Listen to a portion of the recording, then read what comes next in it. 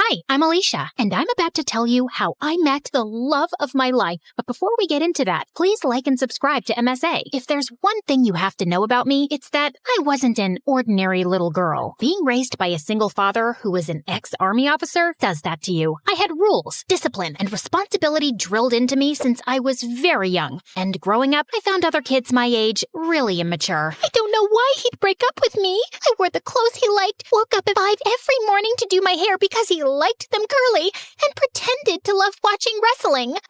Excuse me, but I need to get that muffin. Can't you see that I'm crying? My boyfriend just broke up with me. Aw, I'm so sorry. You know, it reminds me of the time my dad took me for this obstacle course, and I twisted my ankle so badly, the doctors told me I'd never be able to walk again. But I didn't lose hope, and here I am. How is that the same thing? It's not, because that was an actual problem, but yours is just a bunch of high school nonsense. Now move your butt, please. Needless to say, I didn't have a lot of friends, and I didn't care either. My life was all sorted out. Graduate school, get into a good college, work, and retire. But then I turned 18 and met Arthur. He was a transfer student from Greece, and boy was he dreamy. The first time I met him was in gym class. We were playing catch, and I was so lost in looking at him. I totally missed the ball, and it hit me right in the face. I fell on my butt, and Arthur came running. Are you okay? You're bleeding. It's nothing. I'm used to much worse. On second thoughts, I might need a doctor. Arthur smiled and carried me to the nurse's office. The entire time I was there, he sat next to me, and later he dropped me home. We became friends after that, and slowly I fell for him. He was smart, mature, and sweet. If there was one guy I wanted to date, it was him. So I decided to ask him out, except I didn't know how. So I turned to MSA for help, and it did not disappoint. Rule number 1, never let your crush know you're interested in him. Avoid eye contact and do not speak at all. The next day, when Arthur waved at me in the hallway, I wrinkled my nose and turned away. He sat next to me in class, but I didn't pay any attention. But then in the cafeteria, he caught up with me. Are you avoiding me? Me? Avoiding you?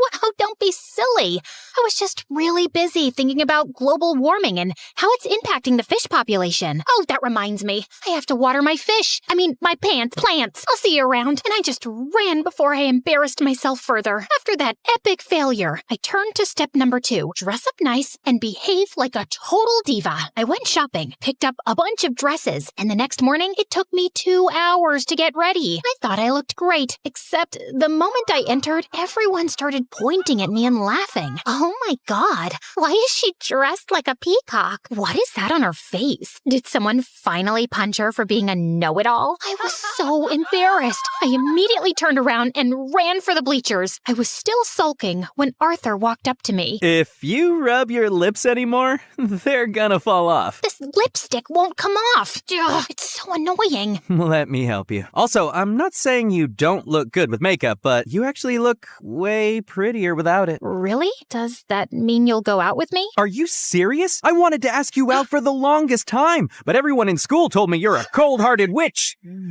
cold-hearted girl who hates people. That's not true. I hate dumb people. There's a difference. So, you and I, dinner tomorrow? I'd love to. My first date with Arthur was perfect, and he told me that his parents were divorced like mine, and he lived with his mom and 9-year-old brother Charlie. We started dating soon after, and spent all our time together. People in school were also nicer to me, since I was Arthur's girlfriend, and even Dad liked him a lot. Life was just better with him in it, until things started getting weird. Some days he would come to school looking like a half-dead zombie, and other days he would skip school altogether. His grades were slipping, we were barely seeing each other, and I knew something was wrong. So one day when he canceled our date, I went to his place with his favorite ice cream. But when I knocked on the door, some kid opened up. Hi, you must be Charlie. Is your brother around? Is that ice cream? Give me it. Hey, that's not very nice. Say, ma'am, could I please have that tub of ice cream? Repeat after me. Sure.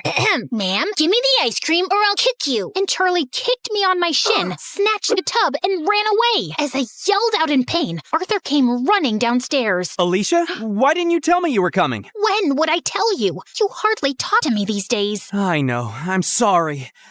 It's just that Mom's getting married again. The guy doesn't want Charlie in his life, and Mom loves her stupid boyfriend so much that she decided to move out, leaving me in charge. Why wouldn't you tell me that before? Because it's embarrassing, and I didn't want to drag you in my mess. I'm already a part of your mess, and we'll get through it together. Okay, I know that was a bit cheesy, but Arthur looked like he was gonna break in a million pieces, and I really wanted to help him. Besides, how bad could a 9-year-old be? Turns out a lot, because Charlie was a total devil. He would cry over the smallest things, throw tantrums if he didn't get his way, and would constantly butt into my dates with Arthur. We hardly spent any time alone. I was pretty sure he just hated me. Like one time, I was waiting for Arthur in his living room, and Charlie kept giving me death stares. Something on my face? I was just trying to figure out how someone can look like a horse and a camel at the same time. That's kind of mean, Charlie. And you're kinda ugly. Anyway, have fun on the date. It won't last long. And 10 minutes into the date, Arthur got a call from the babysitter that Charlie had locked himself in the washroom and we had to run back. Then another time, it was Dad's birthday and I had planned a really cool surprise for him. I'd invited all his old friends from the army. Arthur helped me deck up the place and I was arranging the cake when Charlie walked up to me. Oh, wow. This cake looks yummy. Give me a piece. Only after my dad cuts it. But I'm hungry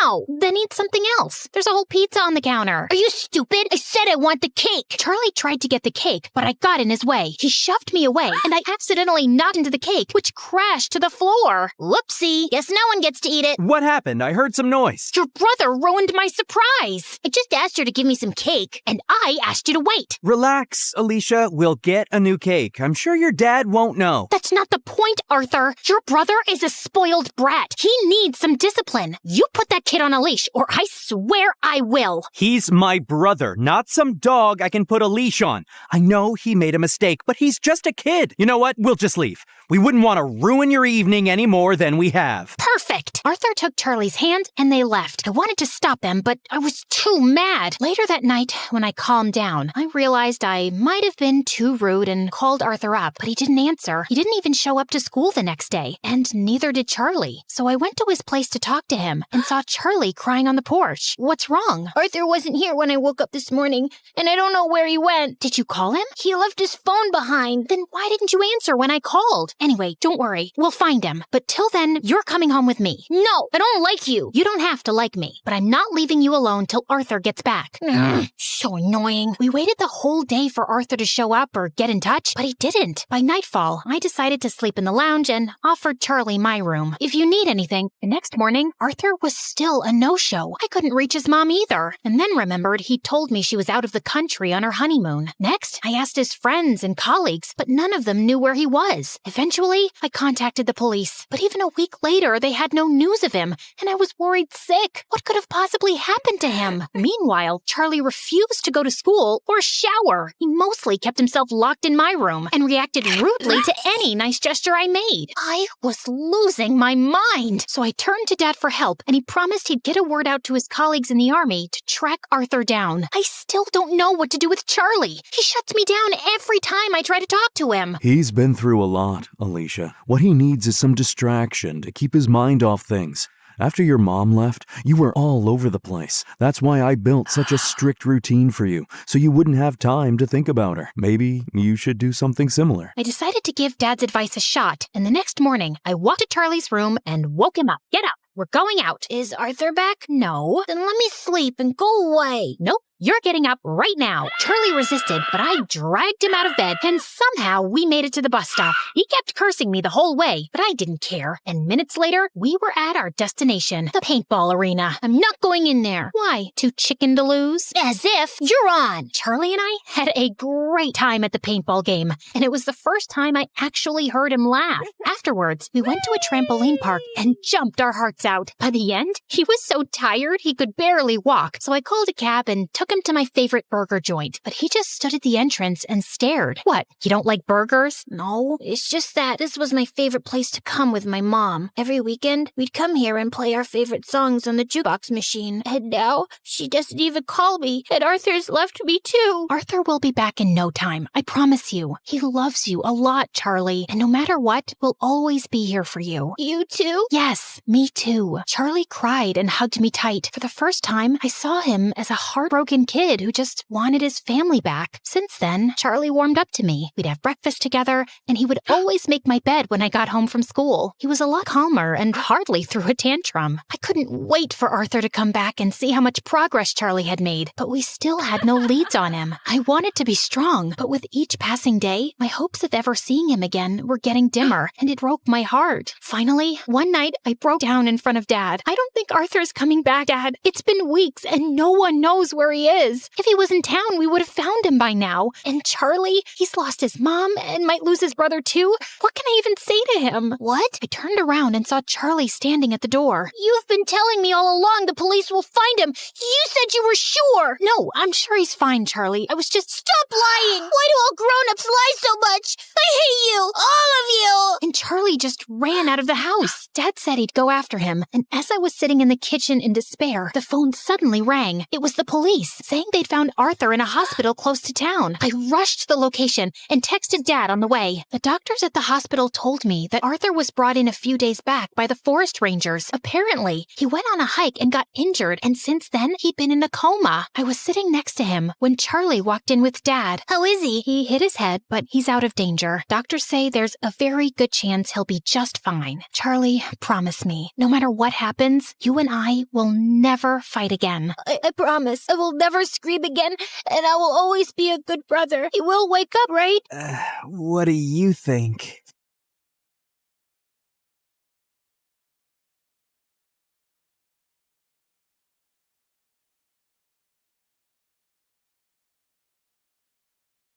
I was just a month into my freshman year at college, and I never in a million years would have guessed that the night I was pinned against the bleachers of the school football field by bullies was the night that would change my life forever. Well, Sydney, you have two choices. You can kiss my shoe or lose your hair. I have a rule that I never kiss cheap shoes. Now get away from me. Oh, look, she's gonna cry. I have a lot of practice holding in my tears, and these bimbo bullies weren't gonna break me. Hair grows back. I guess you've made your choice then. After they threw me to the ground, I prepared myself for what was coming, but a voice boomed from behind them. What the hell do you think you're doing? Leave her alone. The girls turned around and sprinted away. The person walking toward me was silhouetted by the field's lights, so I couldn't see him. When he got close and helped me up, I saw who it was, and my jaw nearly fell off my face. Are you okay? Did they hurt you? It was Ian Gallagher, the son of the president. He also just started at my school and was the image of perfection. Flowing blonde hair, a chiseled jaw, and deep green eyes. Other than my pride? No, but there wasn't much of that to begin with, so I'm good. Thank you. Maybe you and Sydney should go get some food, Ian. Who was this guy, and how did he know my name? Yes, absolutely. Are you hungry? Joe Jr.'s Diner is just up the street. I'm Todd, Ian's assistant. Our driver will be happy to take you and then bring you back to your dorm room afterward. Right, Ian? Yeah, absolutely. Please stop saying absolutely. Absolutely. I mean, right. I wasn't sure what was happening here, but whatever it was really frickin' weird.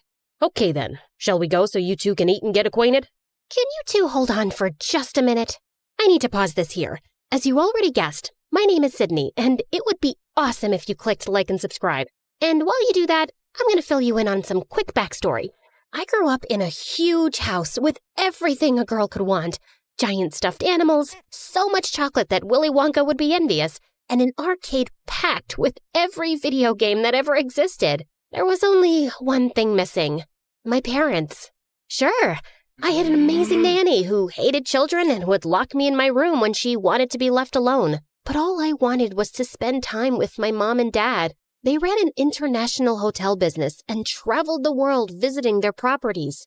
Even when they were home, all they would do was criticize me and compare me to others, like my spoiled brat of a cousin who screamed whenever she didn't get what she wanted, or their friend's daughter who was forced to perform at the most ridiculous beauty pageants, or even the little girl on the cereal commercial who ate the cereal, acting like it was the best thing ever. That little girl appreciates her life. I've never seen you enjoy your cereal that much, Sydney. I felt so bad about myself that I developed this nervous facial tic where I would squeeze my eyes shut and then open them really wide. Yeah, weird facial tics are like catnip for bullies at school, and when you're the smartest kid in class, It just adds to their joy when they stuff you in the garbage can. So I kept to myself and didn't care about my appearance because there was no point. No makeup, big glasses, and my hair in a bun. I looked like a mini version of the school librarian. Okay, I did have one friend, Monty. We were friends since kindergarten because he was as awkward as me. He was also really smart and had asthma, so he was always walking around sucking on his inhaler. Also catnip for bullies. Okay, that's enough backstory. I think you get it.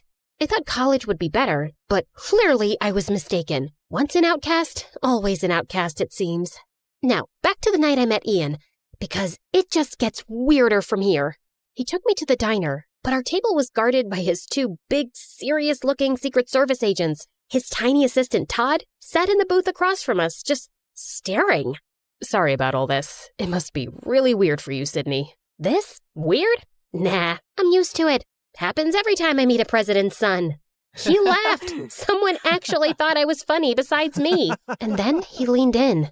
Just imagine that your whole life is like this. It was manageable when I was a minor because the media left me alone. But now that I'm 18 and my father is running for re-election, it's like every move I make is under a microscope. Sometimes I just want to disappear. In a weird way, I completely understood. I felt the same way, except I always wanted to disappear. Just then, reporters swarmed into the diner and started taking photos of us. Todd signaled for us to smile, so I did, but I had absolutely no idea what was happening. Okay, that's enough. Everybody out. Why do they want pictures of me with the president's son? My own parents didn't want pictures of me. I think it's time you head back to your apartment, Ian. If it's okay with Sydney, I'd like to stay and chat some more. Considering all the insanity of the last couple of hours, the one thing that didn't feel completely nuts was the connection I had with Ian. It's like we instantly got along. I'd like that. Yeah, no. Sorry, we're leaving. Car's waiting outside to take Sydney home, so it's time to say goodnight. I couldn't believe how Ian's assistant was treating him like a child. And then I felt something touch my hand underneath the table. Ian slipped me a piece of paper with his cell number. But then Tiny Todd stuck his face in mine. Listen to me carefully, Sydney. Under no circumstances are you to try and make any contact with Ian unless you check with me first. Is that clear? Sure. Good girl. And if he or the press tries to talk to you, you call me. Wow, this little man just good-girled me. Yeah, no. Maybe I won't feel like it. Well then, I'll make a single phone call and have you expelled, which I will also do if Ian learns about this conversation. So we're going to keep this between you and me, right? I was frozen. If I got expelled, my parents would disown me. All I wanted to do at that moment was to wrap my fingers around Todd's throat and choke him. But instead, I just nodded. When I got back to my dorm room, the first thing I did was call Monty. Yeah, we both applied to and got into the exact same colleges. And then, like the weirdos that we are, we chose to go together. That's crazy. So you hit it off with Ian Gallagher, like for real? I wouldn't say we hit it off, but I feel like we kind of get each other. You mean like you and me? Yeah, but the difference is, he's the president's son. But why me? Because you're amazing, Sydney. You're like the smartest person I know. You're funny, you're not deserving of Ian's attention, that's for sure. That's not true. You're deserving of anyone's attention. You're just saying that because you're my best friend. I want to call him, but I'm scared his tiny jerk assistant will find out and get me expelled. So don't let him find out. I stared at the number on the piece of paper for like an hour before I got the courage to call Ian. And then, late that night, he snuck out of his apartment and picked me up. I'm so glad you called. Now hold on to me. They let you have a motorcycle? Nope. They have no idea. And then we sped down the road, and it was thrilling. I actually had to pinch myself to believe that I wasn't dreaming. We raced up to a narrow, twisting road to a spot that looked out over the city below. Wow, this view! I found this spot when I first got to school. I needed a secret place to get away from everything. My dad, his re-election campaign, Todd. He was so sincere. When he looked into my eyes, I thought I would melt into a big puddle. He's such a jerk. He really is. Why do you let him treat you like that? Why don't you just fire him? I wish I could. My dad hired him to manage me, and now you're in it too. I'm so sorry. What do you mean I'm in it too? He then handed me a copy of the morning newspaper. On the front page was a photo of Ian and me at the diner with the headline, Ian Gallagher's new college girlfriend? I couldn't believe what I was seeing. If you never want to see me again, I totally understand. This is my life, but it doesn't have to be yours. I had spent my whole life avoiding attention, and here I was, about to be on the front page. My instinct was to run away as fast as I could, but Ian needed someone, and for some reason, that someone was me. We just sat on a rock and talked and laughed for hours, but as the sun came up, Ian looked at his watch and panicked. Oh no, they're going to be looking for me. We have to go, now. We sped down the road, but suddenly there were flashing lights behind us. It was the police. At that moment, I knew I was going to get expelled. My life was officially over. But instead of being pulled over, Ian floored it. We raced down the road away from the police car. Forget about being expelled. I was going to jail. Ian pulled behind a tree and shut off the motorcycle lights. We watched as the police car sped by. My heart was racing, but Ian looked at me, and we both just burst out laughing. The next day, when the papers came out, I walked through campus, and everyone at school was just staring, including the 3 bullies. All I could do was smile. For the first time ever, I cared about how I looked. Monty went with me to get a prescription for contact lenses, then to the salon to get my hair done, and finally to Sephora to get a makeover. Listen, Sid, something feels off about this whole thing with Ian. Wow, is somebody getting jealous because someone else is taking up my attention for once? No, that's not it at all. You said it yourself. Why did Todd know your name? But I wasn't listening. All I could think about was seeing Ian again, and then the cosmetologist turned my chair around. So, how do I look? That bad, huh? You're beautiful. I hugged him as hard as I could. I don't know what I would have done without him all these years.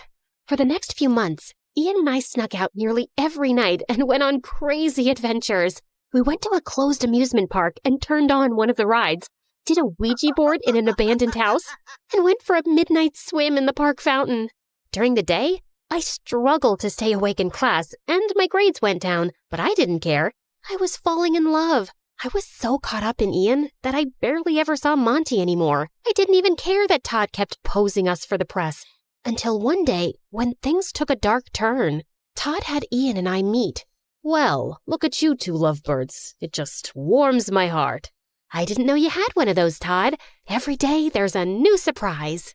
Ian tried to contain his laughter, but Todd was not amused. When the press gets here, Ian, I want you to kiss Sydney. Ian and I hadn't kissed yet, which I thought was strange, but I felt like he was just taking it slow. Then, out of the corner of my eye, I saw Monty sitting alone on a bench eating his lunch. Is that necessary, Todd?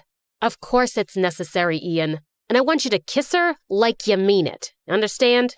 What the heck was that supposed to mean? Why wouldn't he mean it?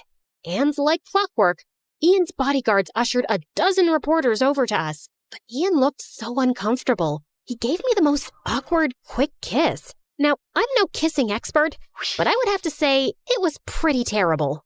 I looked over and Monty was gone. Ian and I got to the back seat of his limo. Todd got into the front and just exploded. What the hell was that? I'm sorry, Todd. I'll do better. For your father's sake, you better. For your father's sake? What does that mean, Ian? What does it matter to you, Sydney? You're not bullied anymore. People admire you, which I'm guessing is a first. So be a good girl and keep your mouth shut. Hey, don't talk to her like that. Or what, Ian? You gonna fire me? I was waiting for Ian to defend me, but he just went quiet. When I opened the door to my dorm room, Monty was waiting. I had given him his own key at the start of the year. I was so happy to see him. Monty! But that happiness didn't last long. You're being played, Sid. Played? Oh, stop it, Monty. You and Ian? It's a setup because his father is running for re-election, and Todd was hired to craft his image for the public. You're just jealous because I fell in love and I'm spending my time with someone else. And then Monty held up a printed photo of Ian embracing another boy. I did some digging, and this was Ian's high school boyfriend. Boyfriend? You're saying that Ian is... Yes. I'm so sorry, Sid. And they're using you to give off the image that he's straight, so it doesn't affect his father's re-election campaign. Wow, Monty. You are pathetic. I was a loser until I met Ian, and you're just upset that you're still one. I can't believe I was ever friends with you. Now get out. Monty looked like I just slapped him as I slammed the door in his face. That night, when Ian picked me up, I told him I wanted to go to our spot on the cliff overlooking the city. I'm so sorry about today, Sydney. The pressure to perform in front of the camera just... Before he could finish, I held up the photo. Have you been lying to me, Ian? Where did you get that? Who cares where I got it? This is the reason why you've never kissed me, isn't it? Todd says if the world finds out about this, my father will lose. I was furious at myself. Monty tried to warn me, but I didn't listen, and now I've probably lost him forever. But it all suddenly made sense. Right. Choose a girl with low self-esteem who wouldn't question what was happening, who would be so thrilled with the attention that she would just go with it. And these adventures at night, were they part of it? Not at first, but the police officer that first night ID'd me, and Todd thought it was a great idea to keep them going. He threatened to tell my dad if I told you. I'm so sorry, Sydney. I never wanted to hurt you. Your dad doesn't know about you? No, that was the only photo ever taken of my boyfriend and me in high school, and Todd found it too. Goodbye, Ian.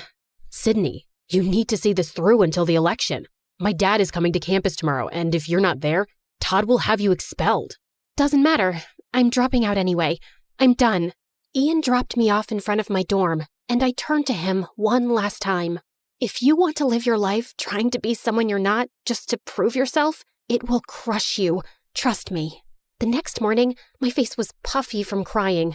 I loaded up my car with all my stuff and was preparing to head home, back to a life where I wasn't worth anything, back to face the judgment of my parents who already thought so little of me.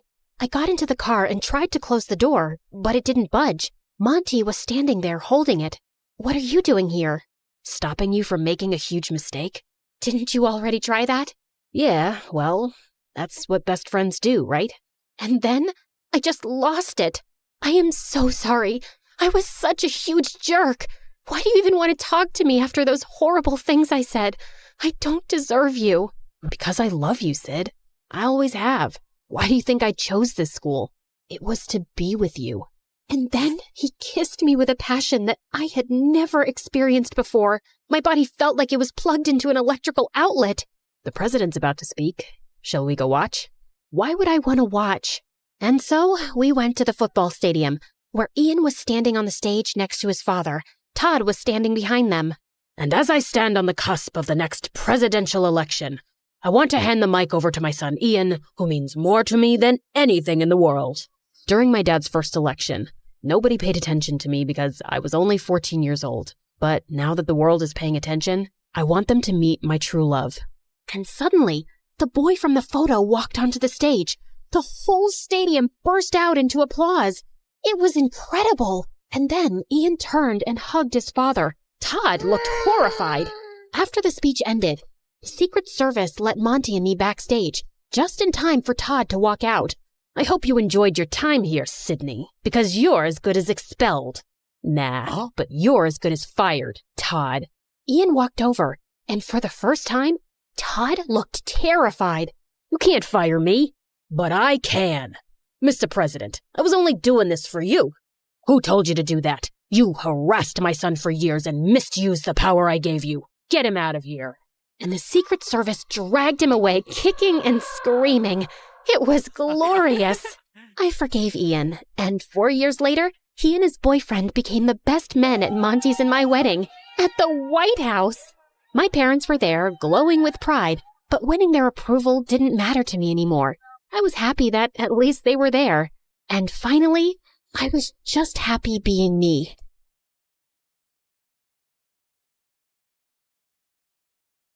Hey, it's Juniper, the rhyming whiz. Ever since I was a kid, I've loved poems. It all started with my amazing grandma and her incredible library. People would line up just to catch a glimpse. But when I turned 13, something really bad happened. My grandma left us, and because of a big business loss, my parents had to close down the library she loved so much. It was heartbreaking to see her special books being sold off. I felt so sad and lost without her and the library. Life went on, but one day, I spent spotted a real gem. My grandma's collector's edition book of Emily Dickinson's poems. I knew I had to get it to honor her memory. OMG, OMG. Mom, Dad, I need to have this. Please, please. It's pretty expensive. I know you want this because it once belonged to your grandma, but honey, we can't afford this. And you're just 16. Do something fun, like some TikTok dances. Isn't poetry like watching grass grow? I knew Mom and Dad would never understand my love for poetry, so I decided to take matters into my own hands. I took every job I could, from mowing lawns like a boss to delivering newspapers. I was working hard. One day, while I was sweating like crazy, Mrs. Peterson, our neighbor, approached me with an offer I just couldn't refuse, to babysit her toddler son, Tim. But I was a bit unsure. While Tim was as cute as a button, his older brother Jim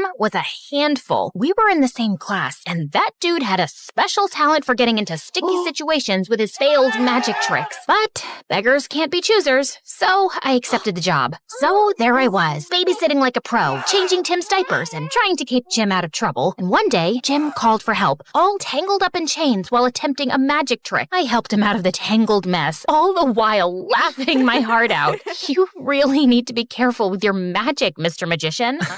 Oh, I'm so sorry. But you know, it's all part of the magic charm. How about being my assistant? Every magician needs one. One day in the library, I was reading a poem, and Jim looked over. What's so fascinating about those words? Poetry is like a secret language of feelings and thoughts. It's like life in a nutshell, bro. You should try it. And he did. For the first time, I had a friend who showed interest in poetry, and I appreciated it. One day, Jim and I were hanging out at the bowling alley, and he went to get me some water. Right then, something totally unexpected happened. Aaron, of all people, came over to me. I'm not gonna lie, my heart was literally racing with excitement. But what he said next shocked me. What are you doing here with Jim the Dim? Shouldn't you be with someone like me?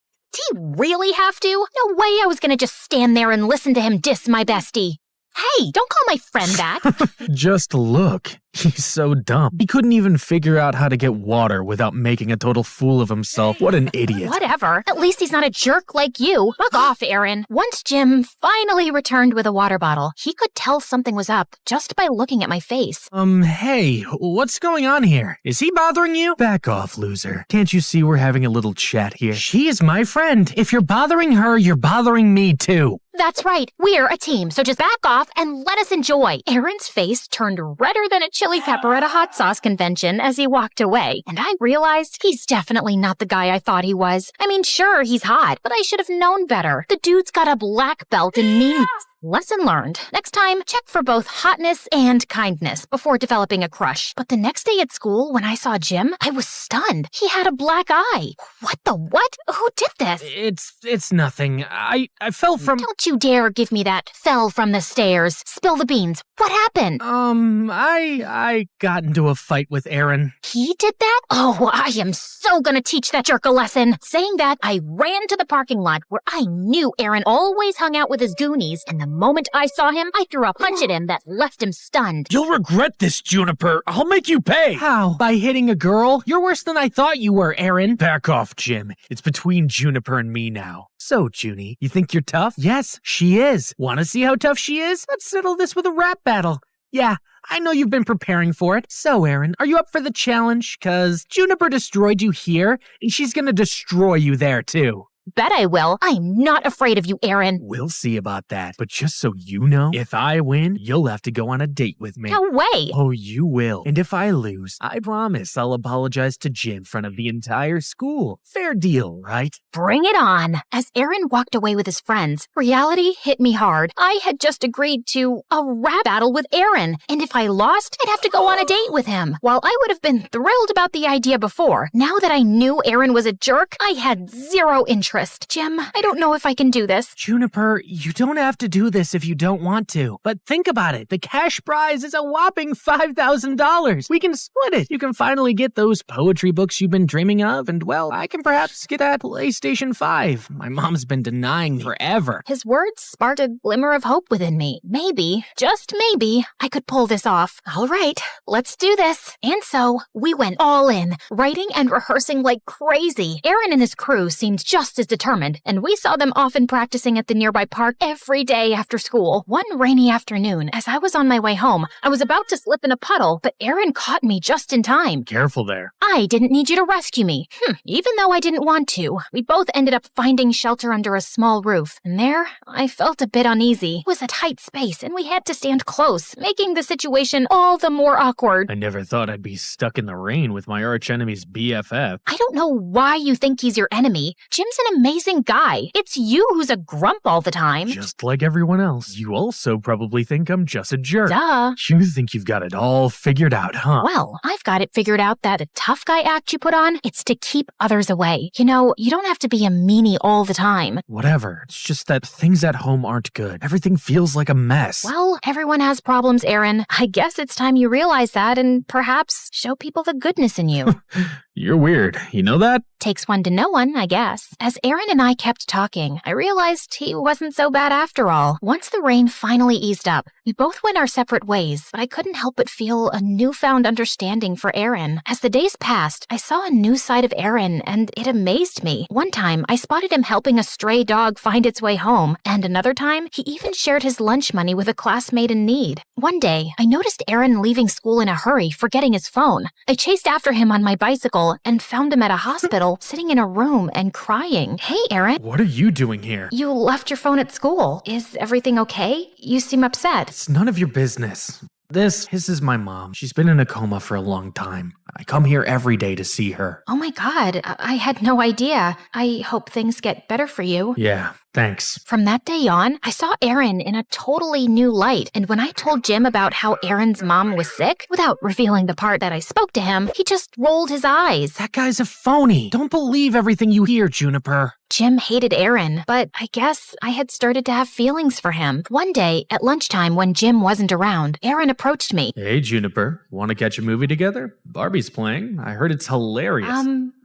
Sure. Why not? But just as friends, right? But Barbie? Are you sure? Absolutely. I know you'll love it. If you love it, I'm sure I'll love it. I'm talking too much. See ya. Day of the movie arrived, and I had come up with a plan to watch Barbie with Aaron without Jim knowing. I told Jim I was feeling sick and needed to rest, which wasn't entirely a lie because I felt butterflies in my stomach at the thought of spending time with Aaron. At the cinema, Aaron and I laughed our hearts out at the silly scenes in Barbie. It was so fun. But as we left the cinema, I was in for a surprise. Jim was standing there looking heartbroken and hurt. Juniper, you lied to me. I thought we were supposed to be best friends, and here you are with Aaron of all people? It's not what you think, Jim. Aaron is a really nice guy. Juniper, please. This guy, he's a snake. Hey, dude, I'm standing right here. You better shut that mouth. You shut up and stay away from Juniper. Before I knew it, Jim threw a punch at Aaron and knocked him on the ground. I was shocked. Are you crazy, Jim? What's gotten into you? You hurt him badly. But Juniper, you're my friend. You're supposed to be on my side. Jim, I'll be friends with whoever I want. I can't stay around you. It's like I don't even know who you are. I then helped Aaron up and walked him home. He could have pressed charges against Jim, but he didn't, which was very kind of him. In the days that followed, Jim tried to contact me many times, but I wasn't ready to talk to him yet. It felt like everything was spinning out of control, and I needed some time to sort out my feelings. So, on the day of the rap battle, instead of participating, I messaged Jim that I wouldn't be joining. All he replied with was a simple okay. Feeling torn and anxious, I decided to at least visit the rap battle to see Aaron perform and support him, but what I saw there left me shook. Jim was trying his best, but Aaron, he was killing it, and not in a good way. Hey, Jimbo, you lost your friend. Now you're on your own. My tricks played well. She fell for my lies. What a surprise. To the cinema. Took her. She didn't know. Faked about my mom. Perfect sorrowful show. She thought I'd changed, but it was just a facade. Remember that call? I tipped you off. So odd. To gain her sympathy, I took a punch so tough. Now she's on my hook. My power to show it's enough. My emotions went wild as I heard Aaron's hurtful words. Seeing Jim's pained expression, it hit me hard. He was right about Aaron's tricks. It all clicked. He had done the whole nice guy play act to distract me from the rap battle. He messed with the wrong girl. Without even thinking, I jumped on the stage next to Jim. Jim, my buddy, you know I got your back. Through thick and thin, we never lack. Fake friends leave, but we stand tall. Bonds unbreakable, never gonna fall. They're just haters, but we're the real deal, and that's all. As for you, Aaron, you're a fake, always playing games. Lies, manipulation, it's all the same. Emily Dickinson said, tell the truth but tell it slant, but your lies won't fool me. They won't enchant. With Jim, I stand firm. Your tricks won't grant. Hearing this, Jim jumped up and down and hugged me tight. I knew you'd come. I had to. Now come on, let's win this thing. Jim and I were doing amazing. We were spitting verses in the mic like we were on fire. In the end, it was us against Aaron and his gang, and I decided to bring my A game and finish him once and for all. But before I could speak, Jim took the mic and left me totally blown. You call my friend naive, but let me retort. She's like a rainbow, shining bright, never short. Like twinkle, twinkle, little star, she'll reach for the sky while you're stuck in the dark, telling lie after lie. Life's a journey, not a devious scheme. In the little engine that could, she follows her dream. She'll rise and shine while you're left in the dark. With no true friends, no real spark. The rap battle ended. Jim dropped the mic, leaving Aaron speechless. OMG, how did you do that? Learned from you, Juniper. In the end, we totally nailed it and won the cash prize. As Aaron tried to get off the stage, I quickly called out his name. Hey, Aaron, remember the deal? Apologize to Jim in front of everyone. Come on, yeah, come back on stage. Aaron's face turned red as a tomato, and like a kid who was punished, he took the mic and apologized to Jim. Now that was a mic drop. Once we left the venue, Jim took me straight to the bookshop where my grandma's book was. Get that poetry book you've always wanted. But it's not just my money. We both won. You get part two. No, I wanted to win just for you, Juniper. OMG, you're the best friend ever, Jim. Remember, true friends got your back, no matter what. Fake people and lies can't break real friendship. Trust your buddies.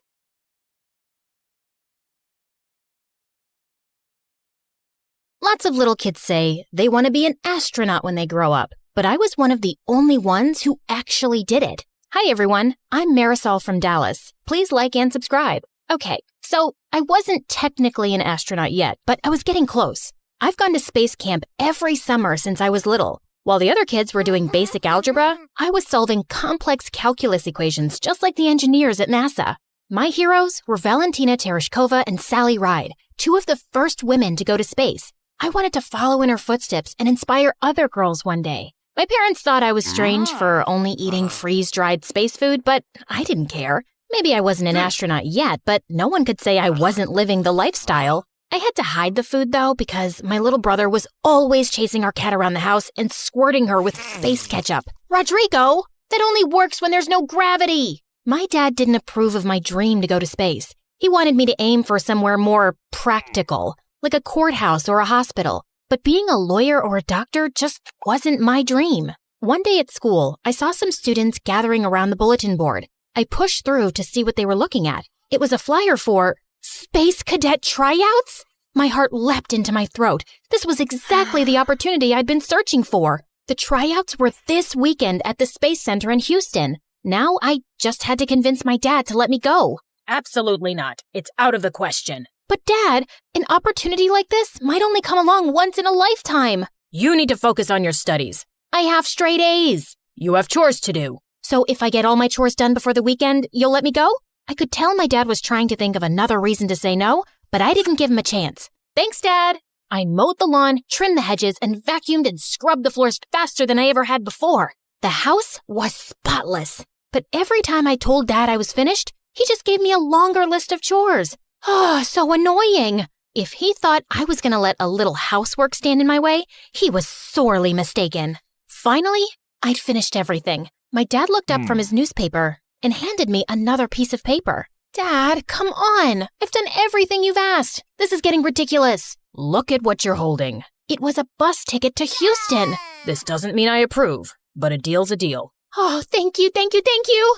That Saturday, as the bus approached the Space Center, I watched the launch pad come into view on the horizon. It was incredible. A piece of history right in front of my eyes. And there was Mission Control. Once we got inside, I got into my uniform and glanced around at the other cadets. There were about 100 of us. Most of them were boys. They looked tough, disciplined, almost like soldiers. But I was tough too, in my own way. I made my way towards one of the girls. Hey, is it okay if I sit here?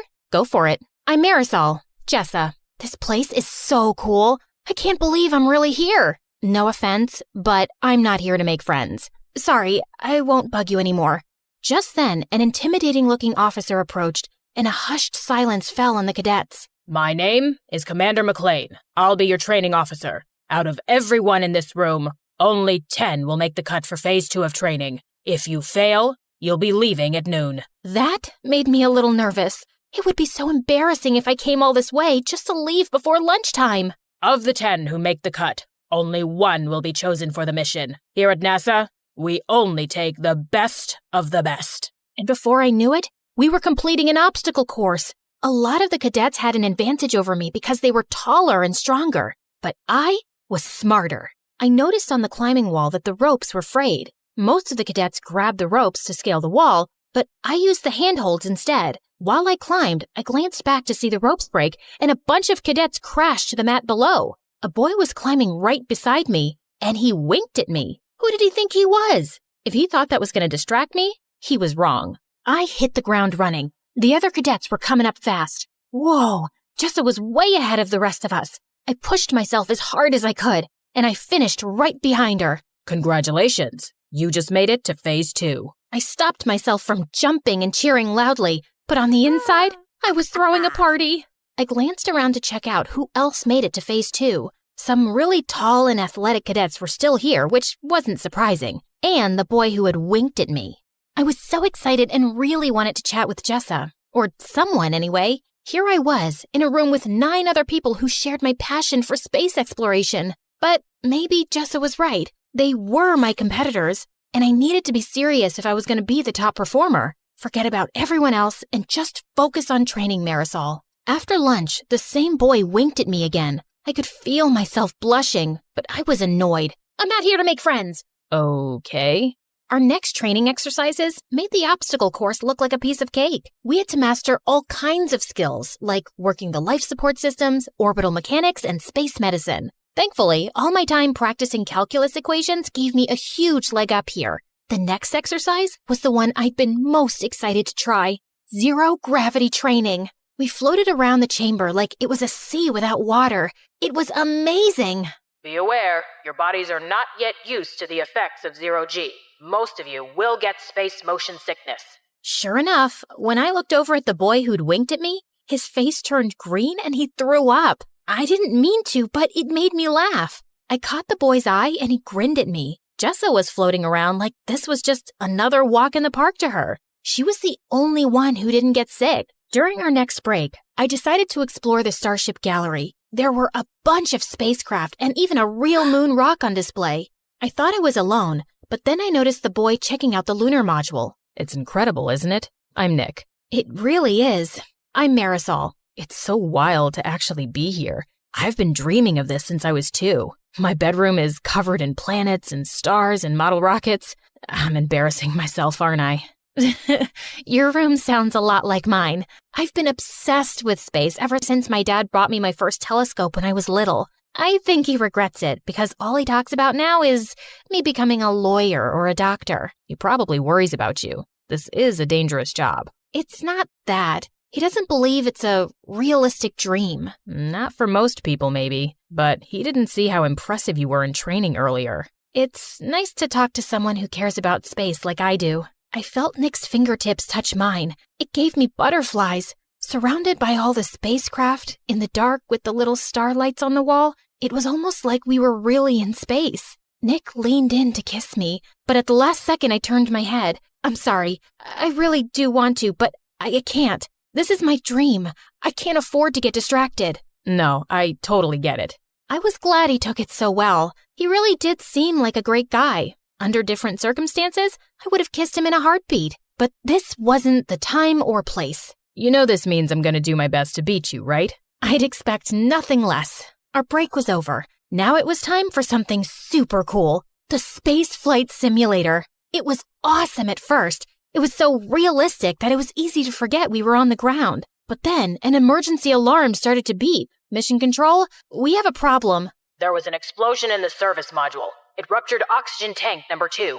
I redirected power to our primary oxygen tank, but then a second alarm started beeping. Red lights were flashing everywhere. There's a line ruptured in your primary oxygen tank. You're losing oxygen fast. I did my best not to panic. My hands were shaking. Wow, this was intense. All the cadets were scrambling to figure out how to solve the problem. Remember, only one of you will be chosen for the mission, but this is a group exercise. If you can't work together as a team, you won't survive. Jessa and I locked eyes. Marisol, can you calculate how much oxygen we have left? On it. Nick, I need you to shut down all non-critical systems to conserve energy. Copy that. At our current rate, we'll run out of oxygen in 10 hours. That's not enough time to complete our mission. I'm going to try and bring us in for an emergency landing.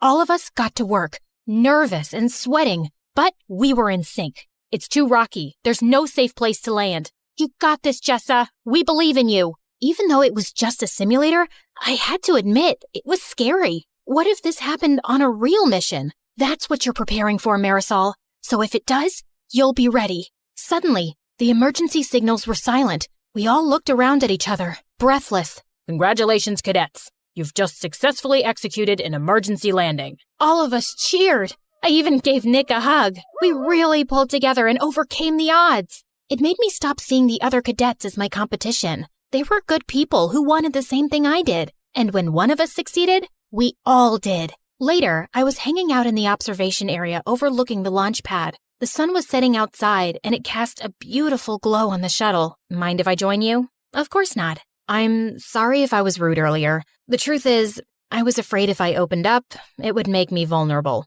And it's already hard enough, especially for girls. I know what you mean. You really had my back in the simulator. We're a team. When one of us succeeds, we all do. Friends? Friends. You know, I think you have a really good chance of being chosen. Really? But you're like the best pilot here. I can't do math like you can. Let's make a pact. No matter which of us wins, or if neither of us do, we'll still support each other. Deal. The next morning, it was time for the announcement. We gathered around and waited for Commander McLean. I think everyone was too nervous to chat. Finally, the commander approached. All of you did good work here. I want everyone to walk out those doors with their heads held high. But as I said, there can only be one. I tried so hard to keep it together, but I was dying to know who was chosen. Cadet Jessa, congratulations. You're our top performer, and you'll be joining our crew for our next mission. I felt all the wind go out of my sails. Don't get me wrong, I was happy for Jessa, but I'd wanted this all my life. I'd gotten so close, and now it was out of reach. Still, I told Jessa I'd support her, and I meant it. I gave her a big hug, and we promised to keep in touch. Nick and I exchanged numbers too. When I got home, I looked around my room. Maybe it was time to grow up. I took down my space stuff and put it in a box. Then I decided to take one last look through my telescope. Orion and the Big Dipper were shimmering in the sky. It was so hard to say goodbye. What are you doing? You were right. I should find something more realistic. Please, don't say I told you so. Oh, Marisol, I wasn't right. You were. What? Maybe being an astronaut isn't the most realistic goal, but that doesn't mean it's not achievable. This world needs dreamers. If anyone can make it happen, it's you. From that moment on, I never doubted my path again. I was going to give it my all, no matter what the odds were. And maybe, just maybe, one day I would inspire a little kid, just like my heroes inspired me.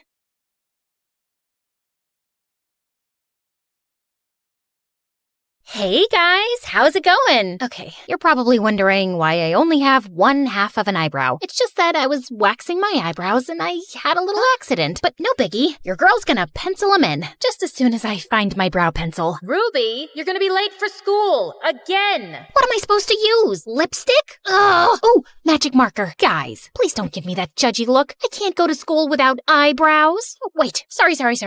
I meant to introduce myself. I'm Ruby, and I live in Montana with my parents as an only child. Before I continue, would y'all mind hitting that like and subscribe button? Sorry, my director will fire me if I don't tell you guys that. Anyway, I live with my parents, but I'm not really close to them, and I don't relate to them either. It's not that mom and dad are bad parents, it's just that they're possibly the most boring people on the planet. Oh, let's face it, you won't ever be a normal, responsible adult, you silly thing. You probably wouldn't even notice if your own head fell off. Whoa, rude! Also, I'm only 13, Mom. I don't want to think about marriage. But Mom disagreed. In fact, she wanted to get me engaged right now. Okay, maybe I'm exaggerating. She just wanted me to meet my potential fiancé, hoping he'd fall in love with me and propose after high school. So in 8th grade, she introduced me to her friend's son Grayson, who was a couple of years older than me, and a triple package. Handsome, smart, and planning on starting his own company one day. So, Gremlin. Grayson. Totally. So, your biceps, they're huge. I've never seen biceps that big before. Not that they look bad. They look very, very fine. Sorry, did that sound creepy? I swear, I'm not a creep. Please kill me. Oh, I can't kill you. Sorry, I really can't go to jail for murder right now. At least not until the new Wednesday series gets canceled. Anyway, this has been a lovely meeting, Mr. Healthy-looking biceps. Keep up the good work. Boy, that was awkward. I guess Grayson won't be my future husband after all. But secretly, I did really want a boyfriend, so that summer before 9th grade, I decided to give myself a makeover. A new skincare routine, a healthier diet, and a better wardrobe. Though, when I was shopping at the mall for my wardrobe, things got a little crazy. While I was picking out dresses, I also decided to get some new bras. But just as I was walking into the changing room, I ran into my crush. His name was Colin, and I hadn't seen him all summer. He looked a million times more handsome. Hey, dude. Fancy seeing you here. These aren't mine. They're for my mom. Your mom likes bras with unicorns on them? No. I mean, what's wrong with unicorns? Do you have a problem with them? Because that's just racist. I ran off before Colin could answer. That didn't exactly go well. And when I got home, things just got worse. I found out Mom's friend's son Grayson was gonna start volunteering for her company. Remember that handsome snob with the enormous biceps? He wasn't exactly thrilled that we'd be seeing each other all the time at the house and at social gatherings.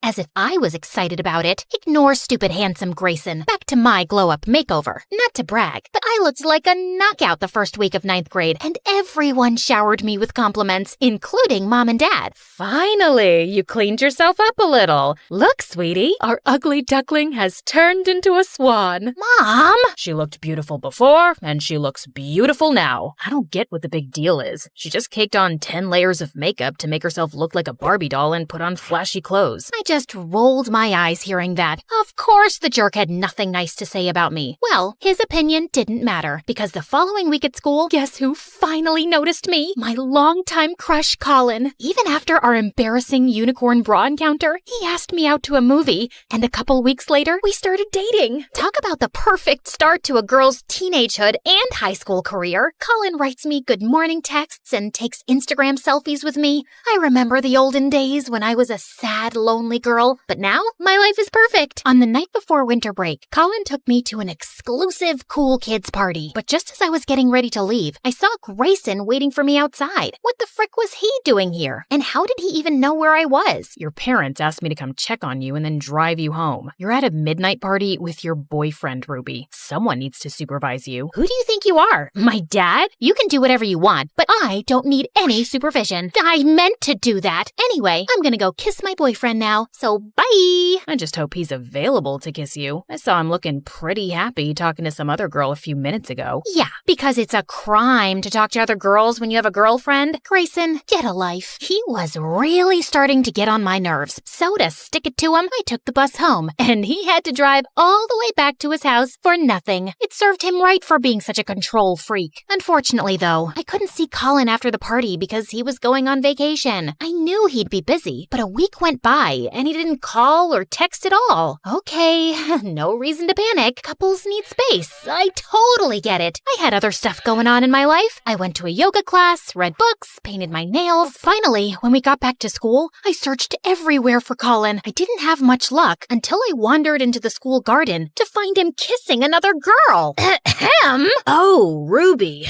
Sorry, I meant to tell you. I'm getting back with my ex-girlfriend. We've sort of been on a break, which is why I asked you out, because I was still getting over this precious girl. So I was just your rebound?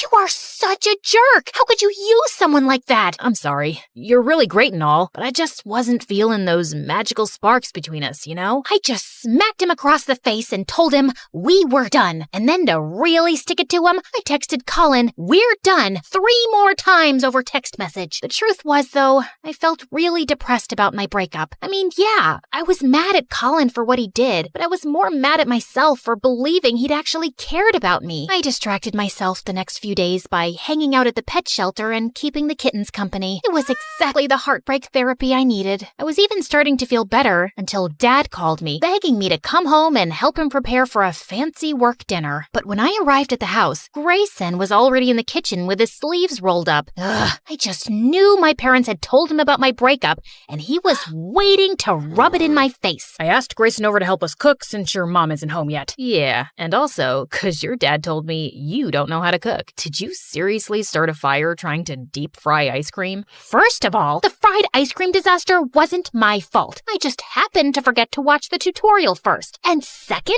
I've had a really hard couple of days, and I don't have the energy to handle you right now. So just go away and don't talk to me for the rest of the night. But you can hang out in my room if you want and use my computer if you're bored. May I recommend MSA videos? Watch them on YouTube though, not TikTok, because TikTok's bad for your attention span. But anyway, see ya. Unfortunately, Dad didn't let me get rid of the idiot that easily. And as expected, Grayson took full advantage of getting to boss me around and talk to me like I was an idiot. Go salt the water. Don't put sugar, put salt. You're not allowed to touch the knife. I don't trust you around a knife. I felt just about ready to punch him until Grayson came up behind me and guided my hands in rolling the dough with his big, strong arms. It even made my heart rate go fast. I guess it was a good form of cardio exercise. Nice job. You know, you actually don't suck at this. Mom was quite late, but when she finally came, she was with her boss, and his arm was around her. What was that about? Then at the dinner table, Mom and Dad's boss made an announcement. Excuse me, may I have everyone's attention? I would like to introduce my new co-owner of the company. Audrey, darling, congratulations. That also brings me to my other news. The two of us have decided to restart our business in Australia, and we'll be moving there in a month. What do you mean? We're gonna be moving in a month? No, I'll be moving. Actually, I'm divorcing you. I'm just not happy with our life here, and I need a change. I hope you'll understand. My heart stopped as I saw Dad's stunned face and all the guests staring at us. Many of them were strangers I barely knew. The whole thing was just this surreal, unexpected mess. And fast forward 2 months later, Mom was gone, Dad was a wreck, and I was still numb with shock. I didn't exactly have time to cry and grieve though, cause I had to take over the house since Dad wouldn't leave his bedroom. 3 guesses how that went. Yeah, I broke our dishwasher, also our oven, and killed all our houseplants cause I forgot to water them. Not that I was surprised. It was like Mom said, I was just too dumb to ever be able to take care of myself, let alone Dad too. One day, I just couldn't take the stress anymore and literally fell asleep on the kitchen floor. When I opened my eyes, Grayson was staring down at me, and for some reason, it made me feel relieved. Ruby, are you okay? No, I'm not. You know, you don't have to do this all by yourself. I can help you. I'm here for you. I don't want your help. You don't have to suddenly be nice to me now just because you feel sorry for me. I know you hate me. Who said I hated you? I don't hate you at all. All those times I insulted you, I was just teasing. But I'm sorry. I guess I just don't know how to act around a girl I think is cute. Wait, Grayson thought I was cute? No, that wasn't possible. Perfect, handsome, and smart guys like him don't think girls like me were cute. Well, okay, with my glow up, I'm a little bit cute, like Ariana Grande, K-pop cute, but my cuteness was all I had going for me. I didn't have any other good qualities. So yeah, I didn't believe Grayson's words for a second. But for some reason, he stuck around for several days after that and basically forced me to rest and take care of myself. One night, I was even having cramps and he made me tea. Thanks for all this. I really appreciate it. Just one follow-up question. You said I was cute the other day, right? Yeah, what about it? What do you see in me, man? I mean, I know I kinda got pretty after my makeover. Again, with you and your dumb makeover that I never even cared for. Ruby, you're funny, you're charming, you're interesting, and hands down, the kindest person I've ever met. Why isn't that enough for you? How come you don't believe in yourself? Grayson's words really caught me off guard. I didn't really have an answer for him. Well, actually, I kinda did. The truth is, it's hard to have confidence in yourself when you're always bumping into walls, losing your stuff, and eating soap. Okay, calm down. I've only eaten soap once, and it was an accident. Basically, I was in some fancy hotel, and they had some tiny soap bars in the bathroom that looked like candy, so I ate one. I don't actually eat soap on a daily basis, but you get my point, right? Animator, show the reference scene of 14-year-old me making myself over that summer? Remember when I felt super confident after my major glow-up? Yeah, that wasn't real confidence. Real confidence isn't based on stuff like outside beauty and high IQ. Real confidence comes from loving yourself no matter what. So I guess now it's time for makeover number 2, feeling good on the inside. And a few months later, I did start to feel a lot better. And apparently, confidence is a lot more attractive than looks anyway, because one morning, freaking Colin showed up at my doorstep, begging me to take him back. Which do you want? A bouquet of roses or lilies? Or would you prefer chocolates? A life-size teddy bear? What do you want from me? I'd like for you to get off my porch. Also, I don't like either of these bouquets. I'm just not feeling a magical spark. I was about to throw the flowers in the loser's face when suddenly Grayson showed up behind me because he was already over at my house. We'd gotten super close over the last few months, and between you and me, I've developed major feelings for him. I guess that explains why I was happy when he sprung onto Colin and tackled him to the ground. The boys were like animals, full on rolling into the bushes, and I certainly didn't mind watching the spectacle. Come on, ladies, admit it. Who doesn't love it when boys fight over you? Finally, though, Colin ended up leaving, and Grayson pulled me into a very pleasant hug. So, when do we get to have our first kiss? Maybe we can have a beach date tonight? Because I really don't want to kiss you next to loud traffic. Animator! Hey, me again. Can Grayson and I maybe have a nicer setting for our first kiss? Yeah, keep going. This is supposed to be my romantic moment, dude. Oh, yeah, I like the sunset. Perfect. Thanks. Anyway, I hope y'all enjoyed hearing my insane drama. If you want more stories in this style, make sure to comment below. Ruby, our craziest MSA character.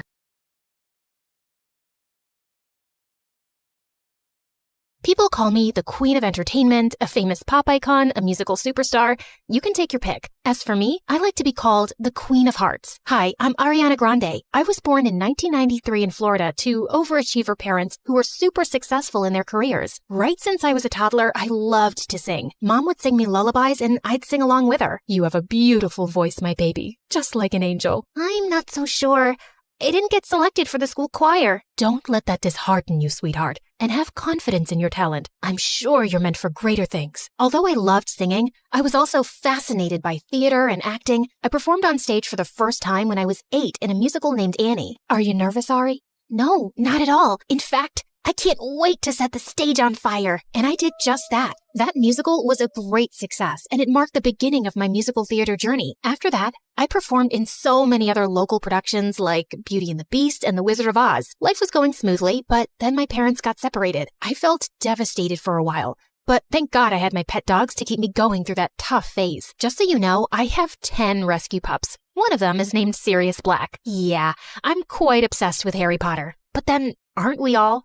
So by the time I turned 14, I decided I'd acted enough and now wanted to make a career in singing. I packed my bags and moved to Los Angeles to meet my managers. Guys, I think I want to make an R&B album. That's a hell of a goal, but who do you think's gonna buy a 14-year-old's R&B album? Well, that kind of made sense. So I went back to Florida and decided to focus on theater for the time being. Then when I was 15, I got chosen from among thousands of girls to play one of the main characters in a Broadway musical called 13, for which I later bagged a prestigious award. By this time, I'd moved to New York, so I was missing school a lot. Mom, I want to continue performing, but what about studies? I want to finish high school at least. Don't worry, sweetheart. Your school has agreed to send study materials so you don't miss out on your studies. That was pretty cool. I was studying and focusing on my career, even though I was miles away from home. Then in 2009, I bagged the role of an adorable goofball named Kat Valentine in the famous Nickelodeon TV show named Victorious. Since the show was set in a performing arts school, it gave me an opportunity to showcase my acting as well as my singing abilities on a national platform. Thanks to the show, I was suddenly a teen idol. So, Ariana, what's next? Are you looking at a career in Hollywood? To be honest, acting is fun, but music has always been first and foremost with me. I was determined to give singing a shot, so I kept uploading my videos on YouTube where I sang covers of songs by Adele, Mariah Carey, and Whitney Houston. Meanwhile, the second season of Victorious premiered in 2011 to 6.2 million viewers, becoming the highest rated episode of the show. Victorious ran for 3 seasons until it was finally wrapped up in 2013. Then one day, I got the most unexpected call. Hello, Ariana. I'm Monte Lipman, CEO of Republic Records. I saw your YouTube videos and I want to sign you up for the label. Are you interested? Yeah, of course. I'd love that. I put down my phone and did a little happy dance. My music career was finally taking off. The next 3 years, I focused completely on my vocals and singing and collaborated with many contemporary artists. The result was my first album, Yours Truly, that debuted at #1 on the US Billboard 200 albums chart, and it sold 138,000 copies in its first week. After that, there was no looking back for me. Today, I've sold over 85 million records worldwide, broke 27 Guinness World Records as a singer, bagged 2 Grammys, and was listed among the 100 most influential persons in the world by Time magazine. So friends, I hope my story inspires you to never give up on your dreams, since miracles do happen. Just believe in yourself, because if you don't, who else will?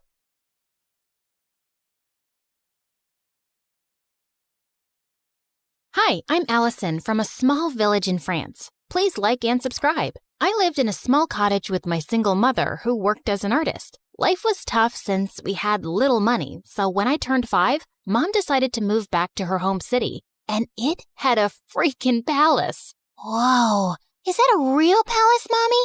I want to see what it looks like from the inside. I want to meet the king. The king doesn't live there, Allie. Only his sister, the Duchess, does. And only those who work in the palace can go there. Soon after, Mom got a job as a royal portrait artist, and I would beg her to take me along someday. But she always said I was too clumsy, and the palace was full of delicate things. I'll be careful, I promise. Oh, I forgot to tell you. There's also a ghost who has lived in this palace for decades. Was the ghost there when you were a kid? Yep. Then it must be old by now. I can easily outrun it. Of course, I didn't believe her. If anything, it made me more curious about the palace. When I was 9, Mom was called by the Duchess to make her portrait, and this time, I followed her. Somehow, I managed to sneak inside without getting noticed. And boy, was it pretty! As I wandered around, I slipped into a nearby room full of toys and blingy things. I'd never seen anything like that before, and it was so fascinating that I grabbed a few of them. But when I reached home, I felt guilty and scared. If anyone at the palace found out, Mom could lose her job, and this was stealing. I'll bring you guys back someday when I work at the palace. Till then, you can hide here. My passion for working in the palace grew stronger as time passed. I begged Mom to teach me how to paint so I could become a royal painter just like her. And by the time I was 17, I was better than her. One day while I was painting, Mom came home with some big news. The king is coming to town after 17 years, and they want paintings for the whole palace. We started working day and night, finishing all 20 paintings in under a week. But a day before the delivery, Mom slipped and sprained her ankle. I'll ask someone from the palace to pick them up. No, I can take them. I promise. I won't break a thing. Whoa! Are you sure? We can't lose the job. Yes, Mom. You can count on me. I managed to convince Mom and then left for the palace. I also took the stuff I'd taken all those years back. I could finally put that back. When I entered the palace, it was exactly as I'd remembered. Wow, how dull. This place could really use some color. I was so lost looking around that I tripped over a giant statue's foot, and the paintings flew in the air. Just then, I heard someone scream, and when I looked back and saw a girl, I almost passed out. It was like I was looking in a mirror. I touched her to make sure she was real, and she slapped my hand away. Don't you touch me, you peasant. Don't you know who I am? My doppelganger? We look exactly the same. No, we don't. I'm a princess, and you look like a street rat. If I look like a street rat, so do you, because we have the same face. Wait a minute. Is that gold? Oh my God, you're a thief. The girl started screaming again, and I was surrounded by palace security within seconds. Just as they held me, I bit one of the guards and ran till I reached home. When I told Mom what had happened, she looked at me in shock, and minutes later, the king arrived with the Duchess. Oh, my sweet daughter, it is you. You're what? Mom, what's happening? My mind went blank when the king told me how years ago the nanny had taken me out for a walk, but we both never returned. Your mother and I searched everywhere for you, but we failed. She was heartbroken and no longer wanted to be here, so we left the palace. But today, when the security guards told me of an intruder who looks just like the princess, I just had to come and see for myself. Mom, is that true? I'm not your daughter? It's true, Allie. I found you on my doorstep with a note and some money, but I had no idea you were a princess. Why didn't you ever tell me I'm not yours? Because I fell in love with you the moment I saw you. Now you were my daughter. I am so sorry, Allie. It was just all too much to process, and I ran off. I was a princess, and I had a twin sister. I was living a lie for 17 years? I was walking along the road trying to clear my head when a big sports car pulled up next to me, and a handsome guy got out. Cherry, what are you doing here? It's not safe. Cherry? Do I look like a stupid fruit? Leave me alone. I called you pumpkin before, but you hated that too. What the heck's your problem, dude? This is not a good time. I was saving this as a surprise. But here, will this make you come with me? Holy moly! That diamond was bigger than my fist! Calm down, Allie. Okay, you've got the wrong girl. Whoa!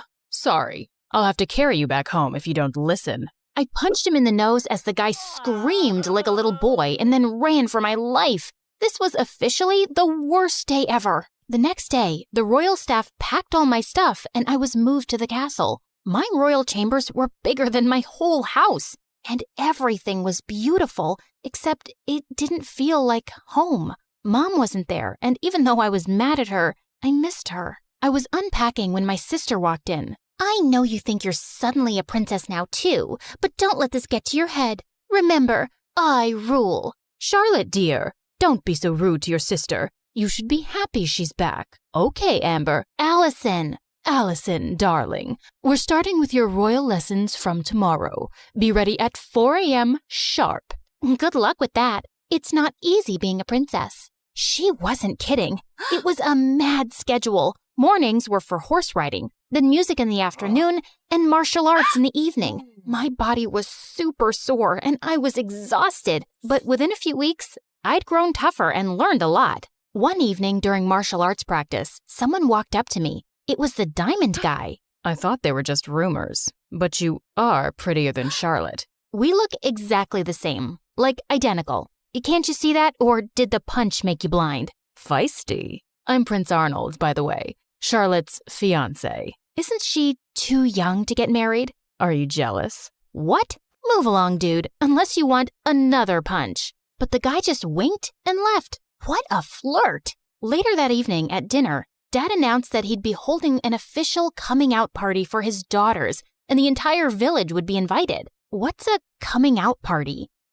Lame question. It's your official introduction. So why are you having one? Don't people know you already? That's when Dad told me that Charlotte had always been sick all her life. She had a rare genetic heart condition that didn't allow her to roam around too much. It was only recently that she'd gotten better. But I'm still better than you. What's your problem? My problem is that you're here to take my crown away from me, and I won't let that happen. Enough. That's for me to decide. Now eat your dinner. I'd root for you. I kicked that butt-face under the table, and he turned red. Much deserved. The coming out party had sent the whole town into a frenzy, and Mom was called to make our official portraits. Seeing her made me feel so much better. So, how do I look? Like a princess. Have you forgiven me? Maybe. I mean, you're still my mom. Of course I am. The party was a huge success, and I could see the king's pride in introducing his daughters. You should see Allison fight. She's a natural. Her paintings are so good. I think I should send her to Paris to become a professional. Dad, I wanted to become a chef, and you didn't allow that. That's because you weren't well, Charlotte. Now, don't interrupt me while I'm talking, darling. I was a little embarrassed with all the praise, and it clearly bothered Charlotte, so I excused myself and went out for some fresh air, only to find that jerk, Arnold, making out with a maid. What the heck, dude? Oh, hey, Allie. Don't worry, this isn't serious. And you're next. I felt furious and turned around to leave, but he blocked me. Oh, don't be so mad. Come here. Arnold pulled me in and was about to kiss me when I pushed him hard, but Charlotte walked in just then. What's happening? Wait, I knew it wasn't you. My darling Charlotte, this imposter tried to take advantage of me. She tried to kiss me while pretending to be you. What? That's not true. This guy's been flirting with me ever since I came here. Charlotte, he's a jerk. I just caught him making out with a maid. Enough. First, you try to steal my life, then my dad, and now you have your eyes on my fiancé?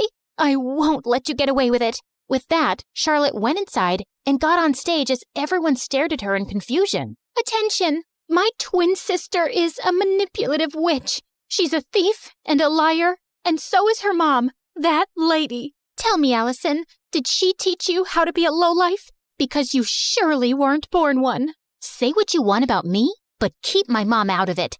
I feel sorry for you, Charlotte. How could you be so bitter? It's so... Before I could finish, Charlotte jumped on me and we got into a crazy fight. As the king pulled us apart, Charlotte started shaking and fell to the ground. We rushed her to the hospital, and the doctors informed us that she had fainted because of stress and needed rest. I wanted to visit her, but the Duchess stopped me. I think it's best that you stay away. You've done enough damage. Brother, she's not good for Charlotte's health.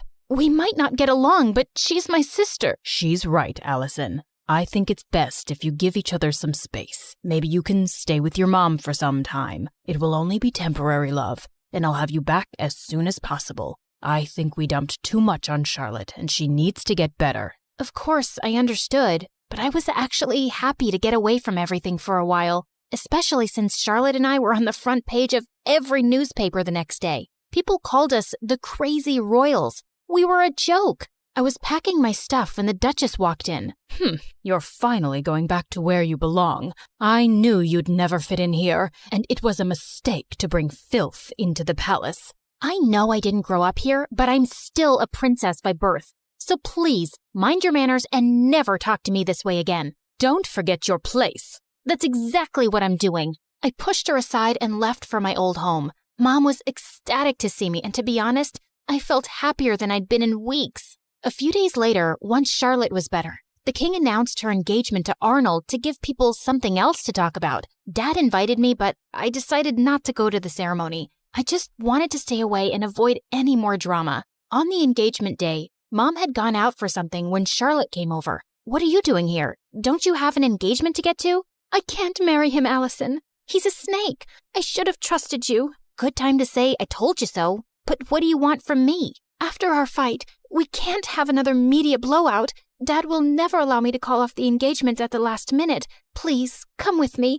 Maybe we could convince him together. Please help me. Charlotte was crying like a baby now, and I didn't want her to have another fainting episode, so I agreed. But just as we entered the palace, Charlotte stopped. I need to fix my makeup. The entire town is in there. Wow, priorities. Thanks for doing this. I'll be right back. I started to walk around when I spotted Charlotte. She's here. I've done everything you asked me to do, including the fake fainting. Now do your part and make her leave forever before Dad decides to bring her back here again. Leave it to me now, princess. I have the perfect plan to make sure you get the crown. Oh my God, these people were crazy. I had no idea what her plan was, but it sounded dangerous.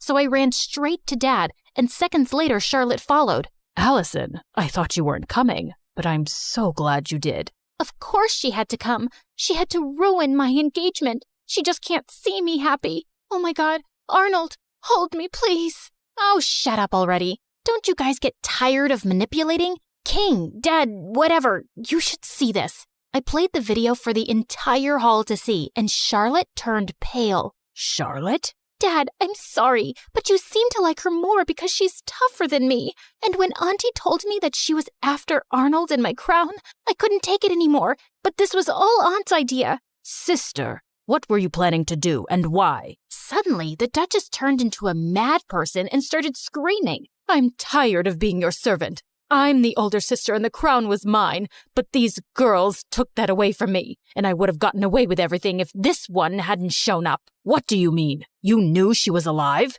Whoopsie, you did a boo-boo. The Duchess confessed how she'd paid the nanny to take me away and drop me in the jungle, but the nanny had dropped me at Mom's doorstep instead. Charlotte was so sick as a kid, I didn't think she'd survive for so long. With both of you gone, I'd be a queen, but Karma's a witch. The king gave orders to take the Duchess away to the dungeons for treason, and Charlotte turned to me. I was horrible to you, and I probably don't deserve your forgiveness. But could you try? It might take some time, but I'll get there. What about me? You can chew your shoes and get lost. Yeah, I always knew you were a jerk. I was called back to the palace, and I took Mom along this time. Charlotte and I changed history by taking over the crown together. We were both queens in our own way, and I learned that those who love you will always stick by your side.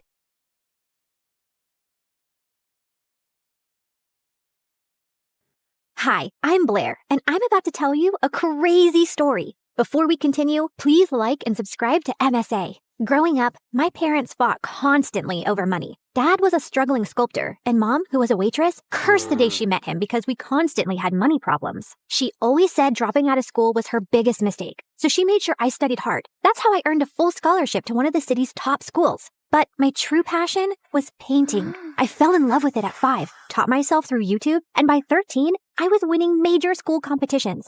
Dad was proud, but Mom didn't like it one bit. Art's a hobby, Blair. You can't make a career out of it. Definitely not a successful one. It was my dream to become a world-famous artist. Well, mine and my best friend Ashley's. She was an artist just like me, and we'd been best friends since middle school.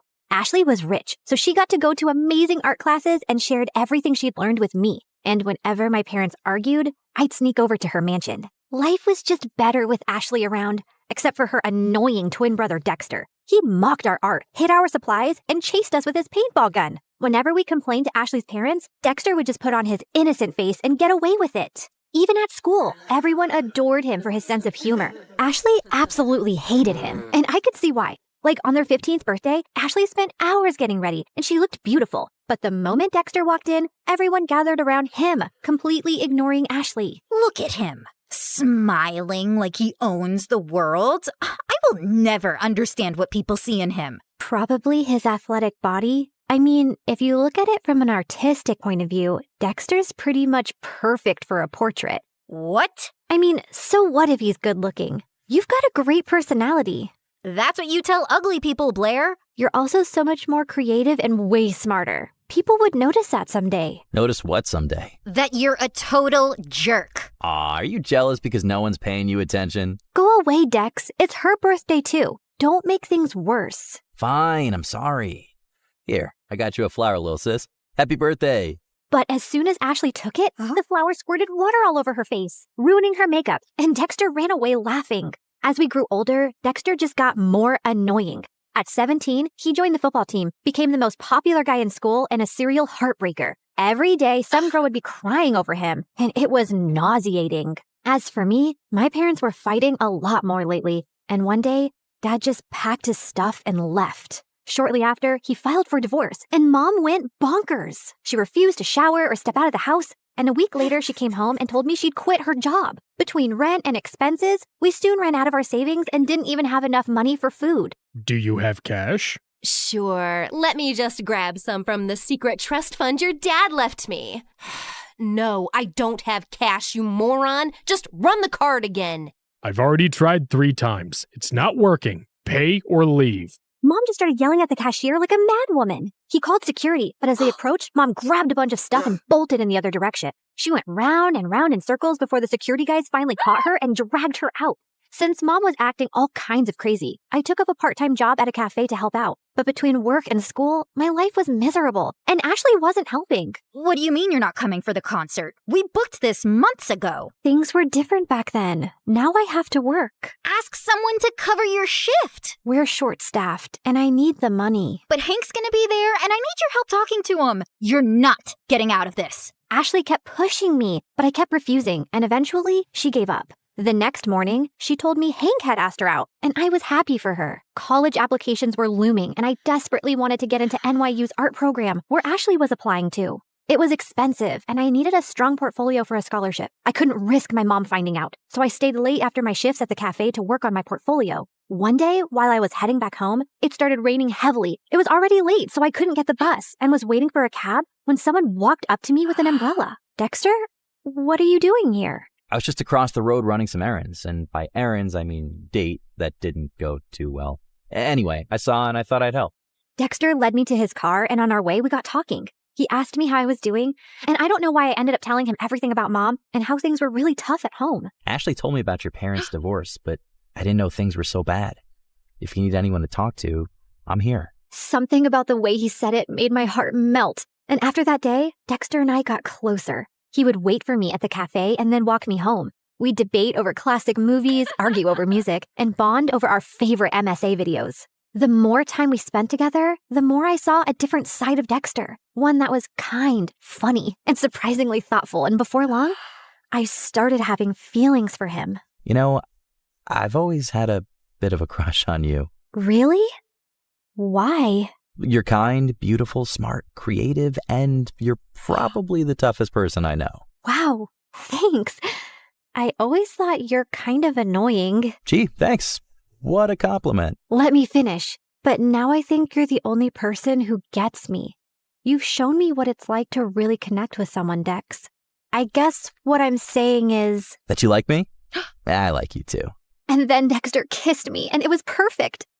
I wasn't sure how Ashley would take it, but before we can even gather the courage to tell her, we found her crying in the school garden the next day. Hank dumped me. He says my nostrils are too big and that my face reminds him of his dead cat. What kind of reason is that? The kind that's a lie. Hank's a total player. Why would you ever fall for him, you dumb... Ow! I mean, I'm sorry you're hurting, but don't weep over that idiot. You're stronger than that. Be a man, woman, girl, be a girl. Did you hit your head or something? Why are you even talking to me? Blair, I need a hug. The next few days were a mess. Ashley was hung up on Hank and dragged me along for endless shopping sprees and salon visits to distract herself, and I didn't think it was a good time to tell her about me and Dex, who I wasn't even getting to spend any time with. She was also home all the time, so Dexter started sneaking into my room late at night. This is not fair. You're totally ignoring me. I know, but she's miserable, and she needs me. Hey, Han, remember when you needed her, but she was too busy falling in love? Anyway, my football team's having a party tomorrow night, and I'd love for you to come. It's low-key, just close friends. How close are we talking? Close enough to do this. Dexter leaned in to kiss me, but before he could, someone knocked on my door. Ashley! He hid under the bed as I opened the door. Who are you talking to? No one. I was just humming to myself. La la la. See? You tell me, what's up? No time long see. You're being weird. Anywho, I need your help. I've heard the football team is having a party tomorrow and Hank's gonna be there. I need him to know that I've moved on and this party is perfect for that. I have the invites. You're coming with me. No excuses. But I have to work on my portfolio. I promise I'll help you after the party. Please say yes. Ashley looked desperate that I couldn't refuse. Dexter was furious, though. He didn't answer my calls or reply to my texts. Even at the party, he ignored me. But I could see he kept looking my way. Ashley had hired some guy to be her fake boyfriend, so she left for the dance floor with him while I waited for Dexter. I was near the pool when I almost slipped, but someone held on to me. Careful there, sweet cakes. You'll hurt yourself.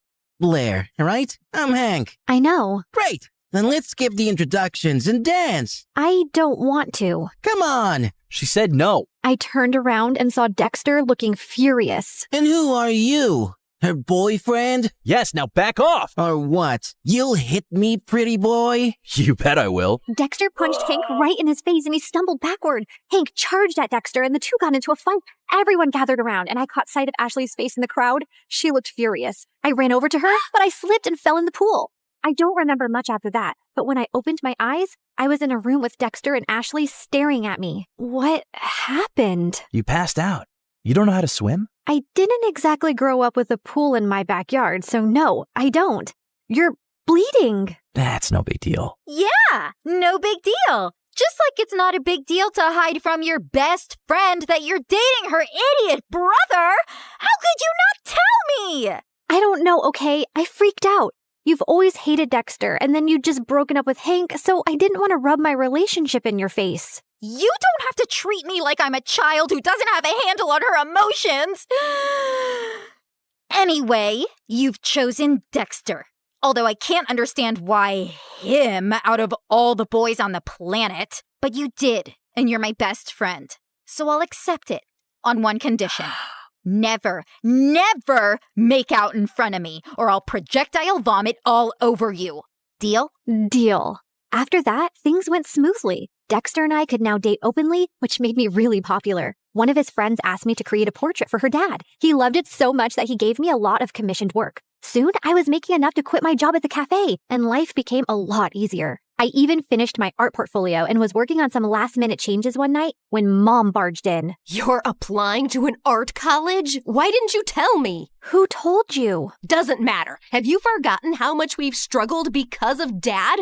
And who will even pay for this college? I don't have that kind of money. I'll get a scholarship, Mom. I made a portfolio. Look. No, art school is too expensive and not worth it. You'll join a community college and stay close to me. Now give me that. Mom snatched the portfolio from me and left. I followed her, but she locked herself in her room. No matter how much I begged, she wouldn't open the door. Mom didn't get out of her room the whole day, and since submission was only 2 days away, I had no choice but to give up on my dream. I was talking to Ashley and Dexter about it when he came up with a brilliant idea. Dad knows the dean personally. How about I talk to him and get you a personal interview? And we can ask my friend whose dad bought paintings from you to let us borrow those. It could be your portfolio. That'll work. It should. I'm not letting you give up on your dreams, Blair. What about Mom? She just has to make peace with it. I know you love her, but what she's asking of you is not fair. She's acting like the kid in this relationship. The interview was scheduled for 2 days later, and I spent every second preparing. On the big day, I felt really confident, but as I was on my way, I got a call from the admissions office saying that my interview was canceled.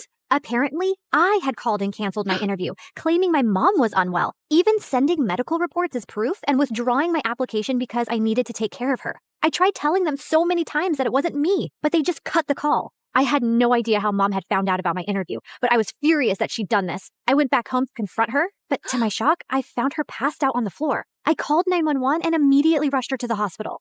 On my way, I messaged Dad, and by the time we reached, he was already there. And what he told me next shocked me. A month ago, your mom fainted at work and was diagnosed with a rare heart disease. She needs a transplant, but since she couldn't afford it, she turned to me for help. But why didn't you tell me? We're trying to arrange money, and we wanted to wait till then to tell you. She didn't want to worry you. And here I thought she was lying when she submitted those documents. What documents? I explained about NYU and my interview with the dean. I don't think your mom's behind this. She was skeptical, but after seeing your portfolio, she was impressed. She told me she was changing her mind about you pursuing an art degree. I thought she threw my portfolio away. No, sweetie. She was proud of you. But Dad, if Mom didn't call them, then who did? Does anyone else know that she's sick?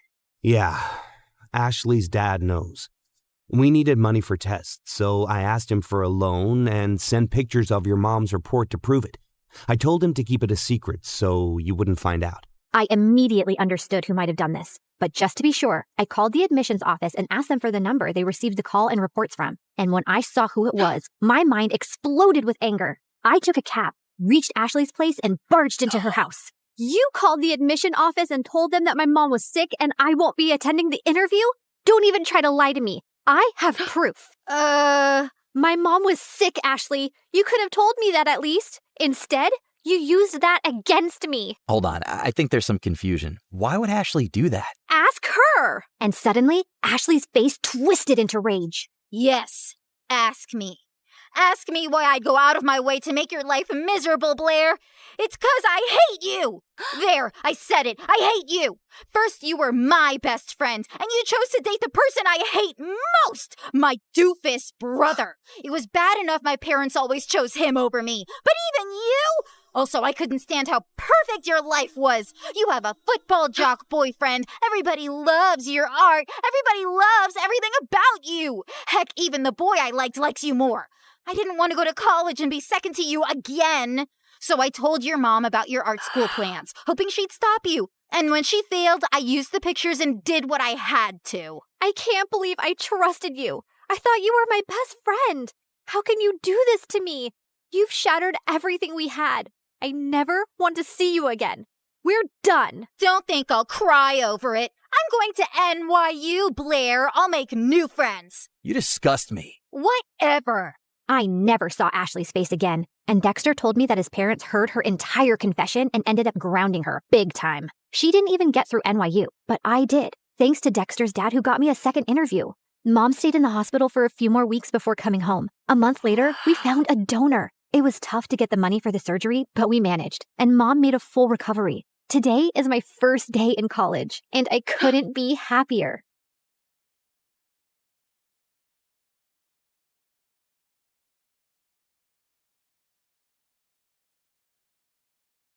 Imagine being on a date at the best restaurant in town, and then the waiter trips and drops his tray full of live lobster, and one of them pinches you. And this is not even the most embarrassing thing that has ever happened to me. Let's take it from the beginning. My mom was a Red Cross advocate for women's rights, and my dad was her bodyguard, so they were always off to this gala or the other, and they left us back with an army of nannies. And when I say us, I mean me and the Chaos Crew, also known as my 5 younger siblings. Food battles, mud fights, glitter bombs, they were so extra. Even Mary Poppins would snap her little umbrella and shuffle up a chimney to escape from them. Every time another nanny left, we got the talk. I'm disappointed in all of you, but especially you, Martha. You're the oldest. You should lead by example. I haven't done anything. Exactly. How are you supposed to become a leader of the future if you can't even lead your siblings? If you were home teaching us instead of running around, I wouldn't have to take charge. What I do is important. More important than your family? When Mom didn't immediately reply, my heart shattered. I rushed to my room and locked it when Mom came to talk to me later. Martha, I'm sorry. Of course I love you. Then don't go. I have to.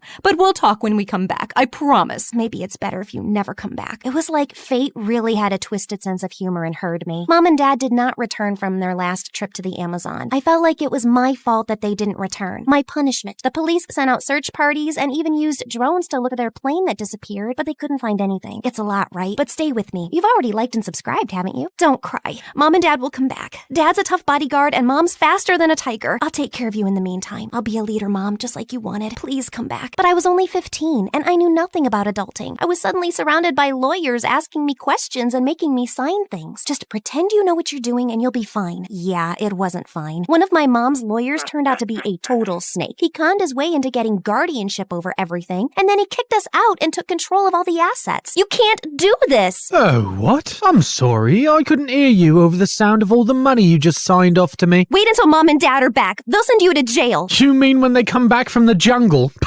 Well, I've got a fortune to spend. Goodbye. I was super angry, but I didn't have time for it. The Chaos Crew had turned into a miserable bunch, and I needed to take care of them first. Right, first step, let's find a place to live. We all put our birthday cash together, and it was enough for a couple of months' rent. Finding someone willing to rent to a group of teenagers was quite a challenge. So I had this crazy idea to dress up like an old lady and somehow managed to get us a lease. Luckily, it was still the summer holidays, so I had time to take up all the gigs I could find, like a plant manager, where I literally had to water plants, cornfield pollinator, and even party entertainer. These children are wilder than my siblings. Let it go! Let it go! Ah! Here, let me help you up. At least my colleagues are all kind. My siblings pitched in as well. They baked tons of cookies and sold them, pretending to be Girl Scouts. And they muddied everyone's cars at night so they could offer a wash-up service in the morning. At a premium, of course. Who knew that being little devils would come in handy? By the time school started, I had turned 16, and we had all transferred to public school. I was so nervous on the first day. And then I got to class, and all the desks were already taken. Now I'll have to stand in the corner like a potted plant. But then a girl sitting in the last row waved at me. She was dressed in this bright orange shirt with space buns, and her desk was hidden under a pile of comics. Come here, we can share.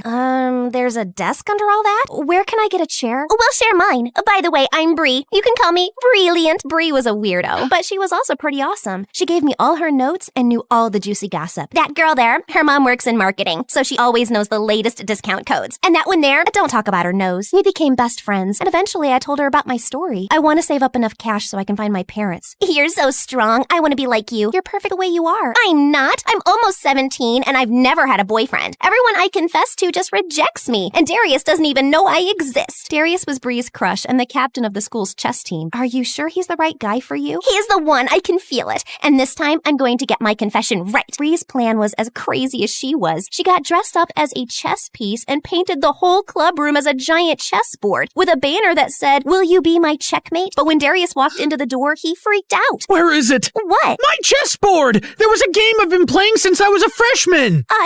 We just moved it, there? Darius was so furious, he wanted to call the principal. And then one of his friends intervened. I didn't see who he was because I was too busy pulling a crying Bree away. Thank you, mysterious dude. After that, Bree was done with the guys. And honestly, I had my own problems to deal with. Like the time I was getting out of the shower and this gigantic cockroach came out of the drain. I screamed and hit it with the shampoo bottle, but then even more of them started crawling out. Eek, it's an invasion! Oh yeah, it happens. Why do you think the flat was so cheap? We tried spraying them with gas, but the crawlers kept multiplying. We need a new flat ASAP. Martha, wise up and ask for a raise. But when I showed up for my part-time gig at the party entertainer company, the door was sealed off with bright yellow FBI tape and the entire place cleared out. Oh man, I loved this job. At least you get to keep the costume. What costume? These are my normal clothes. That is very creative. I never thought I'd meet someone more colorful than Bree. Hey, wait a second. Cute, smart, and probably colorblind. He's just perfect. Jasper, how would you like to meet a friend of mine? The moment I introduced Bree and Jasper, it was insta-love. They were like two very colorful peas in a super bright pod. And shortly after, they started dating. Martha, you are a lifesaver. I was seriously starting to think I'd be a crazy cat lady forever. It was an easy match. You have so much in common. A couple of months later, it was Jasper's birthday party, and he introduced me to his sister Trinity, who was like a Wednesday to his Enid. Wow, and they came out of the same womb. I can't believe someone like Jasper found such a cute girlfriend, and I'm still single. All the boys care about is looks, and no one cares about brains. As I watched Trinity cut marshmallows into cubes and stack them into perfect columns, I realized there was at least one boy who could appreciate her, so I texted him. Oh, I hope I won't regret this. The party was in full swing when, what's Darius doing here? Actually, I invited him. What? Trust me. Hey, Darius. Hi,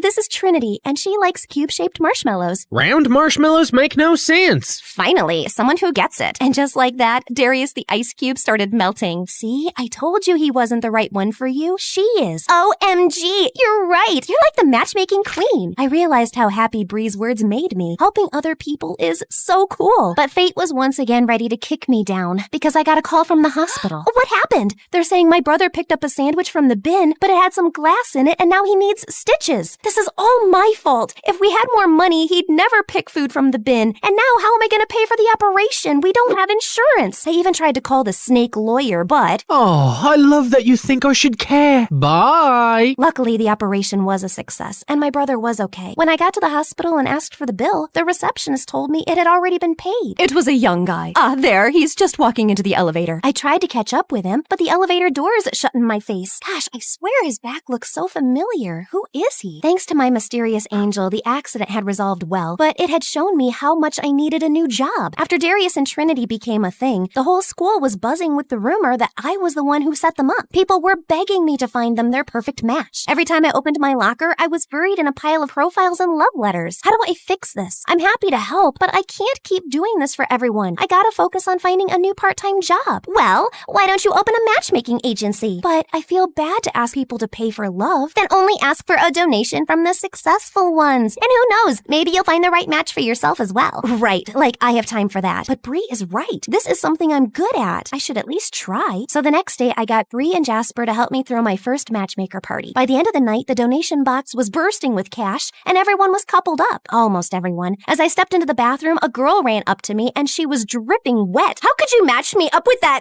dimwit? I told him, pass me the water, and he poured it on me. Him as in, I checked my notes. Kuro? Kuro was one of my top candidates. 1 year older than me, and a looker. Plus, he aced all his classes. Oh, and he loved hamsters, and gaming, and, to be honest, I might have stalked his online profile a bit. Can't help that he's so cute. And then he called my mom your grandma. It has to be on purpose. I'm sorry. I'll find you a new match. How about Timothy? Thankfully, Timothy was a total catch, so the girl was happy, and my reputation was saved. My agency was killing it, and my siblings and I finally moved out of Cockroachville. But to track down Mom and Dad, I needed some serious cash, and that meant tackling my biggest issue. Kuro, what's up with him? On paper, he's a catch, but every girl I set him up with comes back with a nightmare story. He took me on a boat trip, and we almost sank. We went ice skating, but he didn't know how to stop, and we crashed. We tried a cooking class, and he somehow managed to burn the spaghetti, set off the fire alarm, and evacuate the entire restaurant. He's ruining my perfect score. How can someone be really that clumsy? Maybe you need to find out by yourself. Bree was right, so I bought a wig and contact lenses and set up myself for a date with Kuro. As soon as he entered the restaurant, he tripped on his own feet and crashed into the waiter, and everyone was looking at us. But instead of being angry, I just smiled. So, Kuro, tell me about yourself. Well, I'm kinda clumsy. I'm sorry. It's not so easy to scare me. I mean, I survived a cockroach invasion. A what? So I told Kuro everything about my horrible flat and crazy summer jobs. He laughed and then got back from the toilet with a whole roll stuck under his shoe, which then led to the lobster accident, which I told you about already. And gosh, he really is a menace. You're giving up? Never. The second date was better. We only got a batch full of super salty popcorn. The third date was almost normal. And by the fourth, I realized he'd done nothing clumsy. Wow, I guess he was just nervous. I started to get so comfortable around him that I even told him about my mom and dad's disappearance. Don't lose hope. I bet they're still out there somewhere. I know they are. If it hadn't been for that awful lawyer. What lawyer? After I explained how we got conned, Kuro was super mad. I can't believe he can get away with something like that. He's a lawyer. Who is the police gonna believe? There must be some evidence. The more I listened to Kuro, the more I realized he was right. I didn't have time or money before to go after him, but now it's time for the Chaos Crew's return and get our revenge. That night, we went to our old house and stuffed some old rotted beans in all the air vents. Less than half an hour later, the people inside were opening all the windows. Stage 2, go! Dressed up as a cleaning crew, my siblings rang at the door while I sneaked through a window. It was dark, but I grew up in this house. I know it like the back of my hand. I waited until the Chaos Crew started to fill all the vents with flour, making everyone cough, and then I went into the study. Okay, focus. He won't leave around a folder with evil plan written on it, but as I looked into a drawer, that's exactly what I found. As I scanned through the pages, everything became clear. My parents! I can't believe they— Drop that! I looked around to see if there was anything I could throw at him, but he had me backed into a corner. I thought I smelled a rat. Now be a good girl and— Conk! The lawyer dropped, and behind him was Kuro holding a big law book. The power of knowledge, eh? OMG, thank you. But how did you find me? I might have followed you. Sorry, I was worried. While Kuro tied him up and called the police, I whipped out the phone and called the number I had found in the evil plan folder. Sugar Leader's Bakery? Yes, I have to place an order for 27 cinnamon rolls. Thank you. Please work. Please work. Attack! Mistaking Kuro for a bad guy, my siblings jumped him. And by the time I pried them away, the police had arrived. Arrest them! They're trespassing! It's not your house. My parents are missing, not dead. So by law, my signatures are invalid. But the evidence was clear, and the police dragged him away. It turns out we weren't the only family he had conned. He's going to be in prison for a very long time. A few days later, my siblings and I returned to our parents' home. I invited Kuro, Bree, and my friends to celebrate, but I couldn't sit still. Finally, the doorbell rang, and when I opened the door, my parents were there, alive and well. My babies! We're so sorry. We were working with Native communities to stop illegal activities, but we were forced to go underground to save the project. We left our lawyer a number and a safe message so that you could reach us in case of an emergency. That's the call you made? Yes! That arrogant man had written everything down. He was supposed to explain everything and take care of us. Instead, he even told our parents to stay away because we had received some threats. We should have never trusted him. But now you're home and you're going to stay, right? Mom and Dad looked at each other, and for a moment, I was afraid that they might leave again. Of course we're staying. We learned our lesson. And who are all these nice young people? I introduced all my new friends to my parents and told them how much they had helped me. But when it was Kuro's turn, I hesitated. Is he a friend, a date, a boyfriend? He doesn't even know I'm the matchmaker. This is Kuro, and I've never been completely honest with him. I turned to him. I hope he understands. Kuro, I'm not one of your matches. I am the matchmaker. I braced myself, expecting rejection, but— I already knew. What? Why do you think I was such a loser with other girls? I've had a crush on you since Bree's wild confession to Darius. But you were so wrapped up in your agency, you never even gave me a second glance. I had to do something drastic to get you to notice me. Bree's confession? But I squinted at him. Right, he was the guy who stopped Darius from going to the principal. And OMG, you also paid for my brother's hospital bill. Yeah, I overheard you talking about it at Jasper's party. Why didn't you tell me? I didn't want you to go out with me because of money. I couldn't believe he'd done all that just to date me. I guess this answers my question. Mom, Dad, I'd like to introduce you to Kuro, my perfect match. I grabbed Kuro's hand, and as I saw the happiness on his face, I knew I had made the perfect choice. Welcome to the family, Kuro.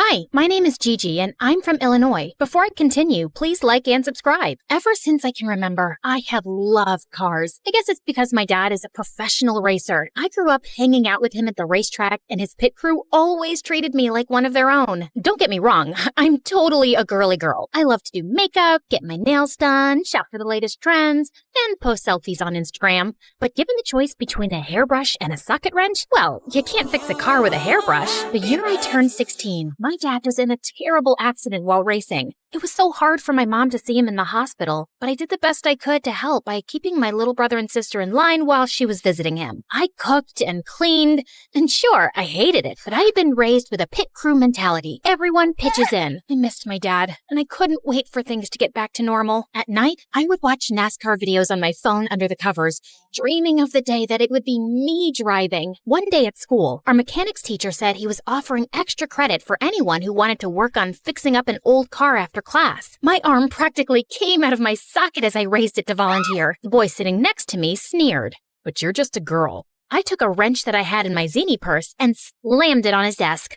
Okay, flyboy, what kind of wrench is this? I was mad, but even though he was dressed in retro style, I couldn't help but notice his wavy blonde hair and steel blue eyes. He was kinda gorgeous. It was like I was watching a unicorn flip his mane in slow motion. I bet you're all thinking, focus girl, this guy is trouble with a capital WTH. And then he answered as if he was teaching me something.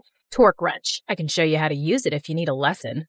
Oh, no, he didn't. The only lesson to learn here is how to get up from the floor when I knocked you out. The whole class laughed at him. He pushed his chair back and got in my face. Are we gonna fight? The class started cheering. Did they really want to see me fight this gorgeous, annoying unicorn? Hold on, was this guy my nemesis? Smart, gorgeous, and into cars? Just like me? The teacher stepped in front of me before anything could happen while he stormed out of class. I was sent to the office, and he got away. So unfair, right? As I was sitting in the office waiting, I spied him on the football field through the office window. His hood was up, but I knew it was him. I saw him hand another boy a small package in exchange for money. I had no idea what he was up to. I only knew that this is my school, and I had to protect it from bad guys doing shady things. Since you're an honor student, I'm letting you leave this time, but I don't want any more messes, and I will talk to Diego about this later. I thought if the principal wasn't going to take this seriously, I was going to figure out what this guy was really up to. After my next class, I was talking to some cute boys about our favorite subject, NASCAR, and they invited me to go dune buggy racing with them that weekend. Diego must have heard as he walked by.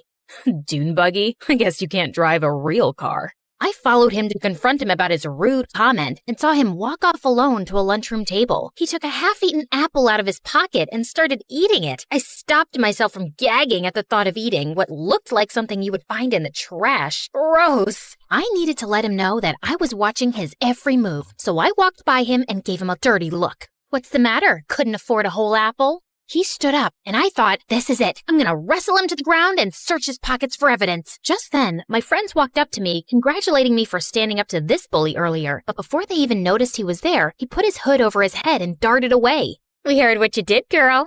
Chalk one up for girl power. Girls can do anything.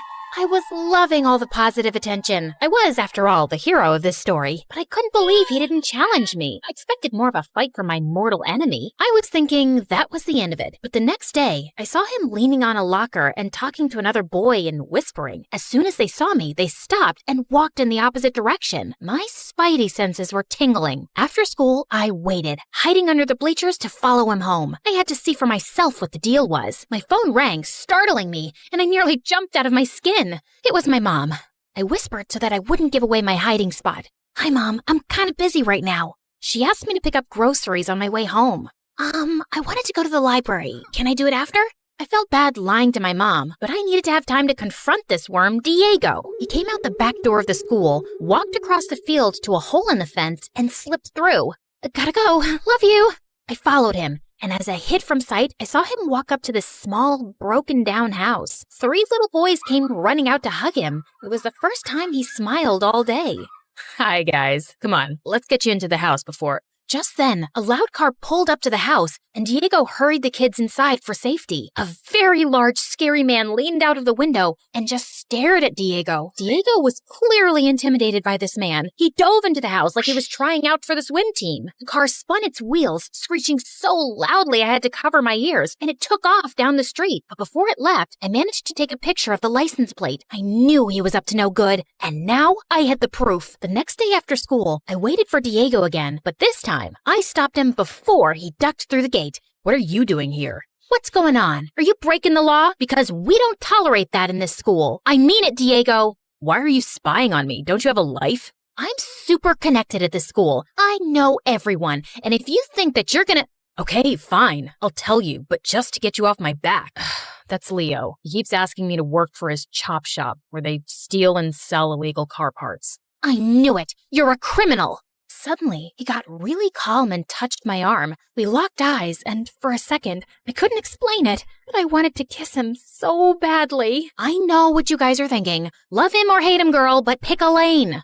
No, my dad worked for him as a mechanic, but when he found out that Leo was a criminal, he quit. And now he harasses my family all the time because he knows we're poor, but I always say no. My dad raised me better than that. My mouth fell open like the Grand Canyon. I guess I never thought about him having good parents. I felt like the crumbs in the bottom of a toaster. I wish I could take back all the mean things I said, but instead, I kissed him. Yeah, I was as shocked as you were, and I was the one doing it. Are you crazy? First you embarrass me in class, then you follow me around like TMZ, and now you want to be my girlfriend?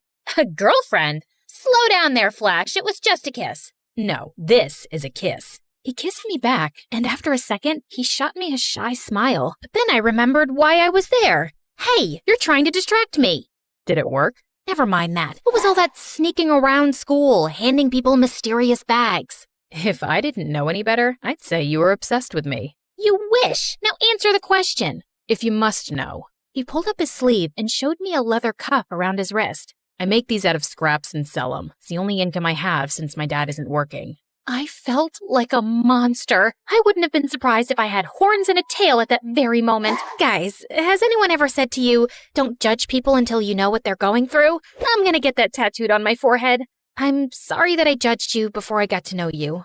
And yet, you kissed me. I felt embarrassed, but then he started talking, and I got to know that he and his brothers live with their foster dad, who wants to adopt them, but he just needs a steady job first. And just then, my phone rang, startling me again. Man, I gotta change that ringtone. Oh, I have to take this. It's my mom. And without even listening to me, she burst into yelling so loudly that I had to hold the phone away from my ear. You forgot to take out the trash and your brother dumped it all over his bed. Not to mention, I asked you to give your sister a bath. She's so sticky I could hang her from the ceiling. Diego could hear her because it was so loud, and he laughed. When she heard him, she flipped her switch from angry mom to no personal space mom. Are you hanging out with a boy? Oh, Jellyfish, I'm so happy for you. What's his name? Is he cute? I was mortified. Didn't she know he might hear her? Mom, I'll be home soon, okay? She ranted on like a teenager on a sugar rush and yelled louder. Don't rush on my account. Hello, Jellyfish's new friend. Ugh, bye, Mom. I hung up and wished I had a time machine to erase that horrible moment. Parents, right? I'd better go. Okay, see you tomorrow, Jellyfish. Ugh, Mom. Ugh. Well, I couldn't stop thinking about Diego and how they barely had money for food. On my way home, I stopped and bought food to give them. When I got home, my mom saw the extra food, and before I had a chance to explain, she lost her mind. Are you kidding me with all this extra food? Do you want the kids to call you Gigantic Gigi? But no buts. Except your butt'll get even bigger if you eat all this food. I was so angry. And besides, I have a great butt. I'll bet JLo's mom never said that to her. Well, I asked her to calm down, and then I explained to her. After that, she flipped her crazy switch back to sweet again. Oh, why didn't you say so? Let's go bring these to him. She grabbed her keys, and my jaw hit the floor. How could she go from steaming hot to ice cold at the drop of a hat? We pulled up to Diego's house, but he burst out of the front door. What are you doing here? Did you tell child services about me? I knew I couldn't trust you. Was I dealing with another crazy person? Then I saw his little brother snuggled behind him in the doorway, and I realized he was protecting his family like a lion protects his pride. We just brought these groceries. We don't need your charity. Oh, that's too bad, because I brought peanut butter and jelly. His little brothers trampled him like a herd of gazelles. Peanut butter and jelly? Yay! I giggled at their unabashed honesty. Thank you, nice lady. Diego told them to take the groceries inside. Sorry, I might have overreacted. Might have? Okay, I'll forgive you, if you promise never to call me Jellyfish again. Deal. He reached out to shake my hand, but instead pulled me close, took off his wrist cuff, and wrapped it around mine to say thank you for... And just then, my mom honked the horn and interrupted us. Parents, right? Just as we were about to pull away in the car, that same scary dude came screeching around the corner in his loud car. He pulled up next to my mom's car. I was freaking out. Was he going to try to steal my mom's car or hurt her? Stop. Don't you dare try anything. I will not. He tried to stop them, but they laughed and scratched our car just to terrify him. Mom ducked me into the car, and she floored it and sped off down the street like Mario Kart. That Diego is nothing but trouble. You are never going to see him again. No matter what my mom said, I couldn't wait for school to see Diego. But when I got there, I found out that my mom had called the principal and gotten him in trouble, so he would have detention all week. I tried calling Diego, but he didn't answer. So after school, I rushed to his house. Better you listen to your mom and stay away from me. I don't want you to get hurt. I dashed towards my house and slammed the door open so hard that it shook the wall. Everything okay, Jellyfish? No! You got Diego detention, just so that you could stop me from seeing him? You know he's a great guy. And first, you want me to be friends with him, then you don't. Why have you been acting so crazy lately? I just wanted you to be safe. Since your father's accident, I'm afraid of bad things happening to you, and I just want to protect you from getting hurt. I just love you so much. Oh, Mom, but you can't wrap me in bubble wrap for the rest of my life. You raised me as a strong, smart girl, and you need to trust that I can make good decisions. You're right. I guess I'll return that bubble wrap. And then the next day, she went into high gear and fixed everything. She got Diego out of detention and reported the shady guys to the cops, who got arrested. And the next month, my dad got back on track. And Diego's dad got a job with my dad's pit crew, allowing Diego and his siblings to finally be adopted. Diego was so thankful that he made me a PB&J sandwich in the shape of a heart and asked me to be his girlfriend. I, of course, said yes and immediately called my mom to tell her. You called to tell me your happy news first? Well, yeah, you're my best friend and the best mom. I love you. I love you too, Jellyfish. I couldn't help but be so grateful that Diego taught me not to be so quick to judge someone. You never know, they could wind up being family.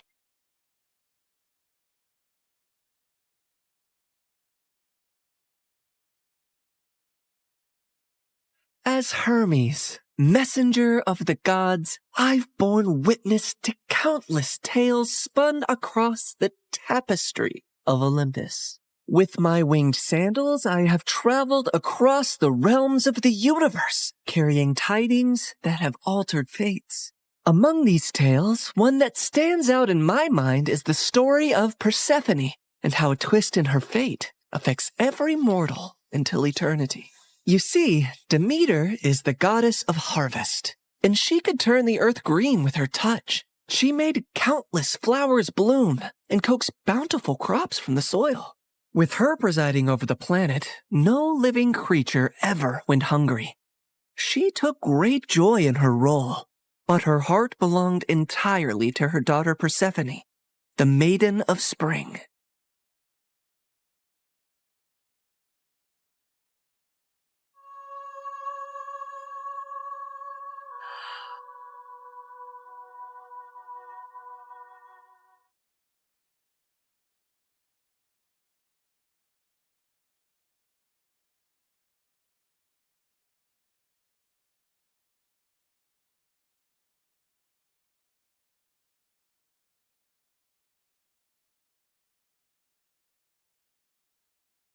I've never seen anything like you. Are there more of you nearby? Little princess, I know of a field where the flowers bloom as far as the eye can see. I can take you there if you want. Oh, really? Oh, that would be a sight to behold. Then come with me, sweet child.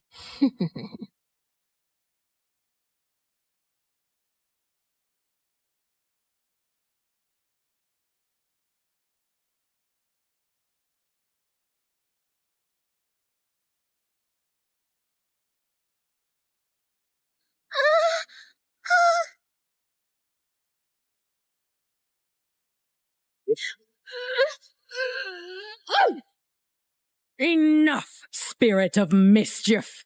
I have given you plenty of chances to change, but it seems all you want to be is a troublemaker. Did you think you could lure my daughter away and I would be unaware? Curse you, Demeter! Why should you and your child receive all praise and adoration when we, the spirits of nature, fade into the background? A heart that is as poisoned with envy as yours cannot be cured. You are banished forevermore from these woods.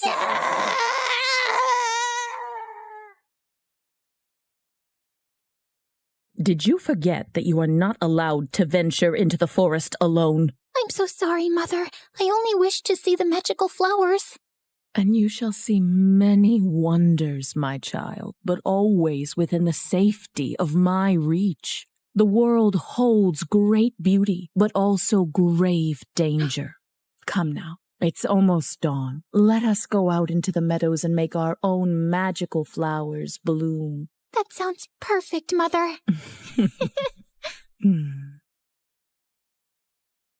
Demeter always wanted to keep Persephone close to her.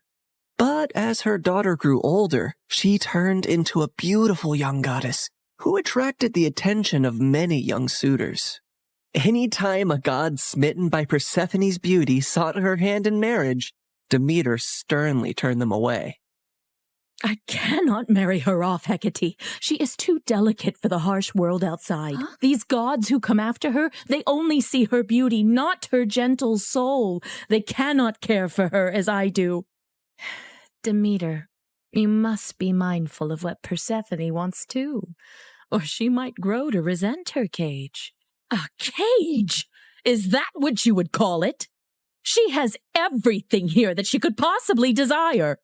She's a powerful goddess, and under my guidance she can wield life from barren soil. Any god she marries will only dim her light. No, she will be here with me forever. Innocent and loved. I do not desire to leave your side, Mother. I will stay here, forever. But fate had different plans for Persephone. On a rare trip to Earth's surface, the Lord of the Underworld, Hades, was wandering through a grove of trees when his gaze fell upon a scene that held him transfixed.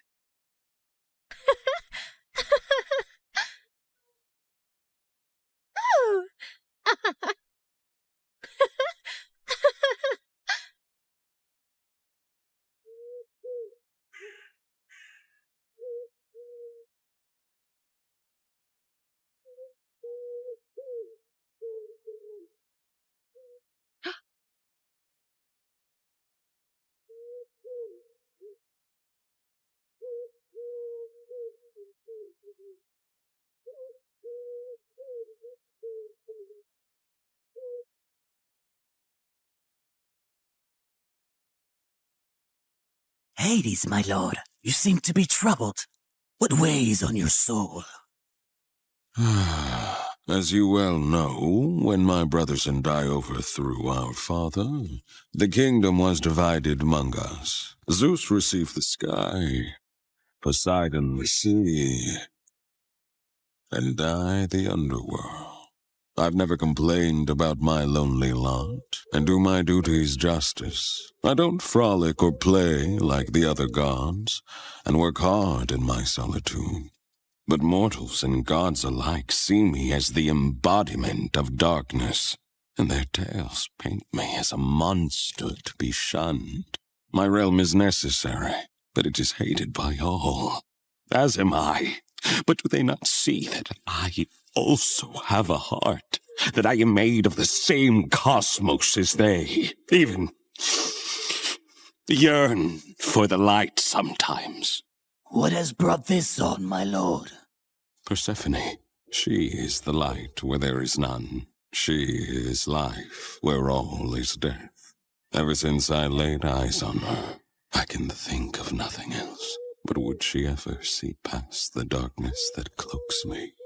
Could she ever gaze upon me and see not a lord of despair, but a soul longing for companionship and warmth? Persephone, Demeter's daughter. Indeed, her radiance rivals the dawn, but she is of the upper world. I must have her as my queen, as my wife. Her presence would bring joy and life to a realm that only echoes with loneliness and sorrow. And I must believe that even in the underworld, love can find a place to blossom. My lord, her mother would never allow it. Perhaps there is a rightful path to this union. I will go to her father Zeus with a proposal of marriage. I only need his permission according to our customs. Get my chariot ready and prepare for my departure. Today, either I win a queen for my empty halls, or I resign myself to an eternity of despair.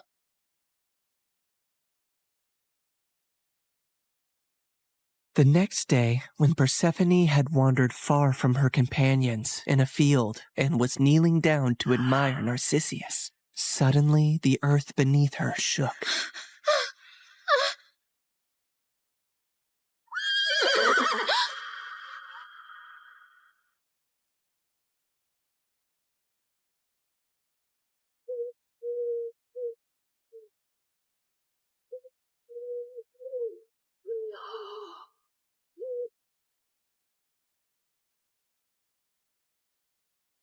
Fair Persephone, be not afraid.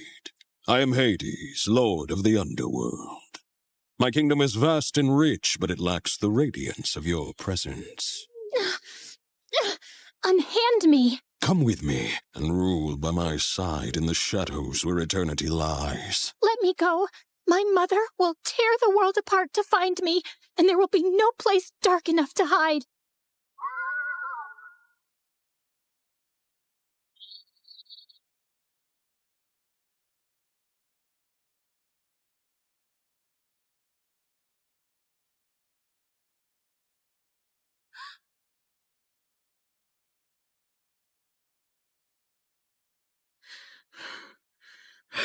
Where is Persephone? Something has happened to her. I can feel it. Leave everything and search for her now.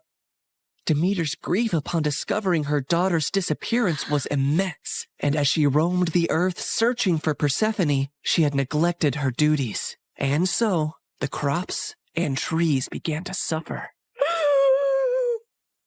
My daughter! My heart! In her desperation, she sought the counsel of her old friend, Hecate.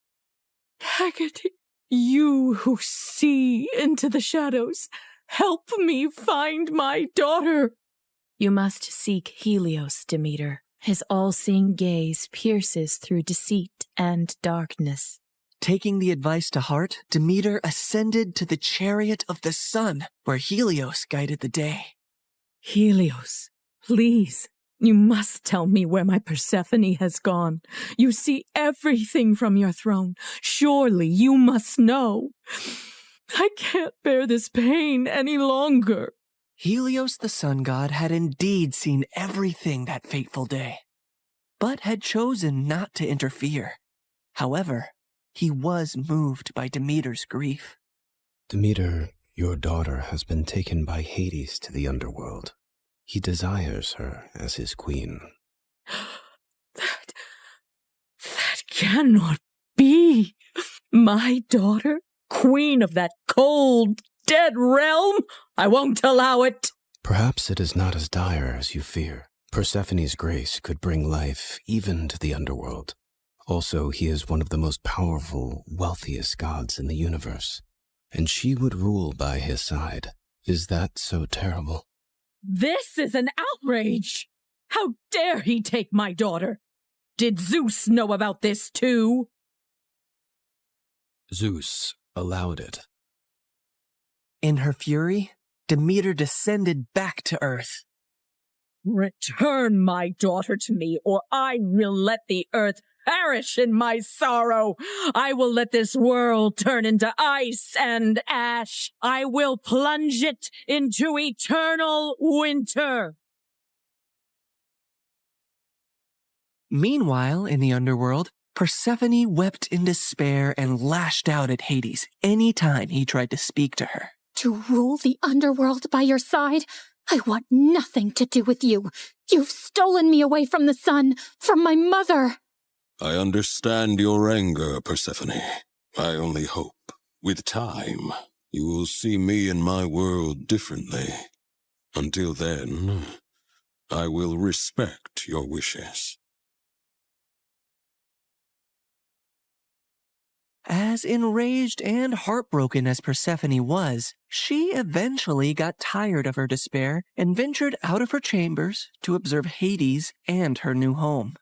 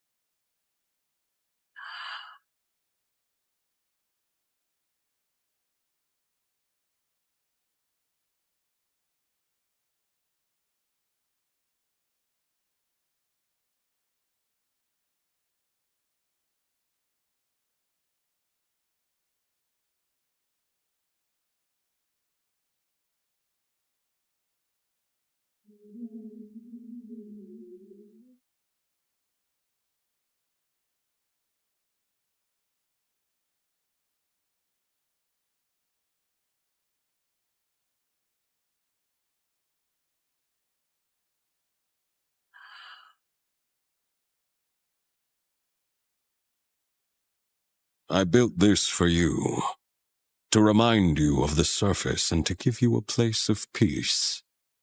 I've never seen something like this. It's so beautiful. As are you, my queen.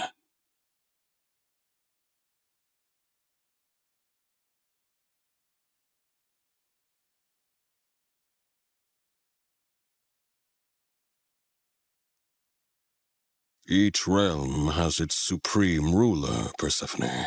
But here, you and I will rule together as equals. You will never be beneath me, but always near me. Meanwhile, on the surface, Demeter's grief and rage was a storm that screamed across the lands. Where she walked, earth cracked, rivers ceased their babble, and crops withered to dust under her shadow. As she withdrew her blessings from the world, famine began to spread far and wide. The cries of suffering mortals eventually reached the ears of Zeus on high Olympus, who could no longer ignore the matter. So he convened a meeting of the gods. Demeter's wrath endangers all. We must find a solution that honors both her demands and the laws of gods. If my daughter wishes to leave the underworld, let her return to me, or I shall never again let the earth bear fruit. Very well, Demeter. If Persephone wishes to return, she shall, if she chooses to stay with Hades. So be it.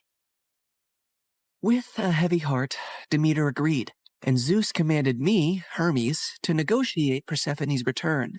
So I descended into the gloom of the underworld, where Hades sat upon his throne with Persephone by his side. Her face was as pale as the ghosts around her.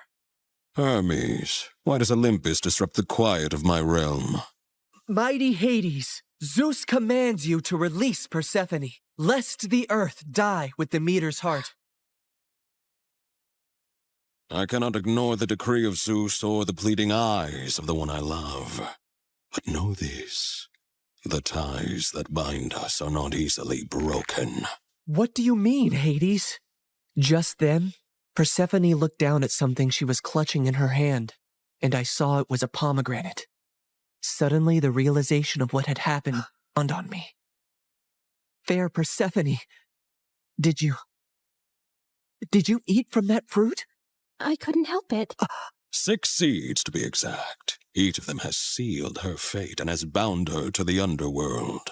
I knew I had to think quickly and come up with a deal that Hades would accept. Otherwise, Demeter would let the earth starve forever. She only ate a small portion of the fruit, so she should only stay with you for part of the year. She will spend 2/3 of the year with her mother on Earth, and 1/3 with you in the underworld.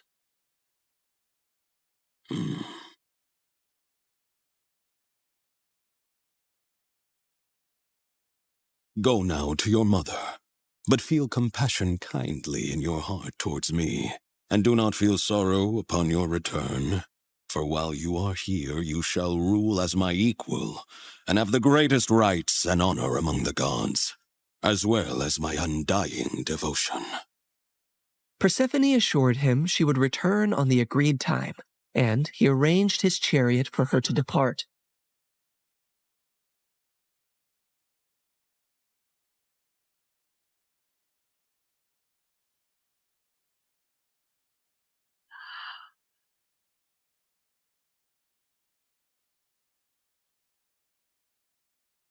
Demeter's joy knew no bounds when she was reunited with her daughter, but she was furious at the deal that had been struck.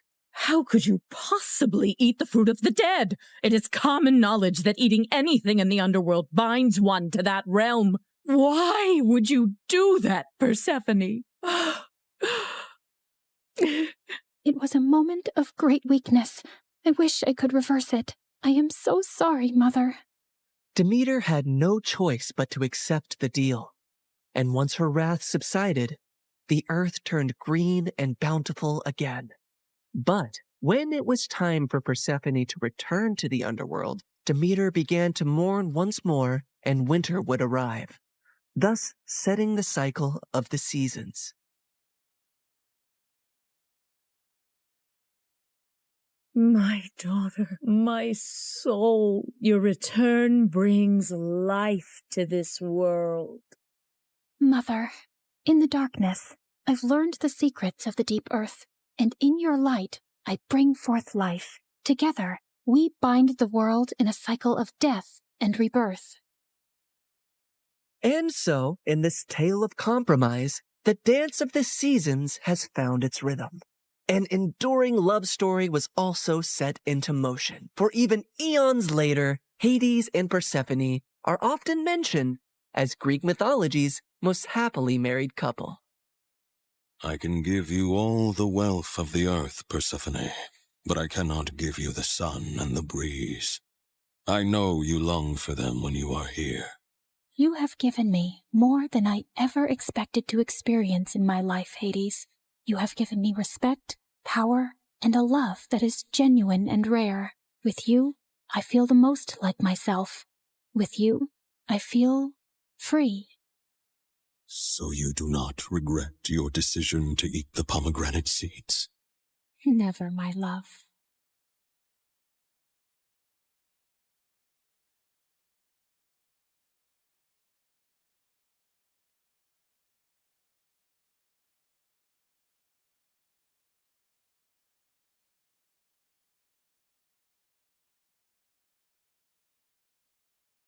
I was about to shoot my target when suddenly someone appeared from the shadows and snatched the apple away. It was the most popular guy in school, Travis, and lately he'd been flirting with me every chance he got. Let's play a game. If you miss the target, I'll have to kiss you. But if you hit it, then you'll have to kiss me. What do you say? Sure, why not? Everyone knew how good I was in archery, and as expected, it was a bullseye. Deal's a deal, cream puff. As he closed his eyes for the kiss, I called for the school cat Loki and whispered something to it. You can open your eyes now. Loki scratched his face like a wild animal as I walked away, in total satisfaction. Hi, my name is Bianca, and I'm incapable of falling in love. Well, that's what I thought. But before I continue, please like and subscribe. My mom owned a huge chain of hotels, and I was the sole heiress to the business empire. Our family name was well known already, but I'd really made us famous. Teen heiress seen kissing alleged gangster? Spoiled princess seen at archaeological site closed off for public? Princess Bianca announces to pay any amount to straighten the Leaning Tower of Pisa. Oh, each headline is worse than the one before. Alleged gangster mom. We broke up. And you know my keen interest in history. I had to see that site. And come on, am I the only one annoyed by that Leaning Tower? When will you ever get serious, Bianca? I have a private jet to catch, but we're not done with this conversation. Yes, go to your meeting, Mom. You didn't even remember to wish me a happy birthday, but I was still celebrating in style. I was having a huge birthday party at the newest club in town, but my night was ruined when I saw an uninvited guest, Travis, and he was approaching me and my BFF Carmen, as if he was God's gift to women, despite that scary face. Hey, sugar lips, wanna dance? Aren't you supposed to hate me for making you look like Frankenstein? What's love without a little pain? And I adore your feistiness. He was all over me the whole night. Eventually, I had to make Carmen distract him and try to escape, but he noticed and followed me like a madman. I'm not done with you, my love. I turned around a corner and opened a VIP door at the end of the hallway. There were some men in suits playing poker, and they all turned to me like I was an alien. Oopsie, wrong room. Thought it was the toilet. But may I say, sir, your jacket is really cool. Very vintage 90s. Michael Jackson kind of vibe. Okay, I won't bother you guys. May the best man win. Bye. Travis was nowhere to be seen, so I took the chance to finally leave the club. But of course, I couldn't avoid him at school, and he was being such a nuisance that eventually I got a restraining order against him. My life was finally peaceful, till a few days later when Carmen told me that her cousin from the village would be joining our school. Since when do you have a cousin? Ever since he was born? You never told me about him. I love to collect snake skins and samurai swords in my basement. I didn't tell you about those either. What? Friends should share everything. I think some secrets are good. Oh my god, my cousin's here. I turned to this guy who was walking towards us like he was the king of the underworld. Judging by his walk, he knew he was a fine specimen of the male species. But suddenly, he tripped over nothing and fell into the fountain nearby. And then he immediately got up like nothing happened. I felt like I was watching a comic cartoon strip. Are you sure he's not some hot model you paid to act as your clumsy cousin? Nice way to say that he's hot and adorable. He then spun her around like she was a cotton ball. Carmen, my favorite girl. I missed you so much. The guy turned to me and I was stunned. He was even more handsome up close and also really familiar. You must be Bianca, Carmen's best friend. I'm Slater. Nice to finally meet you. Did you just curtsy? And have we met before? No. Is this how city people greet each other? Excuse us a moment. Carmen pulled me out of Slater's earshot. What you doing? Talking to my best friend's cousin? Why does that require you to bring your face so close to his? I just thought he looked really familiar. What's your problem? I just think you're finding an excuse to flirt with him. Now listen up, Bianca. You're never serious about any boy, and you just play with their feelings and dump them. And you're not allowed to do that to my cousin. He's not even my type. Relax. Just don't get involved with him that way, or it's friendship over. Understood? Loud and clear, ma'am. Since then, the three of us started hanging out together, and I was having a hard time believing someone like Slater existed. Sheer perfection on the outside, but with the poorest balance a human could possibly have. He tripped, slipped, and stumbled everywhere. He even got a black eye while tying his shoelaces. But one night, while I was admiring one of the paintings at home, it hit me like a bolt of lightning. I remembered where I'd seen Slater before. You gotta trust me, Carmen. Your cousin's up to something shady. Mom and I attended this art exhibition downtown last month, and Slater was there. He was one of the artists. We even bought a painting from him. Only his hair and eye color was different, but it was him, and he wasn't clumsy. He must have been a look-alike. Slater has lived in the village his entire life and just got here last week, and he can't even draw a circle, trust me. I even showed Slater's picture to Mom, and she said it's him too. Now she's contacted the artist to buy more of his work, and he's coming soon, and I'll finally know the truth. You just need to give yourself something to be excited about. Do what you want, but you're wrong. A couple of days later, the artist called Mom to say that he had to go out of town and he'd come to meet her next month. How convenient. I decided not to say anything to Slater and try to get to the bottom of his secret identity. He was always hovering around me and Carmen like an annoying fly. He was sure to slip up at some point. I'd be watching him. But one day, I was spying on him at the gym, and after seeing him miss the 100th basket, I got really bored. I decided to skip the rest of school that day to get a manicure. As I was walking to my car, a van suddenly stopped next to me. Good day, child. Would you please buy some apples from me? I run an orphanage and I'd like to get some toys for the children. Sure thing. Just give me a basket and I'll give you $100,000. I was about to take the basket from her when Slater suddenly popped out of nowhere and crashed into me. Hey, you. Who do you work for? Show me your ID. The poor lady looked terrified and just drove away. What the heck was that? Didn't your parents ever tell you not to take candy from strangers? What if she was trying to poison you? Dude, those are apples, not candy. And who am I? Snow White? And that cute granny is trying to poison me because I'm the fairest girl in all the land. This isn't funny. You don't know how dangerous some situations can be. Oh, please. I swam with sharks last year and jumped off a hot air balloon when it malfunctioned. I laugh in the face of danger. And that lady just wasn't dangerous. I know you're from the village and probably think everyone in the city's evil, but please stop being a weirdo. But Slater just got weirder. Like another time, the three of us were at a restaurant, and as soon as the waiter served our order, he started sniffing mine. If you wanted me to completely lose my appetite, you succeeded. What's wrong with you? He also started sniffing his food and Carmen's. That's how we do it in the village. The first whiff of food tells you everything you need to know. About what exactly? About how organically the food was grown, if the farmer sang to his crops and cows.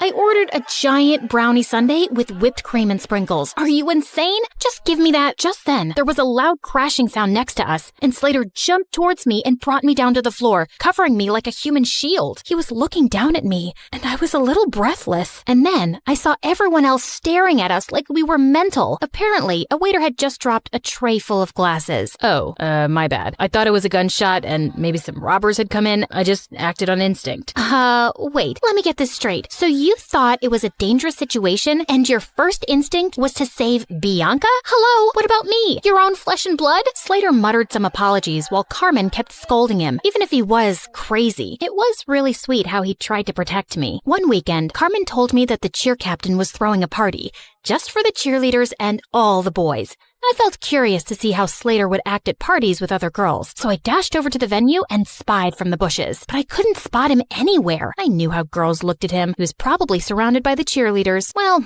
what did I care? I took this opportunity to practice my amazing singing. I can buy myself flowers, write my name in the sand, talk to myself for hours, say things you don't understand. Suddenly, I heard a sound right behind me. Slater, what are you doing here? Same question for you. I came here to sing flowers, 'cause there are flowers here, duh. What about you? It's too loud inside, and everyone was acting wild. It was scaring me. Just then, a huge bug came flying at our faces, and Slater tried to smack it away, but he ended up slapping me instead. Oh my god, I'm so sorry. My hand is so stupid. Bad hand. Gosh, Slater, why are you so freaking clumsy? I don't know, just born that way, but I get even clumsier around you, 'cause attractive girls make me nervous, and you're the most beautiful I've ever seen.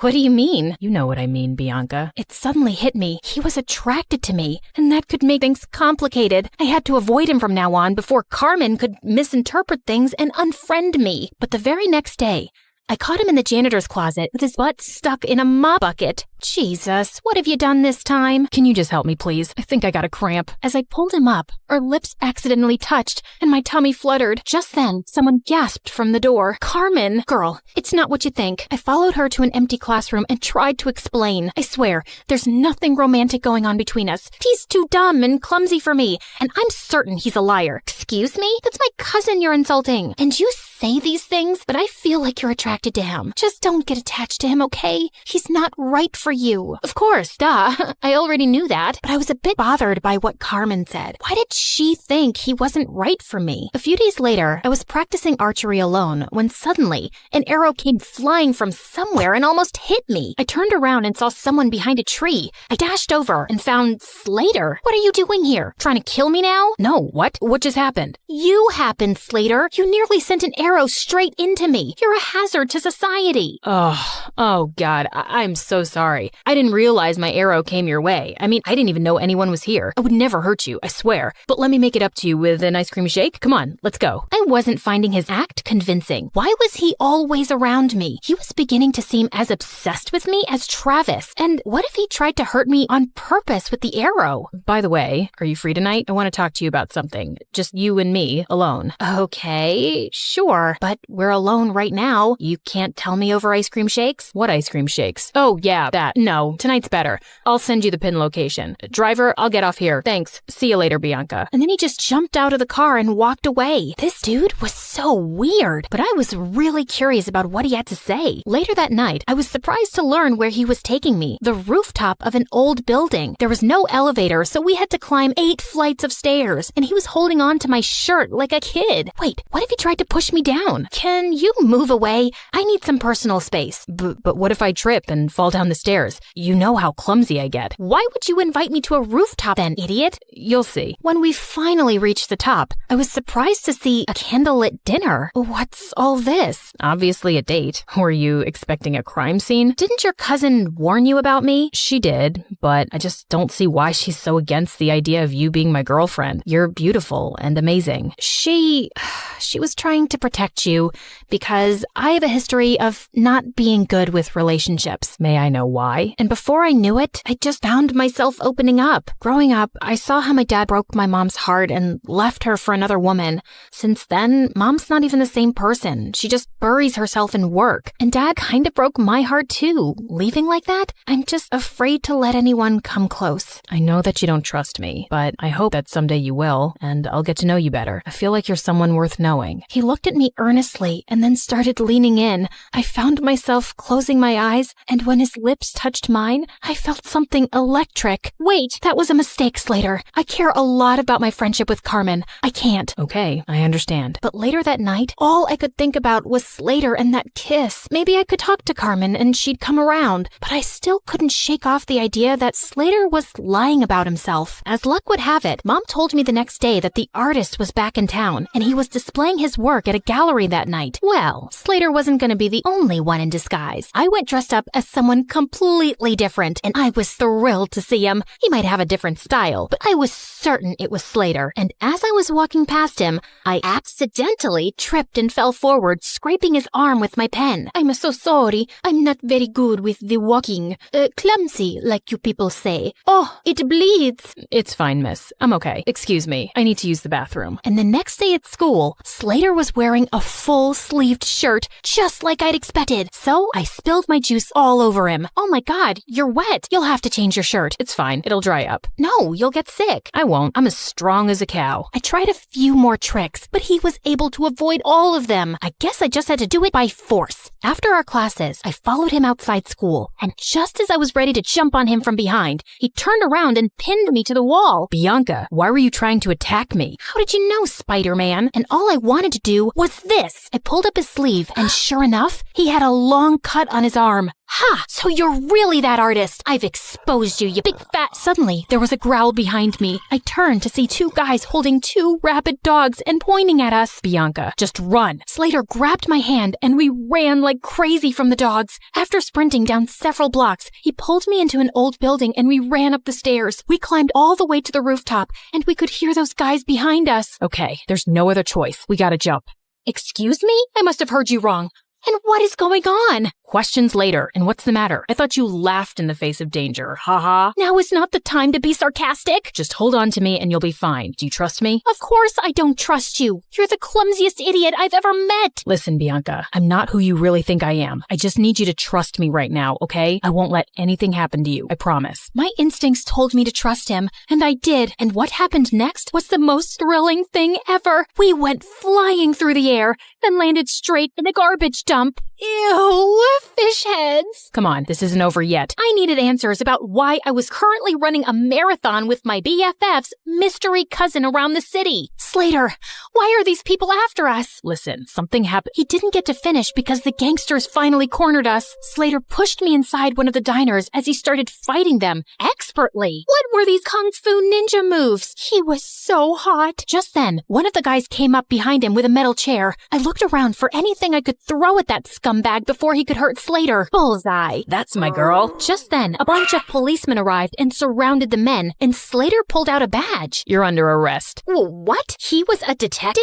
As those jerks were being taken away, Slater finally told me everything, starting with how I unknowingly got involved with an international mafia gang. You walked in on them one night at the dance club and saw something you weren't supposed to see. You've been in danger since then. Oh, those guys. But I swear I didn't even see anything. They couldn't be sure of that, so you've been their target since. I was already in town looking for this gang and posing as an undercover artist, but when we found out that they were looking for you, I joined your school to be closer. We also thought we could catch them using you. You mean using me as bait? I didn't mean use you like that. We just knew they'd come after you. So that date on the rooftop, was that also a ploy to get the gang members there?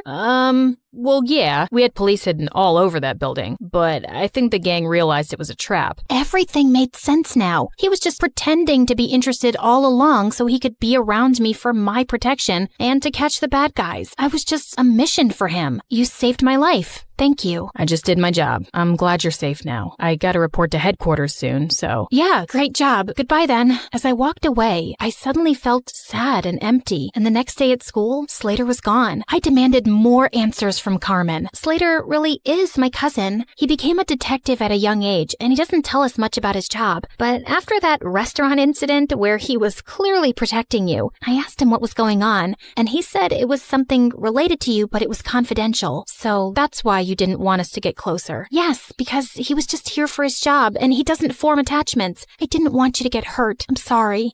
What for? I can see it in your eyes, Bianca. You're in love with him, but I don't think he can make you happy. Oh, please. I've told you, I'll never fall in love with anyone, if you say so. Over the next few days, I tried my best to get back to normal, but I couldn't get Slater out of my mind. Even Mom noticed something was up with me. Haven't seen any crazy headlines lately. No new adventures? Yeah, it's been kinda quiet, but I did make one stupid mistake, falling in love. Mom sat down beside me and then pulled me into an awkward hug. Sweetie, I know you've been affected by what your dad did, but don't close your heart off. Falling in love isn't stupid, and you'll find the right guy one day, and it'll be amazing. Trust me. Mom decided to take some time off work, and we planned a vacation together. But just as I was leaving for the airport, I heard a loud crash from the main hall and saw Slater had pinned Travis to the ground. Slater? Travis? What are you both doing here? Bianca, my cream puff, I couldn't go on any longer without seeing you.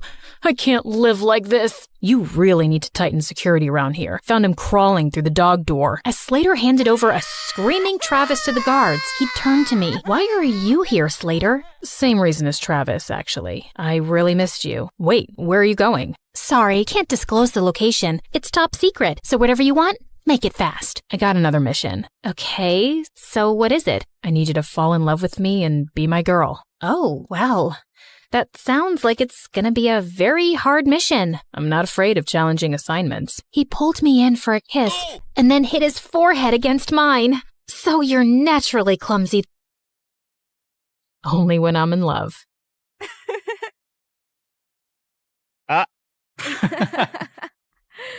Hi, I'm Leah from Indiana. Before I continue, please hit like and subscribe. Since I was a baby, I was meant to be a dancer. I could dance before I could even walk. I would do the cha-cha while cleaning my room and bust a move while brushing my teeth. And of course, I was shaking it all the way to and from school. People smiled and laughed when they saw me, but I never cared. When I was 10, I would watch my friends head off to dance class after school. It would tear me up inside to see them living my dream. I came home one day as my mom was finishing her makeup. Mom, can I please go to dance class? All my friends are going. You're not going. You have no idea how much that class costs. There was no other parent to ask at that time. Just me and Mom and whoever she was dating that week. But Mommy, please. I swear, I'll do your laundry and chores, and when I make money from ballet, you'll get makeup from Sephora. I'll take you shopping, whatever you want. Pretty please. This means everything in the world to me. We'll see if that ever happens. Right now, I don't have time for this. I'm going to be late. The answer is no, and that's final. She left me alone in the cold house while she sped off in Ted or Fred's Ferrari to some fancy dinner. For me, another night of instant noodles. I felt devastated with how my life was going, just dreaming about my dream of dancing. But then I turned 12. I was alone, like always, and before I could blow out my candle on my plain cupcake, it flickered out. Oh no, there's still so much to wish for. I was about to leave for school when Mom barged in. Hold on, Leah. You have mail. My mom handed me a card with my name and address on it. Who's it from, Mommy? To Leah from Aunt Lucy. Who's Aunt Lucy? I haven't spoken to her in years. I don't talk to that side of the family. She gave me a ticket. Mom snatched it immediately from my hand. That's not a ticket. It's a check for $10 million. My mom went crazy. It was like she stepped into a Louis Vuitton fever dream. I didn't even know she was that loaded. I could do so much with this. I could buy a Gucci dress, an MK bag, and a diamond set. And I can't wait to see the look on Mary's face. She'll be fuming. And oh, that Tony who dumped me, he'll come crawling back like a puppy, begging me to take him back. I didn't remember the last time my mom looked so happy. She showered me with hugs and kisses, even making me twirl around like a ballerina. I had so much to ask Aunt Lucy, but Mom said she didn't have her number or anything. And when I turned 14, Mom decided to move. So we packed up everything and headed to New York City. That's right, the Big Apple, the city that never sleeps. We were ready to start a new life. I finally signed up for dance lessons at an art school. Me, the girl who used to have holes in her shoes, had ballet slippers. I practiced every day until my legs cramped, but I was ecstatic. My mom also had new friends, like Tiffany, Chanel, and Fendi. I had always wanted to be close to Mom, so I joined her shopping sprees, and it worked out great. I guess that's what I was always missing. We would spend our time stocking the malls for the best clothes, clothes, handbags, and of course, shoes. Oh, Leah, we have to get these too. I was covered with shopping bags and balancing shoeboxes while scooting through the aisles. I could barely see in front of me through Mom's haul. Hurry up! We don't want to miss the first drop of Balenciaga's new collection. I'm right behind you. But honestly, when we were in these very posh stores, I felt like a princess. I was offered fancy drinks, tried on expensive dresses, and best of all, I felt so close to my mom. I walked out of the dressing room in a sparkling dress. Now spin around. Oh, beautiful, so beautiful.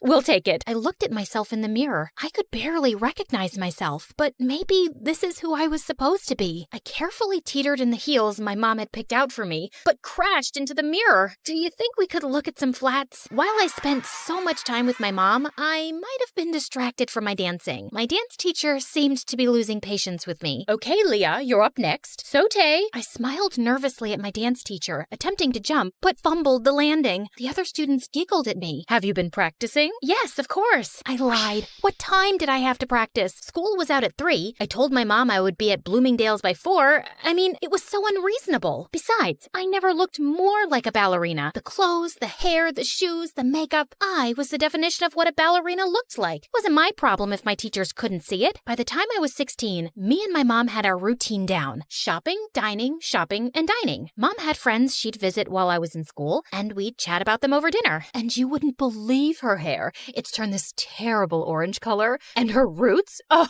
her roots could be seen from outer space. Honestly, Leah, I'm beginning to think you're my only real friend. She loved me. My mom loved me. Just then, 2 men walked into the restaurant and surrounded us with serious faces. Jeannie Roberts? Yes? What is your problem? They flashed their badges at us. It was the police. You have to come with us. Excuse me? I am not done with my dinner. I want to speak to your manager. Jeannie Roberts, we need to talk to you about your tax evasion. This is ridiculous. You don't have the right person. You're gonna ruin my blouse. Mom, what's going on? Leah, I will call you as soon as I can. Can you let up a little? This is silk. The police dragged my mom out of the restaurant. I didn't know what else to do, so I ran back to our apartment. I paced and cried, staring at my phone. My mom was arrested. What on earth could I do? Finally, at midnight, the doorbell rang, and it was Mom. Mom, what's going on? Listen, I have to be quick. You need to get help. Otherwise, they'll put me away for good. They said tax evasion, but you haven't done anything. We have the money. Tell the police we have millions of dollars. We don't, Leah. It's gone. My stomach dropped. I need you to get me out of this trouble. I need you to go see Aunt Lucy and ask for the money. They have people watching me. They'll pounce on me if I try to leave the city. But you said you didn't know anything about her. Yeah, I just remembered her address. Go to her and get the money so I can get out of here. I had no other choice. It was just me alone, and I had to save my mom. I hopped on the first train I could find. There were 1 million people on the subway, and I squeezed my way through the crowd. The train car jerked, and the guy's soda splashed all over my face. He glared at me. Hey, watch it. But he splashed me. Finally, I arrived at my aunt's house and knocked on the door. Her house towered over me with dozens of closed shutters and fading awnings. I'm not interested in buying anything. I'm not selling anything. I'm Leah. Are you Lucy? I'm looking for my great aunt Lucy. Leah? I ran to her and opened my arms for a much-needed hug, but I was taken aback when Aunt Lucy sidestepped me like she was avoiding a bug. Do you know you look very sticky? I know. I took the subway here. My mom asked for your help. You helped us before, and we appreciate it, so I didn't help you. Well, with the money you graciously gave us, you helped us a ton. That was your father's last investment. I was instructed to cash it out and send it to his next of kin. That's you. My dad? I can only recall bits and pieces of him. I know. You're not missing out. So, Jeannie's in trouble. You want something from me? Why should I bother? We're family, aren't we? I always disliked your mother. Spoiled, selfish, and vain. Does the apple fall far from the tree? You look just like her. But I didn't look like myself. She wanted me to leave, but I couldn't. She was my only hope. I kept pestering and pleading with her for days, buzzing around her like a pesky fly. Finally, after what felt like forever, she talked to me. This used to be a hotel, you know. I took care of everything, and I was great at it. But it's hard for a person my age to manage everything around around here. There's too much space and too many stairs. I have a few guests coming over, but I don't have much staff. I would like to see how useful you can be. Whatever you need, I can do it. I needed to win her over to save my mom, so I got to work by cleaning out the fireplace. Large chunks of ash rained down on me, covering the floor in a thick blanket of gray. Oh my God, what a mess. Leave this and go wash your face. And when I scrubbed the windows, one of the panes cracked and a large piece of glass fell. I caught the glass right before it hit the floor. Oh no. I heard some guests coming, so I quickly shoved the glass under the bedspread. A large older man entered the room and plopped down on the bed. The glass made a large crunching noise and the man screamed, "New sheets! You must need new bed sheets!" I scampered out of the room and caught Aunt Lucy giving me the death stare. On the way to get new bed sheets, I bumped into a flower vase and knocked water everywhere. I sprinted off into the hall and grabbed the mop to clean, and then thud! The rest of the guests slipped and fell. Oops, I think I forgot the wet floor sign. Ugh, it's gonna be one of those days. I totally screwed up, and I knew there was no way she'd forgive me. So I hid from her, and when she finally found me, I started bawling like a baby. She couldn't be mad at a sobbing girl, right? I could see her face soften, and I figured I had a chance to get on her good side. I tried to make up for all the mistakes I had made. I gave my aunt a foot massage, made her fresh juices and warm soup, and in my final efforts, I polished her dresser and found a music box. Don't break it. Oh, I wouldn't. I love it. I'm a ballerina too. Well, maybe. I used to be. You're a little young for used to be anything. For me, this ballet feels like Aunt Lucy and I were finally talking, and it felt like the ice was melting. She told me how she used to be a dancer. When I was a baby, my dad would tell her all about how much I loved dancing. I finally got through to my aunt, but I still needed her help. I brought up how desperate I was to save my mom. I was wrong. You're not like your mother at all. Okay, enough of all this. Let's go. We took a car downtown and met my mom. What on earth happened, Jeannie? You are still as disappointing as ever. Ugh, here we go. Why did you even bother to come here? You could have sent the money with Leah, but I guess belittling an innocent woman is more your speed. Aunt Lucy asked Mom for her tax forms, but all she got was silence. Mom, just give her the paperwork. She'll help us. What's wrong with you? Okay, fine. I'll just leave. And then Mom spilled the beans. She had conned us. The cops were fake. The tax problem was fake. All a scheme to get money from Aunt Lucy. I can't believe this, Mom. How could you do this? I had to. The bank was going to take the apartment, so I had no choice. I was in debt and knew only you could convince your aunt. I'm sorry.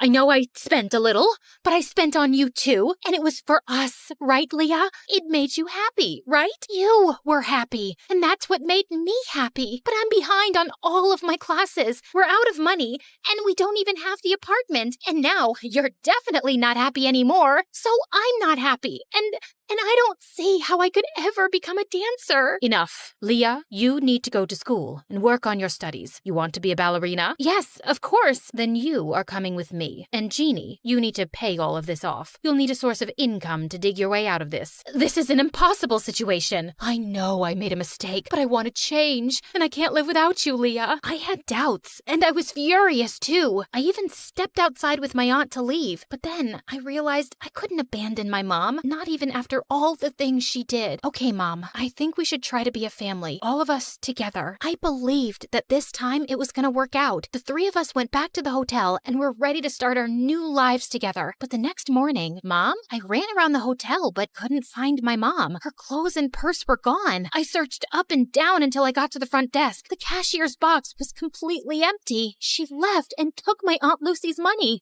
I was devastated. I brought her here, and it all happened because of me. What should I do? I had brought on enough trouble, and I had to earn and return every penny back to my aunt. Leah, are you leaving too? I'm so sorry, Aunt Lucy. I just wanted us to be a family. I don't want to cause you any more trouble. I thought it would be better if I just left. I'm so sorry about my mom.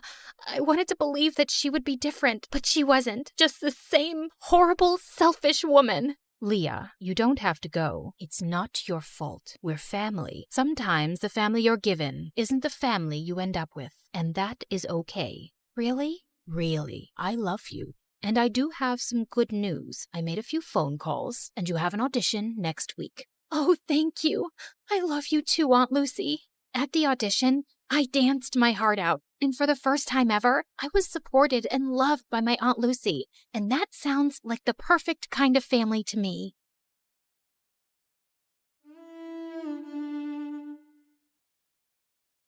Hi, I'm Lucy. Get some popcorn and settle down because my story is bonkers. Don't forget to like and subscribe to MSA. My childhood was crazy. Mom was super strict and was always breathing down my neck to make sure I followed all her dumb house rules. Lucy, this placemat is 0.5 inches to the left. I'm so disappointed in you. Seriously? I got no dessert because of freaking placemats. And Dad was a complete weirdo. He stayed in his study all day long and only left at night with a suspicious-looking briefcase. But whenever I asked him what was in it, he would always tell me to mind my own business. So rude. One day, I was playing football by myself in the park when two mean-looking men grabbed my ball and squished all the air out of it. Hey, are you stupid? You're supposed to kick the ball, not squish it. She's a little firecracker. Where's your dad, little girl? He owes us an apology. Why? Who are you? And what did my dad do to you? You ask too many questions. Let's just say your father isn't a very nice man. Selfie! And they took pictures with me and left. What was going on? I ran home and confronted Dad. He looked panicked but told me it was no big deal. But I wasn't going to let it go. That night, I sneaked out of my room like a ninja and tried to get into Dad's study.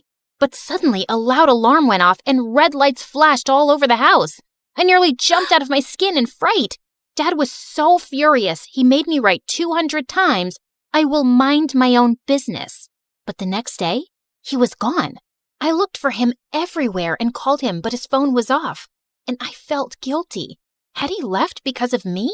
But Mom refused to talk about him. Aren't you even a little bit worried about Dad? He's missing. He's a grown man. I'm sure he can take care of himself. People said he's a bad man. What did he do?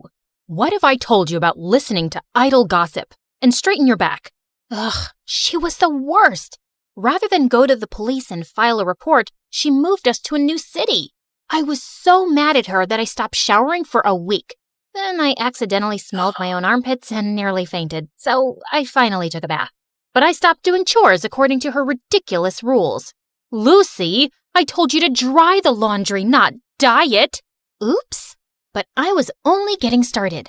I always put the forks and knives in different drawers around the house after washing them and screwed up the TV remote so it wouldn't work properly. I dyed my hair orange and got fake piercings and tattoos, but told her they were real.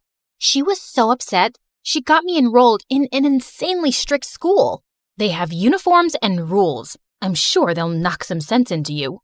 Not if I knock them over first. St. Mary's was a mansion with super rich kids.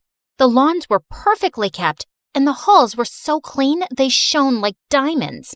But I got in trouble on the very first day. I was putting my books in my locker when suddenly someone threw a hoodie in my face. Wear this. Your ugly face is gonna make me vomit. Then look somewhere else, creep. This is a respectable school. We don't want people like you, so you better clean up. She knocked the milkshake out of my hand and pushed me down in the mess. I saw red. I was about to get up and slap this crazy witch when suddenly a boy came running down the hall and stood between us. Picking on the new kid on the first day? You're really desperate for attention, aren't you, Crystal? Mind your own business, Anthony.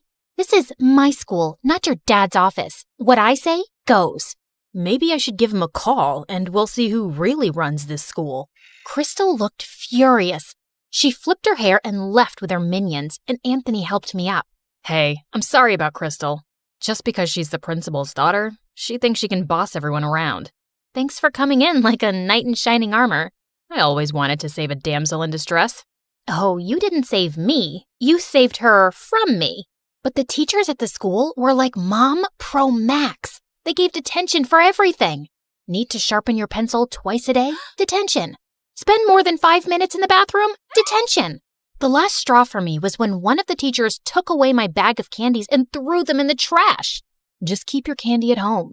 Mom is a bigger candy police than the teachers. One time I had more than one M&M and she took me to the dentist for a cleaning. That's intense. Come over to my place and we can play video games and eat all the candy you want. Anthony's house was bigger than the White House.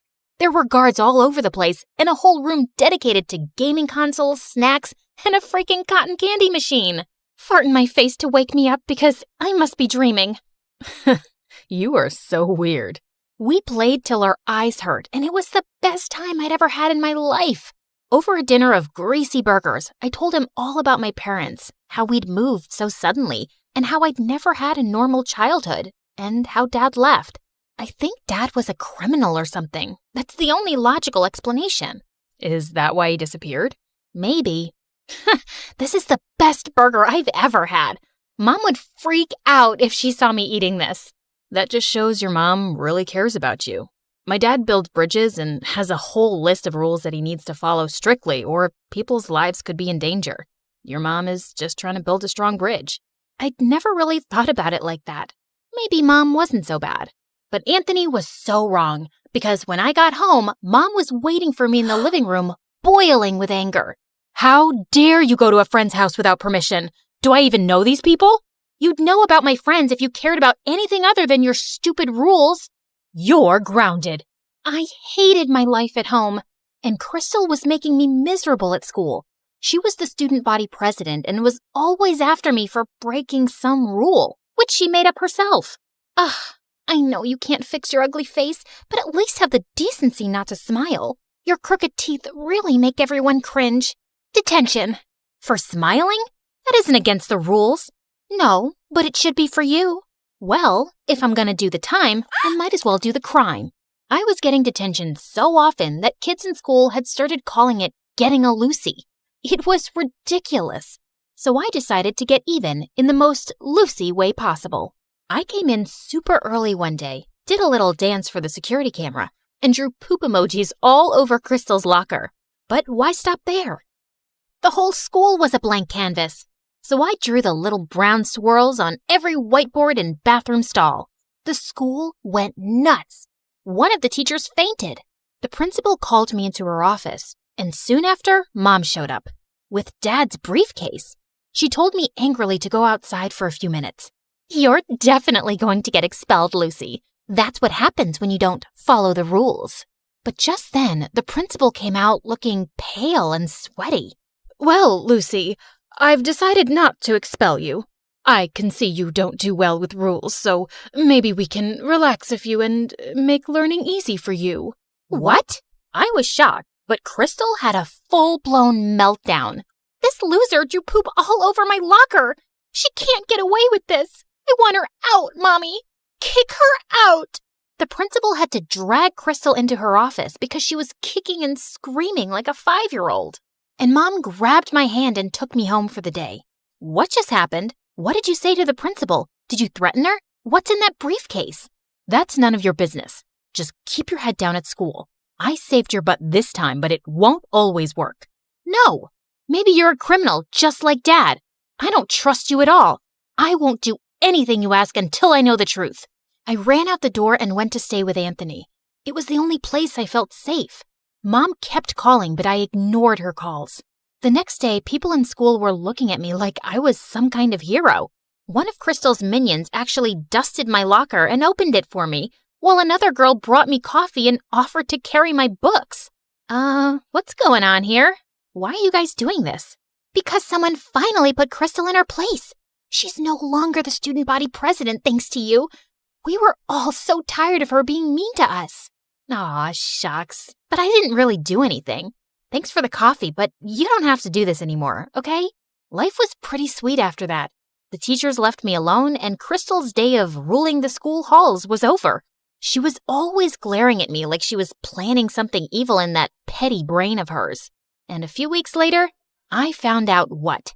Someone had spray-painted poop emojis on every teacher's car and left a giant cat turd on the principal's windshield. Don't look at me. I didn't do it. Then who did? You're such a witch, Lucy. Everyone tried their best to make you straighten your ways, but you're a lost cause. Once a criminal, always a criminal. You take that back. You're a criminal. I slapped Crystal so hard that her contacts fell out. I was expelled on the spot, and the teachers reported me to the police for destroying their cars.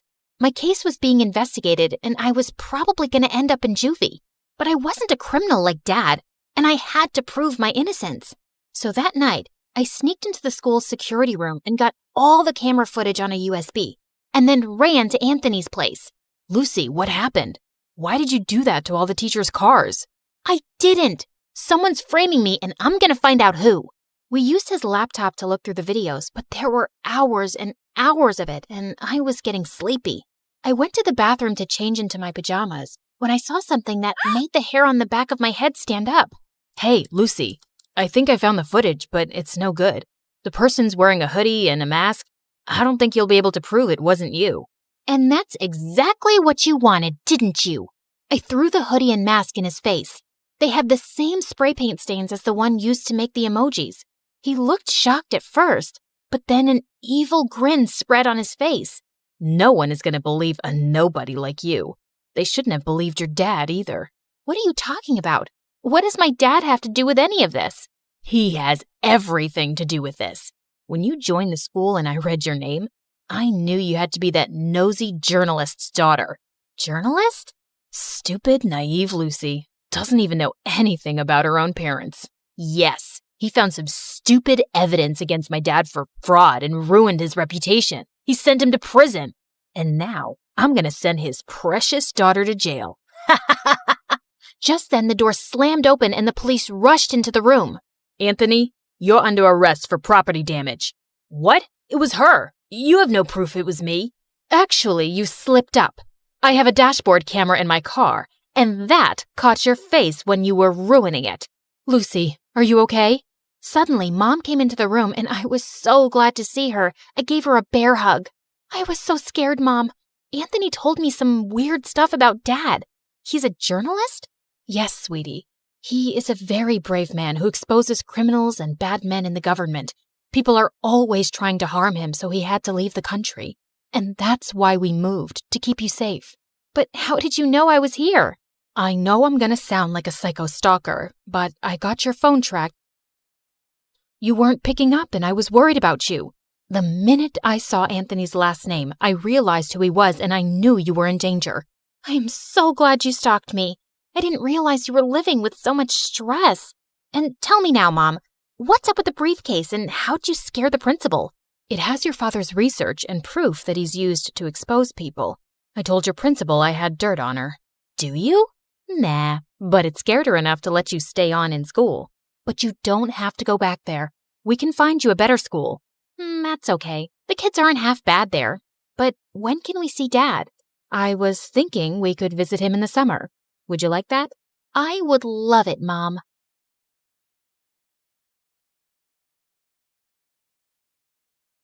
Hi, I'm Jessica from Napa Valley, and I have a weird story to tell you today. But first, please like and subscribe because MSA will give $1,000 to one lucky person in the coming 7 days. I lived in a beautiful house surrounded by trees. I had a good life, but growing up, I didn't get along too well with my family. For starters, my mom was like a 5-year-old trapped in an adult body. All she wanted to do was run around and play. Mom's idea of having fun was a water balloon fight with me and my older brother Dylan, and I found her childish behavior so annoying.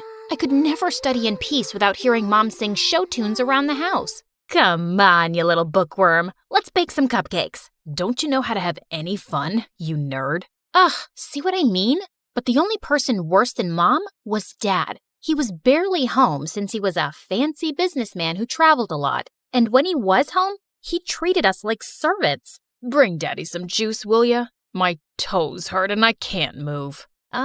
There's not a lot left and we're saving it for tomorrow morning. Oh, so maybe you should be the one who goes on 5-hour flights to earn money for us. I kinda hated being around all of them, so I spent most of my time alone reading and practicing my violin. But when I got to 11th grade, things took a crazy turn. Mom told me one morning that we were taking in an exchange student. She's from Tokyo. She'll go to your school and live with us for 4 months. Isn't that exciting? Sure, but we'll have to clean the kitchen first so she doesn't run crying. Be happy, Jessica. Now you'll have a live-in friend to bore to sleep while you play your violin. I sure hoped she wouldn't be a live-in headache like Dylan. That weekend, we all drove to the airport to pick up our Japanese guest. Her name was Queenie, and she looked like a goddess out of a wonderland. Even her fingers were beautiful. Thank you for having me. Truly, it means so much. It's our pleasure, sweetie. Look, I got you a stuffed welcome panda. Mom? Hi, I'm Jessica, and I'm the normal one in the family. Please, don't judge me based on them. Oh my goodness, this is so sweet. Can one of you help me with my bags? They're heavy because of all the books I brought. Wait, Queenie was into books?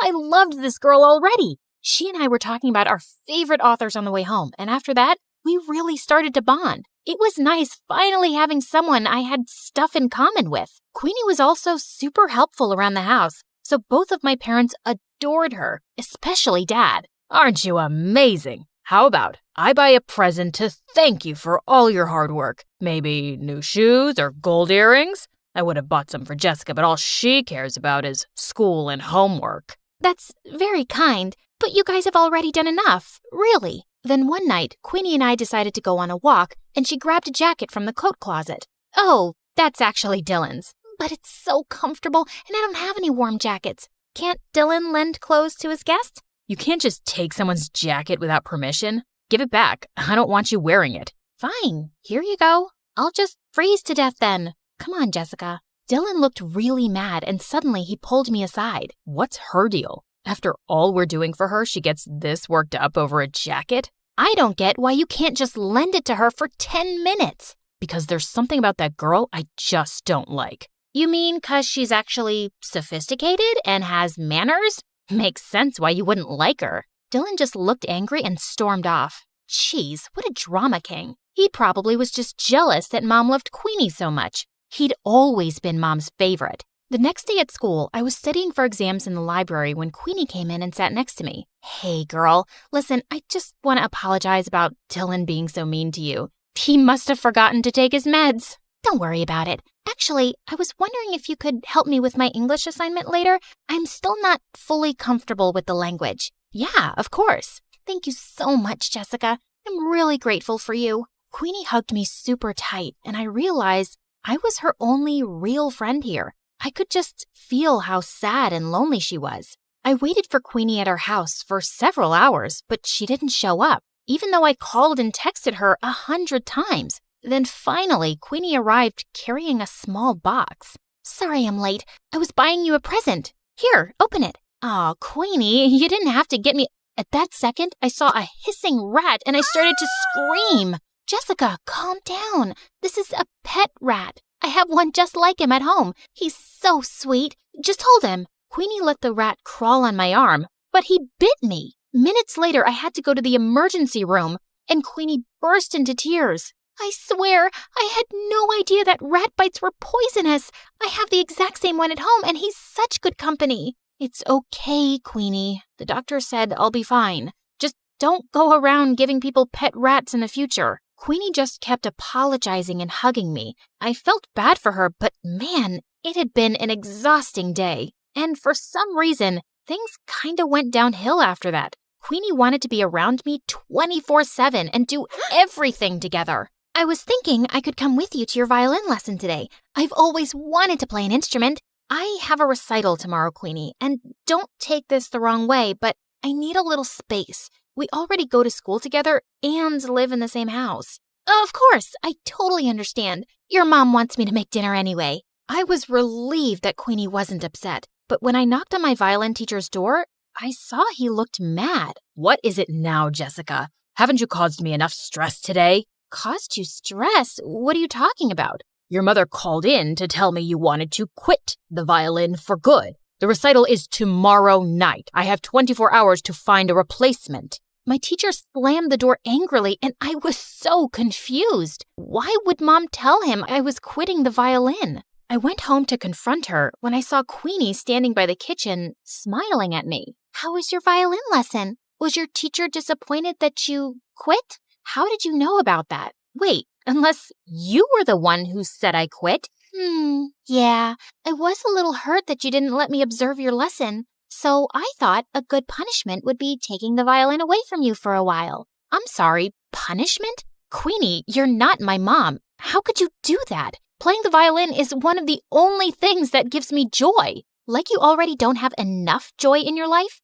You don't appreciate anything your family does for you, especially your mom. You make it so obvious that you think she's dumb. You're just an ungrateful witch. That made me so mad that I slapped Queenie hard across the face. and then I stormed off to my room. I refused to speak to Queenie that whole morning and didn't even say thank you when she made me breakfast. I suppose all sisters fight once in a while. Honey, Queenie's going to come to school late today. We have to renew her passport. Good. Get it renewed ASAP so she can go back to Japan. And she's not my sister. Jessica, what's gotten into you? Queenie just smirked at me and I left. I tried to forget about her at school, but around lunchtime, I got a text from her. Jessica, where's your mom? I haven't seen her all morning. Is she okay? What was she talking about? Hadn't they gone to the passport office together? I called and texted Queenie to find out more, but she didn't answer. And when I called Mom, her phone went right to voicemail.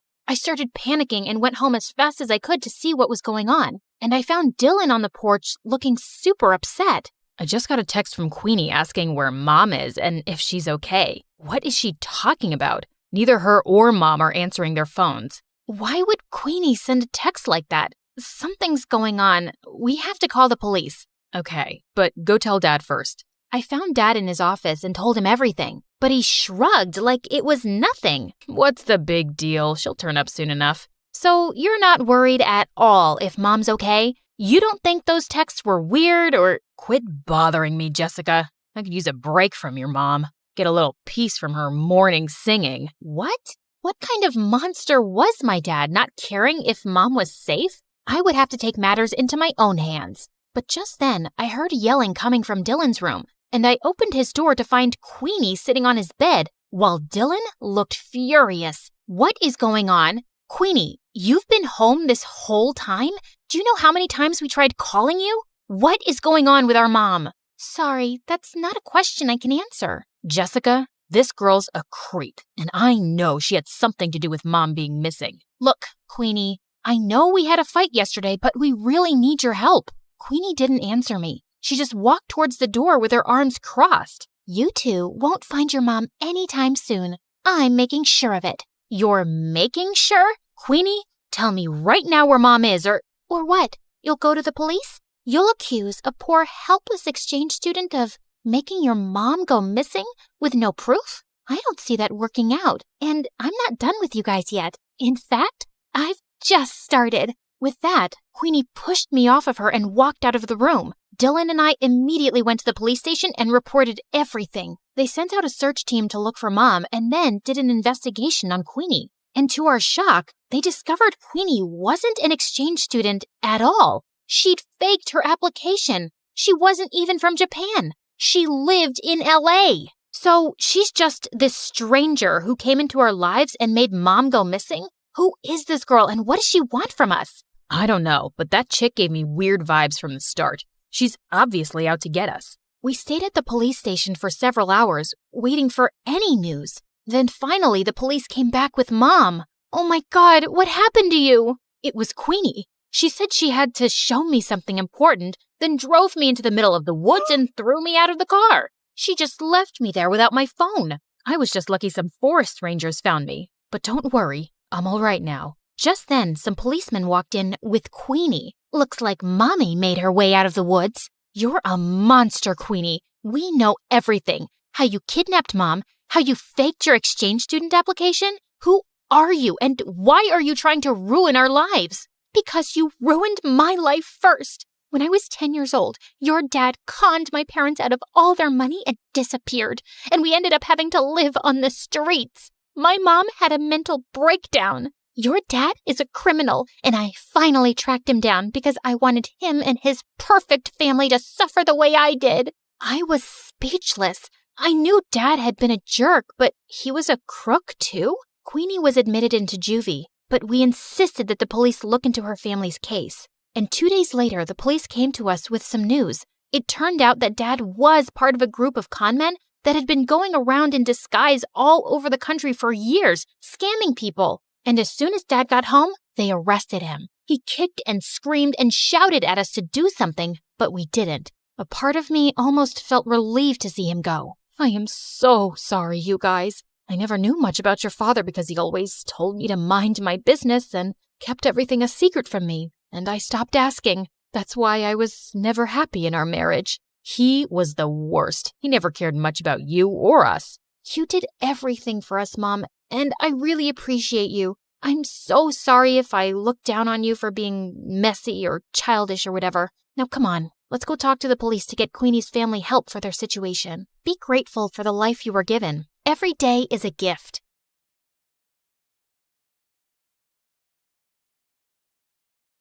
Hi, I'm Hope from Honolulu. Please like and subscribe to 4Eve. My parents always said I was born beautiful. I received so many compliments and modeling offers for baby products that they launched my modeling career when I was just 3.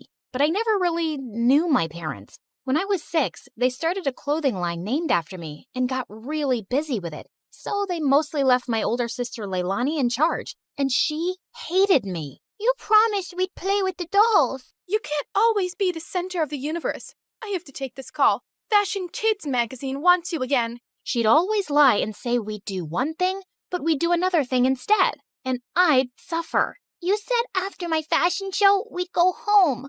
I'm tired. Just sign a few more autographs and don't be so ungrateful. Sometimes I wondered if she was so mean to me because she was jealous of my fame. Once when I was 12, I was at a signing event and I escaped from the crowd. I stumbled into an alley where a girl my age was looking through the trash with her mom. I offered them some snacks from my bag, and their reaction was so wonderful. Just then, Leilani found me and dragged me away. And later, when we were on a video call with our parents, she told them what had happened. Hope, it's not okay to sneak off like that. And that poor family could have robbed you.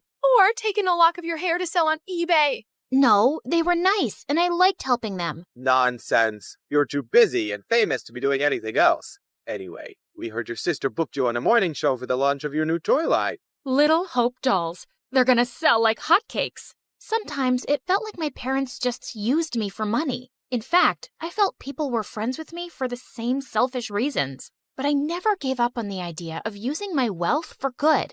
When I turned 14, I held my first fundraising event for homeless people, and it was a big success. But my second fundraiser turned into a complete nightmare, because the day after it, my face was all over the news with the words, "Teen Thief." Hope, they're saying you kept all the funds for your business. What? Why would they think I took all that money? The news is saying they got an anonymous tip. This can't be good for your career. It's all over social media. They're calling it the biggest scandal of the year. You need to stop all this charity nonsense. We need to work on saving your reputation so you won't lose out on any modeling contracts. I didn't care if I never modeled again. I didn't understand how anyone could think I'd steal charity money. I was too embarrassed to even leave the mansion. Soon after, I was about to join a new high school, and I went to Leilani with an odd request. Help me make a disguise for high school. You're my makeup artist. If anyone can do it, it's you. Look, it's hard for me to trust people. They'll probably use me for my money and fame or spread more lies.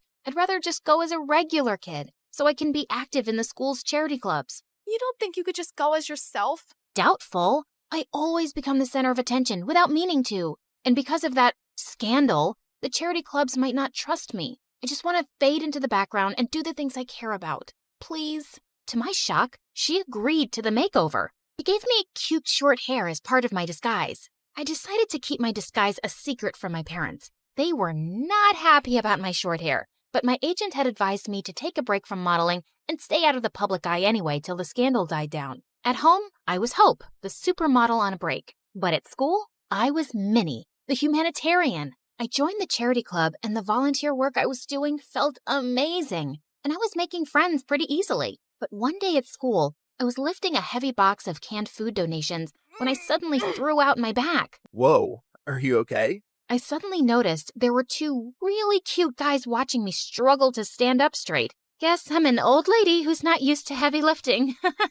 Ouch. Let's take you to the school nurse, Granny.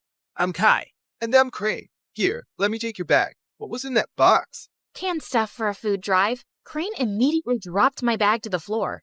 You're part of a food drive? Not gonna help you. What? Come on, Nan. Let's just take her to the nurse. She's hurt. Whatever. Not my problem. And then he just left. What was that about? Are you seriously doing a stupid food drive, Granny? My name is Minnie, and what's wrong with food drives? Minnie? Minnie. Everything about them is wrong, Minnie. If the poor just got off their butts and worked, they wouldn't be poor. Why should we treat them like babies and take money from people who do work? Wow. Sometimes it's hard for people to find work or earn enough, and they need help. Maybe lame losers do. Well, Minnie, here you are. Kai winked at me as he left. What a jerk! But I wasn't going to let his arrogant opinions stop me. I organized a school dance to raise funds for the food drive, and it was a hit. But just as I was dancing with some friends, Kai and Crane busted through the gym doors with crowns on their heads. To the rich, stand with the rich. What are you doing, Kai? We're here to tell everyone the poor are pathetic and charities are scams. Don't be fooled. Just then, Crane started kicking down the display of food donations like a maniac. Luckily, the teachers there kicked both out before they could do more damage. What planet were these jerks from? But I forgot all about them when I got home that afternoon and saw Dad running out to me. Didn't you check your phone, Hope? I think the battery died. What's wrong? Your mom and sister got into a car accident, but the doctor said they'll be okay. They both had some broken bones and will need bed rest. I started to cry, and Dad hugged me. I couldn't remember the last time he'd done that, and I decided I'd stay home for the next few weeks to take care of Mom and Leilani. The next evening, my bodyguard drove me down to the food bank to drop off the school's donations. To my shock, I saw Kai step out of his car in front of us, and he was dropping off bags of donations. What the hot fudge? I snapped a picture of him, and I confronted Kai in the school hallway the next day. Saw you at the shelter last night. What are you talking about? This? How did you... Okay, please, listen. Crane is against charity work, not me. He convinced me to think that way a long time ago, but I don't agree with him anymore. Years ago, Crane's family fell into a big scam by some fake charity, and they lost a huge fortune. Oh no. Yeah, his dad had to work so hard just to get them back on their feet. Now, he talks trash about all charities, and he doesn't trust the poor. He actually enjoys shutting charity work down in public. He bullied me into crashing that dance.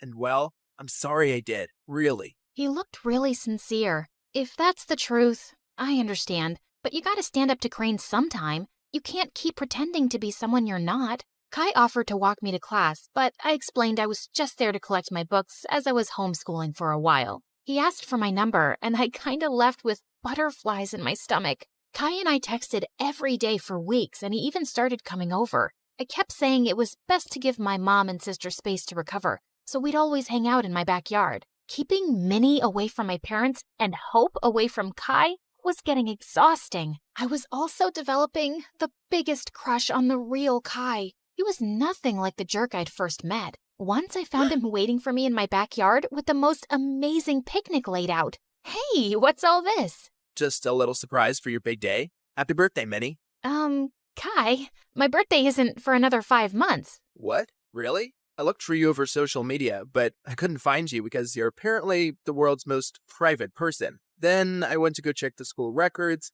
and I guess I got the wrong Minnie. I guess so. But thanks anyway. It's the nicest thing anyone's ever done for me. Just as I sat down, Kai opened a bottle of soda, and the cork went flying straight into my eye. Oh my god. I am so sorry, Minnie. Wait, stop rubbing your eye and let me see. He lifted my chin gently as he looked deep into my eyes. Your eyes. They're... Yes? They're what? They're not the same color. What? Suddenly I realized that my contact lens had fallen out. Oh, my lens must have popped out when I rubbed my eye. I wear them for my eyesight because I'm as blind as a bat. I see. But why would you wear those green lenses and hide your lovely blue eyes? His face was so close, and I didn't have an answer to his question, so I just kissed him. He looked really surprised, but then he kissed me back, and it felt wonderful. Soon after, Kai and I hosted a fundraising car wash for a soup kitchen, but suddenly a car honked at us angrily. Well, what do we have here? Crane, listen, buddy. I know how you feel about this stuff, but I'm asking you to back off.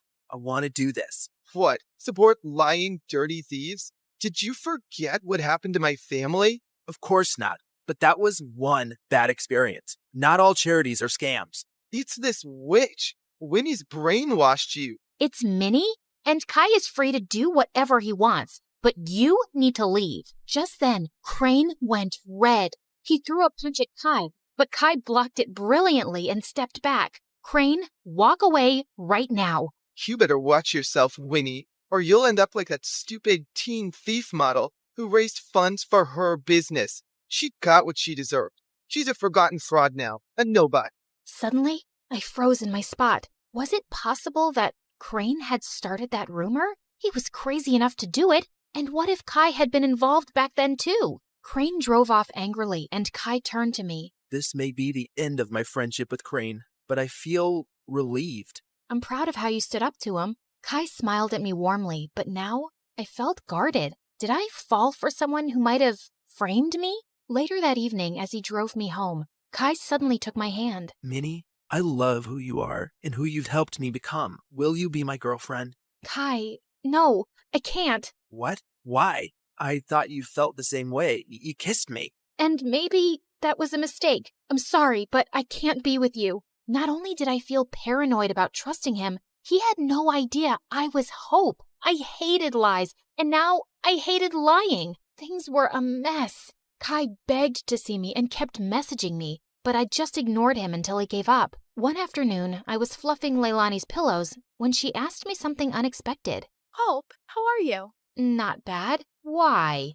Nothing. I just noticed that you looked a bit sad these days. I kinda lost someone I cared about. Wait, Leilani, why are you crying? Oh, Hope, I just need to tell you something. I can't keep it in any longer, especially after you've taken such good care of me. And to my shock, she confessed how she was the one who had started the rumor that I'd stolen the charity funds. I know it was really wrong, and I'm sorry, but I just got so resentful. I was left in charge of you, and you always came first. And you were always in the limelight, while I never even got thanks for anything I did. I got carried away. Leilani, how could you? I really regret it. That's why I agreed to your makeover request, because I didn't want to stand in your way again. I know how good-hearted you really are. Do you know what you've done? I immediately thought of Kai, this great guy, and how I'd shut him out. I wanted to slap Leilani, but I just stormed off angrily. I told Mom what Leilani had done and said I couldn't stand to be around her right now. To my shock, Mom agreed that I should take a break from her. We arranged for me to stay at my bodyguard's house, and I found out that he lived close to Kai. On my first night there, I walked over to Kai's place. I needed to fix things between us, but his butler informed me that he'd gone to Tokyo for 2 weeks or longer. My heart sank. For 3 days, I texted and called Kai, but he never answered. I knew he was avoiding me, and I deserved it, but I wasn't giving up. I called Mom and explained everything about Kai to her, and she actually listened. Tokyo might be a nicer break for you. OMG, Mom, you'd let me go? Yes, sweetheart. Ever since the accident, your dad and I have been thinking how hard we've pushed you and your sister. We just wanted you girls to know success early on, but we've realized there are more important things than success and money, like happiness and family. You've been amazing during our recovery, honey, and you really deserve to go. Thanks, Mom. I love you. And the next day, I was on a flight to Tokyo with my bodyguard and checked into the same hotel as Kai. Just as I stepped onto the elevator, I was shocked to see Kai inside. He looked awkwardly at me. Hi, can I help you with something? I suddenly realized he couldn't recognize me without my disguise. Kai, you're the reason I'm here. I came to tell you the truth. I'm Minnie. Minnie? Minnie from Honolulu? Yes, except my real name is Hope. What? I told him everything. My trust issues and my disguise and what my sister did, how awful I felt for abandoning him, and how I tried calling him. I'm using a different phone here, and I understand why you wanted to hide yourself, Hope. I've missed you. Do you think we could give us another chance? You flew all the way here to make things right? I'd be a jerk if I say no. But could you do just one thing? Give your sister another chance. Come on. Charity starts at home. I will. I promise. You've heard of a rags to riches story, but how about a riches to rags one? Like and subscribe to hear my reverse Cinderella story. Hi, MSA Nation. My name is Patricia, but since we're friends, you can call me Trisha, but not Patty. I hate Patty. Growing up, I was extremely rich, like next level rich, like Oprah meets Rihanna meets King Charles rich. It was all thanks to my mom, who the world knew as Cheryl. She was the most impressive person I knew. She and her best friend, whose name I won't mention for reasons that will soon become clear, were business tycoons who got a ton of investors and created a huge mega corporation right out of college. Ever heard of Amazon? Their business was kind of like that. Let's call it BFF Enterprises. It employed thousands of people all across the country, and Mom and her friend reaped the rewards of their extraordinary efforts. I aspired to have a BFF like Mom's. As a VIP daughter of a VIP, I was enrolled in etiquette classes immediately. By the time I was 5, I was practically Julie Andrews. You know, the queen from the Princess Diaries, only smaller. I was treated like a princess, with people attending my every need. When I showed an interest in art, I was gifted all of the finest art supplies and was even able to practice by creating portraits of some of the coolest celebrities. I can neither confirm nor deny that those were the celebrities who I painted. Yeah, my life was pretty much perfect until someone ruined everything. One day, there was a huge commotion next door at Mom's best friend's house. All of a sudden, the door swung open and I was shocked to see Mom's bestie in handcuffs. It turned out she who must not be named, that's what I called her, had been stealing a ton of money from their company. Because of that, their business went under and thousands of people lost their jobs. To make matters worse, an angry former employee was convinced that Mom must be to blame too. He put together a whole manifesto and brought Mom to court. Fortunately, Mom was declared innocent. I knew she always would be, of course. She who must not be named was proven guilty and sent to jail. The employee who had lodged a case against Mom ended up behind bars for defamation too. Mom's name was cleared and she and I lived happily ever after. That's the end of my story. Thanks for tuning in. Just kidding. It got a whole lot worse from there. Even though she was innocent, the public knew Mom as the face of the company, and they were mad. Mom and I weren't exactly well-equipped to fight off an angry mob, so the government intervened for our safety, and we were forced to join the Witness Protection Program and completely change our identities. We were given cover stories and everything. So, remember before when I said my name was Patricia? Well, that was sort of the half-truth. I had a different name before all of this mess. A gorgeous name. But that and everything else were taken from me when she who must not be named ruined my life. I was pulled from my life of glamour and ease and relocated to here. Yeah, the house was a serious downgrade from what I was used to. See what I mean about an opposite Cinderella story?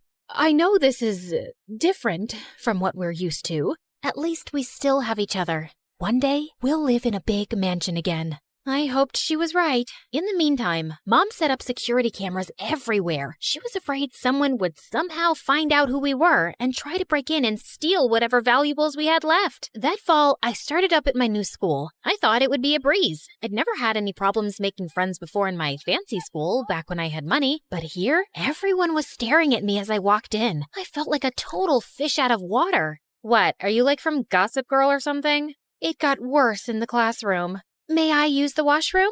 Mayhaps the princess would like a peasant to escort her. And even worse than that in the cafeteria. Look, Gossip Girl thinks she's at a royal banquet. Here, have some slop like the rest of us, princess. I was about ready to blow my cover and demand Mom let us move back to our old life when... Hey, leave her alone. Your mama sure would be mad if I told her that this is how you minded your manners. Wow, thank you for that.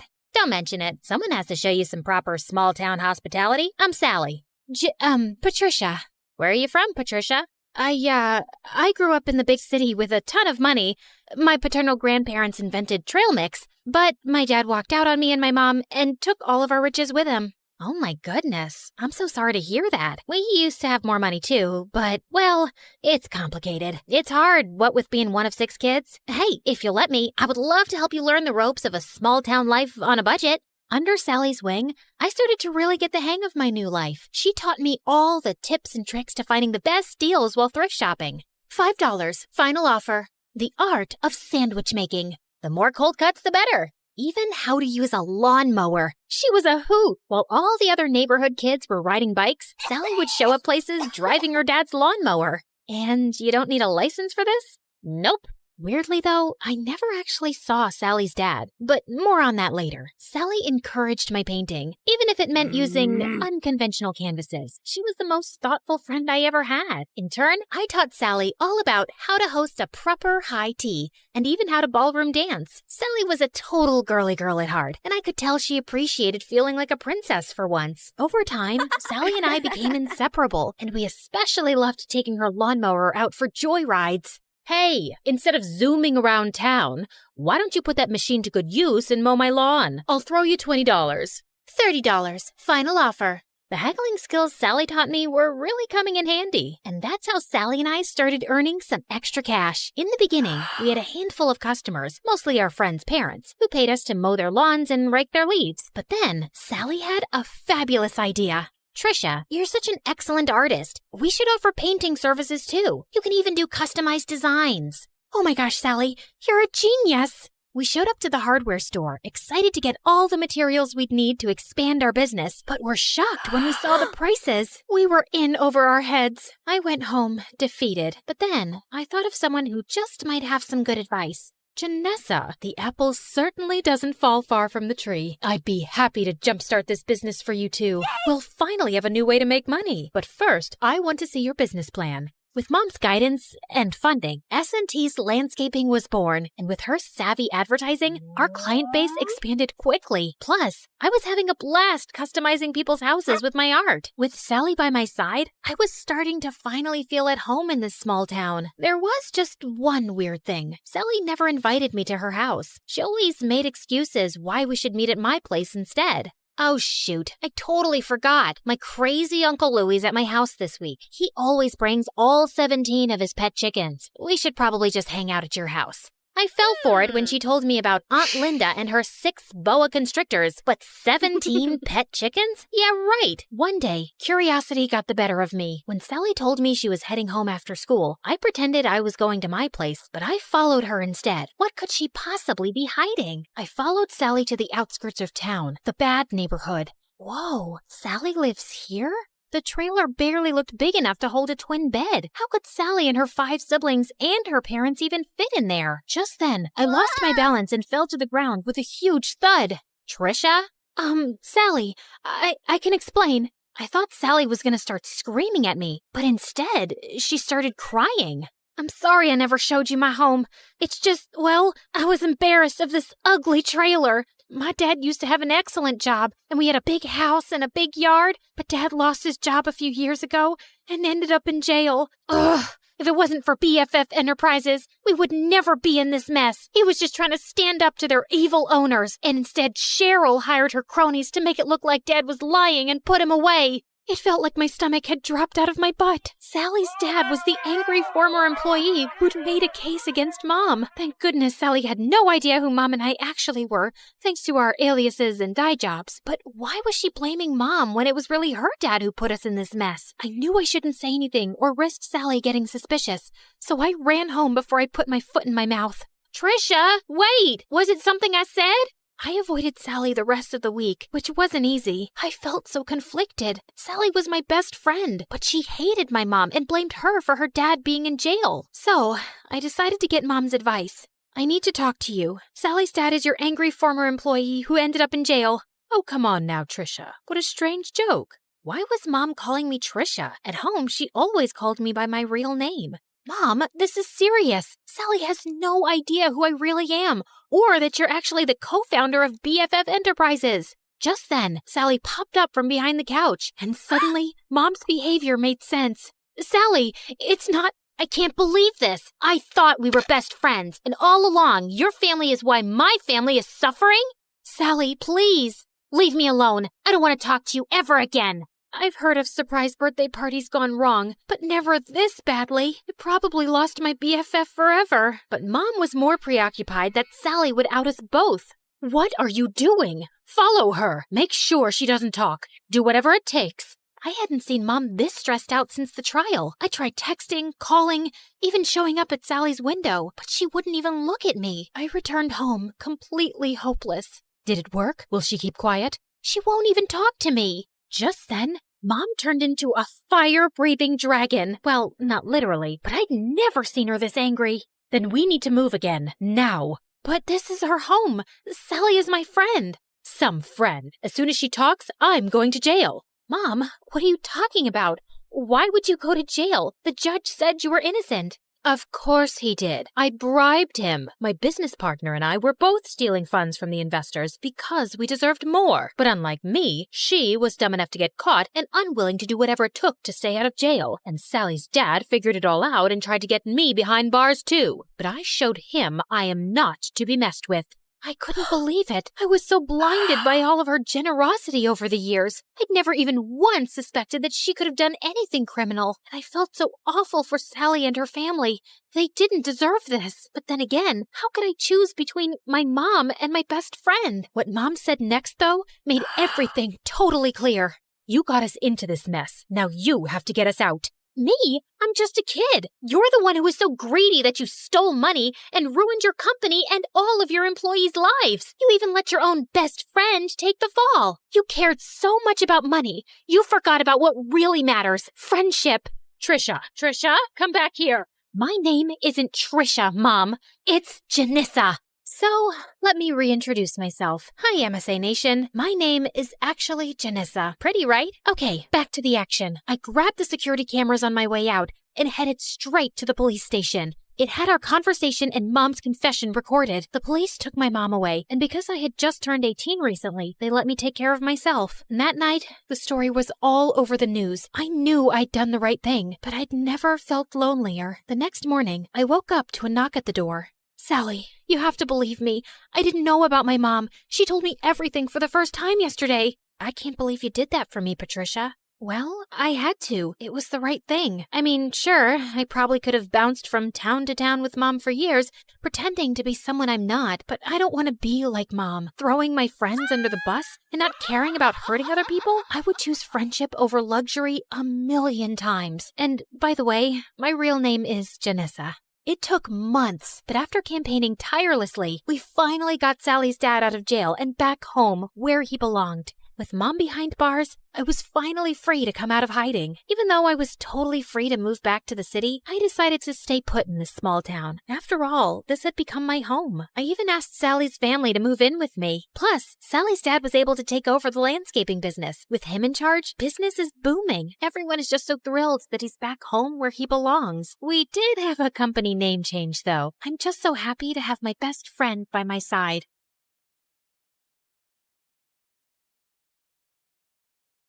Hi, I'm Sunny, and I have a curse to live with. I'm too nice, and I can't say no. Whenever I try, I'm hit by a tsunami of guilt. I feel nauseous, my butt starts sweating, and I have to fix the situation. I just can't stand someone being displeased with me. I know what you're thinking. She's a people pleaser, a pushover. And of course, you're right, but it took me some time to realize that. But before I continue, like and subscribe. Sorry, it's not an order, it's just a request. Please, I never disobeyed my mother. I always shared my lunch at school. I always gave up the swing at the park, and I could never turn down a poor person's request. Like this one time in 10th grade, I was running back home after school when the homeless guy around the corner asked me for a favor. Hey, Sonny, could you hold this shovel for a few minutes? It's really heavy, and I need to run to the soup kitchen before it closes. Sure, no problem. I kept standing there for 2 hours, and he didn't return. Finally, I left the shovel in the homeless guy's corner with an apology note, but later that night, the police turned up at my door to arrest me. Apparently, they'd found my fingerprints all over a murder weapon, a frickin' shovel. It took a while to get my name cleared. Or this one time, I had to go to the bathroom in the mall when I accidentally went into the disabled people stall. When I came out, I was met by a furious woman in a wheelchair. I've been holding my pee for 10 minutes. People like you are what's wrong with society. What? Oh no, this was a mistake. I'm so sorry. I followed her all over the mall, begging for forgiveness, till she called security and told them I was harassing her. Well, naturally, I followed her home and started showing up at her door every day. Her servants wouldn't let me in, so one day, I broke into her house through a window. Please, just say you'll forgive me. I can't live like this anymore. She filed a restraining order that day. I still pay for a plane to go over her house every week and skywrite my apology. In addition to being nice, I'm also a teen model. I know, I'm breaking stereotypes. I've been on the cover of a dozen fashion magazines, and I've walked on many big runways. My career was amazing, till my mom convinced me to fire my agent and hire her instead. Trust me, honey, I'll make you a star. That's nice, Mom, but you have no experience. Lance. What does that matter? I'm your mother, and no one will ever have your interested heart like I do. I was in labor with you for the worst 23 minutes of my life, remember? Right, of course. You can be my agent. I already knew it was a horrible idea. Mom hated people and rubbed everyone the wrong way. She screamed at the photographers and made a makeup artist cry. She even yelled at a famous designer and started mopping the floor with his dress to show him what she really thought of it. Soon, Mom started complaining about our small house in our dingy neighborhood and started making trouble with the loud, ugly neighbors. Her words, not mine. So, I bought a chic new apartment in a posh area. But then, Mom started complaining about her privacy. Sonny, you really are getting in the way. My new boyfriend and I need our space. But you're standing in my room. Maybe you should move. Yeah, I know. It didn't make any sense. I bought the place. I was bringing in the money. I shouldn't be the one to move out. But as always, I gave in. After buying the apartment, money was a bit tight. Luckily, I found a room in a beautiful beach house that I had to share with 3 other models, Sasha, Tracy, and Mika. And I soon discovered that living with models, the drama was always out of control. I mean, what would you expect from girls who eat a cube of cheese, 1 grape, and 2 almonds a day? They're always hangry. That's my seat, you stupid cow. Is your name written on this seat? OMG, are you wearing my shirt? Is your name written on the shirt? Show me where it is. Can you idiots shut up? If I don't get enough sleep, I look like a raccoon, and then I'll bite like one too. I had to break up almost a dozen cat fights. One day, I cooked us all dinner so we could try to get to know each other. Sasha dreamed of being a pop star. Tracy loved to work out, and Mika was insanely pretty and loved rubbing that in everyone's face. I asked Sasha to sing us one of her songs, and I'd never heard something so horrible in my life. Of course, I still clapped for her, but Mika and Tracy fell off their seats laughing. What's so funny? You sound like a constipated pig. I'd rather put my head up a cow's butt than listen to you. Yeah, stick to modeling. As long as you can. I mean, you're already showing signs of aging. Sasha got so mad that she threw her plate of pasta at Tracy. Tracy ducked and the food landed on Mika's dress, and they started shouting and pulling at each other's hair. I tried to break up the fight, but I slipped on some sauce and fell. Then someone tossed a hair extension onto the stove, and the kitchen caught fire. When the landlord found out, he was furious and banned us from the kitchen. I put up an ad online for a chef, and a ridiculously good-looking candidate named Lance showed up the next day.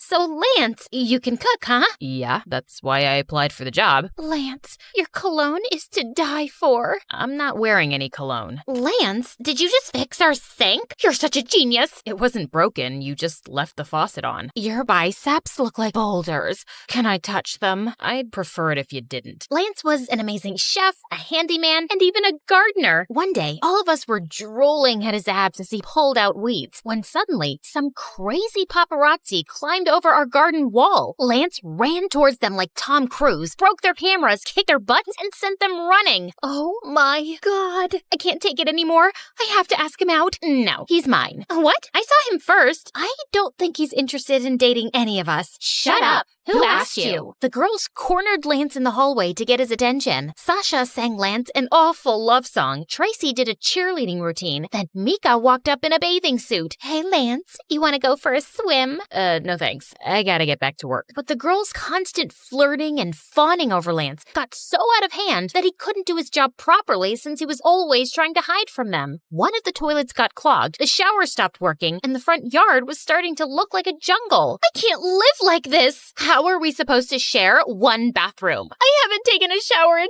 2 days. I proposed a solution. Okay then, from here on out, Lance is off limits. No one is dating Lance. They reluctantly agreed, and we made a pact. We all left Lance alone, and soon the house started getting back to normal. A couple of months later, I threw a party and invited a bunch of rich models. Sasha, Tracy, and Mika seemed to forget about their crush on Lance in about 2 minutes. Just then, the doorbell rang and Mom walked in. Hey, honey, did you miss me? Clearly not, or you would have sent me a proper invite. Mom, actually, yes, you're right. I'm sorry, but I'm glad you're here now. Just for 10 minutes. I don't want to overstay where I'm not wanted. I just need to borrow a couple of dresses from you and about, $20,000. But I let you borrow $10,000 last week. Don't be cheap, honey. It's unattractive. Don't you want Mommy to buy something nice for her birthday? Your birthday isn't for another 11 months. But Mom was being pushy and I knew she'd make a scene. So I gave her my credit card and told her to return it in 2 weeks. Just then, I noticed Lance shaking his head at me, and then he walked away. After the party, the house was a mess, so I asked the girls to help me clean up. Sorry, I have plans with my new boyfriend. I'm allergic to dirt. I twisted my ankle. I'm gonna rest. Okay, no problem. Sleep tight. I was up well into the night still cleaning when Lance joined me and started to help. Why are you still here? You don't need to do this. I stayed back in case you girls needed me. I don't mind. As we were cleaning, I kept catching him looking at me strangely. Okay, I can't take it any longer. Why are you staring at me like I have 2 heads? You're not like the others. You're a misfit. Well, that's rude. No, it's a good thing. You're beautiful, but not self-absorbed. You're smart, and you seem like a really kind person. You think I'm beautiful? That's all you got from what I said? Lance gave me that strange look and went back to work. You're doing that thing with your face again. Did I do something to make you mad? Are you disappointed? Why do you care what I think? I don't know why. I just do. It's how I'm built. Want some advice? Just stop caring what others think and stop letting people push you around and use you. You deserve better. Excuse me? I am not so naive that... Really? Then how come you're the only one who's cleaning up after the party? And has your mom ever returned the money she keeps borrowing? That's none of your business. Okay. That was kinda rude. I'm sorry. Why are you always sorry? Also, would you like to go out with me sometime? What? After you just insulted me? No. I mean, I'm sorry to crush your feelings, and it feels nice to be asked out by someone like you, but no, sorry. I spent the rest of the night replaying my conversation with Lance, feeling angry. But as I cooled off, I couldn't help thinking that maybe he was right. I did a lot for Mom and the girls, and I couldn't remember the last time they did anything nice for me. The next day, I was watching my favorite MSA videos on the TV when the girls walked in, and Tracy just snatched the remote from me and changed the channel. I want to watch a movie. Sunny, please sit on the other sofa. No, Sunny, don't sit anywhere. You've got to drive me to the nail salon. Sunny, all my clothes are wrinkled. Iron them when you're back. Lance was right. I was a pushover, and I didn't like it. No! What do you mean, no? I won't take you to the beauty salon. I won't iron your clothes, and I was watching TV. All you do is use me, and you don't respect me, and that's not cool. Oh, also, I'm gonna go out with Lance, and you all have boyfriends, so I don't care if you're mad. I am breaking the pact. They were shocked, and so was I. I'd never yelled at anyone in my life, and it felt good. Later that day, the girls apologized for treating me badly and promised not to take advantage of me anymore. They even gave me their blessing to date Lance, and of course, I forgave them. Lance and I started dating soon, and we had such a good time together. He helped me stand up for myself more often and gain confidence. I even booked some modeling gigs without involving Mom, and I was doing great. One evening, Mom invited me to dinner at a fancy restaurant, and I decided to introduce Lance to her there. Break up with him, honey. That boy's a waste of time. I'm sitting right here. Mom, Lance is a nice guy, and he makes me happy. He's a loser. By the way, Lance, are you going to finish that cheesecake? Before I forget, Sonny, I need to borrow your credit card again to book a flight to Hawaii. So just give it to me after you've paid for this meal, okay? I felt a wave of rage sweep through me. No! What's that sound you just made? I've never heard it from your mouth before. Hear it now, loud and clear. No, no, no, no, and sayonara. Oh, one last thing. You're fired. I snapped my credit card in half, grabbed Lance's hand, and stormed out of there. I'm sorry about my mom. She shouldn't have treated you that way. Don't worry about it. I'm so proud of you for standing up to her. Lance was such a supportive boyfriend, but Mom got more conniving by the minute. She started sending me dozens of texts begging me for money, and it got harder to ignore her each day. One night, Lance caught me sneaking out of the house. Where are you going? For a jog. At midnight? Fine, I admit it. I can't help myself. It's a curse. I know my mom's using me, but I can't sleep at night since I refused her money. There's no hope for me. I'm doomed. Leave now and save yourself. I started crying like a baby, and Lance pulled me into a hug. Maybe you should try giving money to a good cause, Sonny, to people who really need your help. I thought that was a great idea. The next day, Lance introduced me to his cousin Nancy, who owned a nonprofit to feed hungry kids. I was so excited to help that I wrote Nancy Nancy a big fat check. Sonny, that's a lot of money. Maybe you should think about this. No, I insist. A couple of weeks later, I donated double the amount, and the month after, I tripled it. It felt amazing! But one morning, Lance didn't show up to work and didn't answer any of my calls either. When 2 days passed by, I started getting really worried and filed a missing person report. I even called up Nancy, but her phone was off too. And then I found pictures of Lance and Nancy on social media living their best life on some beach. Lance wasn't even his real name. Their whole charity was a big scam. And duh, Nancy wasn't his cousin. I was so devastated I couldn't get out of bed, take a shower, or comb my hair for days. What is up with you, girl? You smell like a gym sock soaked in spoiled milk. Is there something living in your hair? I burst into tears and told them everything. I knew Lance was trouble with his perfect eyes and hair. He was way too good to be true. Of course he was evil. We'll make him pay. First, we went to the police, who put out a warrant for the pair's arrest, but they were smart and couldn't easily be found. Next, the girls and I went online and told our followers about Nancy and Lance's scam and asked for help to find them. Within minutes, we got a dozen leads. Nancy and Lance were arrested at an airport trying to leave the country. Sasha threw a party at the house to celebrate, but for some reason, I still wasn't happy. I took a walk to get some air, and I saw these kids waiting in line outside a soup kitchen. Suddenly, it turned on a light bulb in my head. Before I knew it was a fraud, it had made me really happy thinking my money was going to needy kids. I could start my own charity. Being nice didn't have to be my weakness. It could be my superpower. And now, 5 years later, I'm running soup kitchens all over the country. My model friends volunteer sometimes too. How about I perform for these kids after they've all eaten? No. You two are just jealous. You like my music, right, Sonny? Sasha, I love you, but I really, really, really hate your music. Sorry, I'm not that nice anymore.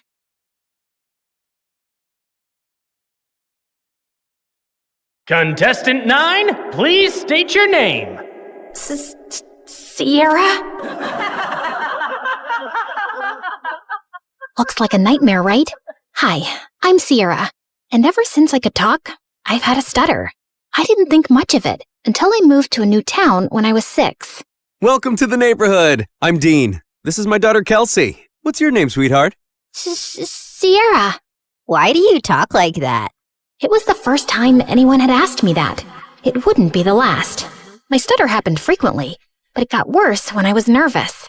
My mom barely noticed or cared that I had a stutter, or that I really existed. She was always working. And my dad? Well, he left the picture a while ago. Most days, Mr. Dean would watch me after school, and Kelsey and I became fast friends. We did everything together. Played at the park, put on fashion shows, grabbed ice cream at Scoopy's. When we went out as a trio, I'd secretly pretend that Mr. Dean was my dad, and Kelsey was my older sister.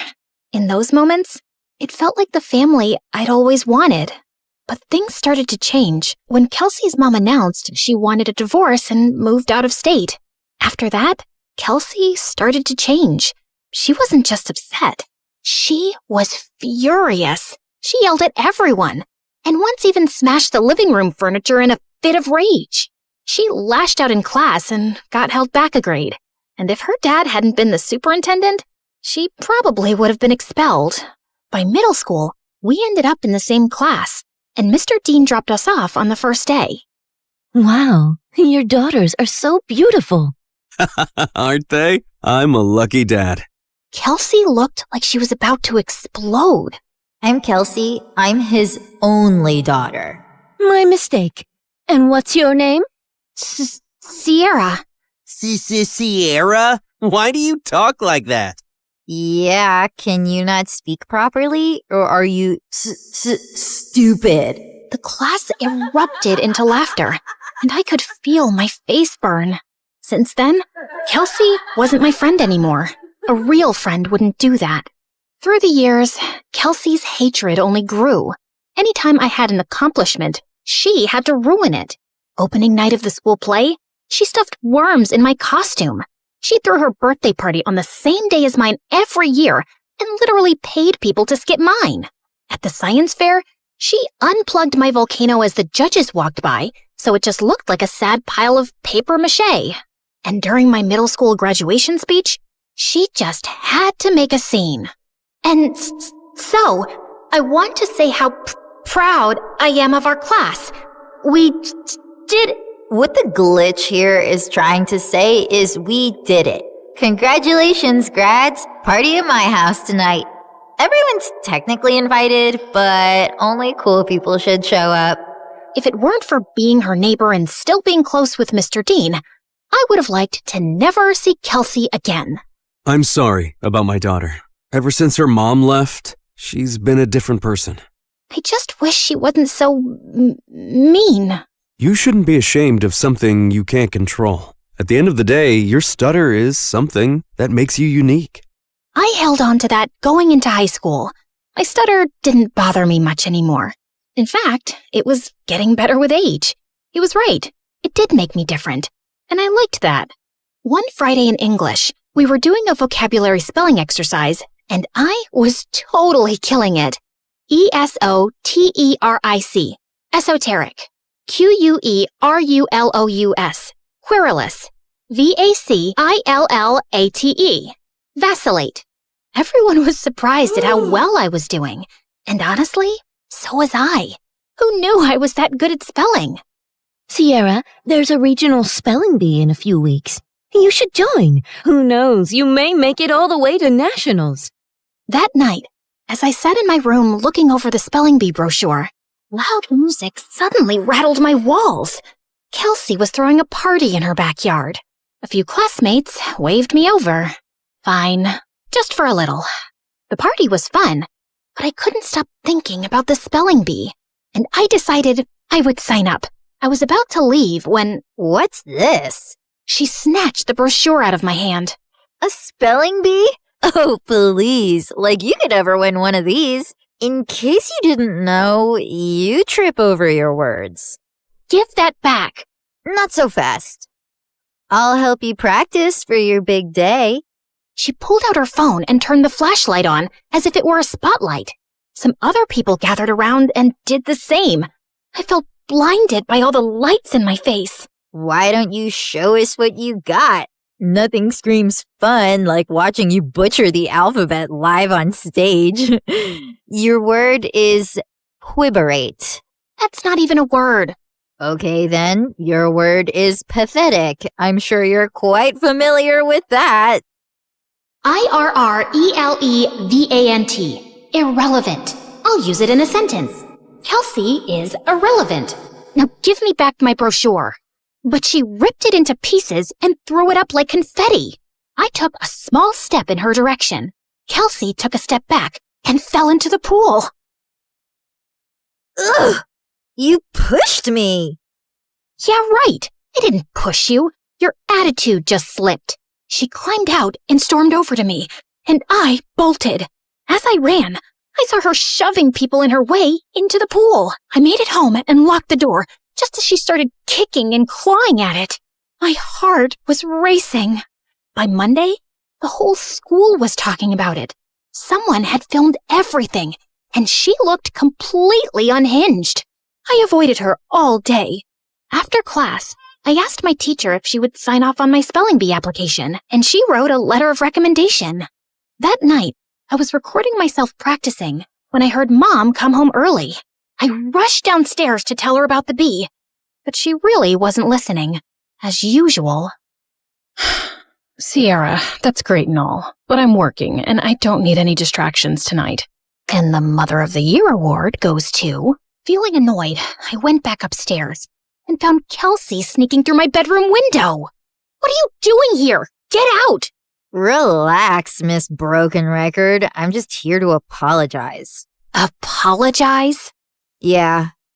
I saw the video from the party over the weekend. I looked crazy. It wasn't okay how I was treating you, so I'm sorry, okay? Thanks? I'm not really sure what to make of this. Yeah, well, we used to be friends or whatever. I think it's time to put the bad blood between us to bed, right? Trust doesn't just snap back into place, not after everything that's happened between us. I understand. I intend to prove it to you. Do you mind getting me some water? Climbing up the vines was harder than I thought. Uh-huh. Sure. This certainly wasn't on my bingo card for how the night would go. I brought her water, which she downed in one gulp. Thanks. I'll see you tomorrow. Maybe we can sit together at lunch? Maybe. Also, never sneak into my room again. Then she climbed out the window. What a strange interaction. But maybe we really were turning over a new leaf. The next day, I walked into class feeling good about the new era I was in, where I tried new things and made up with old friends. But that confidence vanished when I found my teacher waiting for me, looking pissed. Sierra, you will not be attending class today. I've contacted the spelling bee and pulled my recommendation for your application. What? What did I do? You should be ashamed of yourself. The principal is waiting for you in his office. What was going on? It has come to our attention that the English exam answers were sent to your entire English class yesterday. I'm sorry. I have no idea what you're talking about. That's strange. Given the exam answers were sent from your email address, you'll be suspended for 3 days. Your mom is on her way here to come get you. What? This wasn't possible. I didn't do it. When Mom showed up, the veins in her forehead were practically bursting. I begged her to believe me the whole way home, but she didn't say a thing. When we pulled up to the front of the house, she told me to get out of the car. I can't believe I missed an hour of work for this. You're grounded. Then she just drove off, and I burst into tears. I was wrongly accused, suspended, banned from the spelling bee, and all my mom cared about was missing work. Over the next few days, I stayed home and studied, and I kept practicing spelling words anyway. Failure. Failure. Dismay. Dismay. Okay, maybe I was leaning into the drama a little. When I finally got back to school, everyone basically hated me.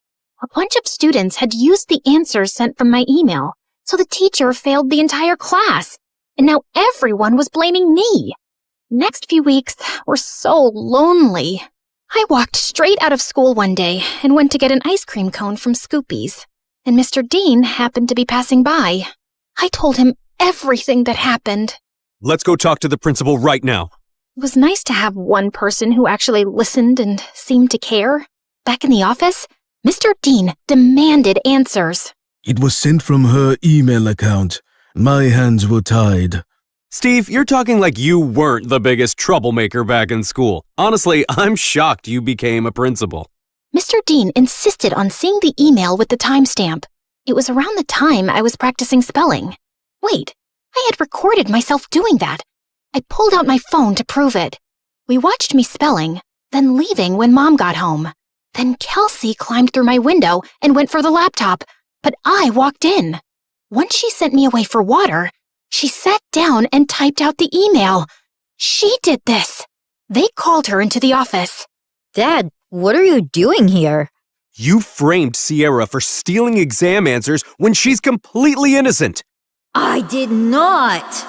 He showed her the video. Of course you go to defend her. She's never been completely innocent, Dad. What had I ever done to her?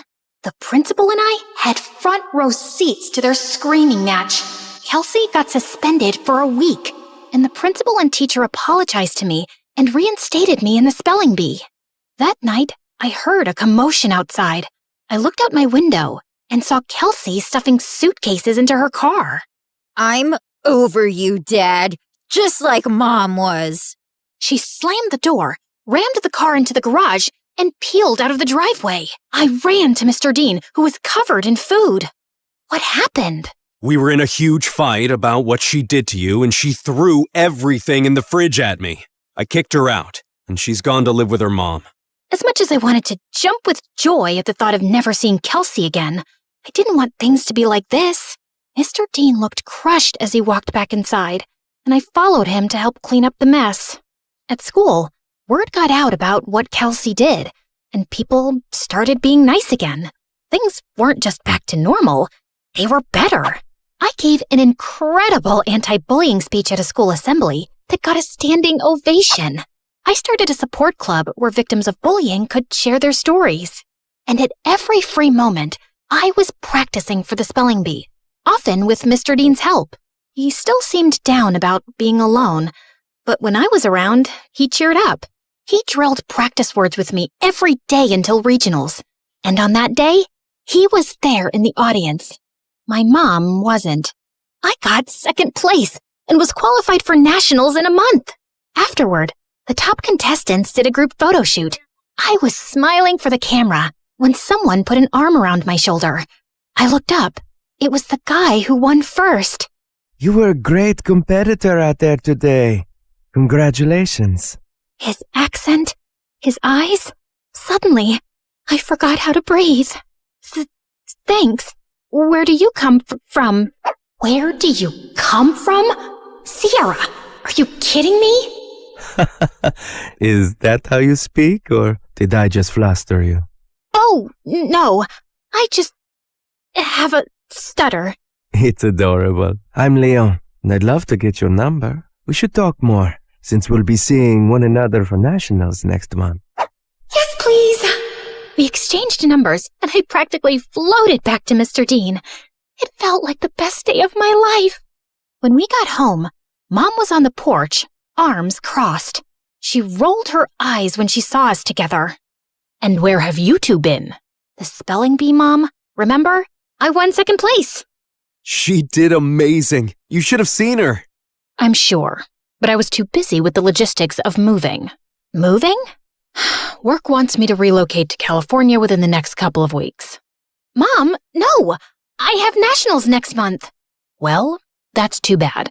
Work comes first. You know that. Work always comes first for you, Mom. It's never me. Oh, stop being so dramatic. What if she stays with me until the end of the school year? What? I have Kelsey's empty bedroom. She can compete in nationals, finish out the year, and then move out to California. Please, Mom. Fine. Within a week, Mom was gone, and I had moved into Kelsey's old room. Mr. Dean cared in a way my mom never had, and this new life felt good. And to top it off, Leon reached out. He was a foreign exchange student from Spain living in New York, and we hit it off instantly, texting all night, every night. We had so much in common, and he was so easy to talk to.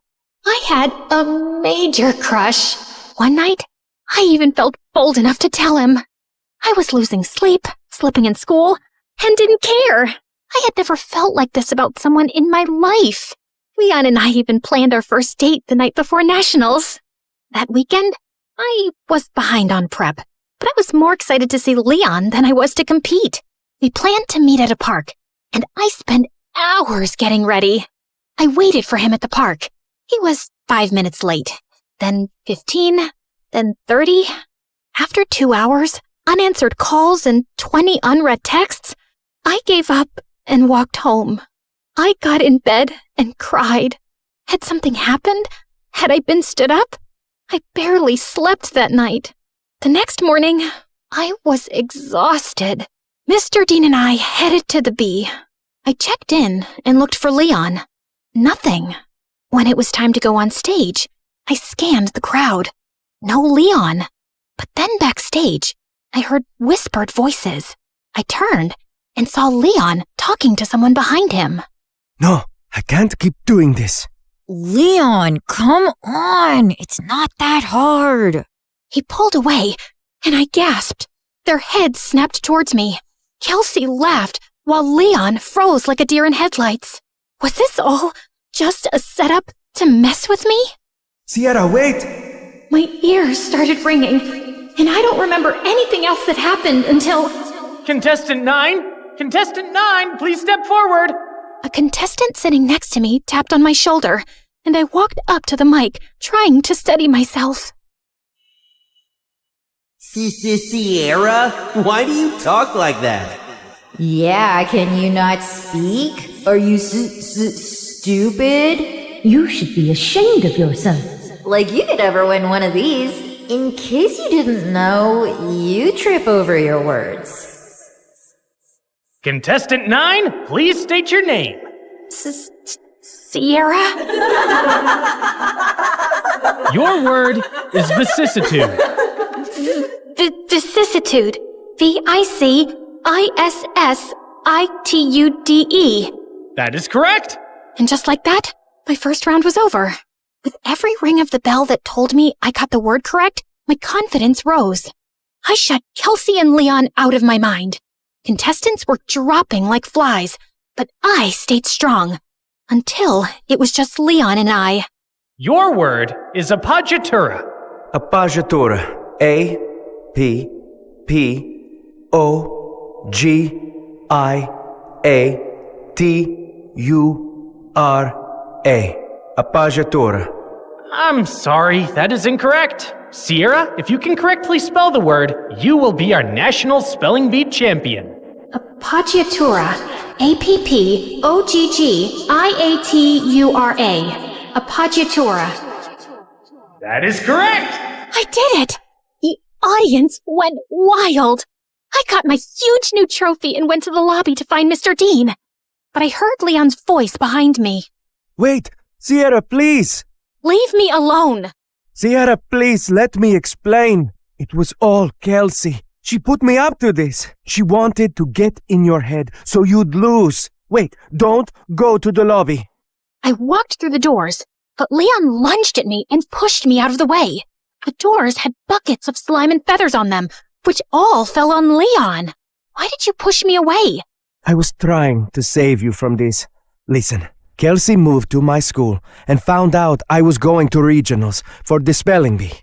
She said she'd pay me to flirt with you and distract you from studying. I'm so sorry. I was just a game to you?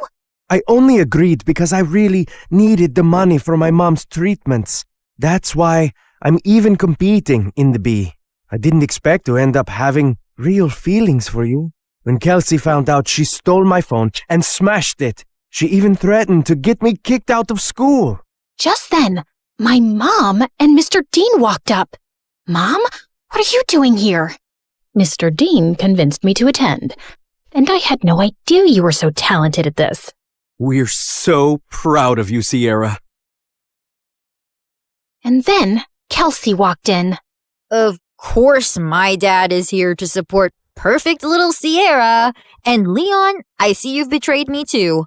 Guess your mom isn't going to get any better. Why are you so evil? What did I ever do to you, Kelsey? You stole everything from me. Everything! She didn't steal anything from you, Kelsey. Oh, really? Because I remember the night you and Mom screamed at each other when she found out about your little affair, when we both found out Sierra is your daughter. What? Oh, yeah. My neighbor was actually my half-sister, the girl who ruined my family and took my dad away from me. Is this true? Yes, it is. Even though this was the craziest day ever, the news warmed my heart. I'd seen Mr. Dean as my dad since I was a kid. You didn't lose your dad to me, Kelsey. You lost him because of you. You could have told me the truth. You could have been my sister. But you chose to be a liar, a bully, and a sad little lowlife who only feels powerful when someone else is hurting. I may stutter, but I never had to hurt people to be heard. And why didn't you guys tell me sooner? I'm sorry. He didn't know until I told him once we moved in next door. I wanted to tell you right away, but then my wife left me and Kelsey took the news really hard and started lashing out. We thought it would be best for you to not know. For your sake and Kelsey's. I was planning on telling you. I figured since we live together now, it was the right time. You live together now? She screamed, grabbed my trophy, and hurled it through the convention center's windows. She got arrested for property damage and spent some time in juvie before going to live with her mom.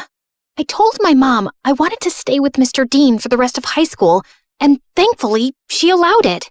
I gave the prize money to Leon to help his sick mom, but I refused to date him even after all his apologies. My self-worth wouldn't allow me to be with someone who thought it was okay to play with my feelings for any reason. I'm so proud of you, Sierra. Thanks, Dad.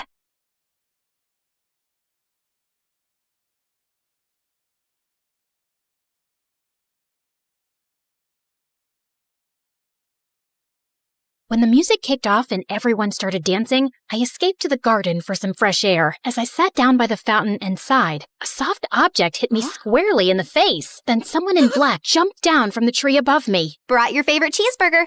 Meredith, what are you doing here? And why would you hit me with a burger? Wait, are you dressed up like Catwoman? Yeah, it's been my look for weeks now. 1, it shows off my fantastic figure, which is a service to humanity. 2, every vigilante hero needs a costume, and I've always found Catwoman classy. 3, vigilante hero? You basically rob people. Yeah, like Robin Hood, stealing from the rich and giving to the poor. You steal for yourself. I am the poor. And what's all this you nonsense? Last time I checked, we were a team. But sis, what's taking so long with this mission? It's not that simple.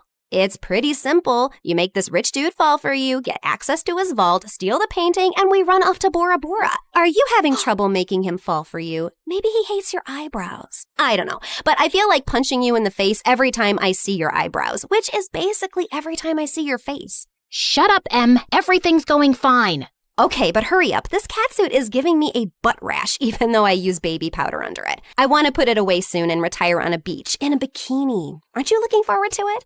Just take the stupid suit off. You're a con artist, not a cat burglar. And of course I'm looking forward to it. You should go before you blow my cover. And thanks for the burger.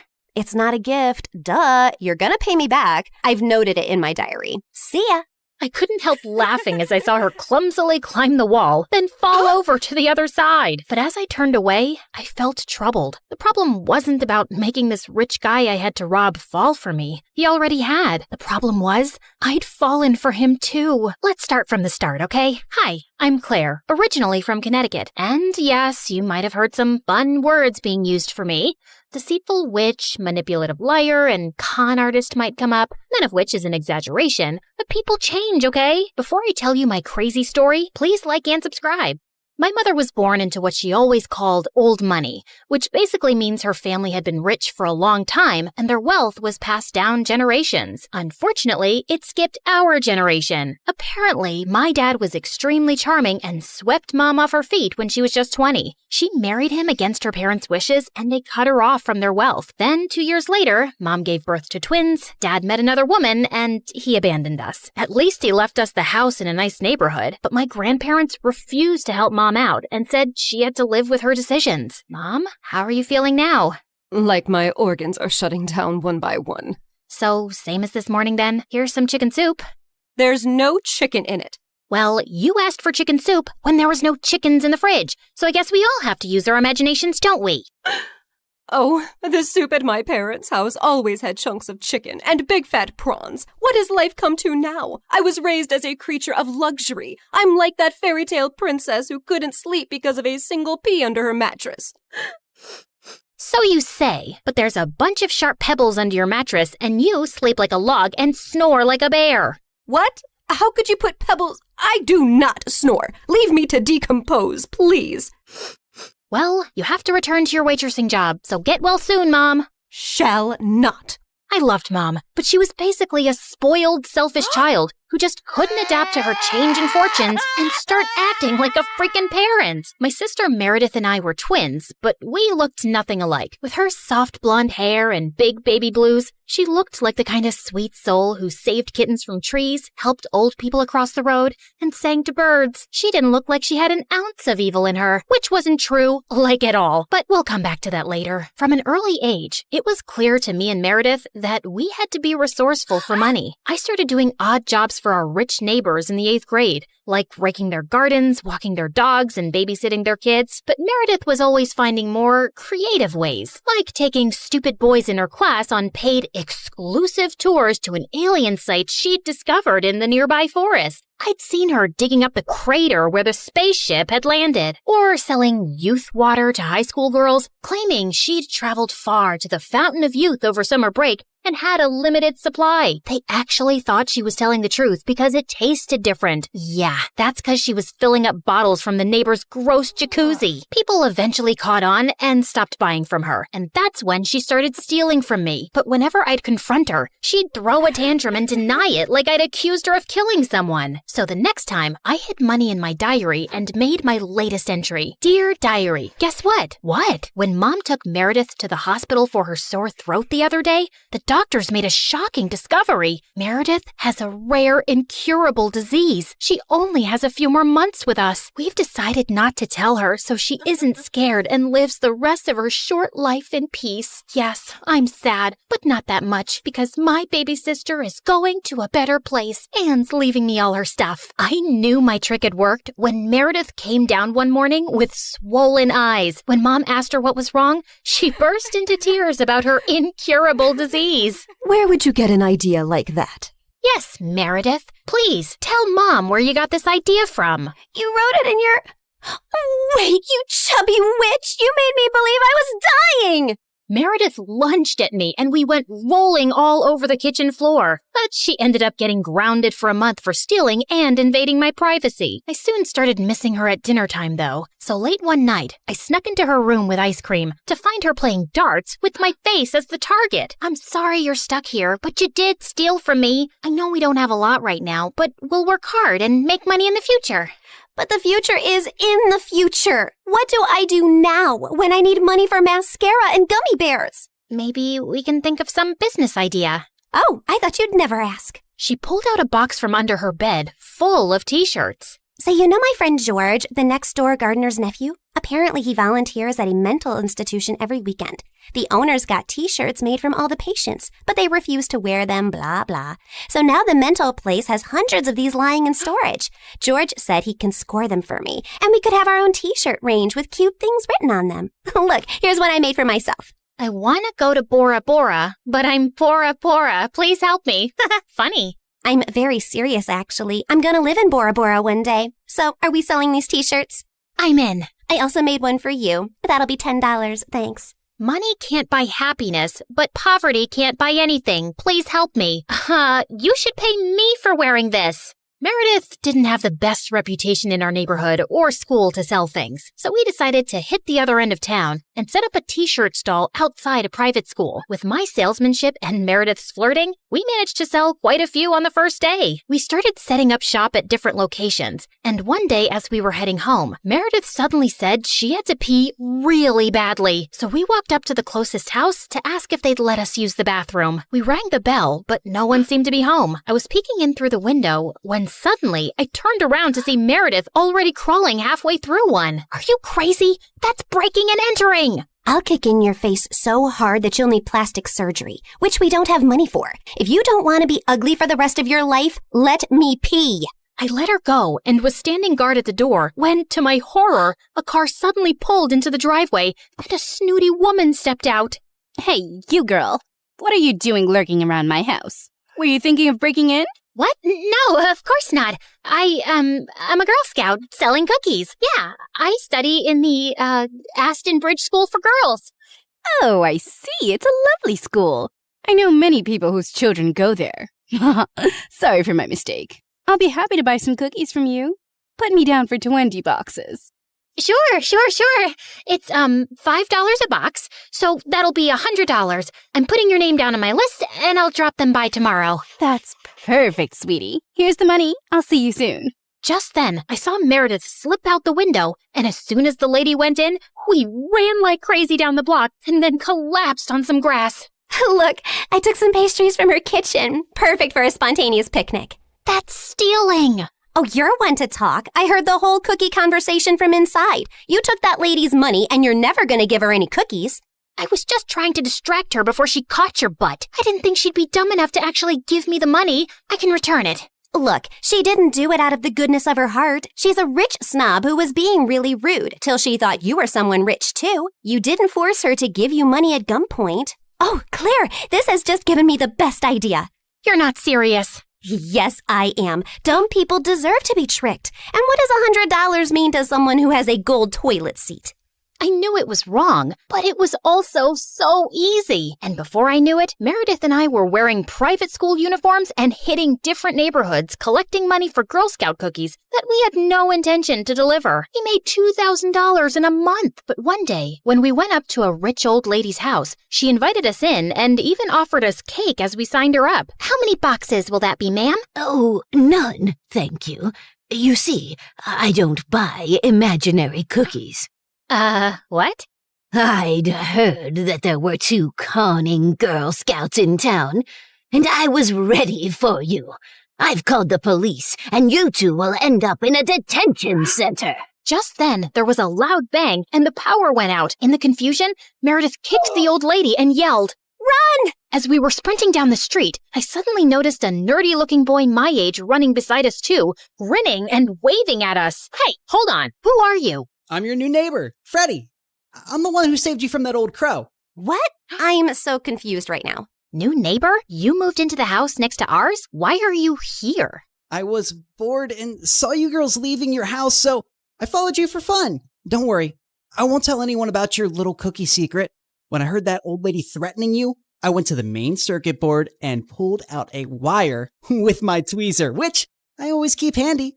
You could have been electrocuted. You're either incredibly smart or exceptionally dumb. My mom says the exact same thing, except for the incredibly smart part.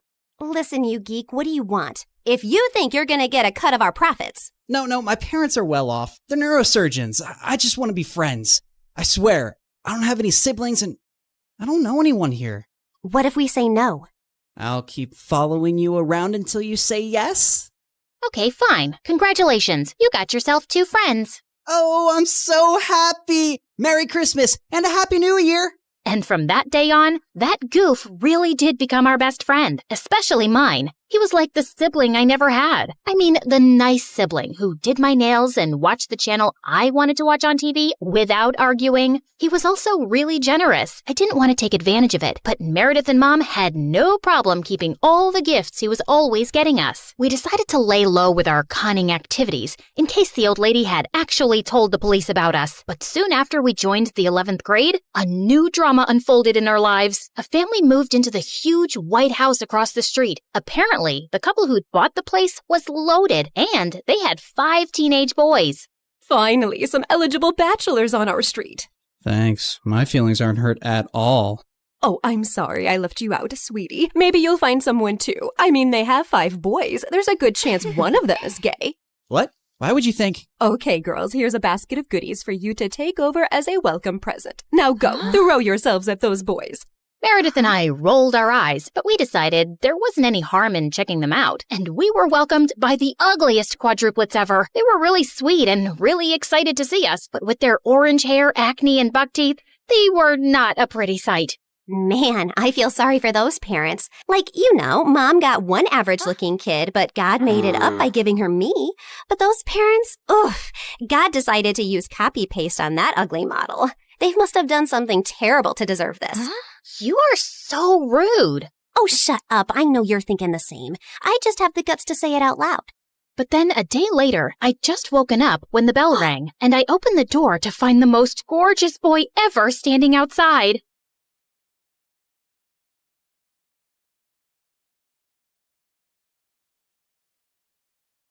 Hi, my name is Ashley, and I live next to the worst family on earth. They're the biggest snobs ever. They drive around in the fanciest cars and clothes and look down on everyone else. And they have a son named Jack, who's an absolute troll. But before I continue, please like and subscribe. If you do, you might see a shooting star tonight. When I was 6, I was playing with my favorite doll, and Jack ran up to me, snatched it out of my hands, and threw it into the street. A car ran over it and smashed it into pieces. Another day at school, Jack stole a bunch of cookies out of the cookie jar and blamed it on me. Ashley took the cookies. No, I didn't. She hid them in her desk. The teacher opened my desk and found a cookie inside. I got in huge trouble, and after school, I saw Jack on the playground stuffing his face with the stolen cookies. When Jack wasn't terrorizing me, his parents were trying to get my family kicked out of the neighborhood.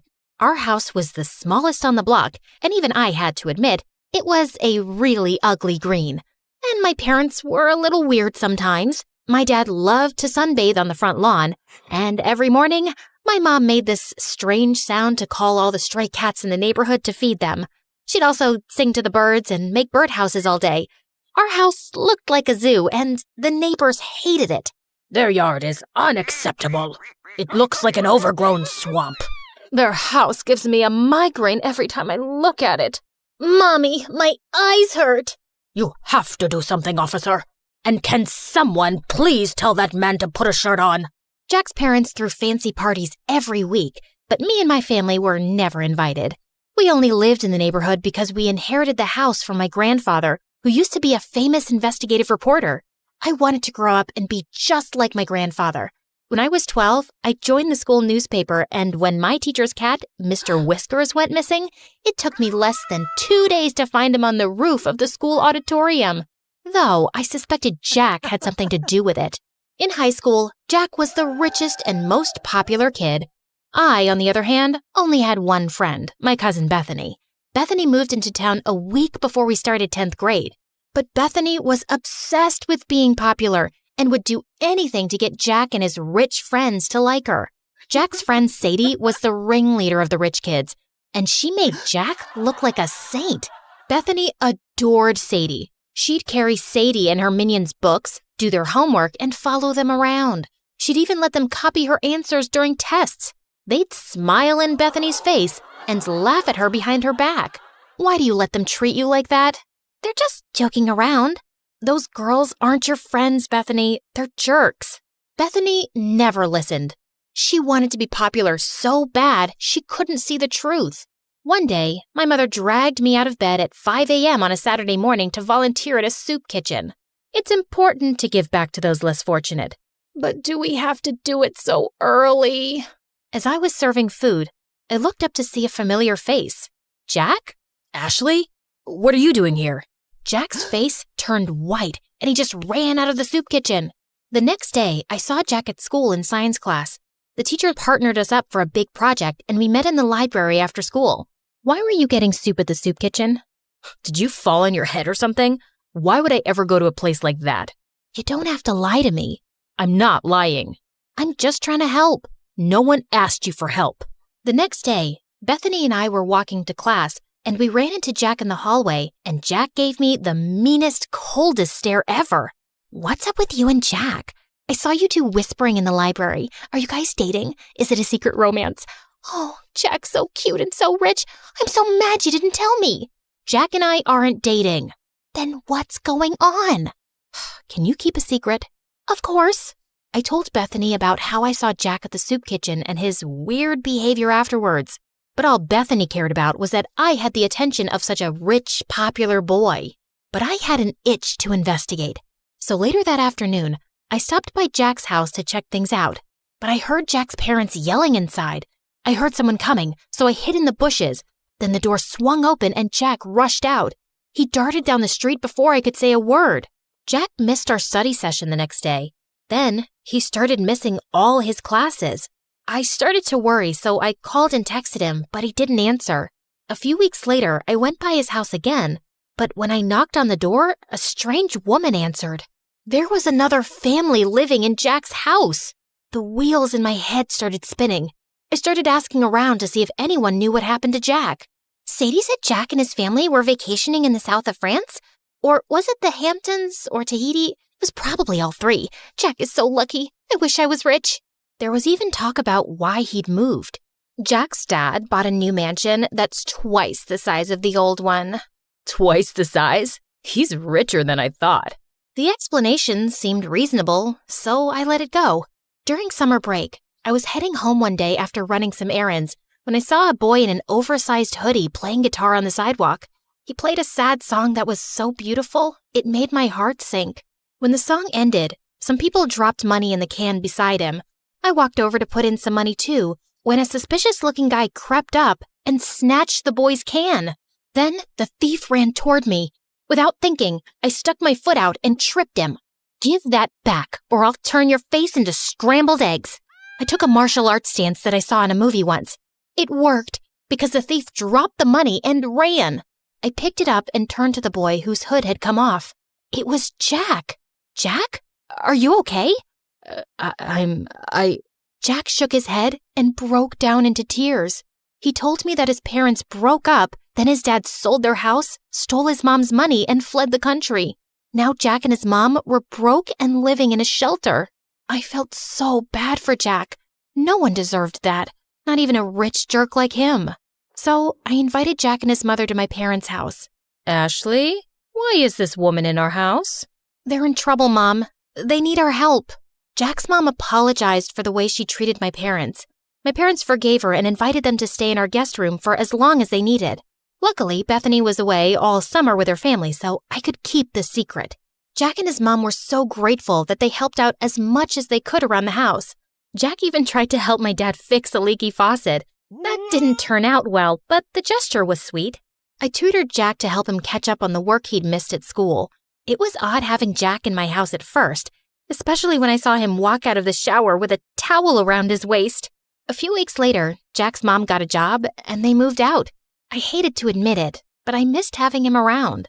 On the last day of summer, Jack sent me a text asking me to meet him. What's all this? I wanted to thank you. It's not much, but it's the best I could do. Jack opened the basket and pulled out my favorite foods, chili dogs and Brussels sprouts. You and your family are the strangest people I've ever met. What's that supposed to mean? It's a good thing. No one's ever been so kind to me. And I love how you and your parents live your lives without caring what others think. It's inspiring. How do you do it? I don't know. It's just how I was raised. I wish I was as strong as you. I looked at the biceps bulging out of his shirt. I think you might have me beat. School's gonna be so tough. I'm supposed to be the rich kid with the fancy car and the millionaire parents and… You're not that guy anymore. And to be honest, you were a real jerk before. I like the new you way better. Since we're being honest, I have to admit something. What? I think I have a crush on you. Really? And I'm pretty sure you have a crush on me too. Then Jack pulled me close and kissed me. We talked for hours that night, and he even played me some songs. I saw Bethany at school the next morning after summer break. Jack passed us in the hall and he winked at me, and I couldn't stop smiling. What was that? I don't know. Jack's always been weird. Then why are you blushing? I didn't tell Bethany about me and Jack. We were taking things slow. One day, Jack and I were walking home from school when Sadie and her rich friends pulled up in a fancy car. Hey, Jack, where's your ride? I don't… You're trading it in for a new one, huh? Always trying to one-up me, Jack. We all get it. You're the richest, but I'm a close second. Yeah, my new car is gonna be great. It's twice as expensive as the last one. Jack, what are you doing? Ditch that loser and hang out with us. Plus, we have to decide what color we're gonna wear to the winter dance. I'm not going to the winter dance with you. Then who are you going with? Tell me you're not gonna take that freak instead of me. If you're referring to this amazing girl standing beside me, then yeah, I am. Sadie was pissed and drove off.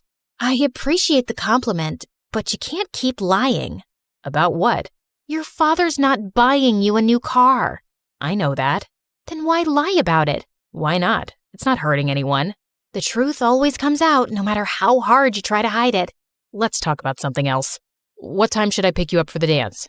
I think I'll pass. I'm allergic to liars. Jack and I didn't talk after that. I'd see him at school bragging to his friends about the money he didn't have, lying about the huge fancy house he just moved into, and making fun of the poor kids. He was a rich, self-centered jerk again. I couldn't believe I fell for this guy. Jack called and texted me after school, but I ignored him and binge-watched MSA videos. What's with the frown? It'll give you wrinkles. I don't get why Jack has to lie about being rich. Some people will do anything to keep up appearances. Lie, cheat, sometimes even steal. But it's not right. Of course it's not right. Doing the right thing isn't always easy. I decided to go to the dance alone. Bethany and I were supposed to go together, but she wasn't returning my calls. When I arrived at the dance, I saw Bethany hanging out with Sadie and her crew, following them around, holding their drinks. Hey, Bethany, I've been trying to reach you. Sorry, I gotta go. Bethany was acting strange. She could barely look me in the eye. Then Jack walked up to me, and before he could say a word, everyone's cell phone started going off. I looked at my phone and saw a video of Jack's mom working as a maid. "You're not rich, Jack. You're a poor loser." Then all of Jack's rich friends laughed at him. And don't try to deny it. Bethany told us everything. She even made this video. It's true. Ashley told me that she saw Jack begging for food at the soup kitchen. Shut up, Bethany. No one asked you to speak. Be a good little puppy and stand over there. I felt furious at Bethany. I'm so sorry, Jack. I never meant... It's okay. It's not your fault. I should have stopped pretending a long time ago. Sadie, you're right. I'm poor, but I don't care what you or anyone else thinks of me. You've never been my real friends anyway. All you've ever cared about is my money. Well, now it's gone and it sucks. But I found something way more valuable. Then Jack took my hand. Oh, geez. If you say you've fallen in love with that freak, I'm gonna throw up. I'd had enough. I walked over to her and accidentally spilled my drink all over her dress. Oh, sorry about that. But you know, the punch does bring out your eyes. You want to get out of here? Yes, please. As Jack and I walked out the door, Bethany ran up to us. Ashley, it wasn't personal. We're still friends, right? Maybe I can fix things with you and Sadie. If you did her homework for a week, then you're pathetic, Bethany. And you deserve someone like Sadie. Jack and I left the party and went to the beach. We ate chili dogs and Brussels sprouts and danced the night away. This is nice. You know what the best part is? What? It doesn't cost a thing. Then Jack gave me the most romantic kiss ever.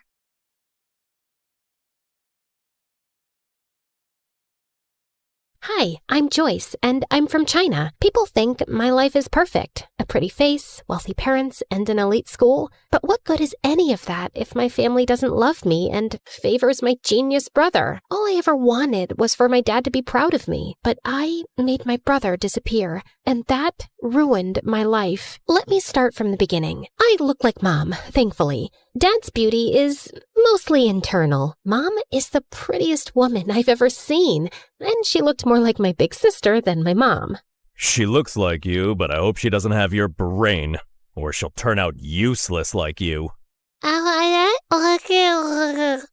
I had learning difficulties and barely spoke more than a few words until I was 5. Dad hated me. He spoiled my brother Dustin rotten. I wanted to impress him too, but Dustin, 3 years younger than me, was already a genius. Dustin loved me, no matter how much Dad compared us. He never let it get between us. Like this one time on my 8th birthday, Dad decided to celebrate Dustin instead of me. He invited all his employees and business partners. Dustin was on stage reciting this long old English poem called Beowulf, and people were already yawning and checking their watches. Mom and I were late because we were at the salon, and when we finally walked in halfway through the poem, every single head turned our way. People looked at us like we were movie stars. Dad came rushing over, looking pissed.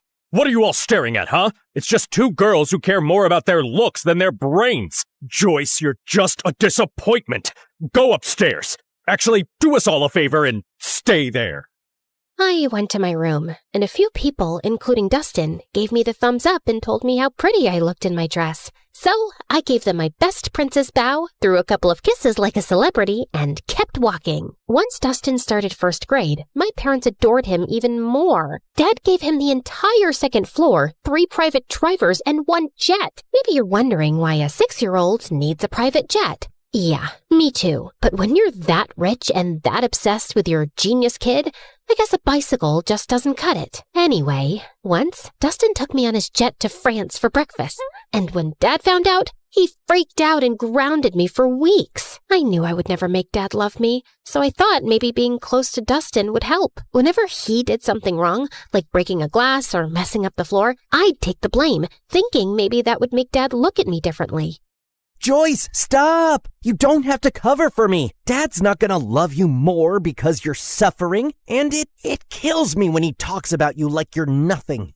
No, you're just too young to get it. Once, when I was in 7th grade, Dustin had a science project and wanted to test gravity and weight. He used a bowling ball from our private bowling alley and dropped it on different items. One of those items was an old watch he thought nobody wanted, but it turned out it belonged to our maid, a gift her mom had given her when she was a child my age. When she found it broken, she lost it and said she would tell our parents. I panicked. I couldn't let them think their perfect kid could be this careless. So I did something I'm not proud of. I knew our maid had a sick mother, so I called her. This is Joyce. I'm sure you know who I am. Your daughter is threatening me and my brother, and I don't like that. I know you're sick and you need monthly medications, and your husband is useless and your son steals from you. And your only provider is our maid. So I advise you to talk to your daughter and tell her to back off, or I'll talk Daddy into firing her. Do it before it's too late. Then I hung up with a tight feeling in my chest. The maid didn't say anything after that. She just kept working quietly for days, and I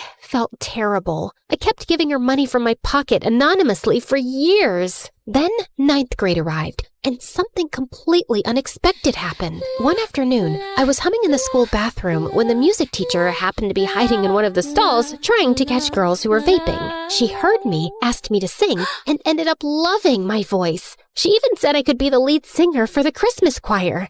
I was over the moon. And no, of course Dad didn't come to the choir. Only Mom came. And she didn't even stay until the end because Dad called her to come home for whatever reason. But everyone else was so impressed by my voice that a few people came up to talk to me afterward, including this kind-looking man who honestly resembled Keanu Reeves, if Keanu had a paunch. I'm Peter Anderson. I'm a music producer. You've probably heard the rumors that I'm a fraud, but this town loves gossip more than the truth. Anyway, I see real talent in you, and if you're interested, I'd love to help you become a singer. Here's my card. Maybe we can talk more in my office.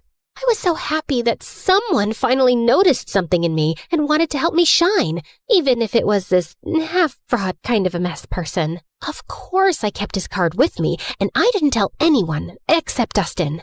So I guess you're the child who'll make our family proud after all. What is that supposed to mean? I mean, Joy, people think the perfect, favored child is the lucky one, but it's actually the ugly, stupid, neglected one. Like, how would you discover your voice if you lived in a cage chasing someone else's dream?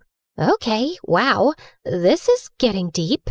Don't worry, I won't go that deep. I know your IQ. Anyway, I need a favor. I know you're going to that Halloween party this weekend, and Dad would never let me go. So maybe you could sneak me out with you? I really, really want to go. They're bringing Chicago-style pizza. And if Dad finds out I snuck out, at least he'll know I was with you.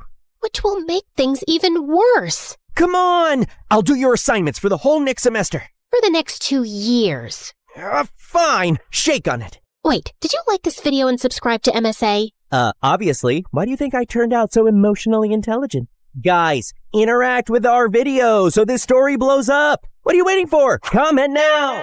That weekend, I snuck Dustin out and we headed to this huge party 5 blocks away. Dustin was wearing a white ghost costume. Way too simple for a genius, but whatever. I dressed like Amy Winehouse, and honestly, I looked really cool. The party was wild. Everyone was having fun, and a bunch of kids were wearing the same ghost costume as Dustin. I kept an eye on him until this cute guy came up to me and started talking. I liked him, and when I saw Stephanie staring at us with jealousy, I realized she probably liked him too. She was a girl from my school who was always jealous of me, so I decided to annoy her even more. She walked over and started talking to him, and he didn't mind.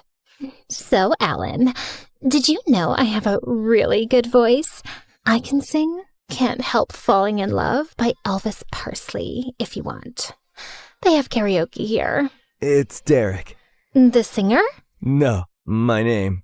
Anyway, I'll show you how it's done. Then she rushed to the karaoke machine and sang in front of everyone. Her voice wasn't bad, and I saw Derek nodding along. When she finished, everyone cheered, and she looked like she owned the world with that smug smile. I don't know what came over me, but I ran up, grabbed the mic, and started singing too. Everyone went silent, listening. I even saw kids showing each other their goosebumps. When I finished, Derek came over to hype me up. That's my girl. I felt amazing, especially when I saw Stephanie's annoyed face. My eyes followed her as she stormed out of the party, and I saw a few boys in ghost costumes leaving too. That's when I remembered Dustin. I tried to run after him, but kids kept stopping me for high fives and congratulations.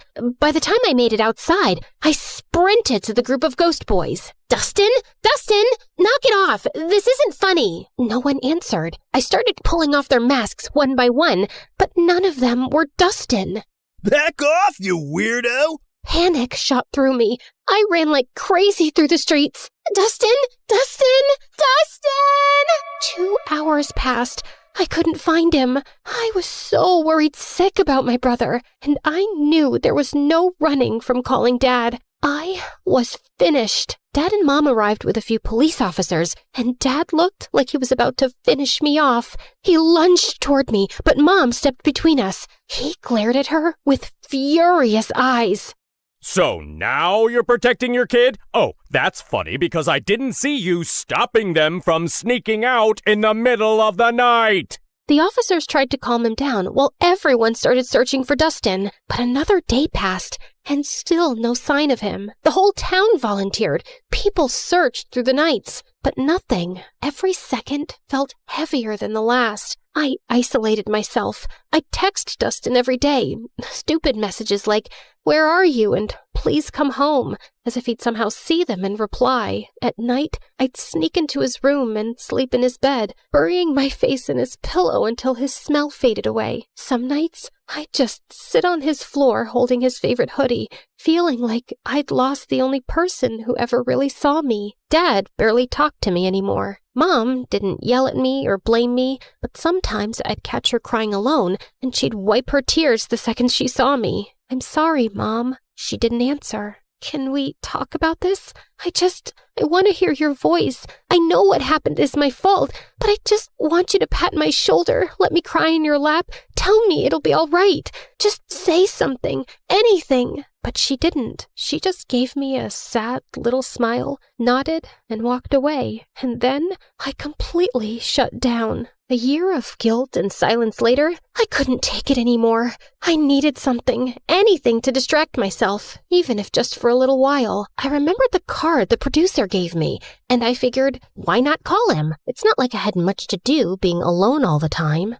Wise decision. I'm gonna make you a star, way up in the sky, so bright, your dad's gonna regret not loving you enough.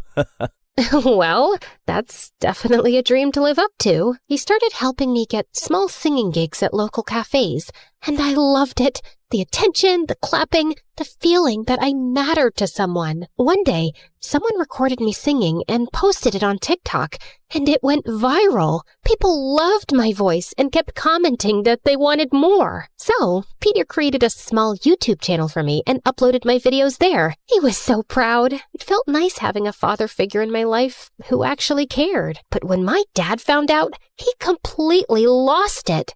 Oh, look at you! Enjoying your little fame with that fraud producer. He's not a fraud. He helps me a lot. He even made me a YouTube channel, and it's growing. Aw, and who gets paid from YouTube? Did he even give you a single cent? Or does he just toss you a few pennies you get from those miserable cafes? I'm not doing this for money. I do it because I love singing. Just like you loved your brother, right? For the first time, I felt real anger toward him. Why couldn't he see any goodness in me? But before I could say anything, he pushed his chair back and walked out. Later that night, he started having chest pains. Mom and I rushed him to the hospital. The doctor said it was stress and that he needed rest.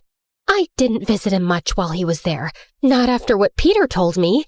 Summer vacation's coming up. I was thinking we could go on a little tour around the country. Grow your audience. See where this takes us. I believe in you, kid.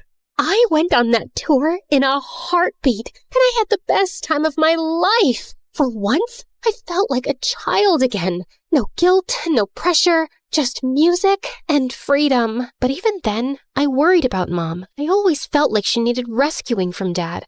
That became my motive. Work harder, grow bigger, make more money, and buy us a house far away from him. My fame grew fast. By the time I finished high school, I was well known enough to earn a good income. One night, before leaving the house the next day for good and renting an apartment in the city, I was having my last dinner with my parents.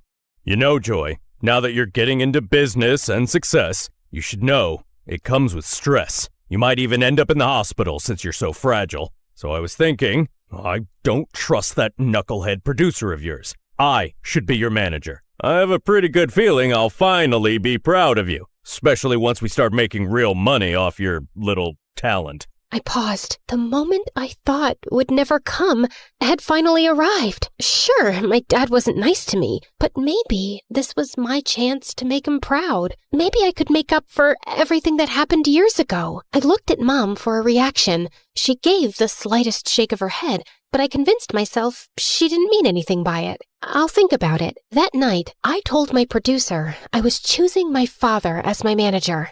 Kid, I can't force you or tell you what to do. You're grown up. If you think your dad's the right man for the job, then go ahead. And just remember, I'm still here for you. I canceled my move to the city, and Dad became responsible for all my finances, all my schedules, and everything. Everything was fine for the first few months, but then I started noticing that my finances didn't make sense. I was earning more back when Peter managed me, and I was working twice as hard now. Still, I gave my dad the benefit of the doubt until one day I checked my bank account and it was at zero, completely empty. I freaked out and went to confront him in his office, but he wasn't there. That's when Mom walked in, pale and shaking. She turned on the TV. William Clark, the billionaire owner of Clark Investment Companies, has been exposed as the center of a massive Ponzi scheme. Authorities estimate he conned thousands of people out of nearly $300 million. Records show the fraud began in the early 2000s, and officials confirm he fled the country this morning. The FBI is now searching for him. Back to you, James. I stared at the screen, frozen. My dad, the man who made me feel small, unworthy, and desperate to impress him, built his entire empire by scamming people. It was my biggest regret, choosing the wrong man to trust. I ran to my mom and hugged her. He stole from me, Mom. He hurt me, and he always made me feel incomplete. All I ever wanted was for him to be proud of me. Where did I go wrong? Mom wrapped her arms around me. You were focused on the wrong parent, honey. Every time I tried to hold you, I could feel myself breaking. And I didn't want you to see that. I didn't want you to carry my pain on top of your own. Words were never my thing, but I always loved having you around. After Dustin, everything fell apart. You shut yourself away, and I didn't know how to reach you. But your father's gone now. Good riddance. It's just us. I've saved some money. Let's start over. I hugged her tighter. Her words came late and in the hardest moment of my life, but somehow I felt happy. I never knew you could feel so happy and so sad at the same time. After that, everything happened in a blur. The FBI seized our mansion, our cars, and everything inside. Mom and I moved into a tiny apartment and hardly left it. Then one day, someone knocked on the door. It was Peter. Didn't I tell you? I'll always be here when you need me. But who's gonna listen to my music after what my dad did? Joyce, what defines Joyce is what Joyce does, not her father. It's time to rock again. Remember your YouTube channel? I've been saving everything we earned from it for something big, and today's the day. No, I can't. I just want a quiet life with Mom. I'm sorry. Actually, I gave an interview this morning. I told everyone what your father did, including how he stole from you. People are sympathetic. I've read the comments. They love you, Joyce. They want you back. Wait, you did an actual interview? For me? Wow. Peter helped me restart my career, and people were happy to have me back. And soon enough, I was a huge success and making good money too. One day, before one of my biggest concerts, Mom told me that Dad had been arrested and was facing decades in prison. She said he wasn't feeling well and wanted to see me. I decided to see him one last time before closing his chapter for good. I know you probably think I was stupid, Joyce. No, you committed every sin in the book, but stupidity wasn't one of them. You know what? I actually feel sorry for you. You spent your whole life putting down an innocent little girl without a shred of guilt. Well, you weren't like Dustin. For Christ's sake, he was the only one who made me proud, and you had to take that away from me. I guess it was for his own good. Otherwise, he would have grown up to be a miserable little fraud like his father. I finally get it. You were never capable of being proud of me. Not because of who I am, but because of who you are. A fraud, in business and as a father. Now, if you'll excuse me, I have a crowd of 200,000 proud people waiting for me. And with that, I spit on him and left. The moment I stepped on stage, the entire arena erupted. I looked out at all those excited faces, at Mom's proud smile, at Peter beaming at me like his daughter had made it. And then I closed my eyes, and I saw him, Dustin, with that same cute, confident little smile he always had when he believed in me more than anyone else. I keep running, running, running, like I'm trying to outrun time. I can't stop, I can't slow down with these ghosts still in my mind. And it hits me when it's quiet, nowhere left for me to hide. So I keep on moving, moving, moving, just to feel alive. But as I sang, the crowd grew louder. Louder than I'd ever heard. I opened my eyes. There was a guy being lifted by the crowd, riding toward the stage, and for a second, I stepped back in fear. But then, my heart stopped. Dustin? I signaled for my security to let him through. He climbed onto the stage, and I swear the world went silent around us. I looked at him like I had just seen a ghost. The hostess rushed forward, tears in her eyes. After your mother's interview about your missing brother, the internet made it their mission to find him. He's been missing for 10 years. We interviewed him and confirmed with your mom. He is your long-lost brother. My knees almost buckled. I couldn't breathe. But Dustin spoke first. I was taken by some shady people. They asked Dad for ransom, but he ignored them. They took me to Mexico. We got into a car accident. I lost my memory. A kind Mexican couple adopted me. I didn't know who I was, but I always felt like someone out there loved me. I just didn't know it was you. My heart shattered and healed all at once. I dreamt about this moment every day, always imagining myself as the stupid, reckless sister who failed you. I never pictured meeting you like this, as a woman with a life and strength and dreams of her own. Welcome home, brother. I threw my arms around him, and he broke too. And when I looked up, the whole arena was crying with us. I turned back to the microphone, wiping my tears. Thank you, everyone. I learned something I wish someone told me sooner. You can't buy love. You can't chase approval. Not even from the people you want it from the most. The greatest person you can learn to love is yourself. And once you do that, everything else falls into place. Thank you again. And now, if you'll excuse me, my brother and I have a lot to catch up on. And with that, we walked off the stage together for the first time in years, and the first time all over again. Because sometimes the people who make you feel the smallest are just trying to make themselves feel big.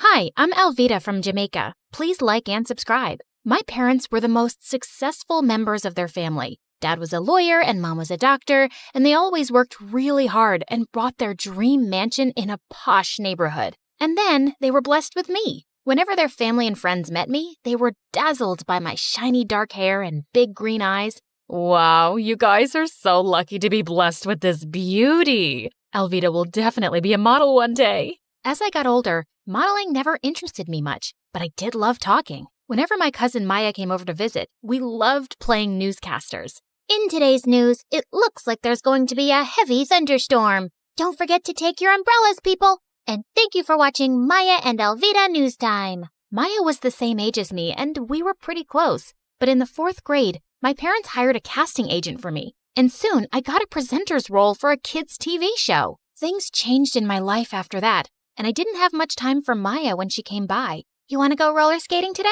Oh, Maya, I have to go through my script for tomorrow's show, plus homework. I know, you're very busy. Soon after, I became more famous and her family grew richer, which was great. But I couldn't help noticing that people around us started acting so fake. Once in 8th grade, Maya's mom threw her a party, and when I got there, she made a huge fuss over me. Oh, Alvida, darling, thank you for coming. I know how busy you celebrities are.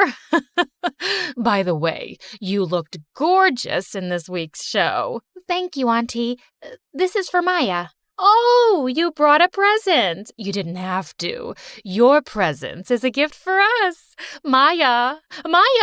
Alvida got you a present. Come thank her. Oh, Alvida, thank you so much. Whenever Maya hugged me now, I always had this feeling like she was rolling her eyes. Aunt insisted that Maya open my present right away, and they both looked disappointed at the watch inside. It's very nice. Thanks. I don't know why I was expecting a gold bracelet. You know, like the one your mother gave you on your birthday.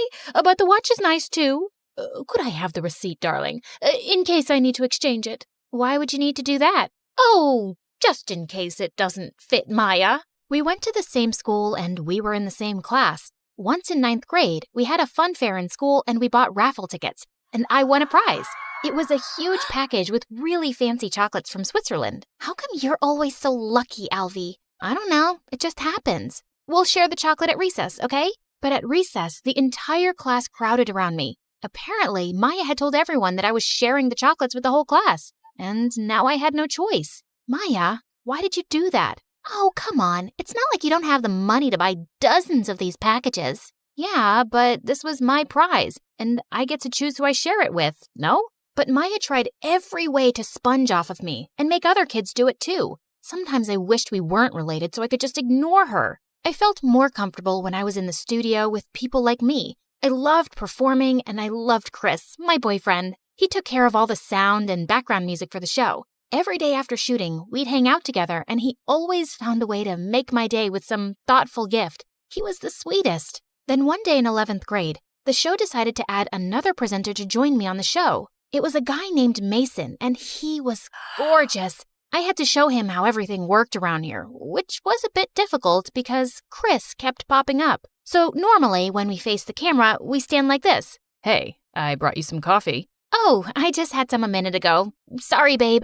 It's okay. You know what? I can help you mark the floor so Mason knows where to stand. It's easier this way. Chris pushed us apart and started marking the floor with chalk. But Chris, this position will be very difficult for the cameraman. He's too far away from me. Don't worry about that. They'll manage. I'm Mason. And you are? Oh, I'm Chris. I work here too. I'm Alvida's boyfriend. We love each other a lot. Chris just turned into an insecure maniac after Mason joined us, even though Mason showed no signs of liking me. But we had to spend a lot of time rehearsing lines together, which seemed to really bother Chris. One time we were about to go on air when suddenly Chris walked onto the set wearing a ridiculous heart costume and playing the violin. He then bent down on one knee and proposed. Marry me, Alvida. Chris, I'm still a teenager. You can't be serious. Yes, I am. You just have to say yes now. We can get married later. No, can you please stop this? You're really embarrassing me. Chris stormed off and he didn't speak to me for 2 days. But soon after, I decided to talk to him. And when I went to his office, he was trying on a blonde wig. Chris, what are you doing? Just checking if blonde hair will suit me. Is it because Mason is blonde? No, not everything is about him. Chris, I love you because you're sweet and kind, and I won't stop loving you just because there's a new guy on the block. You have to trust me, okay? After our talk, Chris felt a little better, and he started relaxing. When I got home that day, Maya was there, looking like an ostrich egg about to pop. Oh, Alvida, I've been waiting for you. Why? Is something wrong? Yes, I'm in trouble, girl. I watched your show, and I immediately fell in love with your co-host. Please introduce me, please, please, please. I can't do that. It's against studio policy for me to introduce desperate fans to our cast. But I'm your cousin, not some weirdo stalker. Come on, Alvita, please. Can't you do this little thing for me? Alvita wouldn't stop begging, so the next day after school, I took her to the studio. And she was so embarrassing. She was flirting with everyone, even the director. Everyone in school says I'm so beautiful and that I belong in front of a camera. What do you think? Maya, can I speak to you, please? Not now, Alvita. But I grabbed her arm and pulled her aside. Can you please behave? The people here are very busy and you're just making a fool out of yourself. Your director was about to give me a role in the show, but I guess you just want all the fame to yourself. She walked off and sat down on the director's chair, and during the live show, she screamed, "Cut!" Everyone in the room panicked, and bodyguards took Maya out. I managed to improvise so the audience wouldn't notice anything was wrong. After the show, Mason caught up with me. Your cousin played a real number on us today. Yeah, I'm so sorry about that. Don't be. You did really well to cover up. You're actually quite good. As we walked outside together, Maya suddenly came running towards us. Seriously? Your bosses are jerks, Alvita. I've been freezing outside. Hi, Mason. I'm Maya. I'm Alvita's cousin, but everyone says we look like twins. Maya couldn't stop talking, and just then Chris came out. What are you guys up to? Oh, Chris. Mason just asked me out on a date. Wait, I did? Really? That's amazing. Why don't we all get dinner now? We can make it a double date. I don't think that's a good idea. Why, babe? Come on, it'll be so much fun. I felt bad for Mason, who was too polite to turn down Maya. We went to a nearby pizza joint I visited all the time, and Maya excused herself for the bathroom. But she came back just in time for our food, and moments after I took my first bite, I started choking. Alvita, what's wrong? Something in the pizza. My face was blowing up like a balloon, and Chris quickly called the ambulance. There was red pepper in the pizza, and everyone in that pizza joint knew I was allergic to it. My parents threatened to sue the chefs, but they insisted that they hadn't used any pepper. Meanwhile, the doctor advised me to take 2 weeks off from work while my swelling went down. So Mason took care of the show on his own. I felt really upset, and when Maya came to see me, I lashed out at her. You know what, Maya? Just drop the act already. I'm tired of you pretending to care about me when you actually hate me. What are you talking about? Why did you take so long in the bathroom during dinner? How do I know you didn't leave the table to put pepper on the pizza? You really think I'd do something like that? Yes, you've been jealous of me ever since I got the presenter role. But I would never hurt you. Maya left my room crying, but I was too mad to care. I was convinced she'd tried to harm me. While I was at home recovering, Chris visited me every day. This one time he came with candles and Chinese food and set up the table, and it was so romantic. Aw, Chris, you didn't have to do all this. You mean the world to me, and I would do anything for you. He turned on the music, and as we slow danced, Maya came barging in. Alvita, I have to tell you something. I don't want to see you or talk to you ever again, Maya. Please, hear me out. Hey, we're having a romantic moment here, so please, get out. But Maya glared at Chris and just switched off the music. Alvita, you have to see this. There aren't any security cameras in the kitchen, but there is one in the restaurant's back alley. I tracked this video down from the city police's office. The video on Maya's phone showed a customer entering the kitchen from the back. Chris, why does this person have the same jacket as you? I don't know. And what are you saying? I was with you the whole time. Yeah, but I also remember you had a phone call and you went outside. Chris's expression changed, and suddenly he knocked over our table and the candles, and food landed on the floor. A rug caught on fire, and Maya rushed to throw a blanket over it. Chris, it was you! Oh my gosh! You were getting so close to Mason, so I had to do something. Aren't things so much better between us since you've been away from the show? You just needed to see how much I love you, Alvita. No! You made me so sick you could have killed me. That's not love. Well, if I can't have you, then no one can. But before Chris could do more damage, we heard police sirens. Too late. I already called the police. Chris tried to run out, but the police caught him and he was taken away. Maya, I owe you an apology. Maybe you were right, Alvita. Sometimes I have been jealous of you, but I swear I'd never hurt you. I know, and you have every reason to hate me. I don't hate you, but do you really have something going on with Mason? No, and there never will be. I know you like him. A few days after, I went back to school and my job, But a lot of things had changed in such a short period. Mason was now showing me what to do. The director really likes all my ideas. We've decided that now you only need to come in to introduce the next program. But that's just 10 seconds on the screen. Yeah, but that's what the show wants. I was so disappointed, but I went with the flow. One day after the show, I was leaving when Mason caught up with me and took my hand. Mason, what are you doing? I see the way you look at me, and I think I like you too. What? Are you... Alvida? What are you doing? I turned around to see Maya behind us, and Mason was still holding my hand. Maya, this is not what you think. But Maya ran off angrily, and I stomped hard on Mason's foot and went after her. Maya, there's nothing going on between us. Yeah, right. So you were just holding his hand because it's part of the show?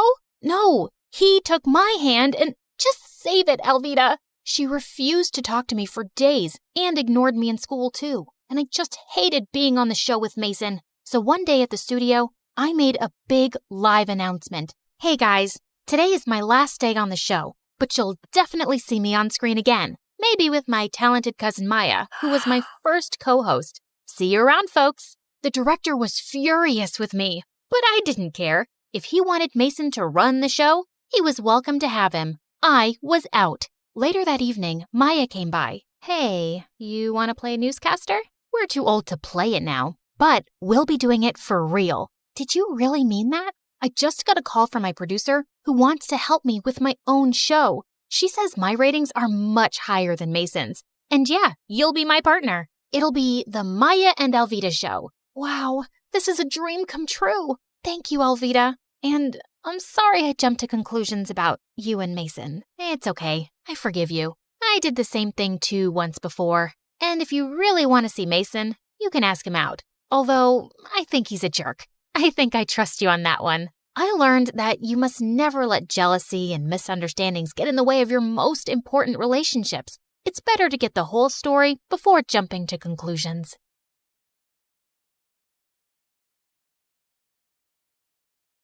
Hi guys, I'm Lucy. Like and subscribe to hear my crazy story. Growing up, I had a happy life, and I basically had it all. Only one thing was missing: siblings. And since my parents were always busy, I felt lonely. So I came up with new ideas every time. Once when I was 4, I asked my driver to push my life-sized doll in a stroller to my dad's office. Oh no, she pooped. Dad, can you please change my baby sister's diaper? Oh, honey, I can't do. Remember when you cleaned my bum in the middle of the forest with a leaf? My dad looked horrified. You've got this. You can imagine my dad's embarrassment in the middle of the meeting. When I turned 8, I'd grab the neighbor's kids and beg my parents to bring them home, but they weren't convinced. So I did everything to let them stay with me as long as I could. Until, stop trying to kidnap my kid. Put down that Prada bag filled with jelly beans and get your butt home now. As they left, I started bawling, and my parents had enough embarrassment. So the next month, they adopted 6-year-old Harrison from foster care. I was ecstatic. Welcome to your new house. Whoa, it's so big. Is it an orphanage? He was so cute, but he didn't play with the toys our parents bought for him. Instead, he picked up the cans from the bin and played with those. He also kept wearing the same clothes until they got worn out. My heart just swelled. So I stepped up and decided everything for him since then. But outside the house, his innocence quickly made him a target for bullies. Like in primary school, this one kid, Finn, kept picking on him. Once, when he made Harrison wipe up his shoes dipped in dog poop, hey, gross! I went full demon mode on this kid and sent him packing. But the teacher caught me giving him a black eye. Lucy Godot Raffaelli, my office now. I was in deep trouble, and I got detention for 3 weeks, and Mom had me doing chores for twice as long. But it was all worth it. Finn never messed with Harrison again. But when Harrison turned 12, he bought ponies for all the pretty girls to get their attention. This one's for you. Her name is Chestnut, and she loves carrot-flavored ice cream. Gosh, oh my gosh, thank you! As a responsible sister, I'd have to go around to all those girls' houses later to fix the damage. Chestnut's coming back with me. Hey, is that scarf cashmere? Give that to me. Stay away from Harrison, understood? I was genuinely worried that if a girl bats her eyelids at him, he'd buy her Prada bags and skirts from Miu Miu. In high school, the stakes got higher. There were more bullies who'd trick him, but the biggest threat was the hotties trying to charm him. Thankfully, my boyfriend Justin was 100% genuine. He was handsome and the best basketball player. Harrison is totally gonna get his butt whooped. And you're going to follow him around with the baseball bat beating up anyone who tries? I wish, but I have my own stuff going on too. But maybe, if you could... Nuh-uh, no way. You can hire someone like Nathan. It's not like you don't have the cash for it. I was kidding, Lucy. I sprinted off looking for Nathan. Oh, meet Nathan, the editor of our school paper. He's your typical dork, but don't underestimate him. This guy knows his work best. I remember in middle school, someone was smearing boogers on all the walls, and it turned out it was our cruelest teacher, Mr. Wobblebottom, and Nathan caught him in the act. Say cheese! So that meant if I wanted the inside scoop on any girls digging their claws into Harrison, he was the guy to ask. But when I went to the school newspaper office to find him, I didn't see him. I saw this muscled blonde guy with a nose piercing. Then I realized that it was Nathan. Wow, talk about a glow up. Puberty did him wonders. If it isn't the Queen Bee, what are you doing here? I wanted you to keep me updated on any girls getting close to Harrison, and I'm willing to pay anything. I slid an envelope bursting with cash across the table. But Nathan just laughed. An info for an info. Tell me more about Justin. Justin? Why? Guys want to be him, girls want to be with him, so you feed me the info on his lifestyle, and I'll help spy on your little brother. Deal? Ugh,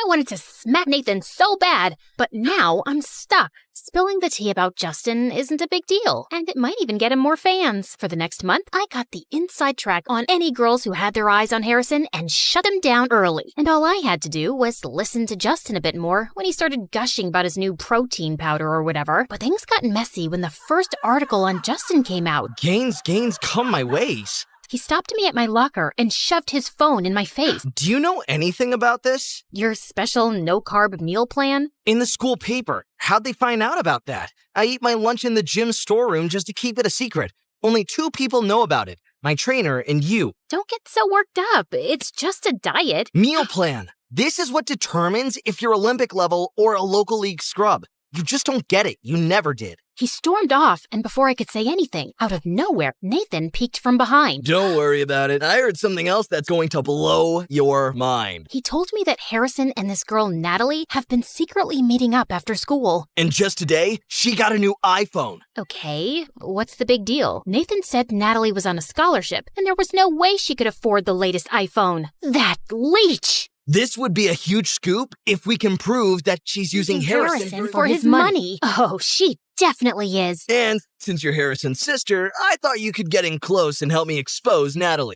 Deal. The first step was to figure out just what Natalie had been scamming my brother out of. Nathan got Natalie's locker code, so I snuck into the locker room during my free period and took a look inside. Books, gym clothes, stationery, nothing I could pin on her. On the back of the locker door was a picture of her and Harrison with a big love heart drawn around it. Blech. And then, what really stood out was a folder called Operation Moolah. Bang! Just then, the door slammed shut in my face. It was Natalie. Find anything you like, thief? Funny you say that when you're the one who's been eyeing up my brother's wallet. Oh yeah? And what did I take from him? And then, as I looked at her hand on the locker door, I saw Natalie was wearing a glittering diamond ring. Ah! Get off me! How'd you get this then? Dumpster diving? The crowd started murmuring, and I waited to see Natalie crumble, but she didn't. She looked more confident than ever. Harrison did give it to me as a promise ring. He gave this to me because he wants to go steady from now on. And before I could react, a couple of girls squealed, running out of the crowd to cheer for Natalie. Ugh. I went back to Nathan to tell him what happened. Not gonna lie, this is still great stuff for me. Not helping, Nathan. I need a new way to expose Natalie. Just then, he pulled out a drawer filled with cables, microphones, and cameras. How do you have all these? My friends lent it to me in exchange for information. So this was how he got his info for the gossip column. Over the next week, we tried to follow Natalie wherever possible, but she wouldn't let us get close at all. Until one day, we saw her and her friends go to a primary school's playground. We brought a long-distance microphone with us.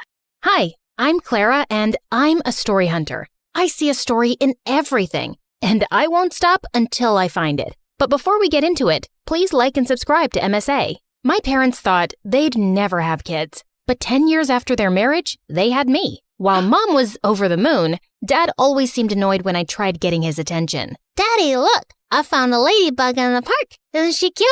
I rescued her from a parade of ants. Could you please take this girl away? I'm on a phone call. Of course, honey. Come on, Clara. Let's read some Nancy Drew. Yay! My favorite! Dad was weird, but at least I had Mom. She was a journalist before she married Dad and had the craziest stories to tell me. And growing up, I wanted to be just like her. When I turned 10, Mom got me my first recording set, and I went crazy interviewing people on the streets. Since how long have you been homeless? That's a cute dog. Did you steal it or buy it? People would pass me weird stares, but I just didn't care. I was following my passion. One evening, I was in a far end of my neighborhood when I missed a turn. The street was empty and it was getting really dark, so I started to walk quickly when a shady black car pulled up next to me. Hey, kid, are you lost? It's freezing out there. Hop in. I'll drop you off. Don't be scared. I won't harm you. See, before he could finish, I punched him hard and ran.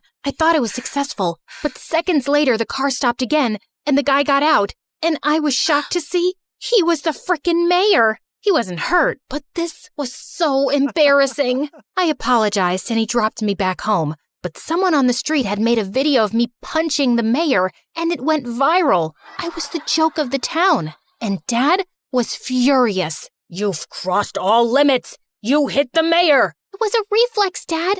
I was scared, and I've read so much about these kidnappers in a black car. All this investigation and these stupid stories are ruining you. What if he wants to take action and drag us to court? I'm a really private person. I don't want this. Jeez, relax, Dad. He won't. He knows it was just a mistake. Why are you getting so worked up? That's it. You're grounded. And no more story hunting. But why? Mom, say something. But as always, Mom said nothing, and I was done for. Growing up, Dad and I drifted further apart. He stayed cooped up in his office while I got busy with school and perfecting my investigation skills. On my 15th birthday, I begged Mom to get me a professional recording set with a mic, but she simply refused. We just don't have the money for it. I decided to try my luck with Dad and ask him for some money. I wouldn't tell him what it was for exactly, but he wasn't in his office. As I was leaving, suddenly my foot got caught in the carpet and I landed on some boxes full of money. Oh my God, Clara, what are you doing in here? Mom, you said we don't have any money. What is all this? It belongs to your dad, and it's not your concern. But it's a lot of money, Mom. It has to come from somewhere. Is Dad a mafia guy?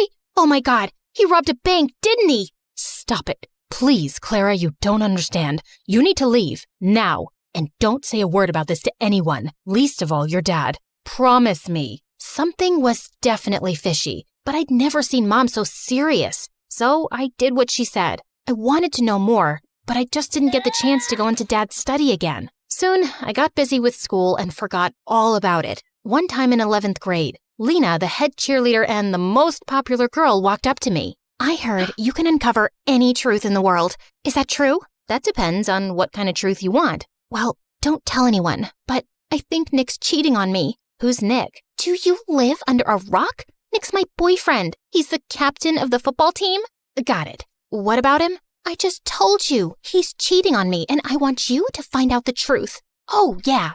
Leave this to me. Be careful. He's a very good liar. No liar can ever hide the truth from the world's greatest investigator. Go and chill, kid. I got this. I started following Nick around everywhere, but I couldn't find any dirt on him. Until one day, I saw him sneak into the coach's office and saw him making out with another girl. I waited till he left without noticing me, and then, right in the middle of the cafeteria, I made him pay. I dropped an entire carton of milk all over his head. What the heck? What do you want, weirdo? Listen up, everyone. This jerk right here cheated on his girlfriend. No, I didn't. I knew you'd say that. Here's the proof. Nick looked at me in shock as I showed him the video of his makeout session. Lena broke up with him instantly, and he was getting a lot of backlash for cheating on the most popular girl around. Soon after, he left and got transferred to North High, our rival school. After that, Lena and I started hanging out and became besties.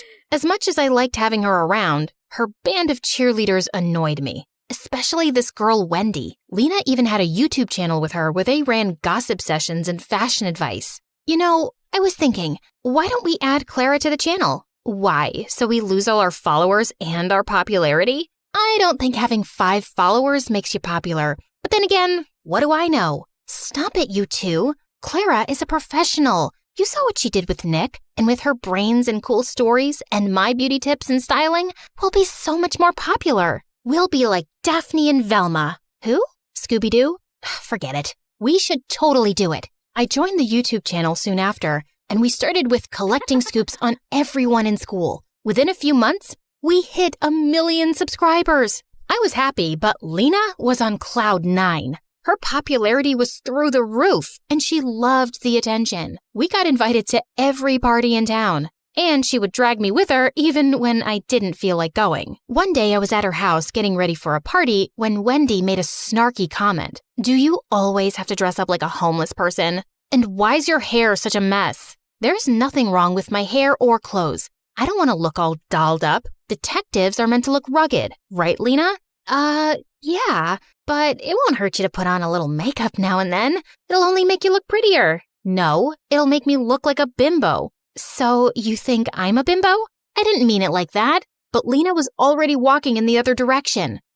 Good job, Sherlock. I wanted to apologize to Lena, but she kept ignoring me at the party and at school the next day. I got that she was mad at me, but it wasn't like she supported me in front of Wendy either. I decided to give her some time and continue doing my bit for the channel. The next day after lunch, I was passing by when I saw Wendy terrorizing the school topper and making him do her assignments. But as I took my camera out, Lena walked up to me and knocked it out of my hand. What are you doing? She's our friend. Nope, she's your friend. She doesn't even like me. Why can't you guys just try to get along? For me?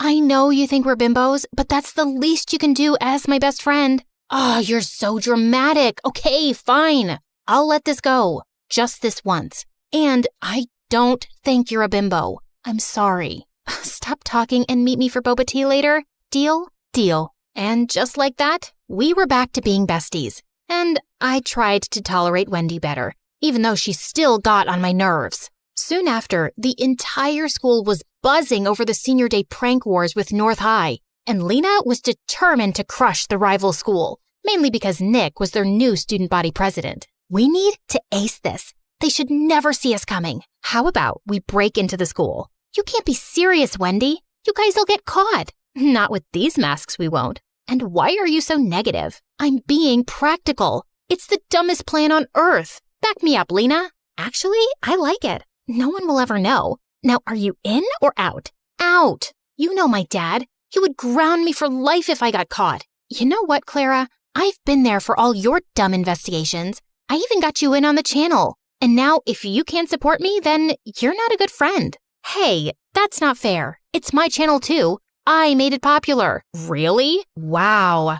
Tell me why she's here again. Oh my God, I can't deal with you guys right now. I'm going. Lena turned to leave. I didn't want her to be mad again, so I reluctantly tagged along. But just as we reached there, all the cheerleaders took out spray cans and started trashing lockers and vandalizing the walls. I tried to stop them when Lena banged into me and I went flying into a statue, crashing it to pieces. Those statues are like thousands of dollars. I told you this was a dumb idea. Oh my God, what are we supposed to do? We don't have time. Run! As I made my way home, my heart couldn't stop racing. I'd just made the most terrible mistake of my life, and I prayed no one would find out about it. But the next day at school, I felt numb when the principal called me into his office, with both Dad and Nick waiting for me there, along with a few other people from North High. Clara, where were you last night? I was vandalizing property, right? Are you really that dumb not to know that every school has security cameras? The school authorities checked last night's footage, and guess what they found? Nick flashed the phone in my face with footage of me crashing into the statue and breaking it. Everyone else had a mask on, but me. How could I be so stupid? But it was a mistake. Was it? And who are these other girls with you? Do you have a name? I wanted to punch Nick in the face. He knew I wouldn't rat Lena out, even though I was mad at her for putting me into this mess. Now, either you pay for the damages, or you get expelled for a month, or you give me the names of all the other girls involved, and I'll think about reducing your punishment. I can't. I'm sorry, Dad. Expel her. There's no way I'm paying that money. With that, Dad simply got up and left, leaving me in tears. How could he do this to me? I knew it was my fault, but he was my father. Wasn't he supposed to look after me or something? That evening at home, I had the worst argument with Dad, while Mom just stood in a corner like a stone. Were you at that school for some dumb story? You're such a nuisance. I can't believe you're my kid. I can't believe you're my dad either. What father gets his own child expelled over a few bucks? You never supported me, and you always acted like my existence bothers you. And it's not like you're so perfect yourself. What do you even do, Dad? How do you really make money? How dare you talk to me like that in my own house? I don't have to take this. Mom, are you just gonna stand there and say nothing? This suspension will go down on my record. How can you be such a coward? What is she gonna say? Listen to me, kid. You better stop throwing tantrums and do as I say, or you'll be out of here. I wanted to scream in Dad's face, and I felt angrier at Mom for being quiet. That night, I felt the most alone I'd ever been. The worst part about this was I couldn't talk to Lena either, even though she'd tried calling me 1,000 times. That night, I slept with the worst headache of my life. And the next morning, I woke up to loud noises and Lena shaking me like a mad person. Wake up, dummy! Wake up! Fine, I'm up. What is that noise? Get dressed and come out. Your mom needs you. It's your dad. He's been arrested. Arrested? For what? Just come down. I rushed downstairs, and I was shocked to see our entire yard was surrounded by police cars and reporters shoving cameras in my face, asking a million questions all at once. How does it feel to be the daughter of a lying thief? Did you know about your father's crimes this entire time? Oh my God, what was happening? Just then, I spotted Mom talking to one of the reporters. Mom, what's happening? And why is Lena saying that Dad's been arrested? What Mom told me next shook my entire world. Your father is a criminal, Clara. He was laundering money from his company to fake accounts abroad. I just knew it. That's what all the money was for, right? Yes. I didn't say anything because I wanted to protect your dad. But what's the point of saving his sorry butt when he couldn't even stand up and protect his daughter? So I told the police everything. I even gave them evidence. I don't want to live like a coward. Mom, I'm so proud of you. And I'm sorry for calling you that. It's okay. I know it was a lot for you. Now, let's start afresh. Talking about a fresh start, can we be friends again? I miss you, and I'm sorry for dragging you into this mess. Looks like you did me a favor there. If not for you, I wouldn't have been expelled, and Mom would have never taken this step forward. So, thank you. So that means we're cool? Well, will you treat me to boba tea later? And keep that Wendy away from me? You got it.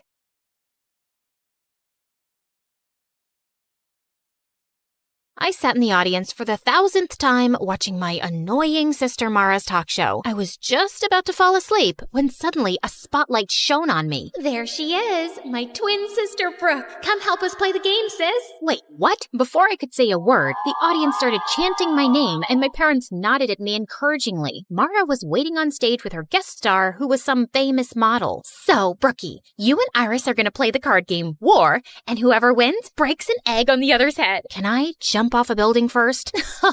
Always such a little party pooper. I played the dumb card game until I won, so I cracked an egg on Iris's head before turning to go off stage. Ow! You just hit me in the head with an egg. That was the goal of the game, genius. Well, you did it way too hard. Ow! The next day, my accidental egg assault was all over YouTube and social media. Sister of talk show host Mara gets violent with popular model Iris. So melodramatic. My life wasn't always like this. I'd never asked to live in the public eye. All of this started when my bimbo sister got her own show a year ago and became a child millionaire. Then here I was, just trying to get through high school without punching or kicking walls. Hi, I'm Brooke from Manhattan, and this is my story. But before I rant about my drama, please like and subscribe. Everyone at school brought up the stupid talk show incident. Look, it's Mara's extra crazy sister Brooke. Should we refer to her as the egg beater? I can beat an egg over your head, but don't worry. I'll avoid smashing your new nose.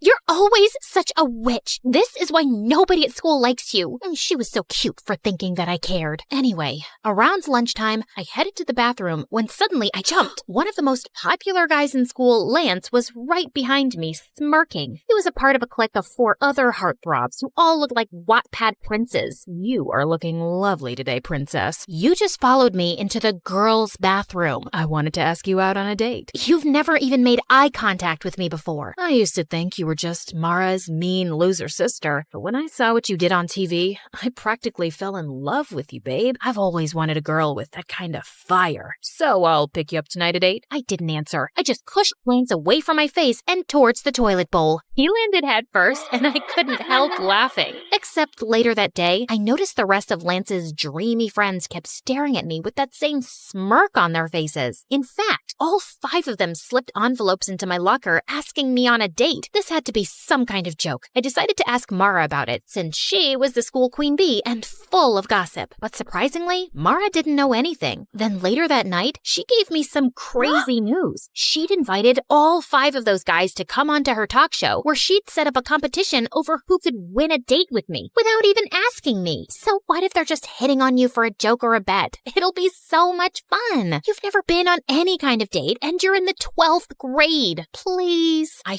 finally gave in, but I knew those boys were up to something. And if they were going to mess with me, I was going to mess with them too. On the night of the show, I sat center stage behind a table while the 5 idiot heartthrobs lined up behind a rope. Each of them had 30 seconds to impress me. After you pushed me into the toilet, I went and bought you flowers. I also have chapstick to put on before kissing you for our date. Too bad your breath smells like a sewage drain. Next. If you were my girlfriend, I'd take you to a restaurant right on the ocean and buy a giant ice cream sundae with ice cream makes me puke. So I used to be an underwear model, but then I'm embarrassed for you. I had this flown over from Japan. No! By the time the 5th guy, Zeke, came over, I was already exhausted. Then I noticed he was holding a guitar. Oh my God. Brookie, oh Brookie, honey, my heart is yours. Yeah, Brookie, oh Brookie, Brookie, my sassy princess I adore. The audience went wild, and I wanted to cringe. But for some reason, I found myself smiling. So when it was time to choose the guy I'd go on a date with, I chose Guitar Boy Zeke. I just had to remember that he probably didn't really like me, and if he was planning on humiliating me, I had to beat him at his own game. So when I met Zeke for our picnic date, I came wearing my mom's wedding dress.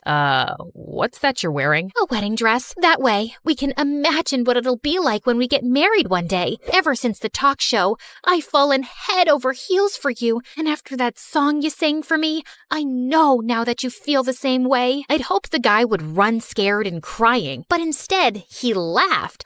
I must have really won you over with that song I played you. I'm not done with you yet, Prince Charming. During our picnic, I sat on his lap and made him feed me every bite of food and hold the water cup up to my lips. And when he turned to get a napkin, I started fake crying hysterically. We were staring into each other's eyes, but you looked away. Is it because my eyes are ugly? Or are you breaking up with me? I have nothing else to live for now. You are so extra. I know what'll cheer you up. Let's have a romantic dance. Wait, what? Before I could say a word, Zeke turned on classical music and pulled me up to dance. He started spinning and twirling me around and even threw me in the air. God, he was crazy. Later on, Zeke drove me home, but he said he needed to stop at his house first for something. I decided then I'd confront him. Look, I know you're either dating me because you bet your friends money or you guys want to humiliate me as a joke. Either way, I'm just telling you, I didn't fall for it. I told those guys you'd be too smart to trick. It was Lance's idea to bet money on which one of us can win you over. I never wanted to do it, but I couldn't tell Lance that, because whatever Lance wants, Lance gets. Zeke then told me his dad and Lance's dad were friends, and because Lance's family was rich, his dad was going to pay for a music college Zeke got into. Therefore, he could never afford to ever piss off Lance. And don't tell Lance I said any of this. Please, just let me tell him you fell for me and you asked me to be your boyfriend. I really want to go to music school. Come on, you don't care what anyone thinks, and you're already unpopular and barely have any friends, and no offense. How little self-respect did this guy think I had? I wanted to give him a good slap in the face, but just then, Zeke stopped by this really run-down trailer next to a pile of garbage. Okay, we're here. My dad's sick, so I have to check on him every few hours. Holy crud, this is where he lived? This place was a single room, and Zeke's dad was in a bed with an oxygen tank. I guessed with his dad's medical bills, he'd never have enough money to even think about music school. So I decided to let Zeke tell Lance he was gonna keep dating me for a bet. The next day at school, I saw Lance and the other 3 heartthrobs looking at me and snickering to themselves. Even other kids seemed to be onto the bet, but I could live through it. I was doing a good deed by humiliating myself. Plus, Zeke was fun to be around, and I didn't mind having him as my fake boyfriend. One night, I decided to invite him to a celebrity party Mara and I were attending. I even bought him a suit and tie, and secretly, I thought he looked super handsome. At one point, I was walking by the entrance when suddenly I saw Zeke standing with Lance and his friends, and Zeke was saying he had to go. What do you mean? This is a huge exclusive party that I invited you to. Listen, cranky face. I came to pick up your boyfriend for some last-minute plans. Surely you two can reschedule. With that, Zeke took off with the boys, and for some reason, I felt really angry about it. Just then, Mara came over to ask if I was okay, and I ended up telling her everything. Look, I know you feel bad for Zeke because of his home situation, but you don't have to sell your dignity for charity. If you think he doesn't genuinely care about you, just dump his sorry butt in front of everyone tomorrow. Or I can talk tomorrow in school, like an actual mature person. But I know maturity is kind of a foreign concept to you and the other kids at school. Okay, listen, sis. You've never had any real friend or boyfriend before, and I'm at the top of our school's social ladder. I know how to deal with these things. I can handle this myself, thanks. Just because I don't date a different guy each week doesn't mean I need boy advice from you. So on Monday at school, I headed to the bleachers at lunch where I knew Zeke practiced guitar, except he spotted me first and immediately came over to hug me. I am so sorry about what happened at the party. Lance decided at the last minute that he wanted to have a betting party. Kids at school are betting on how I'm gonna break your heart and everything. I realize this may be going too far. It's going way too far. I tried to do a nice thing for you, but you're totally taking advantage of me. Also, how long are you gonna be Lance's slave for? Can't you get a scholarship to the school or something? No, I'm not talented enough. It's cool. I'll tell Lance the truth and stand up to him. I'll just find something other than music that makes me happy. Zeke turned to walk away, but I just couldn't let him give up his friends, his reputation, and his dreams. So I told Zeke I'd help him apply for a scholarship because even though he didn't believe in himself, I knew he was talented enough to get one. And 2 weeks later, he got accepted. You just made my dreams come true. Brooke, no one has ever believed in me like that before. You're amazing. Zeke suddenly picked me up and spun me around, which made me feel butterflies. After that, Zeke and I became really close and started hanging out all the time. I helped him take care of his dad, and he helped me make some friends at school. Except there were a couple of issues. One, I started to develop real romantic feelings for Zeke. And 2 was Zeke still hadn't told Lance the truth, even though it was part of our agreement. So finally, Zeke decided to confront Lance one day after school as I hid behind a tree to listen in. Look, man, I told Brooke about the bet. It's not right the way we're manipulating her. Plus, I've been hanging out with her, and I think I want to date her for real. You know, she helped me get a scholarship to the music school you were going to pay for. Now, you don't have to. Are you kidding me? What am I going to tell all the kids who've been giving us money, betting the different ways you can dump her? You're one of us, Zeke, and she's an unpopular loser. It'll make the whole squad look bad. If you date her, then you're dead to us. Well, fine then. You guys are jerks anyway. I'm going to get myself an awesome girlfriend. I held my breath as I watched Zeke ditch his friends for me. And just like that, Zeke and I became an item. He held my hand, kissed me in public at school, and didn't even seem to care that he'd lost all his friends and popularity. Everything seemed to be going well, at least for a couple of weeks. Then one weekend, I went away with my family for a camping trip with no Wi-Fi or cell reception. But when I arrived back at school on Monday, something horrible happened. I was sitting in the cafeteria when suddenly Zeke stood up on one of the tables with a microphone and speakers. Can I have everyone's attention? I have something to say to my girlfriend, Brooke. I'm sorry, babe, but I just can't date you anymore. I've realized that I don't want to be with a stuck-up sourpuss who's way below my league. It's also really lame that you've never dated anyone before. So for all of you out there who bet money how I dump Brooke, the ones who selected public humiliation win. I stood with shock as I watched a bunch of kids run over to Zeke, Lance, and the other guys with cash. None of this made any sense. Had it just all been a setup? I ran out of the room and into the hallway to collect myself when I saw Zeke behind me. Brooke, I am so sorry I had to do that, but I had a good reason. What good reason could you possibly have for humiliating me like that? Please, just listen to me. My dad had to have an emergency medical procedure over the weekend that I couldn't pay for, and since there was no way to reach you, I had to ask Lance for help. He said he'd only pay for it on the condition that I publicly dump you. I'm so sorry. I still want to be with you, though. It just might have to be in secret. You know what? No, I don't care what your reasons are. I am so freaking sick of all of your excuses to manipulate and humiliate me. We're done, Zeke. That night, I refused to let myself cry. Zeke didn't deserve my tears. I didn't need any cowardly idiots in my life anyway. The next afternoon, I was studying in the library when I decided to take a break for some coffee and MSA videos. But while I was relaxing, Lance suddenly sat down next to me. Ooh, MSA. I watch them on TikTok all the time. Let me help you pick an episode. If you come anywhere near me or my computer, I'll squeeze your head until your brain pops out. Oh wait, I forgot. You don't have a brain. Probably why you watch MSA on TikTok instead of YouTube. You know, YouTube, the site for smart people.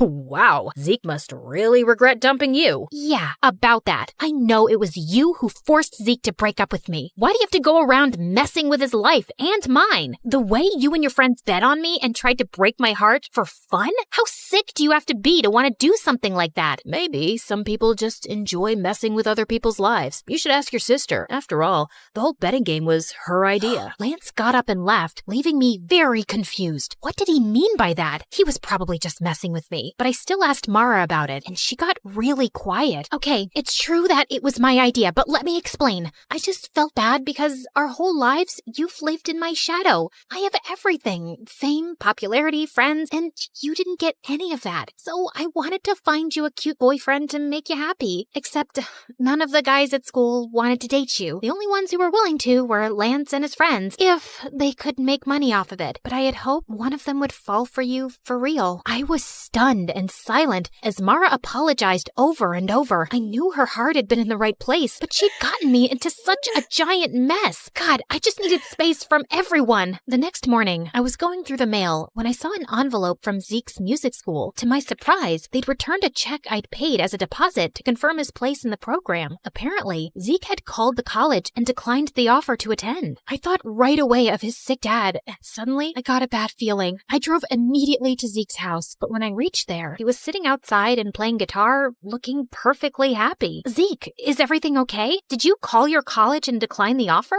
Yeah, I just didn't feel right taking your money to attend there, not after the way I treated you. So I'm just gonna save up and reapply next year. In the meantime, I got a job and my dad's doing better. Thank you for believing in me, Brooke. You have no idea how much it means to me. Zeke came over to hug me, and I felt those stupid, happy butterflies again. Hey, listen, are you still friends with Lance? God, no. I'm done being his slave. I took a loan and paid him back everything I owed him for Dad. So, if I give you a second chance, that means you can't be an idiot this time. I swear on my life I won't be. I want you back, and I won't have it any other way. So, I guess my sister did achieve her goal of finding me a guy, even though it was in the craziest way possible. Still, maybe one of these days I could thank her for it.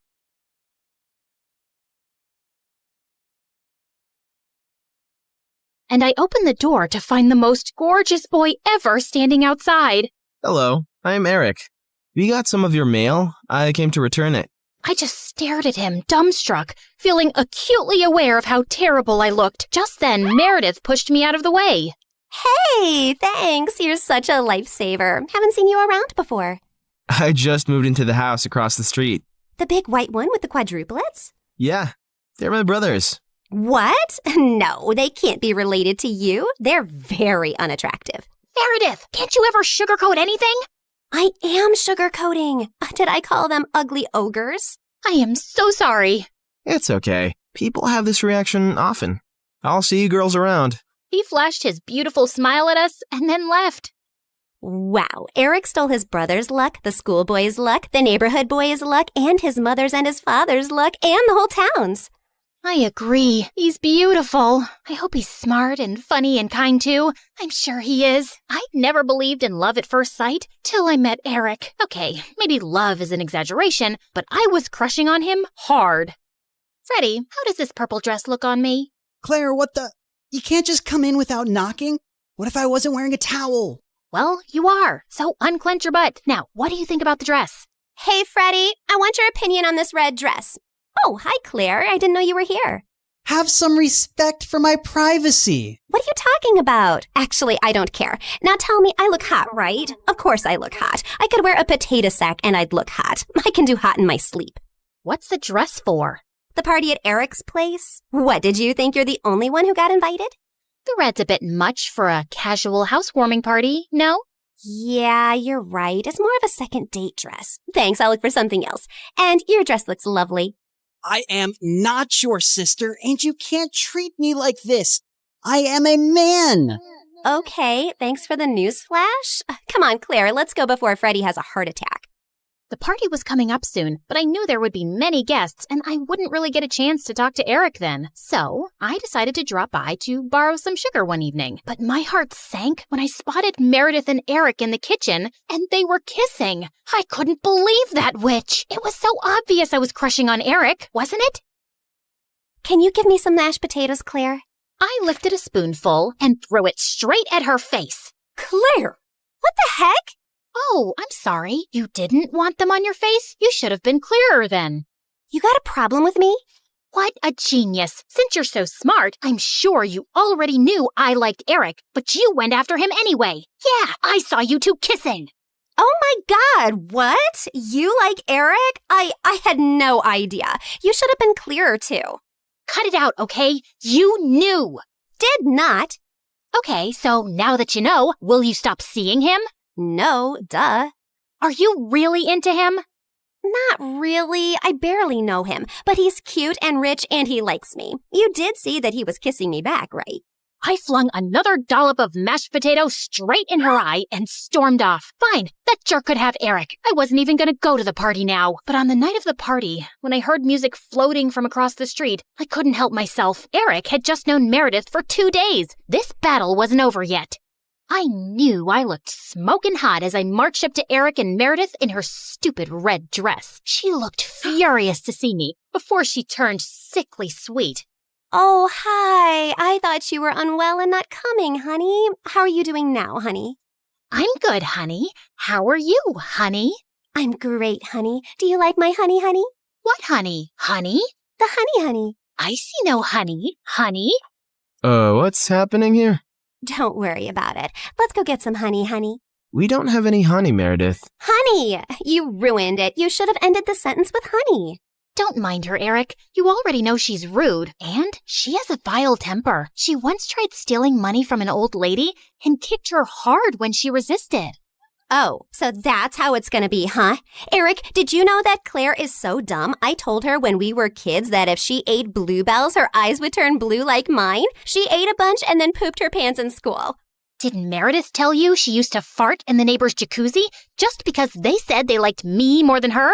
It went on for a month. Oh, how about the time you dropped Mom's toothbrush in the toilet and just put it right back? Imagine someone being so awful to their own mother. Meredith has a boyfriend who works in a mental institution, and he steals the patient's clothes from there for her. Imagine doing that to sick people. Claire keeps acting like she doesn't know her best friend is in love with her, and she keeps using him for his money. What? Are you talking about Fred? I've never used him, and he's not in love with me.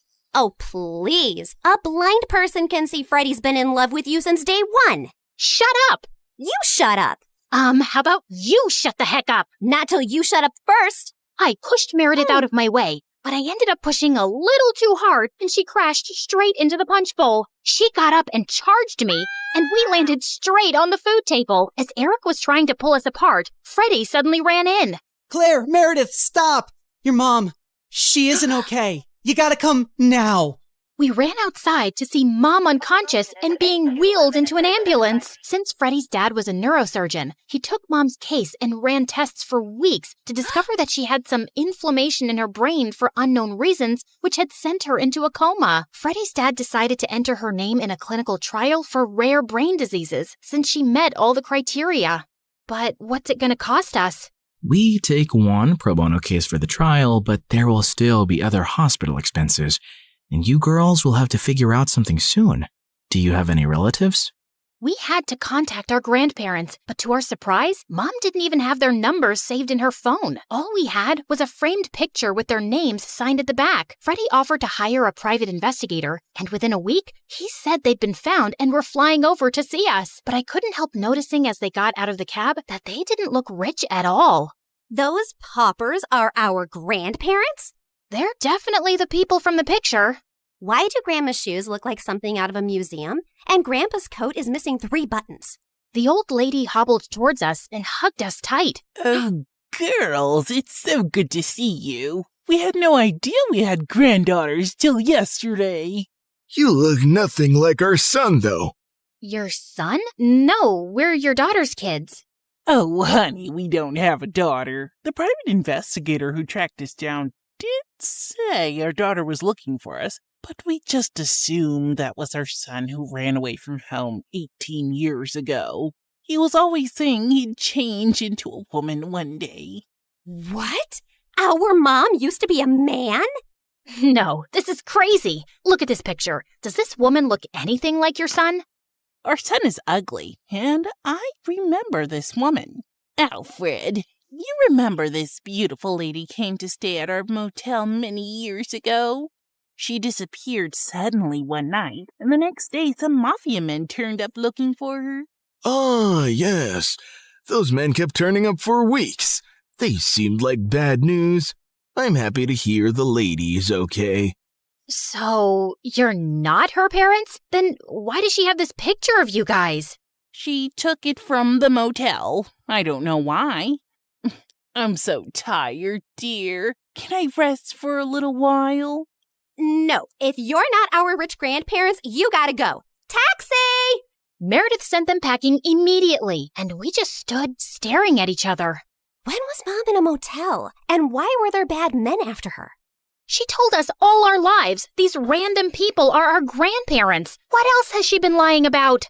Apparently, a lot of things. When we checked out if she had any health insurance, she couldn't be found in the system. I went to the diner where she'd been working for years to see if the manager could help, only to find out that no one there had ever seen her. We had no clue where she'd been going all this time while she was pretending to work, or where she got her salary from. Meredith and I tore up Mom's room looking for more clues. We didn't find anything in the closets or under the bed, but I pulled the rug away and came across a loose floorboard. We pried it open to find a laptop and so many fake IDs and passports, all belonging to Mom. Oh my God. Mom? As a French redhead?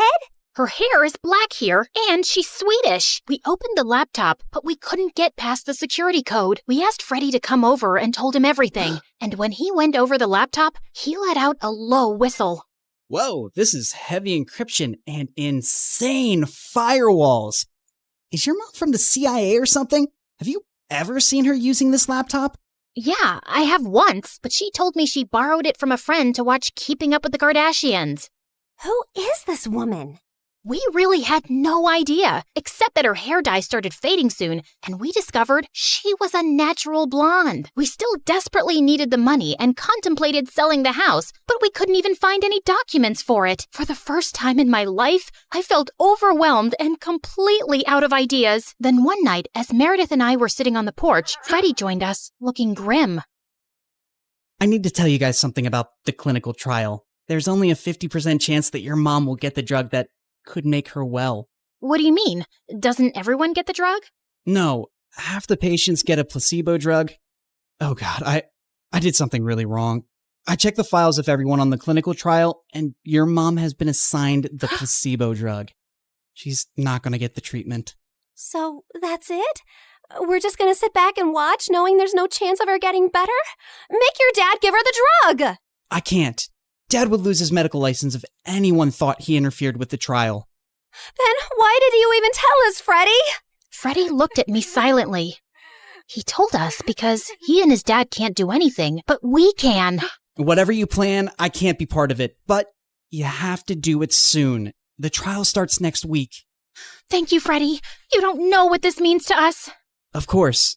I'd do anything for you, Claire.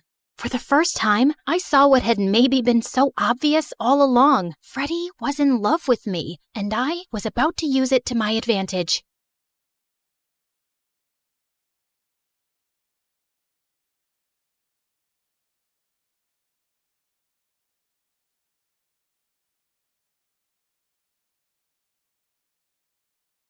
Hi, I'm Zoe, and I grew up in a small town in Iowa where nothing interesting ever happened. Till one day, someone moved in next door and my life turned upside down. Before I continue, please like and subscribe. Dad was a farmer, and as a kid, I always saw him struggling for money. So when I joined high school, I started working part-time to earn extra cash. That's also how I got my first guitar. At the end of the day, I would sit back playing songs from my favorite band, the Starboys. I wanna hold you in my arms and never let you go. You're the sunshine that I want, that makes my life flow. These guys were like California's BTS, only more popular, especially their songwriter and lead singer, Nico. He was so mysterious though. He didn't even have a social media account and hardly came to interviews. But my favorite was Dylan, the other singer in the band. I had his posters everywhere in my room, and I prayed every night I could meet him just once. I must have prayed extra hard because a week after my 19th birthday, a huge truck pulled up at the house across the street and 4 familiar boys jumped out of it. Now that's what nature and isolation smells like. The only thing I can smell is cow dung. You couldn't find a better place to lay low, Nico? The heat here is making my butt sweat. We need some time away to concentrate on our music, and this place is perfect. Now get in before someone spots us. All 4 boys hurried inside while I just stood there dumbfounded. What the freaking fruitcake? The Starboys were gonna be my neighbors? I could scream my lungs out. The next morning, I got up extra early to bake some cookies and hurried next door to welcome the new neighbors. Okay, stay cool. It's just Dylan. Dylan, the love of your life. And no, Dylan. Just Dylan. I tried to stay calm, but then Dylan opened up and I jumped on him. Oh my god, it's you! It's really you! Are you for real? Can I touch you? Who are you? Oops, sorry. We haven't met. I mean, I've met you in my dreams lots of times, but you obviously don't know me. Before I could finish, someone pulled me inside and pinned me to the wall. Nico! Who sent you? Which newspapers? Spill or I'll call the police on you for trespassing. Zoe, neighbor, cookies, baked, love Dylan, huge fan. I can't breathe. So you're not the paparazzi? No. Now, can you move away? Your cologne is too strong. It's giving me a headache. You might not be the paparazzi, but you can still go around telling people we're here. We can't risk it, Dylan. Let's pack our bags and go. No, please. I won't tell a soul. Just let me hang out with you guys. I'm your #1 fan. I can do anything. Cook, clean, play guitar. You name it. I'll be your Snow White, but not as white. I can even entertain you with my very professional magic tricks. Now watch this carefully. I'm gonna pull this tablecloth and everything will stay just as it is. You have to be quiet. Let me concentrate. Abracadabra! I pulled the tablecloth, feeling confident. But I guess I pulled it too hard and everything came crashing down. It doesn't always work. But, yeah, not a magician. Snow White, remember? That's enough. Look, we don't need anyone. Just shut up and leave. I wanted to argue more, but Nico looked really mad, so I ran off. Over the next few days, I tried everything, from posing as the pizza delivery guy to prank calls, but nothing seemed to get past Nico. Then one evening, I was pretending to jog outside their backyard, trying to get a glimpse of Dylan, when I heard someone arguing. You really have no business telling me what to do when you're not half as talented as I am. We're here because of my talent, Dylan. I'm the one who writes all the songs. If people knew how fake you are, you wouldn't be standing here. What? I wanted to hear more when suddenly I heard someone unlatch the door. I turned around too fast, got a head rush, and landed flat on my face. I tried to sneak away, but Nico caught up with me. How long have you been standing here? I wasn't standing. I was just getting a feel of this grass. It's so nice and dewy at this time of night. Snow White likes nature and... Stop lying. I know you heard something. Oh, you mean how Dylan's fake? Yeah, okay. I heard everything. So he's not the singer everyone thinks he is? Does he use auto-tune? OMG, that's big. Dylan, yeah.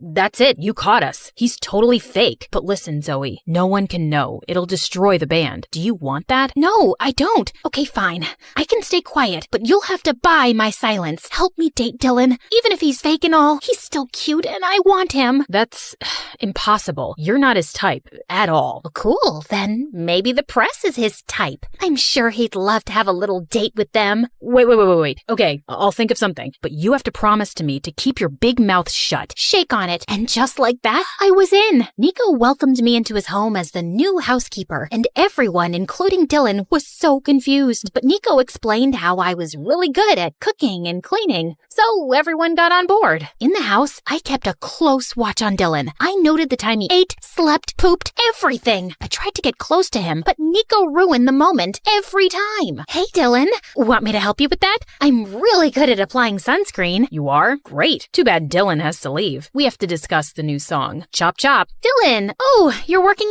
out. Let me help you with those crunches. Go 1, 2, 3. Give me one more. Yes. That's very inspiring. Ugh, but I'm starving. Make me an apple pie and some pumpkin spice latte because I'm craving Starbucks. Do it right now or you're fired. Ugh, so annoying. I pulled Nico aside the next time I saw him. What's wrong with you? You're supposed to help me date Dylan, but you keep pulling me away from him. Relax. You need to play hard to get. Boys like that. Have patience and stop drooling all over him. But I was anything but patient. Then one evening, I was leaving for home when I saw Dylan swimming. And holy cow, he looked so hot. I was just admiring his perfect body when suddenly I saw a strange guy in a hoodie tiptoeing his way around the pool. He was definitely some intruder, so before he could harm Dylan, I sprang into action, but he dashed inside the house. I was running after him when I slipped and landed into the pool instead, right on top of Dylan. I tried to get out using Dylan's shoulders as a makeshift ladder without realizing that I was pushing him into the water. What do you think you're doing? Stop drowning me. There's an intruder. He just went inside the house. Help me get out. Put your hand under my butt and lift me out. Now! What? You're crazy. Dylan got out of the pool and stormed inside, and I followed. Fire this stupid girl or I will. What's wrong? I saw an intruder run in just now. I'm sure he's hiding here somewhere. We need a game plan. You two go that way. Nico, you go to the right, and Dylan and I can search the bedrooms. Zoe, we've been here the whole evening, and if there was an intruder, we would have seen him. But I just saw him come in. You're hallucinating, weirdo. You've ruined a perfect evening, so thank you and go away. As Dylan left angrily, Nico turned to me with a towel. I swear I saw someone go in, Nico. Or, I don't know, maybe I was imagining things. I mean, sometimes I see little pixies flying here and there at night. And we all know pixies aren't real, right? Oh God, I messed up everything. Dylan hates me. The Snow White plot isn't working. He doesn't hate you. He's always been a little short-tempered. How am I supposed to win him over when he doesn't even look at me? And you're not helping at all like you promised. I told you to be patient, but I guess that was clearly a mistake. Hold on, give me your phone. Ew, Zoe, what is this? Oh, I always keep a banana with me. What if the world runs out of food? What if I'm stuck in a hurricane with no food? Girls gotta be strong, and bananas are a great source of potassium. You want some? No thank you. Just go online and see some of the girls Dylan's dated in the past. The more you look like them, the more he'll notice you. I spent the night studying each girl carefully, and the next morning I dressed exactly like them. But Nico took one look at me and burst out laughing. What is wrong with your face? You look like you were in a bar fight. It's called makeup, and you're the one who asked me to dress like those bimbos in the pictures. You've clearly done a fab job. Come with me. We went to the mall with Nico in sunglasses and a baseball cap, and he started picking out clothes like crazy. I was trying them on when he got a phone call and left. When he came back, he looked really tense. We need to leave now. Thanks. We'll take them all. What? These clothes are worth both my kidneys and a good chunk of my liver. And why are we leaving? Don't ask questions. Just do what I say. Nico threw some cash on the counter and we left in a cab. I tried asking him what happened, but he didn't respond. Instead, he got off somewhere in the middle of the road before asking the driver to drop me back home. What was that all about? The next morning, I was still thinking about what happened with Nico, but then Dylan walked up to me and I lost track of everything. Hey Zoe, you look nice today. What are we having for breakfast? A few eggs and some bread. Sounds great, babe. Dylan winked at me and I felt my knees go weak. He called me babe. I wanted to update Nico on the progress, but he was nowhere to be seen. Then later that evening, I was leaving when finally Nico came home. Where were you? I've been waiting for you all day. Why? Relax, Snappy. Just wanted to tell you that Dylan noticed me today. Finally, like Snow White's prince and all. And why are you so tense all the time? You know you can tell me all your secrets, Nico. I'm a very good secret keeper. Okay then, here's one. I think you're very annoying. That's not a secret. You make that pretty obvious. Give me more. I'm busy, Zoe. We'll talk later. Nico didn't talk to me for a couple of days, and I was getting really distracted and impatient. I guess Nico noticed because a few days later, he told me that the boys wanted to go for a hike, and he'd convinced Dylan to take me with them for directions, so they won't get lost. Here's your chance to get on Dylan's good side. And for that, we need to work on your conversation skills. They're horrible. What are you saying? I'm a very interesting person. Yeah, if interesting and crazy mean the same thing. That's not very informative. Look, all you have to do is act shy around him. Say something romantic. Like this? Nico, your eyes remind me of my dead grandmother, calm and pretty. Dead grandmother? Really? Try this. Your voice is like a warm hug on a chilly day, and your laugh is like a symphony of joy that fills my life. I'm addicted to the sound. And can you try not to have feathers and leaves stuck in your head? Nico tucked a strand of hair behind my ears and then walked away, and I felt something strange in my tummy, but it was probably that expired tuna I'd eaten the night before. On the day of the hike, I did everything Nico asked me to. Acted shy, kept quiet, and even tried to flirt a little. I guess it worked because by the end of the hike, Dylan asked me out on a real date to a club. I spent hours getting ready. I chose a black dress and was almost done with my makeup when Nico showed up at my door. Heard Dylan finally asked you out on a date. Wait, you're wearing that? Yeah, what do you think? You look good. I mean, good for Dylan, but you don't look like yourself. It looks like you're trying too hard. Seriously? First, you asked me to dress how Dylan likes, and now there's still something wrong with me? I didn't say wrong. Never mind. It's not my place. Good luck on your date or whatever. With that, Nico left. What was his problem? I was still a bit annoyed when Dylan showed up, but we actually ended up having a great time together. He even asked me out on a second date, and I was thrilled. After the date, Dylan excused himself to the washroom while I waited for him outside when someone tapped on my shoulder. Nico. So how was it? Wait, why should I tell you? You didn't even say sorry. I'm sorry, okay? You don't mean it. Hold on. Have you been waiting here all this time? I had to make sure you didn't end up making a fool of yourself, and it looks like you didn't. One sec. Nico came closer and opened my hair, setting them loose, and I felt something turn in my belly. I really needed to stop eating tuna. Just as he left, Dylan walked up to me and we left, but I couldn't shake Nico off my mind. It was so difficult to figure him out, and I was failing miserably at it. Dylan and I started dating officially. The first few days were great, but as time went by, I realized that we had nothing in common. He was totally self-obsessed and didn't give a hoot about anyone else. What do you think about my hair? How about my shirt? This is vintage Prada, by the way. I'm pretty sure you've never seen a shirt like this before, right? Well, you will now, because you're my girl. Have you seen my shoes? By the third date, I was practically yawning on Dylan's face, and I thought he felt the same, except at the end of the night, he kissed me. Before I could react, a bunch of photographers jumped out of nowhere and started taking our pictures. I thought Dylan would tell them off, but instead he started posing. I panicked and hid behind a tree. Who is that? The paparazzi, obviously. They've tracked me down. Look, just come out. You can't hide like this. They'll make a joke out of me. Dylan pulled me out and introduced me as his girlfriend. At one time, this would have been my dream, dating Dylan, but now I just wanted to run away. Soon, Dylan and I were the hot topic, and everyone wanted to know about the poor girl he was dating. We were constantly getting interviewed, and it was exhausting. Does Dylan snore while sleeping? Do I look like his mother? How am I supposed to know? Are you dating him because he's rich or because he's very rich? Are you talking like this because you're dumb or because you're really dumb? Calm down, babe. We fell in love. Although I must say, Nico tried his best to sway her. She's so pretty, I wouldn't blame him. And he always wants what I have. Obviously, I'm better, and that's why we're together. That's not true. Nico... Oh, look at the time. I'm late for practice. Before I could say more, Dylan rushed us out of the interview. Why did you lie about Nico and me? He'd be so upset. You think I care? And you're supposed to be my girlfriend, so you should be on my side. I didn't know we were choosing sides. I thought you guys were a team. Team? Nico's anything but a team player. He's nothing like what he seems. You aren't either. With that, I slammed the car door and left. I was furious at the way Dylan was behaving, and I knew in my heart that I didn't want to be with him. I wanted to talk to Nico about it, but for the next few days, every time I tried, he'd make up excuses about being busy with his songwriting and just walk away. Then one day, I was coming out of the grocery store when I noticed Nico sitting in the coffee shop across the street. I was on my way to him when suddenly, a black van screeched out of nowhere and two men in dark suits grabbed him, pushed him inside, and left. Nico was getting kidnapped. I stood there horrified for a few seconds, and then my brain sprang into action. Hey, can I borrow this bicycle? No?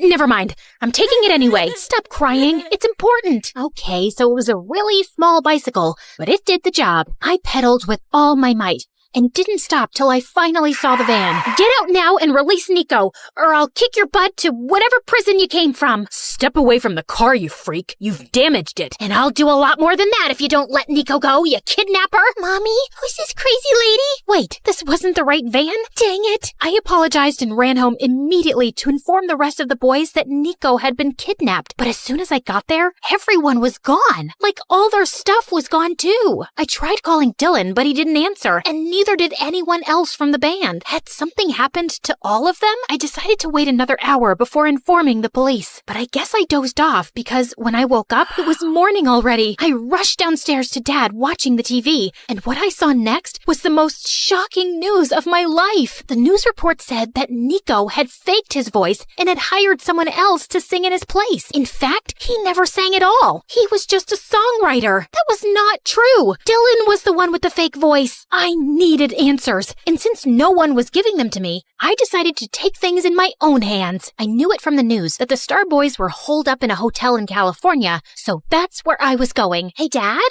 can you feed the chickens and make sure the pig doesn't run away again? I need to be somewhere. It's important. Okay, thanks, bye. I reached the hotel, but the place was bustling with media. Somehow, I made my way to the reception. Luckily, the staff recognized me as Dylan's girlfriend from all the useless interviews I gave with him and led me to their room. What are you doing here? First, I'm here to dump your sorry butt. And second, how dare you frame Nico and spread false news about him? It's you who's fake. You hired someone to sing in your place. You're the liar here. Calm down, you walking carnival. The only liar here is your beloved Nico, and you're about to find out why. I turned around to see Nico on TV with the same intruder guy I'd spotted in the boys' house. The news you've all been hearing is true. Everyone knows my dad's a big music producer who gave us our first break, and I wanted to take the top spot as the lead singer for myself. But I can't sing a note, so I hired this guy to do it for me. I'm ashamed of lying to my audience and my fans for so long, and I have no excuse except saying that I was young, naive, and stupid. I ask you all to forgive me, and also, I'm quitting the band. He's quitting the band? He can't. He writes all our songs. Aw, you're scared you'll have to actually prove you're better than Nico now? Dylan glared at me angrily, but I ignored him and left. But I was still reeling with shock at the truth. All of social media exploded with Nico's news. People were calling him a liar and a cheat. Even his dad was facing backlash. It was a huge mess. I was still shaken as I left for home that evening. When I got there, I saw Nico waiting on the porch for me. Nico, what are you doing here? And how are you? What do you think? I messed up big time. At least you're okay. First, I thought you were kidnapped. Then I thought Dylan had framed you. Then I found out you're a big fat liar. It's been a lot to process, man. About that day at the coffee shop, those guys you saw, they were my dad's bodyguards. I messaged Dad that I wanted to come clean, and he came down here immediately to talk me out of it. And that's all. I wasn't getting kidnapped. But yeah, you're right. I am a big fat liar. But Nico, why did you lie? Because I was stupid and spoiled and wanted popularity. And then I got addicted to it. But over time, it can become a huge burden living a lie. You feel like you've lost yourself. And then I met you, and you're the most original person I've ever seen. You inspired me to be more myself. And I should have never asked you to change for Dylan. Yeah, I'm an inspirational person. People tell me that all the time. In fact, when I was a kid... I'm still talking? Sorry, go on. Wait, I'm feeling a little itchy. Can you please scratch my back for me while you talk? What? Fine. Basically, what I'm trying to say is that I like you, Zoe. I did almost from the start, but you always had your heart set on Dylan, so I stayed quiet. And now I think it's too late. What's late? Oh, you mean your confession? You know why I keep a half-eaten banana in my pocket, Nico? It's because I'm always prepared for the worst. And also because I'm always hungry. Anyway, the point is, I like you too, Nico. And I wish you would have told me the truth. But it's not always easy, and I get that. I think you were really brave to do it publicly. I mean, your career's tanked, but it was an admirable thing to do. So, you're saying you forgive me? Well, depends on how good of a kisser you are. Let's find out, shall we?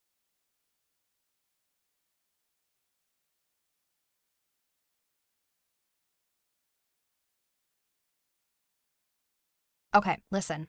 Onion, honey, or pineapple. Any of those can tenderize meat. Pick whichever one's available. Okay, got it. Noted. I didn't come to this school for academics.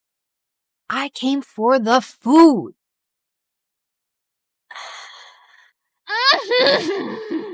The texture. Oh, the crunch. The glaze. The magic. Ah! There she freaking goes again. Her freaking scream makes me want to freaking lose my freaking appetite. Freaking... And that's exactly why you don't have friends. You treat food like it's your boyfriend. So what? I've got you. They're reopening the Culinary Society for freshmen, and they're choosing 10 new members. The announcement's tomorrow at the auditorium. I'm joining that club. You in a cooking club? Babe, you're way too lazy for that. But I have a golden tongue. What was he doing here? Don't tell me. He also cooks? Broody boy has kitchen skills? The world doesn't revolve around you and your stupid food cravings, you annoying brat. We only passed because of you.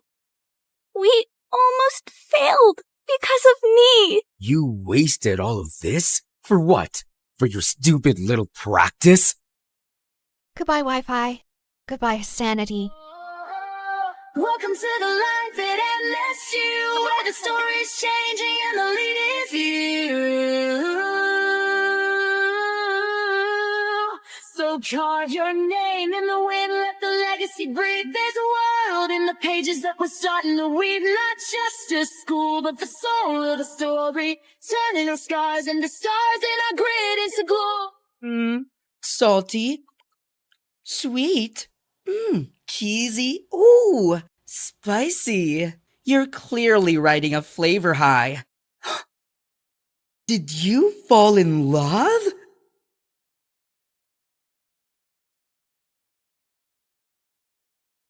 And then finally, a letter arrived one morning. My hands were trembling so much, I almost ripped the letter trying to open the envelope. Dear Drizella, my delegation has been extended and my duties have grown. I'm far too busy now to keep up with our correspondence. I hope you understand and wish you well. Prince Henry. I read it 3 times, as if expecting other words to magically appear the more I stared at the paper. But that was it. Just this cold, impersonal letter after all these months. I told myself that he was really busy with big, important things. It had been almost a year since he left, and people can change. It's not like he ever said he loved me or promised me anything. And of course, there was nothing left to do now but move on with dignity and grace. I found great comfort in pastries and gained a lot of weight. I considered becoming a nun, but decided against it since nuns aren't allowed to curse. I went to the village witch and said a friend was asking about ways to hex a prince. I started writing a vicious breakup letter to Henry, then realized you can't break up with someone you were never technically with, so I ate more pastries. Then I started running at dawn, lost all the weight, and used Cinderella's stupidly good skin and hair stuff so he'd choke on his regret the next time he laid eyes on me. But no matter what I did, it didn't dull the ache of missing someone who didn't miss me back anymore. It had been months since that last letter, and I had picked myself up and moved on. So I wasn't expecting my stomach to lurch when an official invitation arrived from the palace, announcing a grand ball in honor of the prince's return. Great. Other people could honor him. I wasn't going. Besides, Anastasia was terrified of dancing, and Mother wouldn't be up for it either. Over the past few months, she'd grown very weak and was always tired. I'd asked a couple of doctors to examine her, but they had no answers. Cinderella had been on top of her care, of course, always fluffing her pillows, rubbing her feet, making her special herbal teas. And the thought had crossed my mind more than once. What exactly was she putting in those concoctions? I didn't think she was beyond slowly poisoning a woman for her inheritance. I'd thrown the invitation in the trash. But sometime later, Cinderella came into the living room, clutching it to her chest. You're invited to a royal ball. Can you believe it? Oh, I've never been to a proper ball or worn a ball gown, and I've never seen the palace. I know I'm not invited, but maybe I could go, if you could take me with you. Yeah, no. We're not going. Royal balls are dull. Take our invitation and go, love. I'll arrange a carriage for you. You deserve to have some fun. Yeah, there was no cute fairy swishing a wand and going bibbidi-bobbidi-boo. Just my own mother handing Cinderella one of her finest gowns, a string of expensive pearls, and some money to buy shoes. Because naturally, Cinderella's feet were impossibly tiny and delicate, and she couldn't borrow shoes from us ogres. And off went Cinderella, looking like a vision. Since she was finally out of the house for a few hours, there was no way I wasn't going to snoop through her room, which was, as I suspected, disgustingly perfect. Not a speck of dust, and everything was arranged with military precision. Psychopath. I rifled through her drawers, opened her wardrobe, peered under the bed.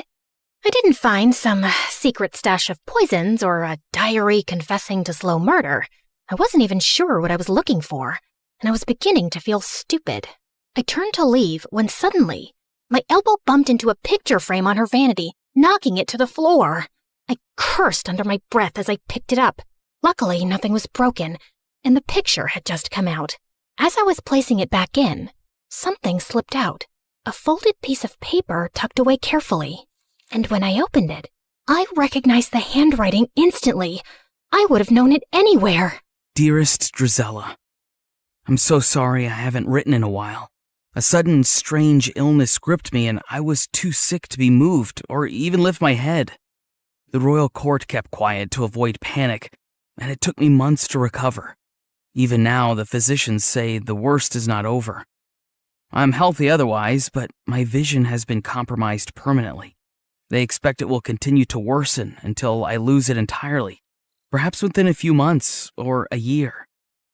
Before that happens, before I lose my ability to pen down words myself, I need to tell you that I'm in love with you. I'm not the man you deserve, but if you could ever imagine a future with me, one where I will not have my sight, but you will have all my heart, I would ask you to marry me. Yours always, Just Henry. I read it again and again and again. My knees gave out and I sank to the floor. He had loved me. He had wanted to marry me. He had needed me when he had gotten such terrible news, and I'd never even known. I'd spent all this time thinking he'd forgotten me so easily, but it wasn't true. None of it was true. But Cinderella had known. How had she gotten this letter? Had she stolen it before it reached me? Did she intercept others too? Did Henry get mine? A broken sound escaped my throat. I wasn't crazy or paranoid. I'd been right about her all along. Suddenly, the sound of the front door opening snapped me back to reality. Cinderella had returned from the ball. I rose to my feet, pure rage surging through my veins. She'd taken everything from me, but this time, she wasn't getting away with it. I ran downstairs and found Cinderella by the fireplace, humming softly, and I lunged towards her and grabbed her hair. Oh my God, what are you doing? I shoved the letter in her face. Why do you have this? What did you do? What did you say to him? Her blue eyes went wide. Then slowly, she smiled. And before I could react, she grabbed the letter from me and flung it into the fire. What letter? I saw red as I screamed and tried to yank her hair from her skull. She managed to pull away from me, but I grabbed her dress, tearing away the silk. She shoved me, and I stumbled back as I ripped the pearls from her throat. Mother and Anastasia came running in at the noise. What is happening? She's attacking me! She's gone mad! Get her out of here. I swear I will kill her if you don't. You don't know what she's done. She stole him from me. What? Who are you talking about? Henry, the crown prince. We were in love. He wanted to marry me. Mother and Anastasia just stared at me like I was speaking a foreign language. She's crazy and jealous. She's always hated me. Drizella, you've lost your mind and you're scaring us. No, I'm not crazy. I'll prove it. I tore up the stairs, running to my room. I flung open the chest under my bed where I'd kept all our letters. They were gone. All of them. I stumbled back down the stairs, half mad with grief and rage. I charged at Cinderella again, but Mother blocked my path and shielded her. You will not come near her again, you hear me? Enough. I couldn't breathe. I bolted from the house and ran out into the cold. I stumbled into the barn and sank onto the dirt floor, sobbing until my whole body hurt. I didn't know how much time had passed, but eventually the door creaked open and Anastasia walked in softly, kneeling beside me. If you say you talked to the prince, if you say you loved him, I believe you.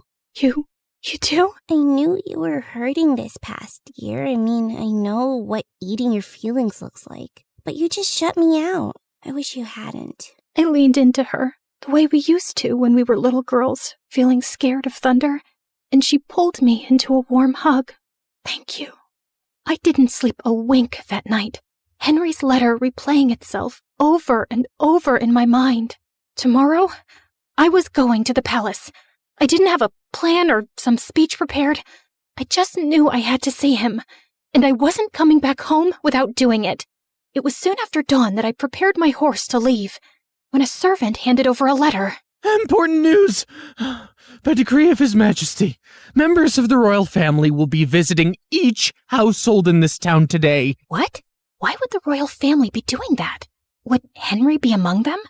I didn't know what was going on, but I had to stay back for the visit. Cinderella was probably still holed up in Mother's room, which was good for her, because if I saw her face, I would tear her apart. I paced around impatiently, looking out the window for any signs of the royal delegation approaching. I thought I'd get a better view from the attic, so I ran up. And as I stood there, with my face pressed to the window, suddenly, the hair on the back of my neck stood up. I turned, and Cinderella was standing in the doorway, her eyes gleaming. Before I could run towards her, she slammed the door shut, and I heard the lock click. "Let me out! You crazy witch! Let me out!" And when I saw the royal delegation arrive at our house, I felt manic. I kicked and banged and screamed until my throat was raw. But no one heard me. Why was the royal family here? What was Cinderella doing? Finally, I heard someone running up the stairs, and the door burst open.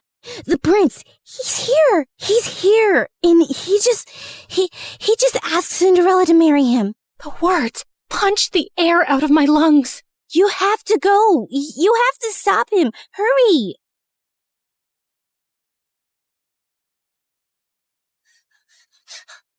Just as the royal delegation was preparing to leave. And there he was. Henry was standing beside Cinderella, his hand cradling hers gently as he bent to kiss her fingers. "Henry, no! You can't marry her! You don't know who she is!" Everyone froze, including him. He slowly turned to me, squinting his eyes hard, and then his face hardened to stone. I told you she would never let me escape. Henry, whatever she's told you, it's all lies. Address me properly, miss. It's Crown Prince Henry. Okay, Crown Prince Henry. You cannot marry that two-faced witch. A ripple of murmurs went through the small crowd gathering around us. I need a moment alone with her.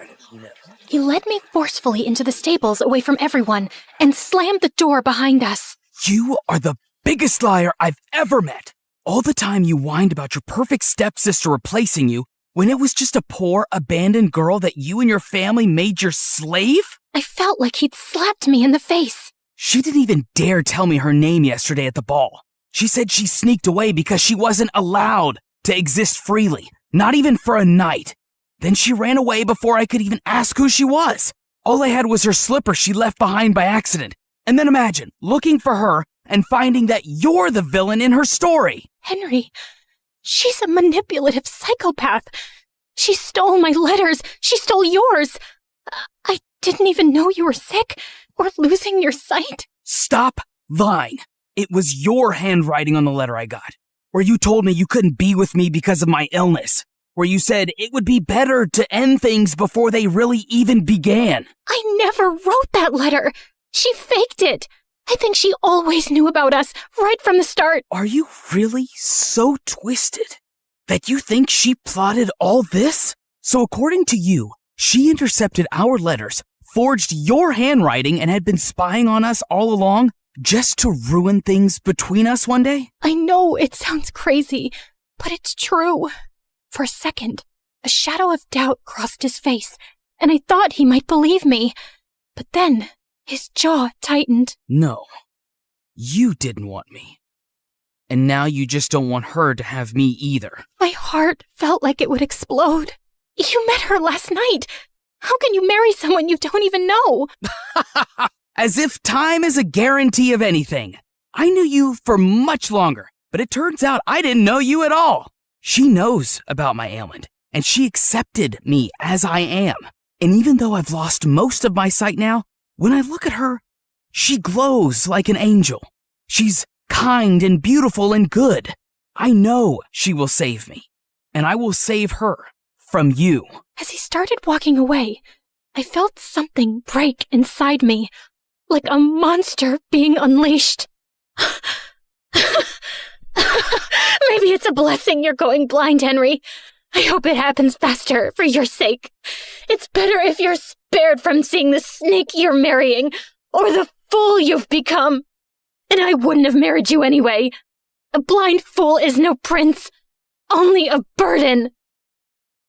Mind your tongue when speaking to your prince. And if you ever cross my path again, I will have you exiled. I walked out after him and watched from a distance as he took Cinderella's hand, lifted her into the royal carriage, and rode away, taking every dream I'd ever dared to have with him. What was it that Henry had called me? Ah, yes, the villain in Cinderella's story, in that she would save him and he would save her from me. Yes, her beauty was so bright, it even enchanted an almost blind man. It made everyone else look ugly. I calmly stepped over to the oil lamp and knocked it over.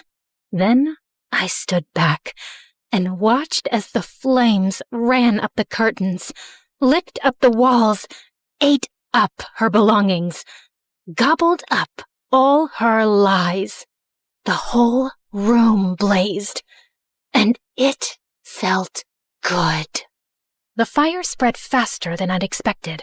The house was old, and the walls were bone dry. By the time the servants managed to put it out, half the estate was gone. Mother, heartbroken and sickly, packed up what little we had left and moved in with some distant relatives. Anastasia went with her. And me? Well, I was declared unwell, hysterical, and quite dangerous. I was locked up in a sanatorium, just a fancy word for a prison with prettier walls. Anastasia tried to visit me regularly the first few years, bringing me sweet treats and books, but over time, the visits got fewer, and eventually they stopped altogether. And so, here I stayed, my name forgotten, just one half of the ugly stepsisters duo.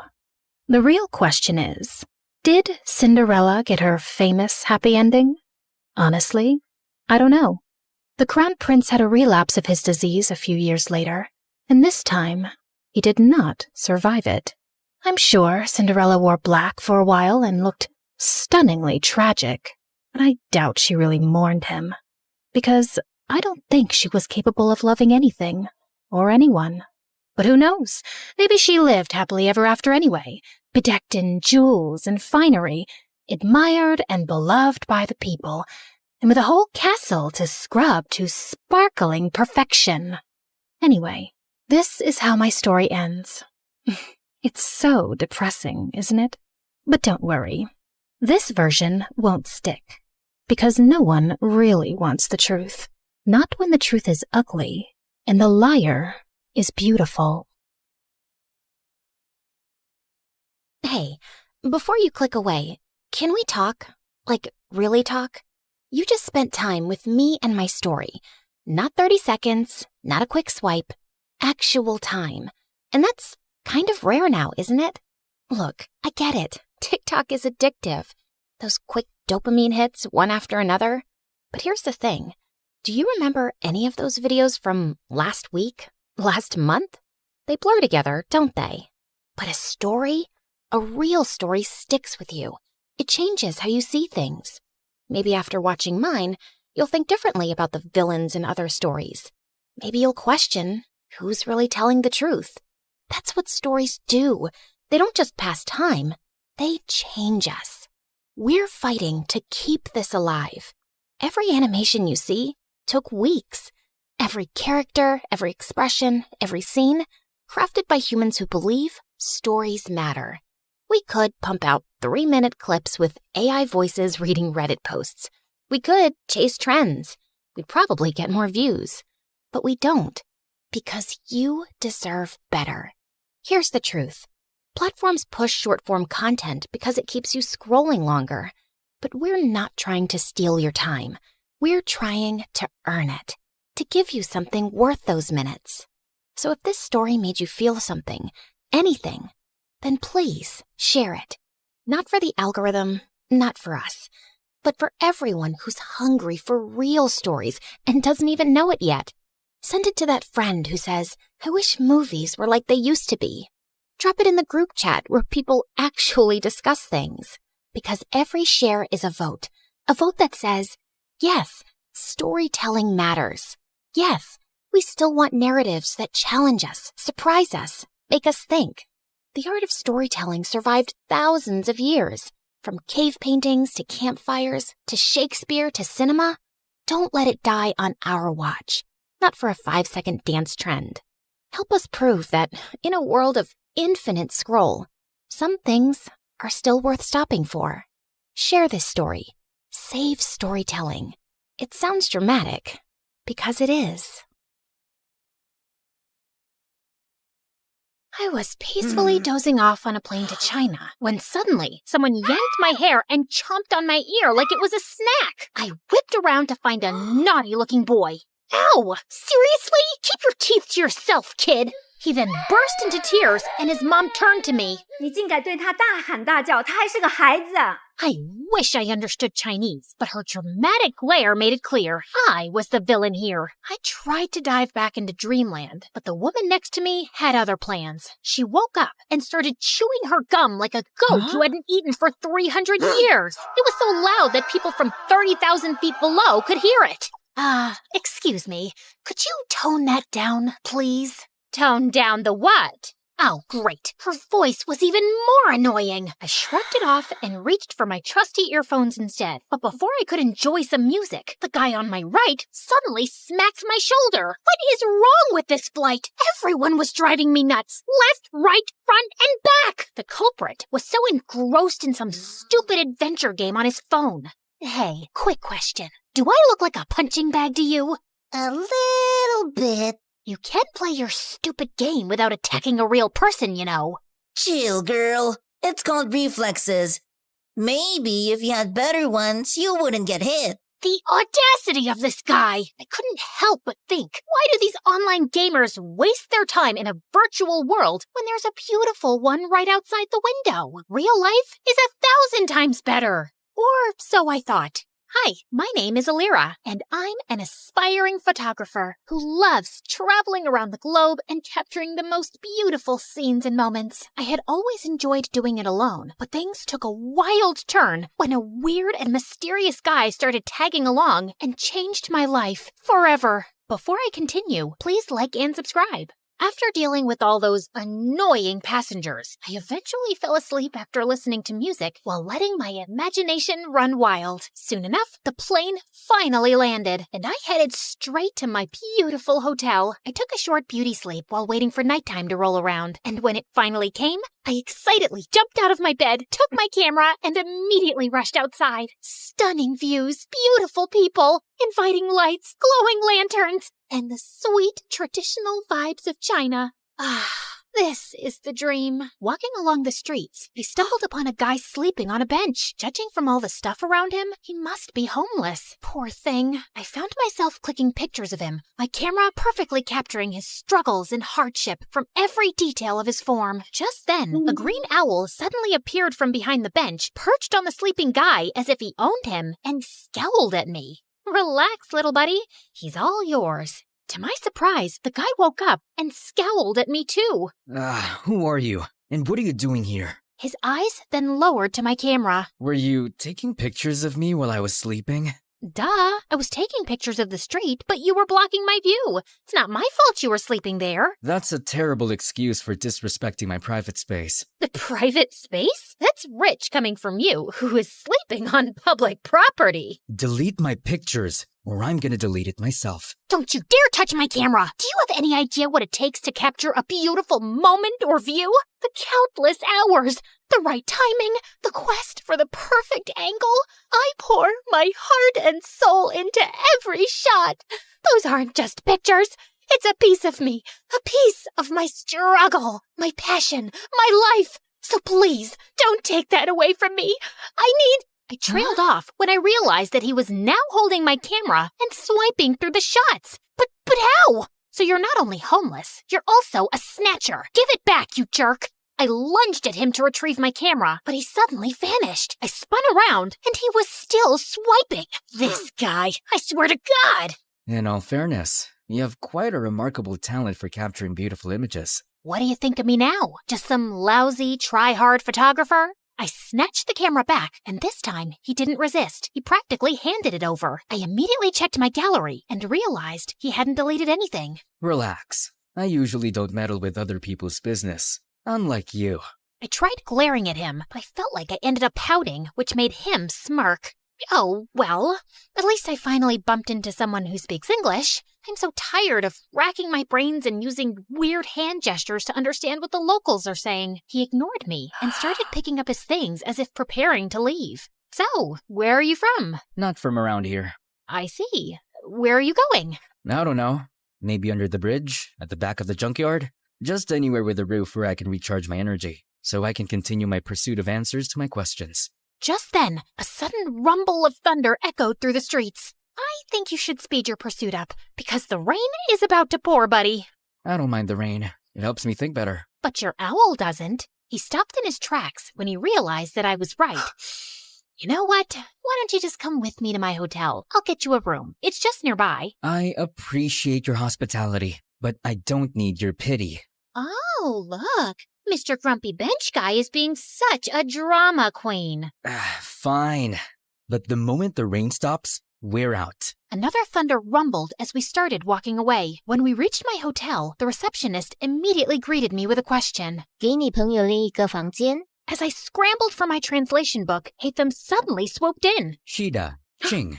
Did you just speak Chinese? I speak multiple languages. I have a constant hunger for endless knowledge. So, you're a polyglot. So cool. That's literally my dream. But learning another language is so difficult for me. What's your secret? Oh, I use this splendid application on my phone, Duolingo. Oh, I have heard about it, but I never tried it. It has a fun and engaging approach to learning a language. It's like casually playing a game, which is a pretty good motivation for the learning process.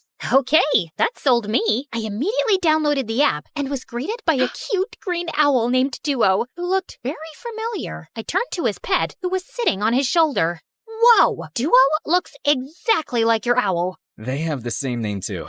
Just a little warning. Duo's nice and helpful, but he can be a little persistent sometimes. But it's also for your own good. Well, he seems to be a cute little guide.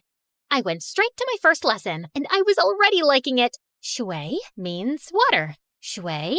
Gosh, I am so thirsty. I need some shui. Okay, got it. Okay, so this is my room, and yours will be that one. I was talking to him, but he seemed preoccupied with something over my shoulder. I turned around and realized that he was looking at my collection of postcards on the wall. To my surprise, he suddenly barged inside. Where did you get these photographs?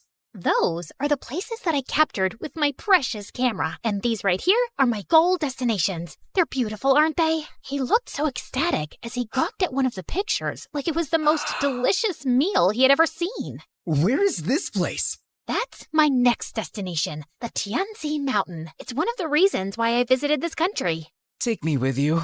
Consider yourself lucky, my friend, because I'm going there tomorrow. I always preferred traveling alone, but maybe it was time for me to try it with a travel buddy this time, at least for a day, and just for fun. The next day, we traveled to the mountains, and when we got there, Hatham's calm demeanor instantly changed to ecstatic. The stone forest. An image of a familiar place seemed to have flashed right before his eyes. The stone, what now? He ignored me and started navigating the place, running around like he owned it. Dude, wait up! We rode a cable car, crossed a river, and jumped from one stone to another, and after an hour, I felt like collapsing. Slow down, Spider-Man. I'm not a marathon runner with endless stamina, you know. Jeez. When I finally caught up, I found him standing in front of a mysterious and ancient-looking monument. He fiddled with a rock against it, but nothing happened, and he looked super frustrated. Hello? I would really appreciate it if you would tell me what's going on. What is that thing? And what are you trying to do with it? This is a totem, and I need an electro-element to activate it. What do you mean, electro-element? Electro-element. Something, anything that produces lightning. Oh, you mean electricity? Huh? Lucky for you, I've got something here. What is that? You don't know what a taser is? It's my go-to for self-defense. Zaps people with electricity or whatever you call it. Interesting. He immediately took it from me and tried it on the totem. After a few sparks, it suddenly got triggered and a glowing symbol appeared on top of it. Holy cheeky bananas! Is that a hologram or something? He found 2 more totems, and after doing the same thing to each of them, a strong streak of light came from above, forming a pillar. What in the world is happening? Is this some kind of secret experiment from the government? And what's your deal with all of this? I've been traveling from place to place looking for these runes. Since I'm not from around here, I don't know where to go.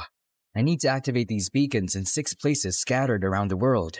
With your knowledge and resources, things are going to get easier for me now. But for what? Why are you doing all of this out-of-this-world stuff? We need to go. Dude, you didn't answer my question. Sometimes, the journey to find answers is more important than the answers themselves. Whatever you say, Plato. After activating the first beacon, we embarked on a thrilling and action-packed adventure of a lifetime. After Tianzi Mountain, we rushed straight to Huanglong River, which Hatham kept calling Luhua Pool Liu. There, we had to light up some fire totems. There were 5 of them, but according to him, only 3 needed to be activated. Of course, those 3 we needed were surrounded by water. Great, right? Hatham was all business, using his fancy tricks to get those waterlogged totems blazing, while I just snapped pictures of these outrageous moments. Our next stop was the breathtaking Matterhorn in Switzerland, aka Dragonspine, according to my travel buddy, where we faced a puzzle with circular platforms and wall signs. The place was so cold that I had to huddle by fire torches just to keep myself from turning into a popsicle. I let Mr. Mysterious Smarty Pants solve the puzzle by himself, while I continued my Duolingo sessions. You know I can't miss those streaks. With each beacon we activated, I felt a mixture of excitement and curiosity. What was this leading to? And why did it feel like the world had turned into one big adventurous playground? During our flight to our next destination, I found myself fully immersed in my new favorite app, Xin Ten Toila Elira.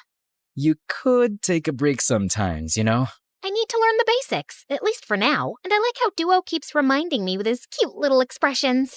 When we finally reached Vietnam, I decided to try out what I learned by asking the locals about the directions. Xin Loi, Bang Ko Te Chung Toi Duang. The woman stared at me as if she was solving the most difficult math puzzle. Ko Te...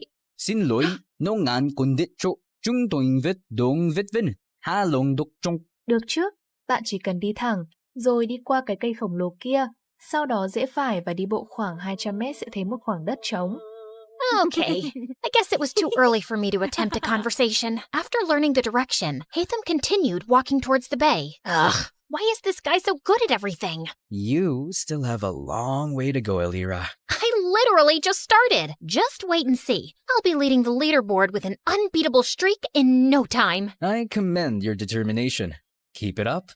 Soon enough, we were greeted by the beautiful emerald waters and towering limestone islands of Halong Bay, or as Hatham called it, the Golden Apple Archipelago. While I was snapping pictures left and right, Hatham got to work immediately. He solved a music rock puzzle thing, and after activating the place, we toured around the city and enjoyed their local food. I even tried conversing with the locals with the help of my brilliant travel buddy. It got me even more determined to learn more. So during our flight to Scotland, I got really busy with leveling up and earning rewards. I never knew that learning could be this fun. Learning could also be done in silence. Sorry. And soon, we finally reached our next destination, the Isle of Skye in Scotland, or as Hatham called it, the Star Snatch Cliff, Mondstadt. After walking around, we came across a green fan-like object. I watched in amazement as he applied some wind pressure to activate it, unleashing a powerful upward current. Whoa, that's so dope! So, what's next? Time to fly.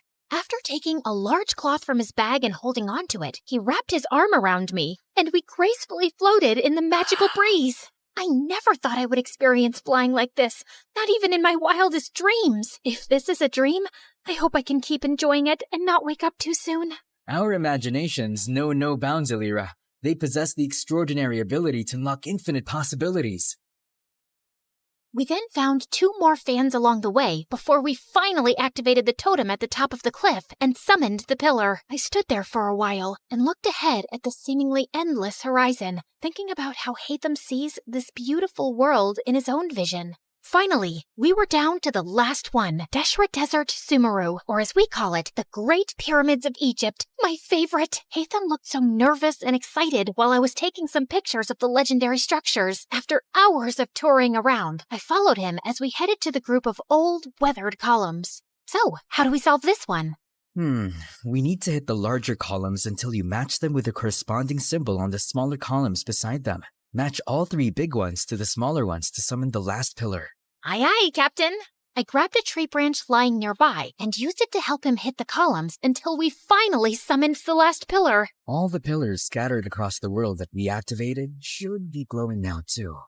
I dropped my jaw in amazement when their fusion created a swirling, glowing vortex or something. Is that a freaking portal?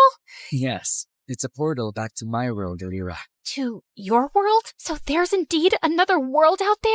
Before he could answer me, the earth beneath us mildly shook, and a horrifying creature suddenly appeared right in front of us. Holy crunchy potatoes! Is that a transformer?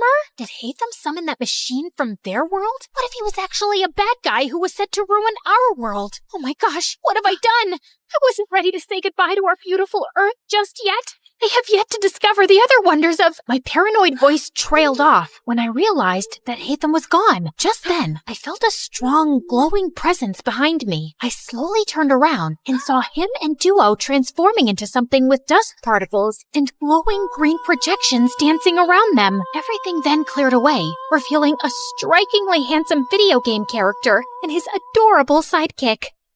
Hatham, is that you? This is my true form, Elira. And my real name is Zal Hatham, a scholar from Sumeru, and our academia scribe. That machine in front of you is a primal construct, only found around the desert area of Sumeru. This machine enemy is often found guarding the temples and ruins, and I need to defeat it. So it's like the final boss in the game, and you're the brave hero. I suddenly felt bad for suspecting him as a bad guy. As the primal construct started charging toward them, 3 ethereal green mirrors popped in and hovered around Hatham, radiating a brilliant emerald light that almost blinded me. He then started fighting the monster, moving with grace and precision, consistently blending freestyle moves and rotational attacks with his sword and abilities. Watching them fight was mesmerizing, as if I had been transported into an epic video game. He unleashed a barrage of reflective attacks, boomerangs slicing through the air, slashes carving through steel. Each hit dealt a lot of serious physical damage. Soon enough, the terrifying machine was finally defeated. Dude, you were so cool! How did you do that? I don't need to fight. I only need to think. Everything else is connected. All I have to do is find the weakest link, deal with the causal factors, and everything else tends to resolve itself. Okay. Enough with your deep philosophical words, dude, and maybe start explaining everything to me properly. You know, I've been following you around like a dumb little kitten and catching up with your stamina. As a gratitude for helping me, you deserve to know the truth. My friend Kaveh and I were trying to open a domain, but something went wrong. It started malfunctioning. The rule is to hit these columns using a physical attack and never use any elemental attack. Kaveh didn't know this, so he used his elemental skill because he thought it was more efficient. It made a different reaction to the process, and instead of opening a domain, it opened a portal that connected to the human world. And before I knew it, it started sucking my friend. I tried to save him, but I was the one who got pulled inside instead. I got teleported here, which was a very different place, and I have been finding my way back for quite a long time. Thanks to my friend Duo here, who also got accidentally teleported for some reason. He's been my companion since the day I got here, and he's the one who has been helping me learn the different languages of humans. Now that makes sense. And no sense at the same time. I swear, I'm stuck in a fantasy adventure novel. Anyway, I'm glad that you finally made it. I appreciate all your help in this journey of mine, Alira. As much as I wanted to discover more about your interesting world, I need to return. Tevat needs me. Oh, well, traveling won't be the same anymore without you. I'm gonna miss you a little bit, I guess. Just play Genshin Impact, and I'm sure you will enjoy the magical beauty of our world, Tevat. We have 7 nations brimming with natural wonders that you would love to capture. You'll meet a diverse set of people with unique personalities and abilities like me. And together, we will fight exciting enemies. We'll share every adventure in this enchanting realm. I felt a lump in my throat as he extended his hand, but knowing that I would be seeing him again, I shook it with a smile. See you around, Alira. I watched them as they entered the portal, returning to their world. Come here, boy. Bam, bam. Eat that monkey butt. All right, Hatham, time for some snacks. Ever since I started appreciating video games, I became the annoying passenger this time. These games opened my eyes to the existence of extraordinary places that remain hidden from our physical world, places that only exist in our minds, yet they possess the power to transport us on thrilling adventures. They hold captivating magic and beauty, offering a gateway to fictional worlds. Now, I embrace the opportunity to immerse myself in both realities, and because of it, I have never felt alone again. I was so into the game that I jerked when an incoming announcement sound chimed in. Ladies and gentlemen, this is your captain speaking. We will begin our final descent to Paris shortly. And now, it's time to explore the famous beauty of Paris.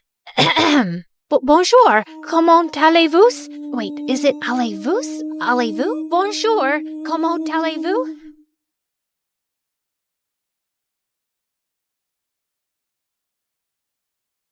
You're never here when my tears dry. You're never around to see me thrive. When it's my birthday or my day off, you got other plans and can't show up.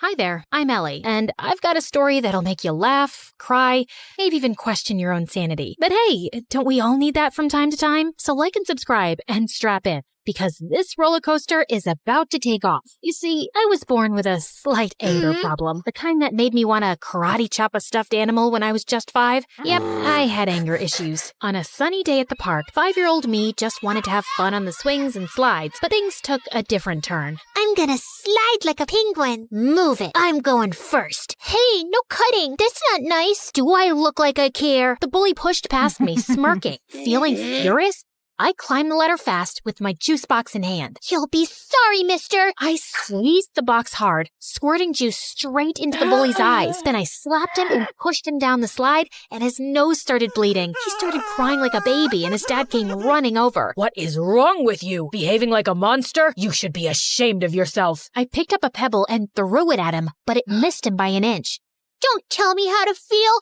You should be thanking me for teaching your awful kid a lesson. I threw another pebble at him and then ran away. Mom and Dad yelled at me all the way back home. I cried and said sorry. Then I jumped onto my parents and smothered them with kisses till they forgave me. Yeah, I think I'm a kind person in general. I mean, as long as I'm not angry. Fast forward to first grade, and there I was, little Ellie, eager to make friends at school. One day during recess, I spotted a group of girls playing hopscotch, and I approached them. Hey you, I think we should be friends. No thanks, I already have friends. Well, that didn't go as planned, but I wasn't giving up so easily. Oh yeah? Well, you haven't met a friend like me. I started shouting and spinning with my arms spread out like a wild little windmill. I even threw my sandwich on the ground. I'm fun, I'm cool, and I'll bring snacks to share. So why wouldn't you want to be my friend? Say yes, or you'll regret it. Say it. The girl hesitated, then let out a sigh. Okay, fine, I'll be your friend. Please, just stop yelling at me. And just like that, I made a new friend. Her name was Lucy, and she was the best. 2 years later in third grade, my family told me one day that we had to move for Dad's job. Scared of losing Lucy, I got really angry. I won't leave Lucy. She's my best friend, and I'm not going anywhere. I protested by staying in our backyard treehouse, and I refused to come down till my parents changed their mind. We know you're upset, but we have to think about what's good for the family. But when I didn't budge, my parents caved after a few days. I was so happy, I finally climbed down from the treehouse. And I learned that standing up for what matters can make a difference, and that my anger was the best thing I had. It gave me whatever I wanted. What I didn't realize back then, though, was that Lucy eventually figured she could take advantage of my anger issues to get her way, too. If she wanted something from someone, she'd come up with a sneaky plan to get me all riled up against that person. Yeah, it always made me the bad guy fighting and bullying people, while Lucy looked like she was the nice, calm friend of a monster. But no one got seriously harmed. As we entered middle school, though, Lucy started doing it more frequently and for bigger things, and I began getting into serious trouble. Like one day, Lucy came to me saying that Mrs. Thompson had called her into her office and said she was giving her a C- on her project. You know what else she said?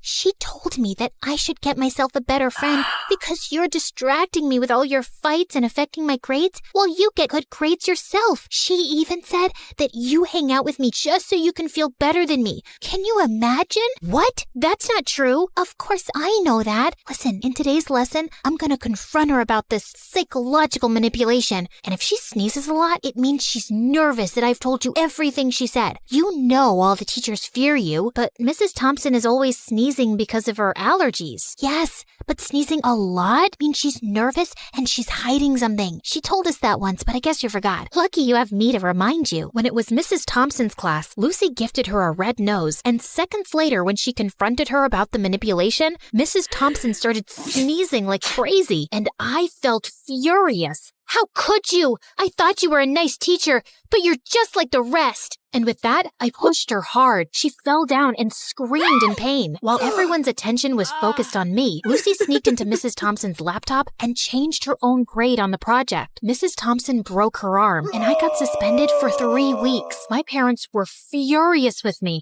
and insisted that I tell them exactly what happened. When I did, Mom said that Lucy was the manipulative witch here. I yelled at her and didn't talk to her for days. How could she say that about my BFF? Days later, I visited Lucy, and her mom opened the door and looked at me like I was some cockroach. Ugh, you again. What do you want? I heard what happened with Mrs. Thompson. Why can't you be a normal human being? Poor Lucy, she almost failed her project because of you. What? Yeah, you're crazy and you're affecting my child. She'll end up failing all her classes because of you. Why does everyone keep saying that? Because it's true. Hey, listen, you silly woman. I was about to scream at her when Lucy showed up and pulled me inside her bedroom. Please, Ellie, you can't talk to Mom like that no matter what she says. But I'm a good friend and I forgive you. Now calm down, girl, and take the Snickers bar. I know it's your favorite candy. Lucy had clearly been spreading lies about me, but I was too blind to see it back then. And when I returned to school, things were a bit different. A new girl, Isabella, had joined our class. She was rich, pretty, and quickly became popular. Lucy seemed annoyed by her existence, but she seems like a cool girl to me. Till one day, Lucy and I saw Isabella walking out of the bathroom, and I noticed a marker in her hand. Lucy went in to use the bathroom as I waited in the hallway, but moments later, she came out, dragging me back into the bathroom with her. OMG, you gotta see this. You won't believe what Isabella wrote about you on the door. It's totally her handwriting. I'm so done with this annoying psycho Ellie. She's always bullying everyone. I want a peaceful, calm school that I can brag about to my rich friends. I offer $1,000 to anyone who can get rid of her. DM me on this Instagram account if you're interested. What a stupid, ugly witch. Furious, I stormed over to Isabella. How dare you write that about me on the bathroom door? I saw you with that marker, so don't you dare lie to me. Ellie, seriously? I had a marker, but I was working on an art project. I didn't write anything about you. Oh, yeah? Well, Lucy seems to think it's in your handwriting, and Lucy said that? Okay, you should stop listening to that friend of yours. She's just using you like a puppet. Can't you see it? For some reason, Isabella's words struck a chord with me, like she just said something out loud that I kinda already knew. But I quickly brushed my thoughts away. You don't know anything. Just leave me alone. But Isabella didn't leave me alone. She'd always make an effort to talk to me and waved at me with a smile. I started warming up to her, and we got closer. But that drove Lucy crazy. One day during lunch, I was sitting with Isabella, laughing and chatting, when Lucy stomped over angrily. Ellie, how could you ditch me for Isabella? After all we've been through together?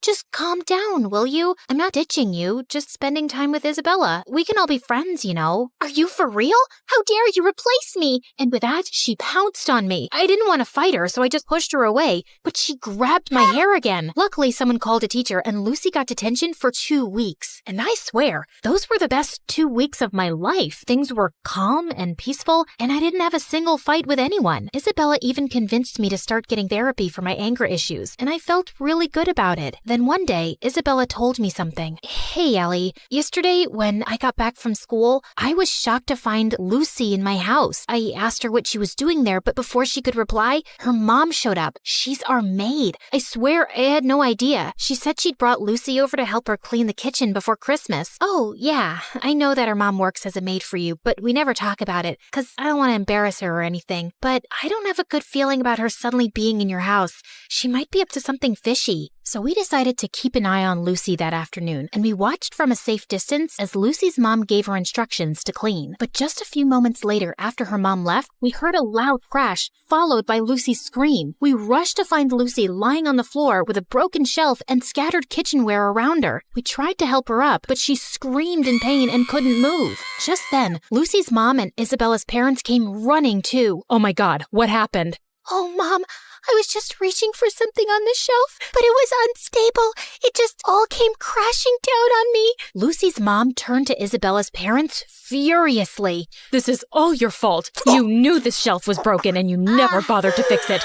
I told you so many times. Now my daughter is injured because of your negligence. I'm gonna sue you for this. You'll pay for the harm you've caused my daughter. Isabella's parents tried apologizing repeatedly, but Lucy's mom didn't listen to a word and called an ambulance to take Lucy away. I couldn't help feeling sorry for Lucy, although I was almost sure she'd hurt herself on purpose to cause trouble for Isabella and her parents. She probably hadn't expected it to be this bad.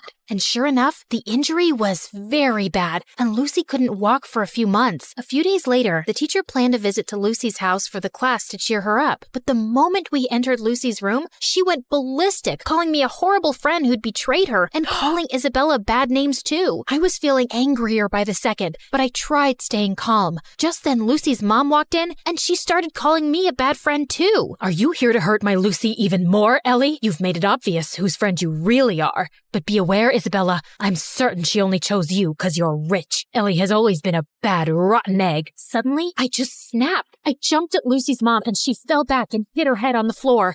Everyone looked shocked, and I knew I'd messed up big time. I ran out crying. When Mom found out about it, she was so mad. Ellie, I can't believe you attacked Lucy's mom. She called me, threatening to contact Child Services and telling them that you need to be put in some rehab center because you're a danger for other people. I honestly felt terrified hearing that, and my first instinct was to lash out and scream in my defense. But instead, I took a deep breath and thought of my friendship with Isabella, and it helped calm me down. Mom, I know it was wrong, and I'm really sorry. I'm working on controlling my anger. I'll be better, I promise. Mom looked really surprised and then nodded, but she still took my phone away and grounded me for a month, and I didn't protest. I knew I deserved that. Back at school, Isabella told me Lucy's mom was going ahead with the lawsuit, and I really wished there was something I could do to help. Lucy or her mom wouldn't listen to a word I'd say. But then one day, I was in the school's bathroom when someone knocked on the stall door. It was Lucy's mom. Ellie, I need to talk to you.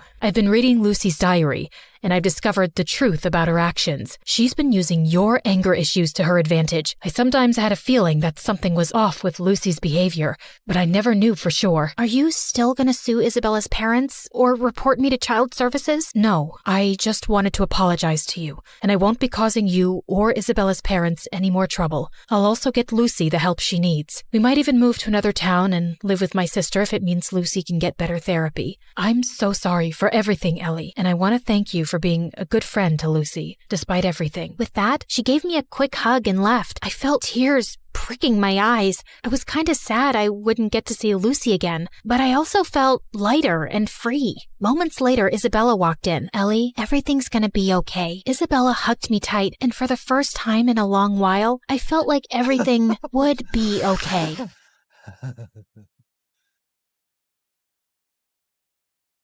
Hi everyone, my name is Marina, and I'm from Nevada. Please like and subscribe. I was raised in a small town by my aunt who owned a small bakery and loved me to bits. Aw, honey, today's your first day at school, so I packed muffins for all your classmates so you can make a lot of new friends. You're awesome, Aunt June. She wasn't super rich, but she was the richest person at heart, and that's why everyone loved her so much, including me. I always wanted to be just like her, so I'd help her out at the bakery. Marina, I'm going to go out for a bit. Can you put the pink icing on the cupcakes? Sure thing. Later, when the customer came to pick up her order, it turned out I'd caused a disaster. This was supposed to be for a gender reveal party, but you put yellow icing on the cake. Ugh! That wasn't the first time I mixed up colors. My aunt knew something was wrong with me. Turned out I had color blindness, and I couldn't differentiate between certain colors. Is it going to be like this forever, Aunt June? I'm afraid so, honey. But cheer up, because I've got a brilliant idea.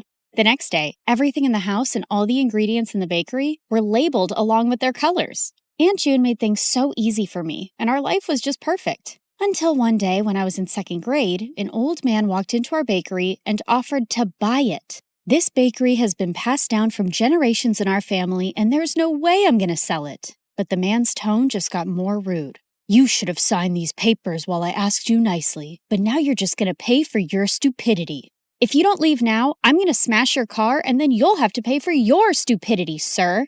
The old man left at my warning, but the next week, another man was back with some papers that claimed that the bakery didn't belong to my aunt because her parents never signed the deal in her name, and now we had to move out. My aunt looked around for help, but the legalities were too complicated and no one was ready to help. So eventually we had to give away our bakery and move to the city. Thankfully, Aunt had enough savings to rent a small place and she started working in a small grocery store. And while I was trying to adjust to this new life, I saw a kid my age in the front yard one day choking on something. I immediately ran to help him, but the moment the food stuck in his throat came out, I was shocked. Why were you eating a doll's head? I wasn't. He pushed me back and ran into his house next to ours. Turns out he was the landlady's kid, Timmy, and he was so weird. Whenever I'd try to go close to him, he'd just run away. Even when I joined school, I saw some kids throwing popcorn at him, but he wouldn't budge. Hey, why won't you say anything? Why do you let those kids bully you? But instead of answering me, he just ran out of there, and I decided I wasn't going to bother with this guy anymore. But later that night, I was in my room when I heard someone crying. I looked out of my window and saw it was Timmy crying in his room. So I climbed onto the tree outside my window and jumped into his room. And he freaked out. What are you doing here? Look, I don't know the deal with you, but if there's some issue, you really need to talk about it. At first he hesitated, but then he broke down. I miss my dad. Ever since Mom and he got divorced, I haven't seen him, and the kids at school always make fun of me because of that. I hate it here. Hey, it's gonna be all right. I told him things were gonna be easy only if he fought back and didn't let those kids get to him. And it seemed like my advice worked. The next day, I saw Timmy was surrounded by a bunch of kids. I heard the cupcakes we gave you last time had Barbie heads in them. We're so sorry for that. Here, take these. They have cockroaches. And to my shock, Timmy pushed the bad guy away. Get away from me. And don't trouble me anymore or I'm going to tell the principal about you. The other kids ran away scared, and Tim turned to me with a bright smile. Did you see that? I wasn't scared, and what you said worked. After that day, we started getting along and became the bestest of friends. And Tim grew up to be really protective of me. He'd keep me away from all the bad guys and trouble in school. Then on my 16th birthday, I told him I was going to start working to support my aunt, but he had a weird reaction. No, you can't do that. Your aunt wants you to study and make a life for yourself. You shouldn't be waiting tables. And if you need money, you can always tell me. Tim was a genuine friend, and I loved how he always cared for me. But now I really wanted to support my aunt, so I took the job without telling anyone. But the very first week of my shift, something weird happened. I ended up making a mistake because of my color blindness, and the customer went bonkers on me. I want to see the manager right now and get you fired. But I told you it was a genuine mistake. But he kept shouting and started pulling my hand when one of his friends got up and stopped him. Let go of her hand and apologize to her right now. Dude, you want me to apologize to this low-life waitress? As soon as he said that, the guy landed a punch on the bad guy's face and my jaw dropped. Holy jeez! The manager immediately threw all of them out, but after my shift was over, I saw the guy who stood up for me was still sitting in the alleyway and his hands were bruised. I immediately got some ice for him. Excuse me, sir, you can use this. But for some reason, he looked really mad at me. Who do you think you are trying to act all nice, huh? Just leave me alone. I could see his eyes were red, like he'd been crying, and I thought it was best to leave him alone. But to my complete shock, I saw the same guy in my class the next day. The teacher introduced him as a new student, James. While the girls were drooling over his handsome looks, he kept staring at me the entire time, and the moment class was over, he came up to me. I don't want you spreading any rumors about me from last night. Do you get that? Before I could even reply, he just stormed away, and Timmy came running to me. What happened? Was that guy bothering you? I didn't want Timmy knowing about my job or anything about how I knew James, so I brushed it off and went ahead to prepare for my chemistry practicals. But turns out, James was already there. Minutes into the practical, I realized some of the labels on the chemicals were missing. So I asked James to help me differentiate, but he didn't even look at me. That jerk. I continued guessing and mixing the chemicals, but suddenly they caught fire, and I almost got hurt when James jumped in and pushed me out of the way. I quickly got up and put out the fire. What are you, nuts? Did you want to die? Suddenly my eyes went to the burn on his hand, and I rushed him to the nurse's room and gave him first aid myself. Seems like you're always helping people who are hurt. Yeah, especially those who get hurt because of me, and with you it's every single time. And that's when this tough guy finally let out a smile. You don't look so bad when you smile. I know. I don't want the chicks going crazy over me, so I keep it under check. This guy had multiple personalities. As time went by, we started spending more time together because we had similar projects, and James turned out to be a really fun person to hang out with. He'd often walk me to my work after school, and we'd enjoy all sorts of treats on our way. And even though he was a little mysterious, he was growing on me by the day. But there was someone who just hated our closeness. What's going on between you and that new guy? He's bad news. Stay away from him, Marina. What are you talking about? And how do you know he's bad? Oh, come on. Haven't you seen? He's always covered in bruises. Just stay away from him, okay? Well, I could understand Tim's concern, and there were things I wanted to know about James, too. A few days later, we were at a friend's party playing Truth or Dare when I was given a dare to kiss James. My heart raced with excitement, but I saw Timmy looking at me with furious eyes. I wanted to run out of there, but thankfully, James got up and left first, and I let out a loud sigh.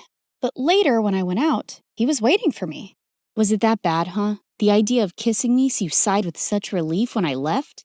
No, it's not like that. It's just that there's only so much I know about you, and I didn't... Suddenly, he pulled me close and looked deep into my eyes. What do you want to know about me, Marina? Well, why did you cry that night in the alleyway? And is there something that you keep from me? My mom is really sick, and she was admitted to the ICU that day, and I couldn't help but... Shh, it's okay. You don't have to say anymore. With that, I pulled him in for a kiss, and he whispered into my ears, I love you, Marina. Gosh, I loved him too. But the very next day at school, my fairy tale came to an end when I received a message from James's phone. Here's my parting gift to you, Marina. There were several pictures of me kissing him and me working as a waitress with ugly captions, and he shared them with everyone in the school. What in the world? I tried to call James about what was going on, but he wouldn't answer it. And I felt so embarrassed and furious about everything. But then Timmy came to me. Hey, are you all right? I thought he'd question me about the pictures, but he just took me home and comforted me. I don't believe what's going on, and I can't even reach James. He left, Marina, and he's never coming back. He then showed me the newspaper articles of how James was the grandson of the same businessman who took away my aunt's bakery. I heard his grandfather sent him here as a punishment because he used to be a jerk at his old school, but looks like he's still going around messing with people's feelings. Gosh, there was no way I was going to forgive a jerk like him, but I wasn't going to cry over him either. I blocked him everywhere and decided to shift to another city for my college, along with my aunt. And after graduation, I joined a top law firm and helped my aunt open a nice bakery in the city itself. For the opening day, we sent out invites to everyone across the city, and it all went so well. After we were done with the day, we were about to close up when Timmy took me to the roof and proposed to me. I love you, Marina. I have always loved you and...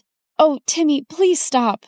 I liked him too, but he was my friend and I could never see him any other way. What is it now? Don't tell me you still love that moron. Timmy, what are you saying? You know I hate him. Then why won't you say yes to me? I tried to explain to him, but he wouldn't listen. And suddenly he pulled me in and tried to kiss me. God, Timmy, just stop. Just then, I saw a man pull him away and punch him hard. James, what in the world are you doing here? How dare you touch her, you filthy. I pulled him away before he could hurt Timmy anymore and slapped him hard in the face. Who do you think you are walking into my life again? Didn't you already mess around enough last time? Marina, what are you saying? I never messed around with you. Oh, really? Then why did you leave? And what about those texts and pictures? What? I have no idea what you're saying. I know it was my fault to leave you like that, but I told Timmy everything. What? What do you mean? That night after you left the party, I received a call that my mom had passed away. My grandfather wanted me to return home. Timmy was right there, and I asked him to inform you. What? I even tried to contact you, but you had me blocked everywhere. And when I called Timmy, he said you hated me and you were with him now. Timmy, what is he saying? Did you hide this from me and lie to him? Yeah, I hid the truth. I didn't want you to be with a jerk like him when I've loved you all my life. So I lied. For you. But those messages from your phone and those posts. I have no idea, Marina. I lost my phone the same night. You didn't lose it, moron. I stole it and sent those messages and those pictures. Timmy, I can't believe you. You son of a witch. No, James, just let him go. He's a jerk and doesn't even deserve that. Oh, Marina, please don't cry. I'm here. I'm here for you now.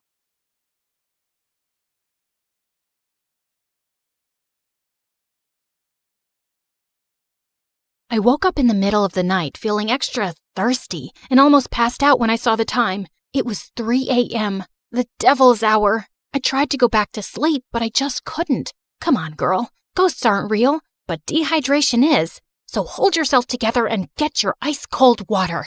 I silently prayed as I went down to the kitchen. Suddenly, I caught someone moving in the shadows. Holy Mother of God! Was it the devil? I was about to scream when I realized that it was just my older brother, Kevin, who looked suspicious. I silently followed him as he went down the basement and was surprised when he opened a mysterious door that I had never seen before. But before he could enter, he looked back and saw me. Don't you ever tell anyone about this, especially Dad, no matter what happens. Why? What's inside that room? He just patted my head and smirked. The devil himself. He then disappeared into the room and locked it, leaving me shaking in fear and confusion. Hi, my name is Kendra, and this is my story of how my mysterious brother changed my life forever. Before I continue, please like and subscribe. After what happened last night, the first thing that I did in the morning was to check that door in the basement. But unfortunately, it was padlocked to death. Kevin was definitely hiding something in there, and it was killing my curiosity. I was finally able to corner him during dinner. Are you sure that you weren't dreaming? Because that totally didn't happen. That night was really weird, so he could be right. Our conversation was cut off when Dad joined us. Son, it's time for you to take over the company. We will be holding a gala next weekend to introduce you to everyone. They're all so excited to meet you. But Dad, no buts. You're graduating in a few months, so prepare yourself. I don't want any problems. Understood? Of course my brother couldn't say no to him. He was always Dad's favorite, his golden boy, the perfect son. While me, I was just a stranger to him. If Mom was still alive, things would probably be different. Later that night, when I was about to sleep, I almost screamed when I saw Kevin leaning against my door. Can I help you? What makes you feel alive, Kendra? Huh? What's with you? Why are you being so weird? The less you know, the better. Good night, Peanut. Peanut? Where did that come from? That was the weirdest and longest interaction we've ever had. He was a year older than me, and we had never been close growing up. His time was spent in his room reading, in the piano corner perfecting his sonatas, or with Dad talking about business while playing chess. We also didn't see each other often at school because he was always with his best friend Cedric or surrounded by their crazy fangirls. The next morning, I woke up to Dad screaming from the library. I dashed to check what it was and found out that one of our maids found a letter under Kevin's pillow. I read it and froze. Kevin left. He didn't say where he went and when he was coming back. All the note said was, "Do not wait for him." I would expect something like this from you, but not my son. Kevin is a responsible young man. Well, the note says otherwise. The gala is this weekend. I need your brother to be there no matter what it takes. We tried looking for Kevin everywhere, but no one knew where he was. Even the police couldn't find him, and it was driving Dad crazy. One night, he just walked up to me and started inspecting my face. You would do. You were going to be him. Be who? Kevin. In case your brother is still on this stupid little adventure on the night of the gala, you will pretend to be him. But Dad, I don't think I can...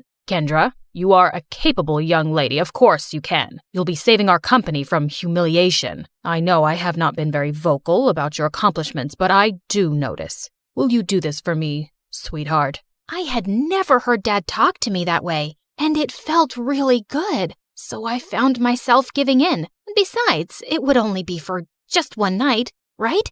I just needed to hide my hair under a wig and dress up like Kevin and just smile and avoid conversation as much as possible. Simple.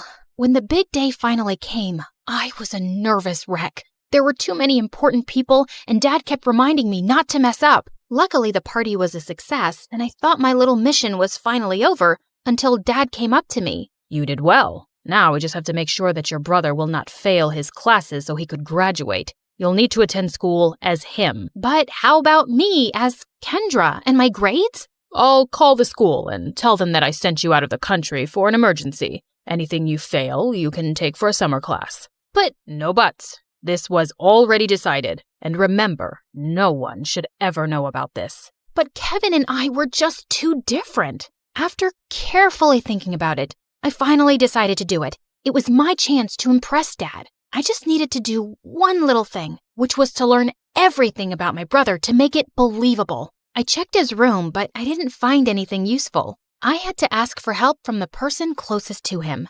Cedric. But there was one problem. At school or whenever he visited my brother, I would usually lock myself in my room because every time our eyes met, I felt like passing out. The guy looked like a demigod, and I just couldn't handle him. But this time, I had no choice, and I knew exactly where to find him at school, the music room. As I peeked into the room, I saw him playing the violin, and I was instantly mesmerized. Just then, he stopped playing and smiled at me. Just avoid his eyes, and you'll be fine. Did it tickle your soul? Huh? The rhythm, the passion, the climax. Sorry, but I'm not into music. I stepped back, and he started walking towards me. How about this? Did it tickle your soul? I suddenly became mute. This is the first time you talked to me, and I'm surprised. What brings you here, Cupcake? Cupcake? I got a grip of myself and slapped his hand away. First of all, I'm not food. And second, I'm not here to talk about souls and music with you. It's about my brother. Suddenly, his face turned serious. I had already talked to your dad about it. Kevin ran away and he didn't want us to find him, and there's nothing we can do about it. I know, but I need your help with something. I told him about Dad's demands, and he suddenly laughed. That's a ridiculous idea. You two look similar, yeah, but you're too cute and girly to be a boy. Wait, he found me cute? I excused myself to the bathroom, and after calming down, he was nowhere to be found. It took me a whole day to finally find him playing violin in the school garden. So, are you going to help me with this, or are you just going to play your violin all day? I only help people who can look me in the eye. Ugh, why was he being like this? I gathered up all my courage before finally meeting his eyes, and thankfully I was able to control myself until he smiled. You have the same eyes as your brother. They're very pretty. So he liked my brother's eyes? That was fruity. Whatever. Now, where do we start? Your appearance. And I think it needs a lot of work. For the makeover, he brought me to the mall to cut my hair short, and it took me several hours to finally say goodbye to my precious long hair. After accepting the fate of my hair, we tried on some clothes similar to Kevin's fashion. As I walked out in a leather jacket, he came up to me to zip it up. He was so close, I could hardly breathe. Looks perfect now. He then taught me about my brother's stance, walk, and gestures. I told you to walk faster, not like a gangster. And stick out your chest more. Think of yourself as the hunkiest man alive. Like this? He held my hips to guide me, and I felt like exploding from the sparks. Just then, I noticed some girls around drooling over us. Both guys are so cute. I'll take either of them. They look so in love. OMG. Love wins. Great. And now we were a gay couple. Cedric coached me about Kevin's interests, and I was surprised. I didn't know my brother was such a dork. He loves SpongeBob so much, he even thought of diving into the ocean just to look for its real-life version. But one revelation made me tear up a bit. And he adores you so much. But he thought you didn't like him, so he always chose to give you space. What? That's not true. He's too protective of you. He even told me not to talk to you because he thought I'm trouble. Oh, yes, you're definitely gonna be trouble. To my heart. That weekend, we continued practicing until I looked convincing enough, and when we finally got to school, I just stayed close to him and smiled at people from time to time. I was doing an excellent job at being my brother until it was lunchtime. We sat at their usual table for lunch when suddenly someone sat on my lap and kissed my cheek. It was Lauren, the prettiest and coolest chick at school. What in the frickin' pregnant duck is happening? What? You hate my kisses now? You look like you've seen a ghost. I turned into the ripest tomato when she giggled into my ear. I could never hate such a goddess like you.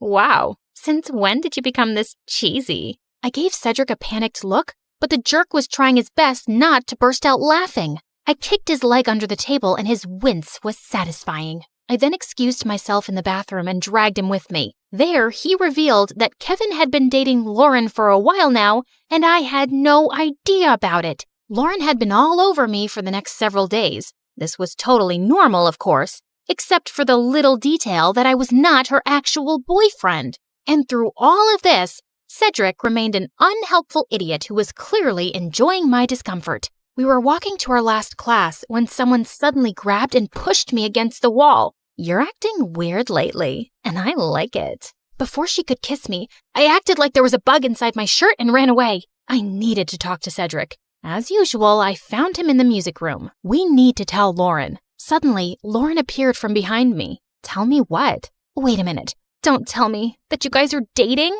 What? Cedric finally stopped playing the violin and grinned at me. I'm straight, but I don't know about your boyfriend. Aw, baby. You know I would accept you however you identify, right? Well, that's good to hear. Lauren looked like she bought it, and I just found myself exploding. I'm not Kevin. I'm not your boyfriend. I'm his sister Kendra pretending to be him. I then explained everything to her. Oh, okay.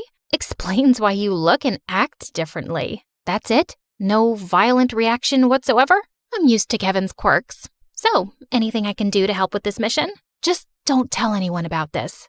Got it, baby. Despite knowing the truth, she still kissed me on the cheek and it made Cedric laugh. I started hanging out with both of them since then. They would talk fondly about my brother and share things about him that I didn't know. It made me realize that he wasn't as boring as I thought he was. One day, Cedric dragged me to the music room and asked me to listen to his new composition. It was a wrong move to come with him, because the way his fingers moved and his handsome face played with the painfully sweet tune screamed danger to my heart. I calmed myself down and hyped him up when he was done. You really like playing the violin, don't you? I like to touch people's hearts with classical music. How about you? What makes you happy, Kendra? I'm curious. I ended up telling him about my passion, which was fashion designing. I used to draw my designs every day, but when Dad saw it, he burned all of them. He found it lame and useless to his company. I'm sorry to say this, but your dad is the biggest jerk in the world. He treats you and Kevin as assets to his company, and never as a son and daughter. You're right,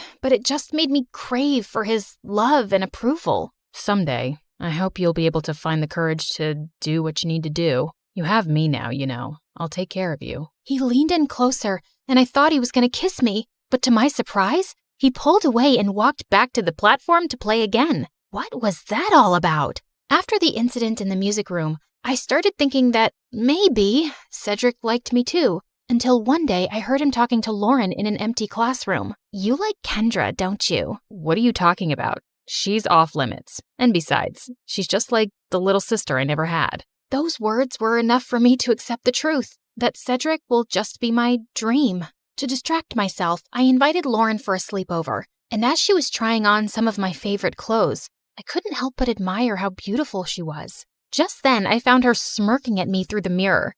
Are you falling in love with me now? What? No, I wish I was as pretty as you. Oh, honey, you are prettier than me, and not to mention cute. She ended up knocking on my drawers, spilling some things. There was one thing that suddenly caught my attention. A peanut. What was it doing there? Suddenly, I remembered Kevin calling me a peanut before he ran away. Why don't we crack it open? Maybe he left a secret message or something. And he actually did. I'm finally alive. Wait a minute. That night before he left, he asked me what makes me feel alive. Lauren and I then came up with a mission to find the answer to that question. Your brother is too mysterious sometimes. Maybe Cedric knows something. But unfortunately, he was useless. One day, Dad suddenly called me and started asking about Lauren. I learned that she's dating your brother. Her parents and I are talking about a very important business deal. We will have dinner with them tomorrow night. Make sure to be extra attentive to her.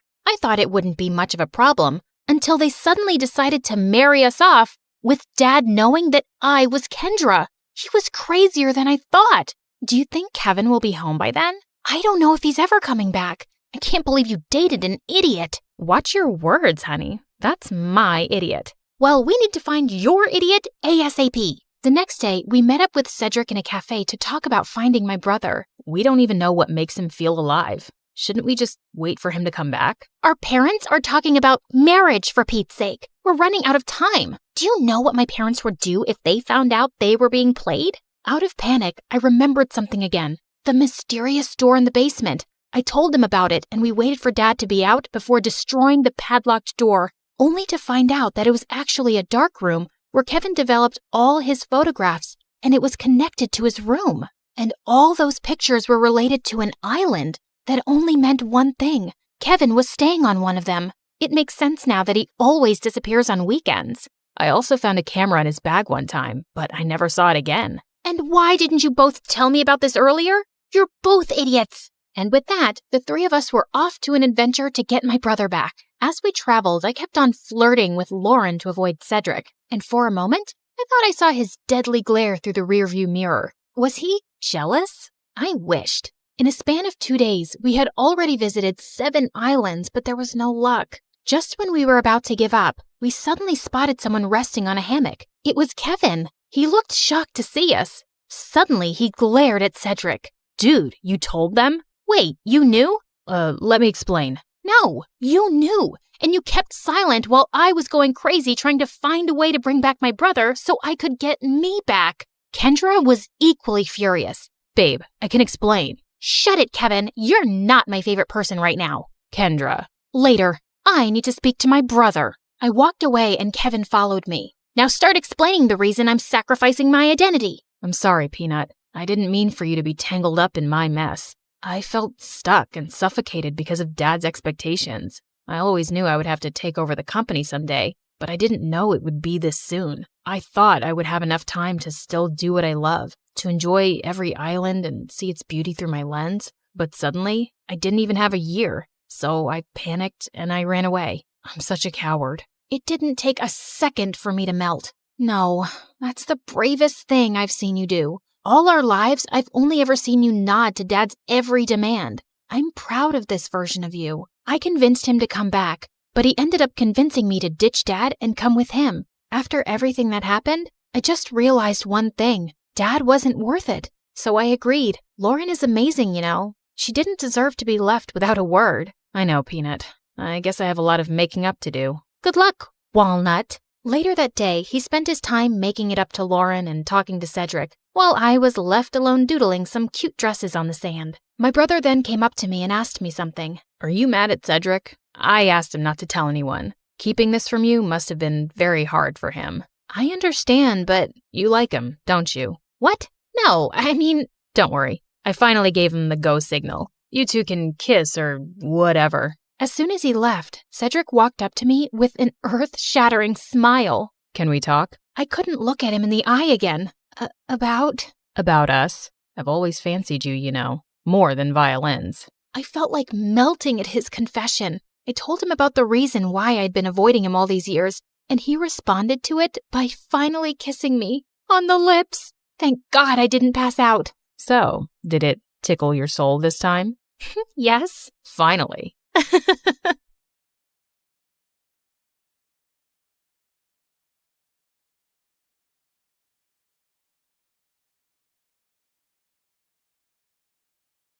Your mom, she isn't okay. There will still be other hospital expenses, and you girls will have to figure out something soon. Do you have any relatives? Of course. I'd do anything for you, Claire. Can you tell me where the trial patient files are? When we visited Mom next at the hospital, I was able to slip away and retrieve Mom's file and another patient's who was receiving the drug. That night, Meredith and I used every Photoshop skill we had to make duplicate copies, complete with the hospital's seal and everyone's signatures to ensure that Mom was the patient chosen for the treatment. And the next day, I slipped the files back in. I knew what I'd done was wrong, and I'd broken at least 5 different laws. But as I walked away, I didn't feel like a criminal at all.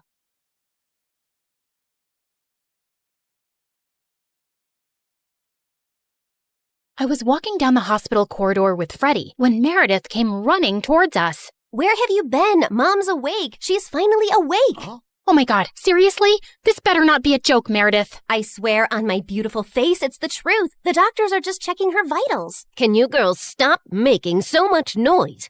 It's a hospital. Oh, shut it, nurse. We're in the coma ward. Who are we disturbing here? Don't you want these people to wake up? How dare you talk to me like that? This is preposterous. That's not even a real word. Remind me to buy you a dictionary. How did you become a nurse? Jeez. You ran down to Mom's room to find her fighting off the doctors. She jumped onto her bed like an animal and started screaming at them.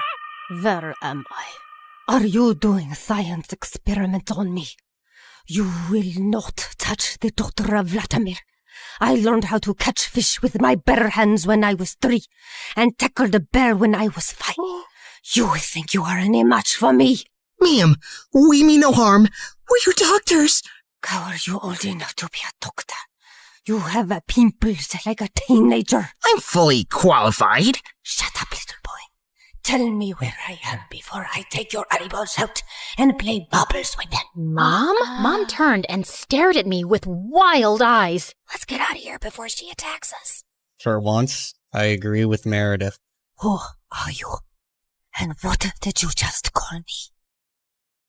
Hey guys, the last time you saw me, I was walking down a hospital corridor after switching the clinical trial files. That was 2 years ago, so let me get you up to speed on everything that's happened since then. Mom entered the clinical trial, and her tests started showing signs of progress, but she didn't come out of her coma anytime soon. Freddie tried to help us, but Meredith and I had to learn to manage on our own, and it turns out there's a lot you can steal from a hospital. We never had to buy toilet paper or cleaning supplies again, and we always had endless cups of pudding and Jell-O. Meredith, is that diaper cream you're putting on your face? A girl's gotta moisturize. It's very hydrating. My face is as soft as a baby's butt. What did you score today? More useful things like new bed sheets, pads, towels, and batteries for our TV remote. Time for our show and more Jell-O. Woohoo! But we still needed money, and after high school, we went back to our conning ways. I always pushed away the guilt and justified it to myself with things like, we needed the money, we had no other choice. But I have to admit, I also felt a thrill every time we outwitted someone and got away with it. It started out small, like hitting venues of concerts and games in different cities and selling fake tickets to desperate fans,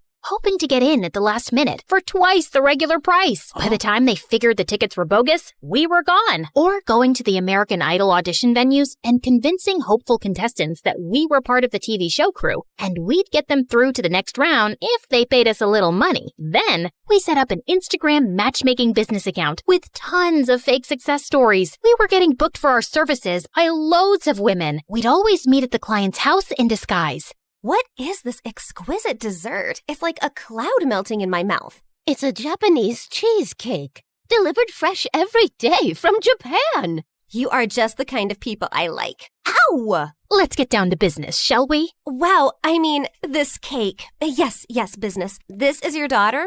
Oof. We know she's a bit plain. And she's 6 feet tall? With that face? Is her case hopeless? Oh no, we've dealt with a lot of uggos before. Believe me. Ow! What my partner means is there's someone for everyone out there, and we're experts at making those two people meet. We'll need a small advance, and we'll bring you a portfolio of suitable bachelors in a week. You'll be the mother of the bride soon, watching your little giraffe walk down the aisle. Sounds good, right? Make that check to cash, please. Can you also pack the rest of this cake? We'd take the advance, keep in touch for a few weeks saying we were gathering options, and then disappear. Of course, people soon started commenting on our page, calling us frauds and reporting our account, but we made a good amount while it lasted. We tried out a wedding planner service next. That's a gorgeous cake, but it's so expensive.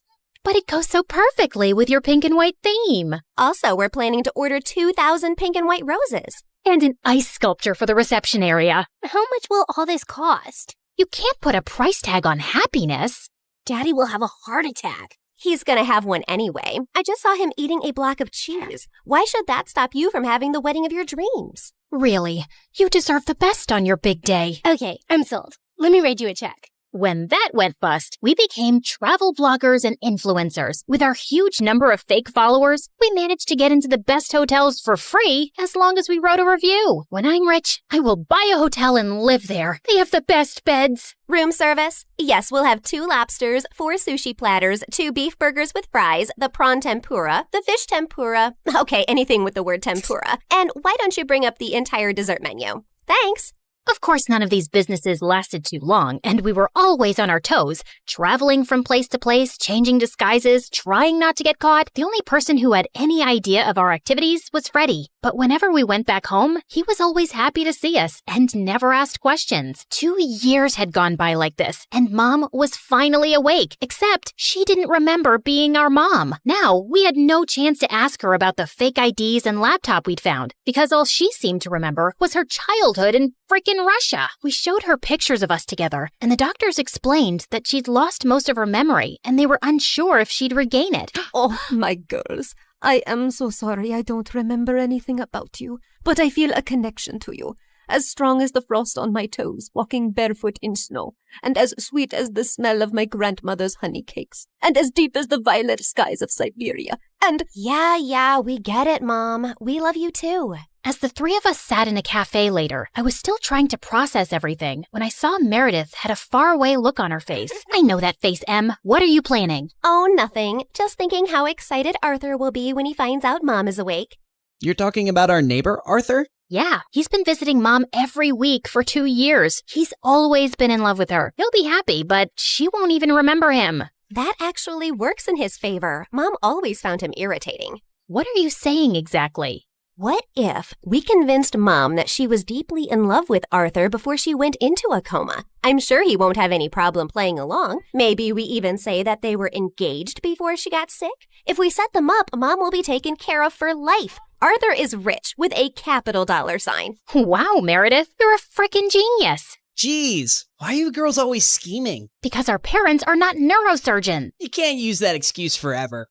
Watch me. Like we expected, Arthur immediately agreed, and we got to work. We photoshopped tons of pictures of Mom and him, and soon he even turned up with a giant emerald ring. You chose this Russian emerald ring from an antique shop where I proposed to you. Oh, it is so beautiful.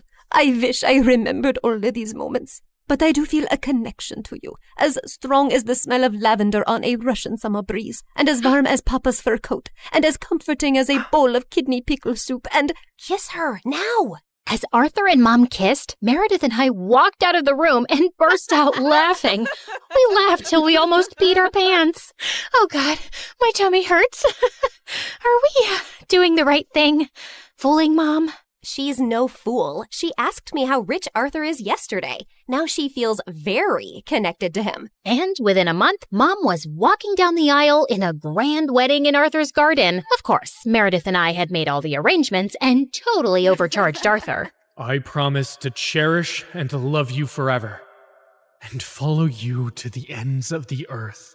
We will go to Russia and start our new life there in the lovely house you have bought me as a wedding gift. And yes, I will cherish and love you and whatever, etc., etc. Now you may exchange rings. Did you just hear what I just heard?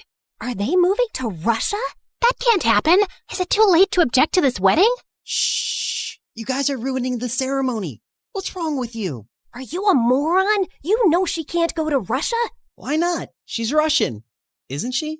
Oh, yeah, she shouldn't go to Russia. Hold it, everyone. Sorry, Mom, but you can't go to Russia. Oh, sweetie, I will take you girls with me, don't worry. We're taking them with us? No one's going to Russia. Can we, discuss this later? You're ruining the moment. Arthur, shh. Listen, Mom, we need to talk. As I got up to talk to Mom, I tripped on my dress and crashed into this big cage holding 100 pigeons, and they all started flying off. This was supposed to be for after the ceremony! But suddenly, those pigeons turned vicious and came back to attack everyone. They clawed at people's hair, poked them with their beaks, and pooped everywhere. As the guests ran around in chaos, someone slammed straight into the wedding cake. Meredith and I grabbed Mom's arms and dragged her home. What is wrong with you two? There's something you need to know, Mom. Meredith and I ended up showing her all her fake passports, IDs, and the laptop, and she was stunned. My name is Alexei, and none of these IDs have that name. Mom, we don't know who you really are or why you left Russia. What if you were a spy or some sort of criminal? What if you're wanted in Russia? If you go back there, you might get arrested or worse. Apparently, many years ago, some bad people were looking for you, and we don't know why. You have to stay here and keep a low profile. But I want to find my parents and see my home. It's all I remember. You can't risk it. Not till you get your memory back. Or we get someone to tell us what's on that laptop and figure out who you are. We're sorry. We hugged Mom as she cried, then fixed her makeup and returned to the wedding. The pigeons had left, and the guests were leaving too. Stop, everyone. The wedding isn't over yet. And Arthur, Mom wants to move to Hawaii instead. From the top, people! Arthur was very confused, but they finally got married. Later, as everyone moved towards the dance floor, Freddie asked me to join him. So, now your mom is well and you have a rich stepfather. What are your plans? I like traveling around with Meredith. Maybe I'll do that for some time. There isn't any reason to stay here anyway. Ouch. Why don't you just hit me with an axe? Of course, there's you. I can always come visit. That's not good enough, Claire. Look, I have to say this now. I've been in love with you since forever, and let's not pretend you don't know that. Don't you think you can give us a chance? We're best friends, and I'd do anything for you. I know, Freddie, but I just can't. I love you, but not like you want me to. You can try dating me. Maybe you'll feel differently. I don't think I will. And I can give you a good life. You don't need to live like a freaking criminal anymore. Some people might call me an artist. Con artist, yeah. Still a criminal. Maybe I enjoy being one. It's kind of thrilling. I don't really believe that. You don't want to believe that. We're too different, Freddie. You're going to be a neurosurgeon like your parents, and she'll find a nice girlfriend and then marry her and live in a nice neighborhood, and you'll be content. I'm not sure that's the life I want. It sounds boring. I wish I'd said something else when I saw Freddie's hurt face, but there was no easy way to let him down. He kissed me gently on the cheek and walked away, and I felt a lump in my throat. Mom moved to Hawaii with Arthur, and Meredith and I went down a crazy path over the next few years. There wasn't a scam, fraud, or con we didn't attempt. He never stuck to the same thing for too long, in case the police picked up a pattern, but word got around in underground circles about 2 female con artists, and we actually started getting hired for our services. People were always less likely to suspect 2 pretty innocent-looking girls than someone who looks like a thug. And working with these thugs, we learned how to forge signatures, create counterfeit money, make fake checks, and steal credit card information. I'd always been bad with computers, but Meredith even showed a great knack for hacking. We made good money, partied with rich people, traveled first class, and stayed in amazing hotels. But for me, the glitz and glamour gradually started to fade. I was getting tired living out of suitcases, always wearing disguises and looking over my shoulder. I had no real friends, and even if I met someone I thought I could like, I knew I couldn't be in a real relationship. I was almost thinking of talking to Meredith about quitting the con artist life when one day she burst into our New York hotel room looking beyond excited. You won't believe the job we just got. It's gonna pay us $250,000. Who would pay that kind of money? And for what? Turns out, the kind of people who take you to their headquarters blindfolded. As Meredith and I walked into an underground room, a large chair swiveled around to reveal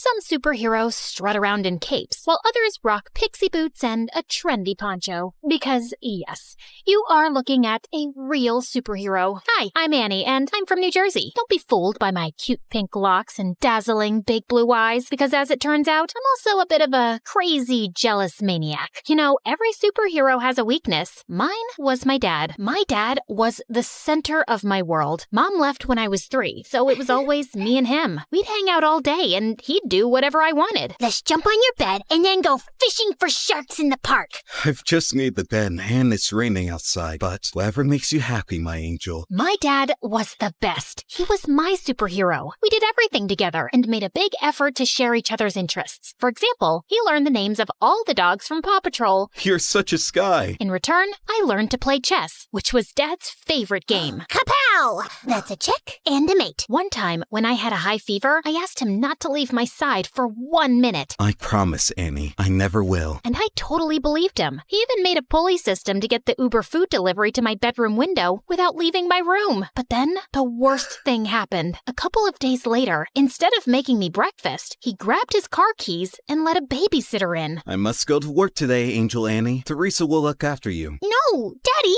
I'll go with you. I'm sorry, sweetie. I have to go alone. It's for the best. Why? Because we need the money to live. Fine. If you want to leave, you'll have to step over me, and everyone knows that's bad luck. And to my surprise, he actually stepped over me to leave. I hated babysitters and caused as many problems as I could to get my dad to come back. He used to be late for work pretty much every day and had to sneak out during lunch and leave early to take care of me. So you can imagine what happened next. I got fired. Yay! Daddy's at home forever! Yeah! I was ecstatic, thinking things would go back to normal when I got the biggest shock of my life, kindergarten. I cried all the way and threw a total hissy fit at the front gates. Why? To learn and get a good job when you're older. Jobs suck! You'll make lots of friends. Friends suck! I hated it and let everybody know that I did. I hate it. Stop! Dad got more calls from the kindergarten than the principal's secretary. I know what you're thinking. I was a little monster. And yes, I was. I just couldn't help it. I wanted to be with my dad so bad. Soon, kindergarten turned to school, but things didn't improve. I felt so alone and sad without my dad, and I was always getting into trouble. But then one day, I got the best news ever. I know how unhappy you are at school, so I talked with the principal and I'll take a job at your school as a janitor. This way, we can spend all the time you want together, and I can have a job. God knows we need the money. I know it's not glamorous, but would it be too embarrassing for you? What? Just you and me again? This is the best job ever! But there is one condition. You must behave, because if not, I'll get fired. You promise? Oh, I promise. Pinky promise! And for some years, things were amazing. We drove to school and worked together, sat together at lunch, and whenever he'd go past my classroom mopping the floor, he'd give me a goofy wave. For the first time, I focused on my schoolwork because I didn't want to mess up our arrangement. Other kids were even inviting me to parties. You should go. Make some friends. Maybe you could come with me? Annie, you must learn to do things things without me. Rely on other people. Really? Maybe you're right. I guess I can go for like half an hour. Nah, let's just hang out here and watch TV. But then it all changed. I was supposed to be meeting some peeps at the movies, but then remembered Dad's favorite TV show was on. So I decided to go back home and watch it with him. But when I opened the door, I found that Dad was having dinner with a woman with candles and flowers on the table. Annie, Angel, I wasn't expecting you. This is Fern, my new friend. Hello, Annie. I've heard so much about you. It's great to meet you at last. Funny, I've heard absolutely nothing about you. I was hoping we'd spend some time with Fern, Annie.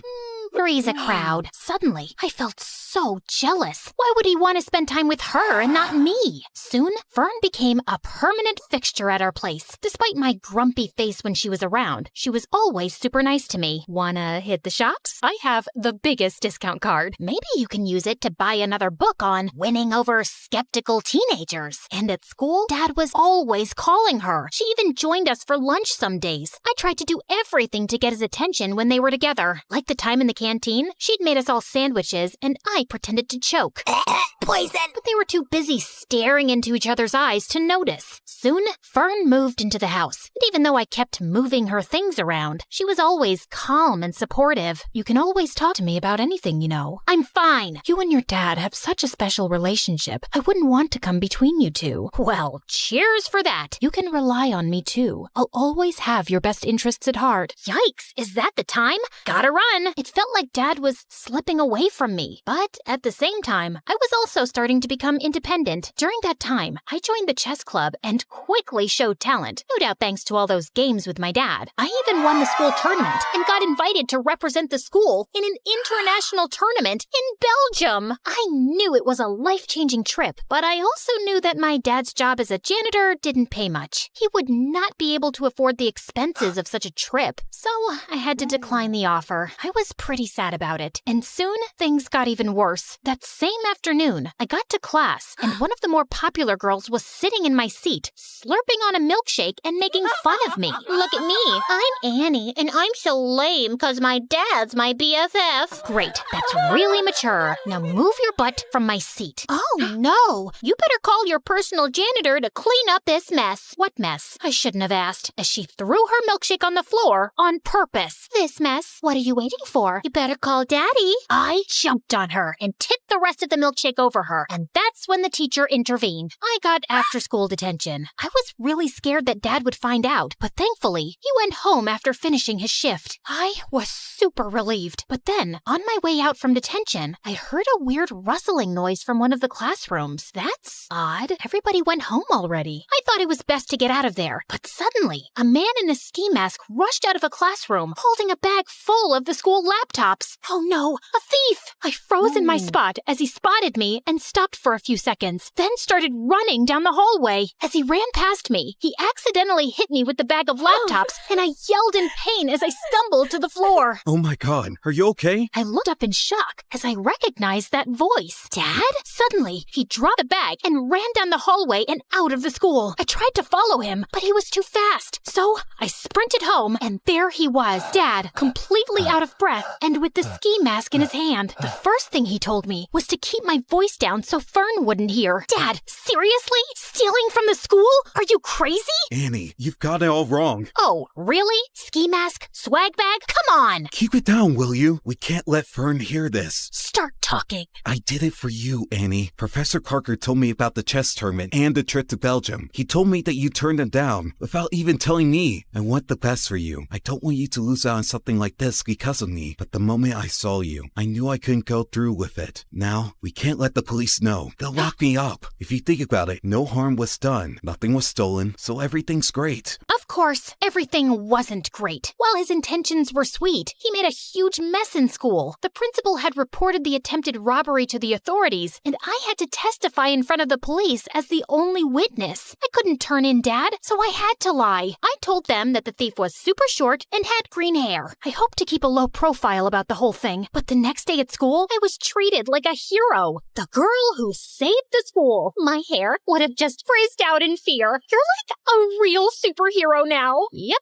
I guess that's me. Want to hang out with us and tell us all about it? And oh, let's snap a selfie. I need to boost my feed with some genuine hero vibes. But the worst thing was, since I caught Dad red-handed, he'd become increasingly clingy and hardly left my side. I guess he was scared I'd confess the truth, but it was really annoying. Like when this really cute boy Warren, who I liked but I didn't think had ever noticed me, talked to me. Hey, Annie. I'd love to take you out for a burger. Sorry, she's busy. Dad? Come on, hun. It's lunchtime. The first one to our seat wins the pudding. Sorry, Warren. I'll just have to go now. A burger soon, though. Sure. But soon, I started hanging out with Warren and his new friends all the time, while Dad's excuses to drop by became increasingly awkward and downright embarrassing. I came by to check if you seen my lost, mop. Thought I might have wandered into your classroom. And he'd always pick the worst times to barge in. I think I'm falling for you in a big way. I think we need to clear the air here.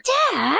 I'd had enough, and on the way home, I thought of ways to let him down gently. But I ended up screaming the truth at him in the driveway. Dad, it's time for a reality check. You can't shadow me forever. How about picking up a hobby that doesn't involve stalking me? You're suffocating me. Then he looked down and rolled his puppy dog eyes. I began to feel very guilty. But then big news popped up on my phone. A very short man with green hair had been arrested for the school robbery. And it was all because of me. Annie, we must go on the run. No, Dad. You need to confess. Confess to what? And suddenly, we both turned around, and Fern was standing there with the groceries. To not cleaning the bathroom properly. You have never cleaned it properly, Annie. Oh, I think my sock drawer needs some reorganizing. Annie, you can tell me anything. I'll always take your side. You can trust me. I didn't tell Fern. I thought she wouldn't understand. I tried to forget the whole thing, but I felt so guilty. That innocent guy was in jail because of me and my dad, and we needed to set the record straight. But I just couldn't turn my father over to the police. That night, I didn't sleep at all. I was so angry at my dad that the next morning, I skipped breakfast and took the bus to school. But when I got there, I saw him getting into a cop car. Dad! Loads of people were standing around, watching and filming, and I was mortified. I tried to make my way through, but when I reached the police car, it drove away from the school. Then the principal came over and pointed at me. Warren and my friends were shocked. It seems Annie isn't a superhero after all. She was an accomplice to her dad. I've never felt such deep shame. If I had superpowers, I'd have vanished right there or zapped myself to the North Pole. I covered my face, crying, and was ready to run away from there, but a cop caught my arm. Time to face the music and confess. But when I finally told the truth, I felt like a weight had been lifted from my shoulders. They let me off with just a warning since I was a minor, and my dad took full responsibility. Fern came to pick me up, and I was enraged with her. I knew she couldn't be trusted. How could you betray us like that? I must confess that I heard you guys whispering around. I quickly understood what was happening, and I knew I had to step in. You didn't deserve to live with that huge secret and with the guilt. I knew it was the right thing to call the police, and I was about to do it, but then I just couldn't. Not to save your dad, but because I know how close you guys are and how devastating it would be for you. I just didn't want to hurt you. I started crying. Thank you, Fern, for everything, and I'm sorry for being a brat with you. Fern hugged me firmly, and I hugged her back. During those hard times, we became really close. She took me home and stood firmly by my side through it all. But if you didn't turn him in, then who did? Some weeks later, they allowed me to visit Dad. I confess everything myself. It was unfair that someone else was arrested, and it felt even worse that you lied for me. I was afraid you'd start hating me for dragging you into my mess, so I gave myself up. I'm so sorry for being such a terrible dad. Dad started crying, and I soon joined in. No, Dad, you've been the best. I'm sorry I've been so difficult, and you don't need to feel like I'm missing out on anything. Promise, you won't ever do anything like this again. Pinky promise. And now, a few months later, Dad has been released, and we're moving with Fern to a new city for a fresh start, and I'm looking forward to making new friends.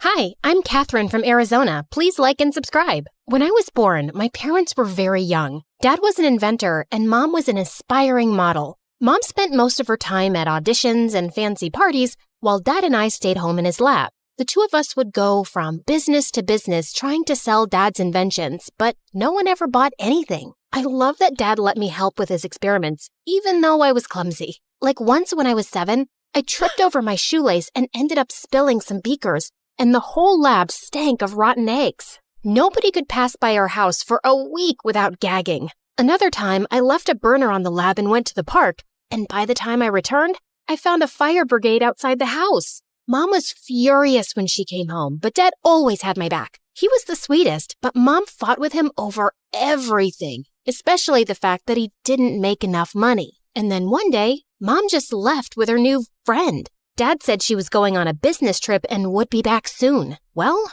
Mom never came back, and Dad did his best to keep me happy. Once when I was 9, we were at the supermarket and Dad picked up the last bag of marshmallows when suddenly a lady started yelling at him. Hey, I was about to take that. Give that to me. Ma'am, I picked them up first. So what? I saw them first. Don't you have any manners? It's ladies first. Dad gave the bag to her, but I was furious. He was just too nice, and I had to protect him. Plus, there were marshmallows on the line. I acted nice and offered the lady some gum. And seconds later, the witch started to scream. It was a spicy gum that made your mouth feel like it's on fire for 10 hours. One of my favorite inventions. Dad and I kept working together, and by the time I was 12, we had developed something spectacular. He sold our invention to a huge corporation, and overnight, we became millionaires. We moved into a huge house, and Dad started his own company. But I couldn't help noticing that sometimes he was really sad. What's wrong, Dad? Nothing, honey. I'm totally fine. Then one day, a magazine named him the city's most eligible bachelor, and suddenly, he was going on dates every weekend. I was jealous. For so long, it had been just the two of us. But Dad seemed happier. Dad had always homeschooled me, but now he was too busy. So I started school for the first time in 9th grade. We had a test in science class soon, and I turned in my exam in 5 minutes and got all the answers right. My teacher, Mr. Johnson, swore I cheated. I didn't cheat. I studied the chapter last night. I stood up and recited everything from the chapter word for word. Mr. Johnson was stunned and immediately apologized. After that, he was much nicer to me and even asked me to assist in class. Soon, I was even tutoring kids after school, and people called me a genius. Everyone loved me, except for a kid named Gabe. Gabe and I had competed against each other on the school's debate team. Every time I came in first, and he came in second. Later that year, Gabe and I competed in the science fair. The teachers were really impressed with Gabe's project. That is, until they saw mine. I won first place, and Gabe came in second. You think you're so awesome, don't you? Well, you're not. Things are just easy for spoiled brats like you. Excuse me? You heard me. You're a billionaire's daughter. You have everything handed to you. People only love you because of your money. Your dad probably buys you the first prize every time. I didn't want to admit it, but his words did hurt. I knew Dad gave a lot of donations to my school. Did everyone just like me because of my father? A few nights later, Dad brought home a pretty blonde woman. Catherine, this is Layla. She's my new friend. The next thing I knew, Layla had moved into our house. Dad was head over heels for her. He showered her with gifts and followed her around like a lovesick puppy. Ew, can you two get a room? Layla was the worst. First, she threw out all my favorite foods. She painted my room bright pink, and on one occasion, she dragged me out of the lab to take me to her stylist. You're such a pretty girl. Don't hide your face with all that hair and baggy clothes. Wow, honey, you look like a clown. Layla is the worst. Don't be rude. She's just trying to help. She's ruining everything. After a while, I hardly recognized our house anymore, and Dad spent all his free time taking Layla shopping and on romantic getaways. I didn't trust her one bit. She was probably just after his money. But it didn't matter what I thought, because soon, Dad and Layla were married. A few months later, while Dad was away on a business trip, I woke up at night to get water when I found Layla talking outside with a man in a hoodie. The two argued for a while, then she hugged and kissed him. I saw her coming back in and ran upstairs. What? The next morning, Dad was back and I found him with Layla in the kitchen. Good morning. I made your favorite pancakes. What's the matter, honey? Is something wrong? Yes, it is. I saw Layla with a strange man last night. She kissed him. What? Kat, are you sure you're okay? I was out like a light last night. It was probably just a dream, silly. I felt like an idiot. Layla just lied to Dad's face, and he was too love-struck to believe me. A few weeks later, Dad went on another business trip, and at 2 a.m. in the morning, I heard a strange man whispering with Layla in her bedroom. I was pissed. I grabbed my cell phone. This time, I'd get evidence. I crept towards their room. The door was closed, but I could hear the man's voice through the walls. I pressed record and sent the audio to Dad. The next morning when Dad returned, he and Layla confronted me. Are you spying on Layla? Dad, she's cheating on you. I sent you the evidence. I left the television on, Kat. That's what you heard. I love your dad. I'd never cheat on him. That wasn't the television. It was another man. I swear. She's a liar. I am so disappointed in you, Catherine. She's done nothing but be nice to you, and you've treated her horribly. You need to accept that Layla and I are together, and your lies won't change that. Dad grounded me for a week. After that, I didn't say a word about Layla's late-night excursions. If Dad wanted to be with a cheater, so be it. I focused on school and preparing for the next big debate competition, but I noticed that Gabe wasn't there. He wasn't my favorite person, but I started to worry when a few weeks passed and none of the teachers or students knew why he was absent. Then I remembered that Gabe worked at a local deli after school. One afternoon, I decided to stop by the deli. I saw Gabe at the counter looking like he hadn't slept in days. Gabe, are you okay? What are you doing here? I was just worried about you. I brought you the homework you missed from class. Why are you being nice to me? No one's ever nice to me. You might be my nemesis, but I still care. Suddenly, Gabe burst into tears. He told me about how his mom was sick and he was working day and night to pay for a special surgery she needed. I'm scared I won't be able to raise enough money in time. I can give you the money. I don't want your charity. It's not charity. Consider it an investment. Competing with you keeps me on my toes. Gabe accepted the money, and a week later, he ran up to me and gave me the biggest hug. Whoa, I can hardly breathe, buddy.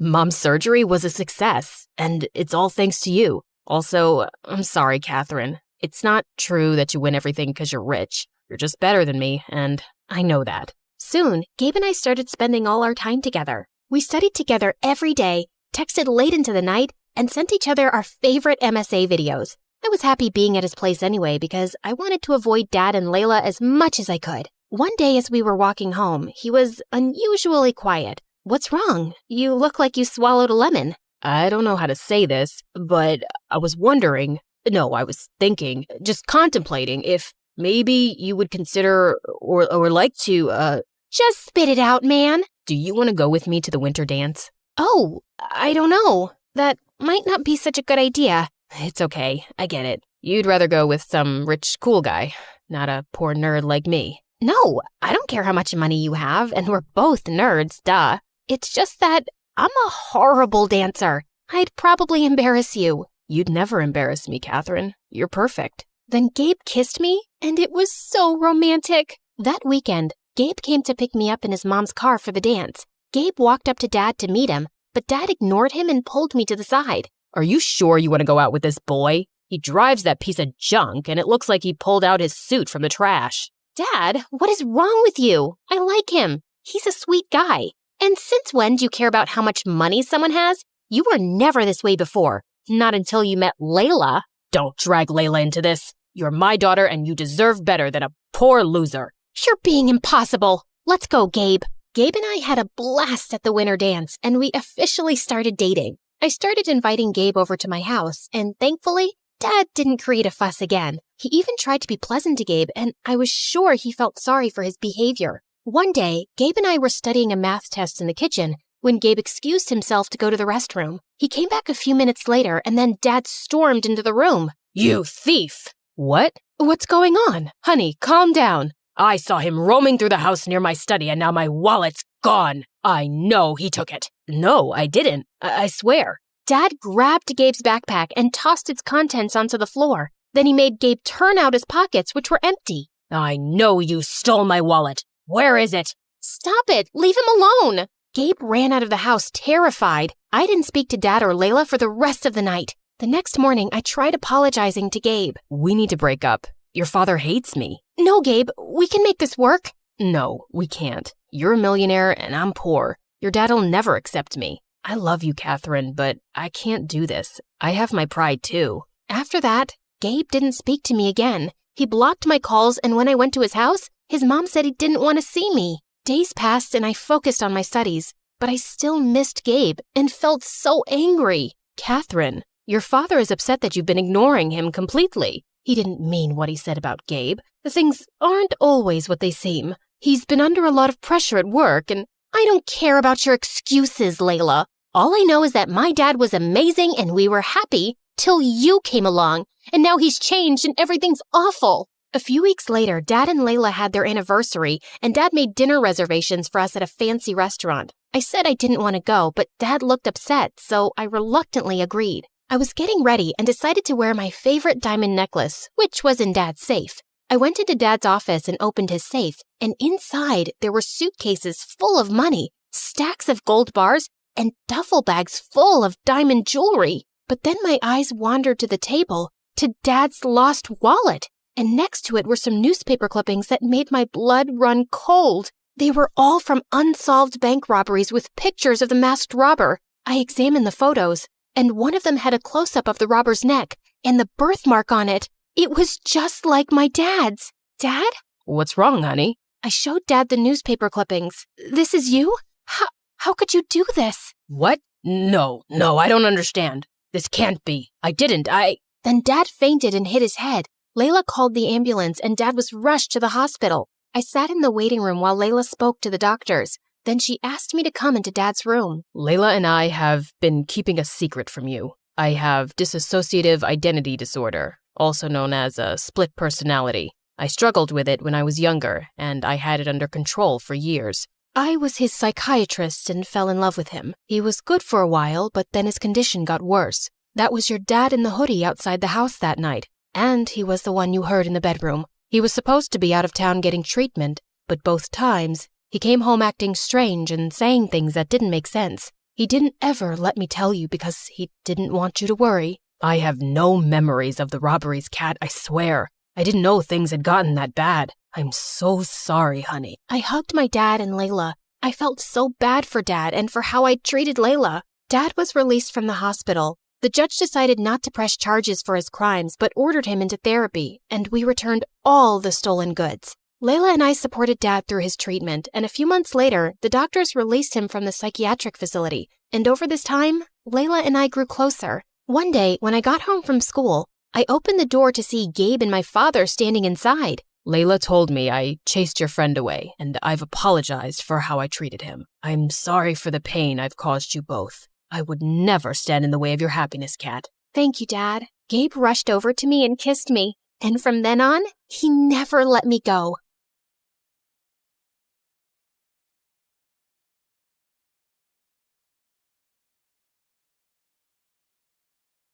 Hi, I'm Emma from Chile. Please like and subscribe to MSA. Show your love for MSA with their awesome bottles and notebooks. Peek at the collection in the description and pick your favorites. My childhood was tough. My parents were always fighting. But when I grew up, I met Clara, and my life started to become better. We met on the first day of high school, and I remember it like it was yesterday. Hi, is this seat taken? No? Great. I saw you sitting alone and thought you needed some company. Is that a choco chip muffin? I love them. You get the best muffins at this coffee house nearby, but if you eat too many, you might get gas or a sugar rush. Sorry, I'm blabbering a lot, right? Kind of. You'll get used to it. I'm Emma, by the way. Do you want to be my friend? Trust me, we both need friends if we want to survive high school. Oh, okay. I'd like that. I'm Clara. Since that day, we were like gum. Clara was a pretty and shy girl, and me, well, I was the weird girl with a tiny obsession for Sherlock Holmes. You better not be asking who Sherlock Holmes is. Wow, that's an interesting outfit. It's my Sherlock Holmes uniform, Clara. I already told you like 1 trillion times. Yes, of course. How can I forget? The world's greatest detective, right? The best, the biggest, the most... Wait, are you teasing me? Wow, you figured it out. Guess you are good at detecting things. It's elementary, dear Watson. What? Oh, never mind. But despite my weirdy personality, Clara always stuck by my side until one day, everything started to break. I was coming back from school and saw Mom going crazy in rage. She was screaming at Dad, throwing his stuff outside, while Dad just looked like a deer in the headlights trying to stop her. Let go of my hand. That's it. I can't live with someone who scams others. We're done. Get out of my house. Please, not in front of Emma. Why? She should know what kind of father she has. Tell her how you scammed people into investing money in your little Ponzi schemes. Tell her that you're a liar and a crook. Go on. A mouse got your tongue? Mom kept screaming at Dad, and I just couldn't take it. So I ran away to my room and locked my door. Mom followed me and was still screaming, but I just lay on my bed, trying not to cry. And later that night, she came into my room. I know you feel horrible, darling, but it's for the best. Your father was a good guy, but now he prefers money over his own family. But what happened? I don't know, dear, but I do know that you and I are going to be just fine. We're a team. Remember that, okay? The next day, I went to school feeling worse than ever, but I saw Clara and I got a little happy. Hey,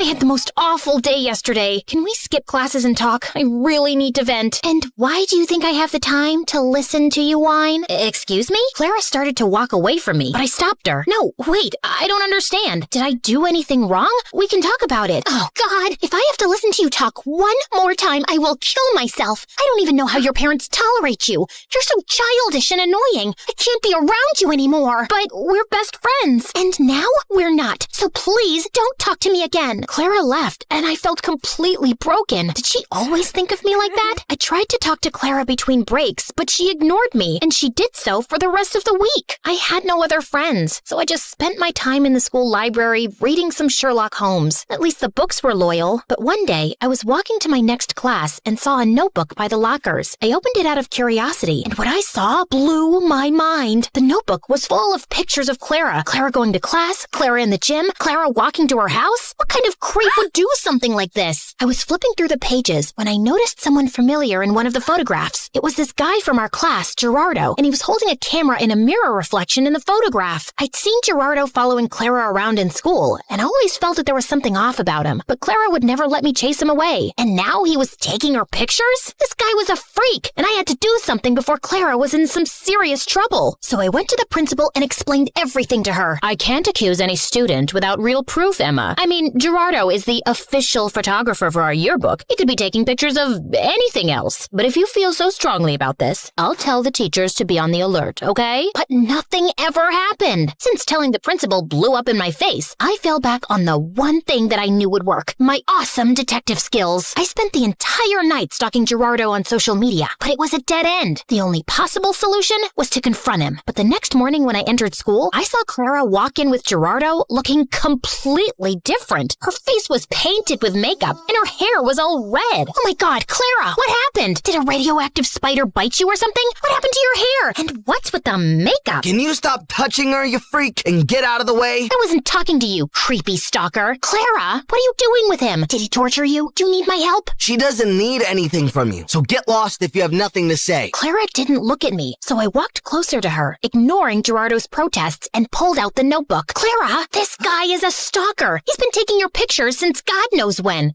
Look, he's even in one of these pictures. Can you see that tiny little reflection in the background? Clara ripped the notebook out of my hands and finally looked at me, angry. What part of I don't want to be your friend didn't you understand? I don't care about your little detective games, okay? It's not a game. This guy is creepy and weird, and my boyfriend? He's my boyfriend, okay? Now stop insulting him with your dumb games and get out of my face. Clara stormed off before I could ask any questions, but Gerardo stayed, smiling at me. Thank you for finding my notebook. I was worried about losing my favorite photos of my girlfriend. Listen, I don't know how you brainwashed her, but she's not like that. I didn't do anything to her. I just offered her a quick way to earn money. What did you make her do? Why don't you ask her? He left with a victorious grin on his face. I started to feel really worried about Clara. The next day, after the end of the school day, I was determined to save Clara any way I could. So I decided to follow Gerardo like a shadow. After a while, I saw him slipping through the school back gate and entering a scary dark alley. I hid behind a pillar and saw him wait there. And moments later, a bunch of guys came in on their motorcycles, each scarier than the next. How you feeling about tomorrow, boss? Pretty good. You have the motorcycle I asked for? Yeah, it's in Clara's house. Perfect. I taught Clara everything she needs to know about riding motorcycles, and I've told her to meet us right here tomorrow. I'm telling you, Clara's so ready for this race. She's gonna nail it. And what if she doesn't? Then we train her more till she can. But don't worry, I can feel that money is ours already. Everyone started cheering in celebration, so I got out of there before they saw me. I ran until I found a bench and sat down. Clara was participating in a motorcycle race? Why? I had so many questions, but right now, the only thing on my mind was to save Clara from this dumb race. The plan was simple. I was going to go to the dark alley after school and wait for Clara to show up. And then I would just grab her arm and run till we were safe. So the next day, I went to the alley extra early and waited for everyone to show up. Everyone, including Gerardo, was around, but Clara was nowhere in sight. Half an hour went by, and when she didn't show up, I decided to leave. But my jacket got caught in one of the boxes, and I fell, and all eyes turned to me. Whoopsie! I was just making sure there was no rats here. I think it's safe to say that this place is officially rat-free. Okay, bye! I turned around to run for my life when suddenly Clara popped in front of me looking like a raging bull. I thought I asked you to stay away. I just want to help you, Clara. This is too much. I don't know what's happening with you, but I can help. How? You didn't even know your father's a scamster till your mom told you. I know you think you're some great detective and you can help everyone,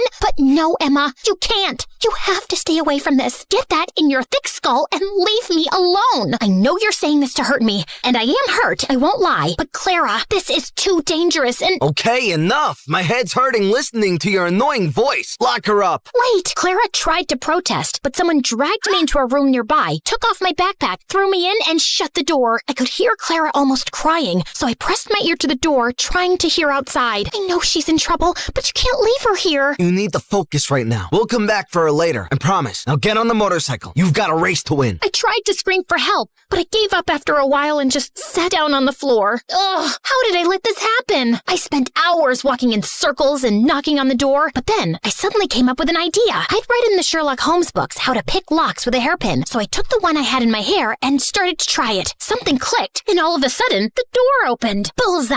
I knew I had it in me. Okay, now focus. I left the alley and started to run without direction, but then I heard sounds of motorcycles. I went down a stone stairway and found a giant tunnel full of motorcycles and people. And Clara! But before I get Clara out of there, I need to do something else. Hello? 911? Come to Keller Street, down the stone stairway, and hurry up. There's an illegal motorcycle street race happening. Can you provide me with your name? There's no time. Hurry up! I hung up and ran down the stairs. All the motorcycles were already lined up, and Clara was on one of them. I could see Gerardo talking to some guy, so I ran to Clara without him seeing me. Come with me.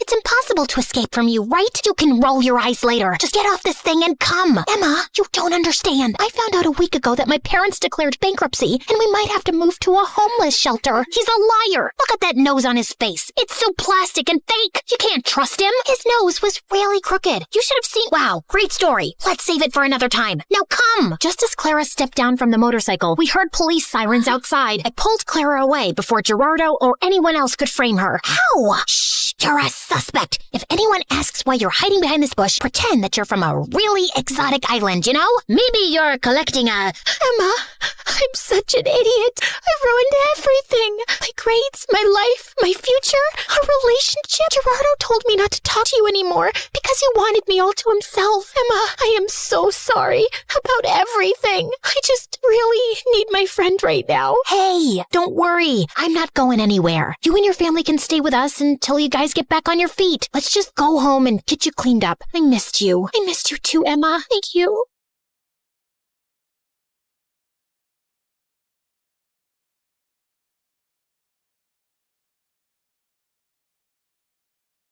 I used to think silence was peaceful. Then my mom fell into a coma, and silence became the loudest sound in the world.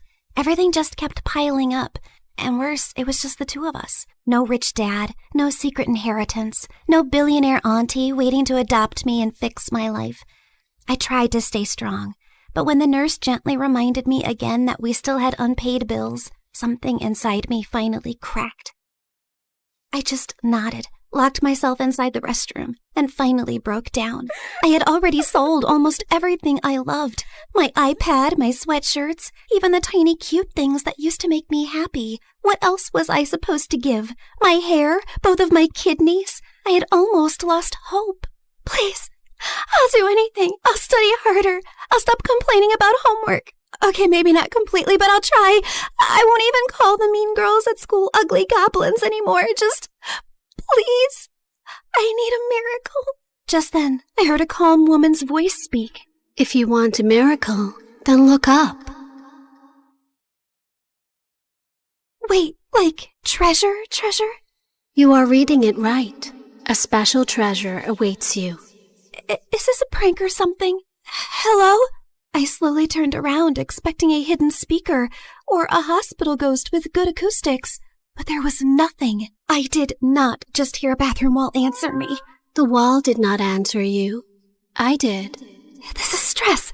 People cry too hard and start hearing things, so this is totally normal, right? Just then, an arrow beneath the message suddenly started glowing. First I'm hearing things, and now I'm seeing things. What's happening? Believe your own eyes. Only that which you see is true. What is unseen is but an illusion. Okay.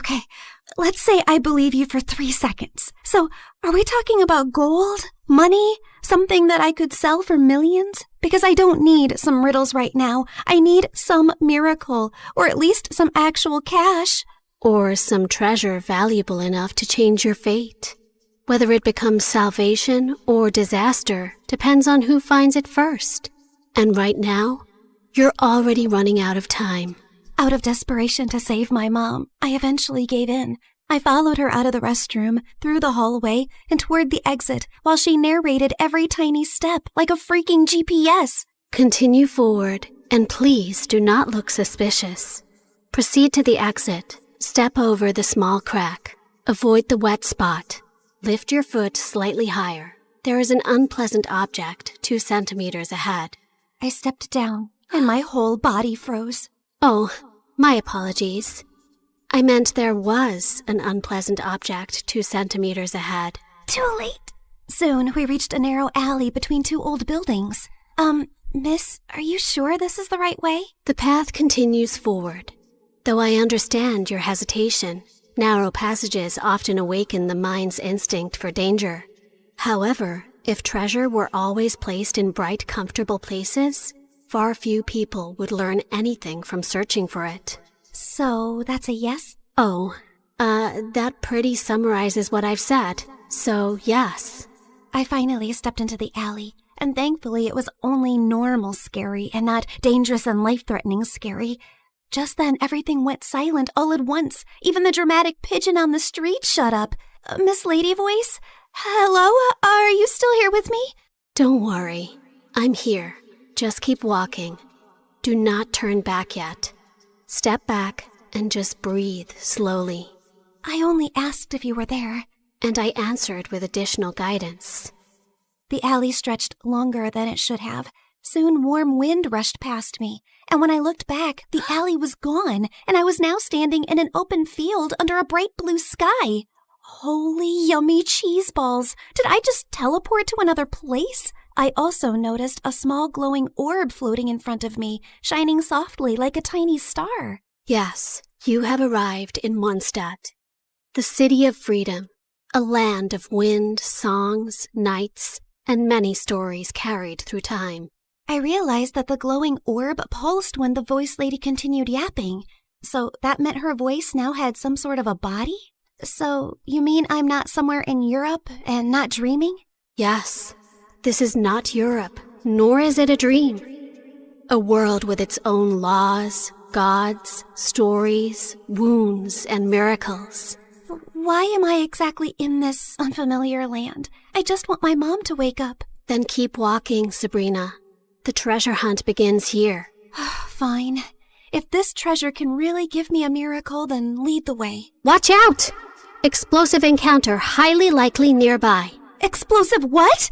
Just then, a loud boom suddenly echoed from somewhere near the trees, and a tiny red figure then burst out from behind a bush. Ta-da! Clee is here! Spark Knight of the Knights of Favonius. She is known throughout for her enthusiasm, remarkable explosive talent, and a long history of incidents that are best described as energetic. Sorry about that. Clee was only doing a little fish blasting. Well, maybe not a little, but the fish tastes so good, so Clee thinks being grounded for a day is worth it. Anyway, are you here for the treasure hunt? You know about that? Uh-huh. Miss Nicole told Clee. She said a dear traveler named Sabrina would arrive. Wait, you can hear her too? And she actually has a name? Of course. Miss Nicole is the best. And she talks inside heads because she can't talk with her mouth. Mom says she's very smart and very nice, but also talks a lot. Alice said that? Yep. I see. Clee skipped closer and grabbed my hand like we'd been friends for 10 years. Can Clee come play with her today, Miss Nicole? Please? Yes, you are allowed. As far as Alice is concerned, nothing is more important than a request from her beloved daughter. Yay! But why does Sabrina look so sad? Did someone make you cry? Was it a bad guy? Clee can blow them up! Only a little. Well, maybe not a little, but Clee will try. I'm not sad. You are. I know crying faces. Jean makes that face when Clee accidentally causes big disasters. My mom is really sick. She's in a coma right now. That's why I need to find the treasure so I can buy her medicines and pay the bills. Clee gave me a soft smile and squeezed my hand. Mom always says love can travel very far, even farther than my best bombs. So your mom's love must still be with you too, even if she's sleeping. Thanks, Clee. You're welcome. And don't worry, we're going to find that treasure, help your mom, and only blow up the bad guys. Maybe we can do the first two without the third one? Clee will try very hard. Just then, Nicole's panicked voice suddenly filled my head. Watch out! Hilly Charles incoming! Hilly what? Literally 6 seconds later, masked monsters burst out of the bushes, and Clee pulled out her bombs like this was a normal Tuesday. Jumpy, jumpy, go! Boing, boing, boom! Yeah! Oh my god, am I gonna die? Stay calm. Step back. Duck! Now! Before I could fully lose it, golden light bloomed beneath us. Moment of birth. A glowing flower platform rose from the ground, blocking the monsters just in time. Then a calm boy appeared above us and landed lightly. Mr. Albedo, you came! Clee knew you would. I heard explosions nearby and thought it would be wise to investigate. Finding Clee here confirms my hypothesis. Sabrina, this is Mr. Albedo. He's like my big brother, and he's super smart. Nicole quickly explained that Albedo was the chief alchemist of the Knights of Favonius, and that his knowledge of ancient mechanisms would be very useful for our treasure hunt. Clee is my little spark knight. I need to keep her safe and sound. Besides, investigating the unknown is certainly my thing, so count me in. Well, I guess the more the merrier. After that, Nicole led us to Thousand Winds Temple, an ancient ruin full of broken pillars, weird symbols, traps, slimes, and things that clearly wanted me flattened. But somehow, because of Nicole's directions, Albedo's magic, and Clee's little bombs, we made it through. I thought you were just going to lead me to the treasure. You did not warn me about all this. Seriously, did I get transported into a video game world or what? A world is only called a game by those watching safely from the outside. To those inside it, every path, every danger, every choice is real. Wow, that was beautiful, but also very unhelpful. Then allow me to be more direct. Keep moving. Something larger is approaching. Larger? Just then the ground shook. From the dark corners of the ruin, 2 giant metal monsters slowly woke up. Please tell me those are statues. Please. Unfortunately, no. Those are ruin guards. Ancient machines built for battle. And judging by the glow in their eyes, they have already identified us as a threat. Before I could pee my pants, someone crashed down from a broken wall and stood between us and the machines like a walking shield. One swing sent a ruin guard flying back like a stupid little tin can. Whoa, this guy looked like he could punch a mountain and the mountain would apologize. Uncle Varka, you came! Clee knew you would. Now the big metal meanies are in trouble. Ah, the almighty Knight of Favonius to the rescue. How timely. Ha! Miss Nicole! Didn't expect to find you leading children into ancient ruins. And I didn't expect you to enter by jumping from a wall. Yet, here you are. Fair enough. When the coast was finally clear, Albedo calmly stepped toward the broken machines and found a small glowing fragment inside them. The moment he lifted it, the air around us shimmered. The first clue has awakened. First clue? Nicole's glowing orb rose into the air, stretched like a flower opening, and became a beautiful woman. Well, there you are. I was wondering how long you planned to stay as a floating light. Wait, you're Miss Voice Lady? You actually had a physical form this whole time? Nicole looked at me, and even though her lips did not move, her voice gently entered my head again. My apologies. Until the first clue awakened, I could only guide you through a small projection of my presence. Now that the path has opened, I can take this form before you. However, for certain reasons, I am unable to speak. This is the only way I can communicate with you. Now then. She continued yapping for 8 more minutes straight. And from what I understood, she was an angel called N from the Hexen Circle, a circle of powerful witches. She then explained that the glowing fragment was a piece of the treasure's scattered light and could lead us to the traces left across Tevat. The treasure you seek was broken long ago. Its light scattered across Tevat, leaving traces behind. This fragment will reach those traces. The brighter it shines, the closer we are to the treasure. Across Tevat? As in, this whole world of yours? Several regions, yes. That means a long trip, but don't worry. With Miss Nicole's incredible sense of direction, we'd never have to worry about getting lost. Yay! More big adventures! Wait, no, not yay. I need to go back. I have classes tomorrow and a sick mom in the hospital. Nobody told me this treasure hunt came with a lot of obstacles and a whole world tour. I understand. Your fear is not unreasonable, but the treasure you seek cannot be reached by standing still. Each clue will bring us closer, and each step will return you to the wish that brought you here. Fine. For Mom, I would continue this crazy mission. After that, everything turned into the fastest, weirdest world tour of my life. The mute angel continued her directions like an unmutable treasure hunt navigation guide, dragging us across a giant magical map, jumping from one region to another, while I tried my best to stay alive and understand what was actually happening. In Inazuma, the sea was angry, the sky was angrier, and my stomach was fighting for its life. Storms often remind mortals that control is an illusion. And yet, Miss Nicole, respectfully, I'm about to throw up into the ocean. I suggest you give the kid the short version, Miss Nicole. Very well. Storms pass. Thank you. That one helped. In Sumeru, we finally got one peaceful break near a waterfall. Albedo sketched the view. Klee showed me Dodoko, and when she said her mom gave it to her so she would never feel lonely, my chest hurt in the softest way. After our little break, Nicole led us to Natlan, where we were nearly roasted alive. Fiery creatures chased us through rocky paths while she calmly yelled directions. And at one point, Varka carried Klee and me like luggage. This is fun! Uncle Varka is the best! Hold on tighter! Every trace we followed made the fragment shine brighter. And by the time we reached Fontaine, it was full-on glowing, like it had finally remembered where the real treasure was hidden. Nicole led us beneath the water to hidden ruins, where the fragment pointed us toward the final trace, the one hiding the real treasure. Freaking finally!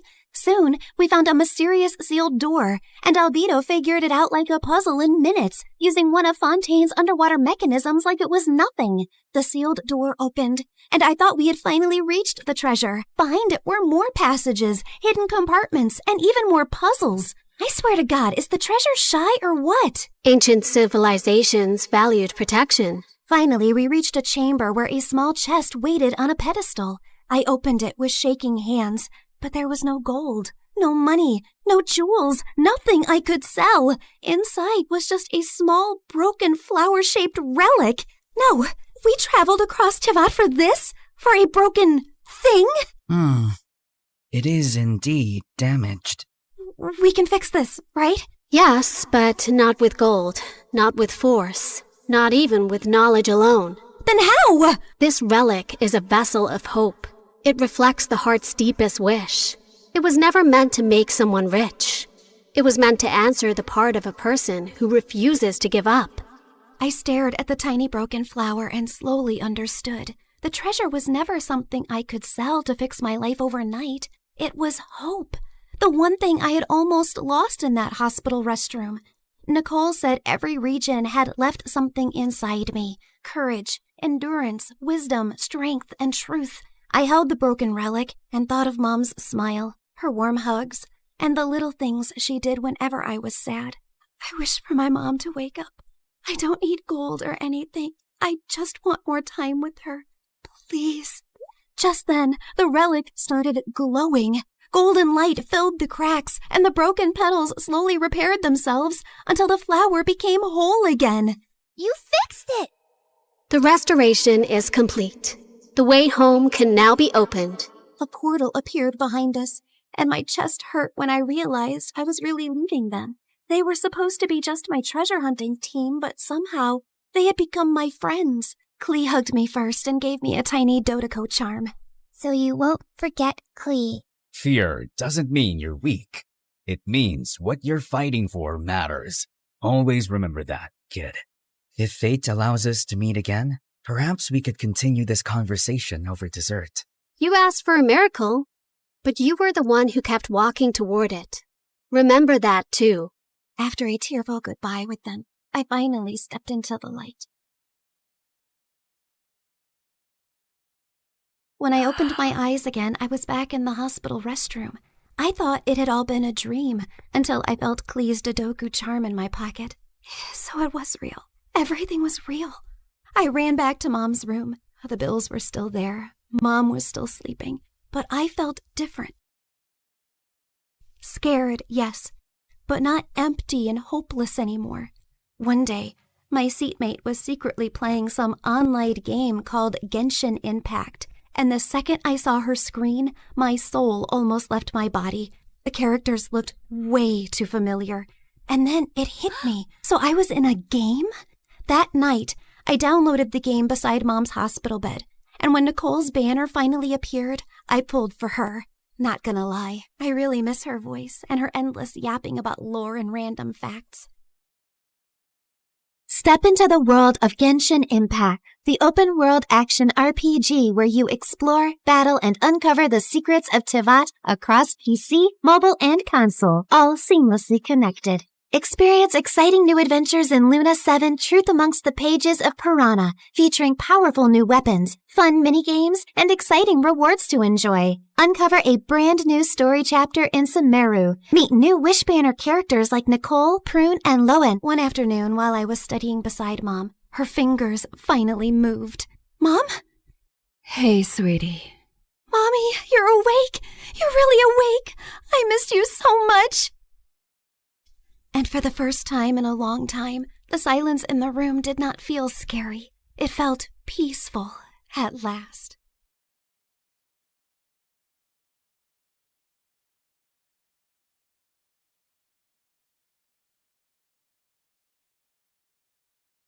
Little Natalie's tummy couldn't stop growling. She had been hungry the whole afternoon, but it was evening now and her mom wasn't home yet. Those rich people should stop making my mom work so much. I wish we'd never moved from France. Mom didn't have to work so hard there like she does here. As she walked outside, she heard loud music coming from the biggest mansion in the whole countryside from afar. Her tummy told her to go there, and she found out there was a large party happening in the garden. Natalie started drooling when she saw the huge feast. She tried to sneak in, but a group of women blocked her. Where do you think you're going, little girl? I'm hungry. Can I have some meat, please? And a glass of juice, too? Just look at her dirty clothes and hands. Disgusting.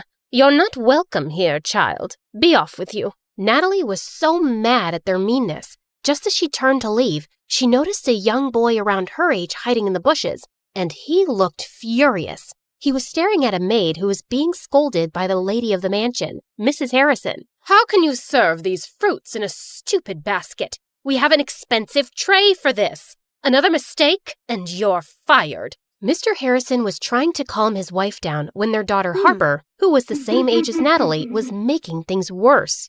I don't have the mood to eat those fruits anymore, Mom.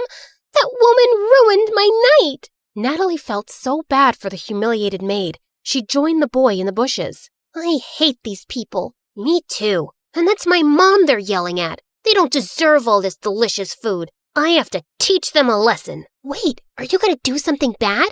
Mom said you shouldn't do bad things no matter what. But he just ignored her and dragged a bag of manure lying close by. Then he started climbing a tree that overlooked the garden. But moments later, the branch under him cracked, and he went tumbling down straight onto the food table, spreading cow poop everywhere. Everyone screamed, and Mrs. Harrison looked ready to explode. She yelled for security, and Natalie thought she had to do something to save her friend. And with that, She ran towards the nearest barn, rode on a young horse, and made it run around the garden, completely ruining the party. You little rascals! Natalie grabbed the boy's hand and they fled the scene. I can't believe you just did that! You're so cool! Natalie's tummy suddenly let out another growl. He chuckled and took out an apple from his pocket. For you! Make it 2, 'cause I saved your butt.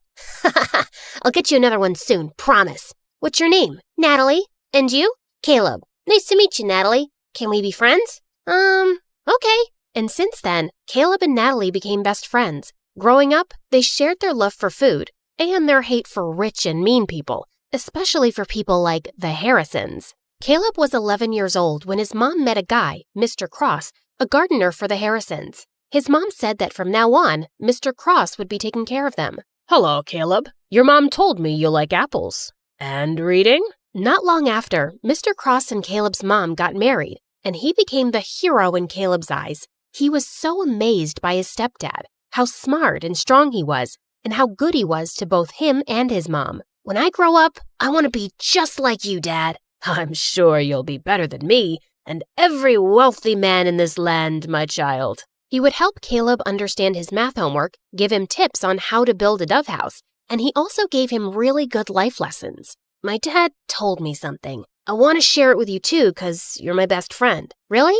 Tell me. He said, sometimes we need to stand up for ourselves and fight back, whatever it takes. Yes, we fight back, the right way. Mom said we shouldn't do bad things no matter what. I know, you told me. But is it bad to defend ourselves? Do we just let other people do bad things to us and say nothing? You always speak about how unfair the system is in this town for poor people. Yeah, I do think that. Like, if someone hurts you, I'll hurt them too. Natalie was surprised by how firmly Caleb said it. Suddenly, as she changed her position, she lost her balance and fell. Caleb laughed and helped her up.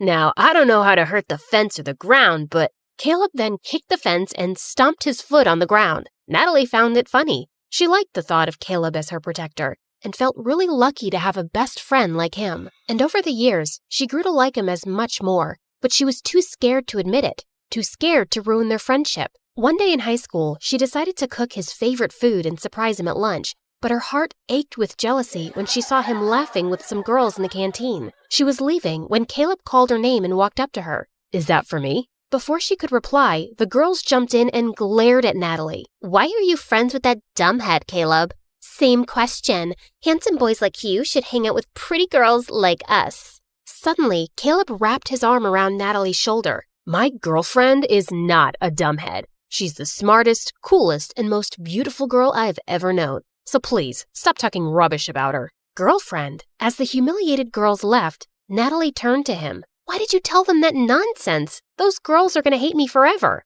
Are you mad? Yes, I'm mad 'cause you lied. We're not dating. We're just friends. Fine, I'm sorry. But what if I wanted to be more than that? What do you mean? Can I hold your hand? No. I love you, Natalie. I've loved you since we were kids. Do you love me too? Caleb's sincere gaze made her melt. Yes, I think I feel the same way. Caleb started to lean in closer, and when their lips finally touched, she felt like she was on cloud 9. After that, the best friends became lovers, and Natalie was really happy with Caleb as his girlfriend. But over time, things started to get complicated. His mom fell really sick, and his stepdad's earnings weren't enough for her medicines. So Caleb was forced to take more part-time jobs around the farm. He hardly had any time to spend with Natalie anymore. Meanwhile, that night at the Harrisons, the family was having their usual dinner. Mr. Harrison was talking about the progress of their business, while Mrs. Harrison was being pushy towards their son to date someone. I don't understand the rush. I'm so young, I'll have plenty of time later on. You have plenty of time now. I don't, Mom. I'd rather focus on school than date. Love is nothing but a stupid distraction. All work and no play makes people really dull, darling. Remember Sheila? Benjamin's daughter. I think she's a nice girl. Mom, I don't like her. She's weirdly obsessed with me. Duke, she cares about you. Let him be for now. Don't push him so hard. He'll eventually find someone. But Sheila might not be around till he decides he's ready. And I think she would be so good for him. She's a smart young woman. They're perfect for each other. I have no interest in wasting my time on girls right now. Oh, brother, how about boys? Do you want to share something? Shut up, Harper. Well, Sheila and her parents are visiting us soon, and you will spend time with her so you can get to know each other. Who knows? Maybe it will end in a wedding. Hearing that, Duke suddenly felt the urge to lie. I'm sorry, Mom, but I already have a girlfriend. What? I said, I'm not dating Sheila because I already have a girlfriend. Since when do you have a girlfriend? Since 6 months ago, but we kept it a secret. I don't want people in my business. Duke left the table and decided to take a walk in the gardens to cool off. Suddenly, he heard someone behind him and turned around to see it was just Mr. Cross. Oh, sorry, Master Duke. I didn't mean to disturb your walk. You look a little upset. I'm not. It's really nothing. Just sometimes parents can be too much. Do you have kids, Mr. Cross? A son, the same age as you. Maybe I'll introduce you sometime. Duke was feeling too preoccupied, so he just smiled at their gardener and walked off. That weekend, Natalie's mom caught a serious flu, so later that day she went to town with Caleb to buy some medicine. While they were in the pharmacy, his stepdad called him. I need to stop by a dad's friend's place to pick up a package. Wait for me in the town square. I'll be right back. Natalie bought the medicines and sat on a bench in the town square. Her favorite thing in that old place was the old horse statue in the center. They're such gorgeous and magical creatures. Just then, she noticed that its red eye patch was lying on the ground. She picked it up, and as she placed it back on,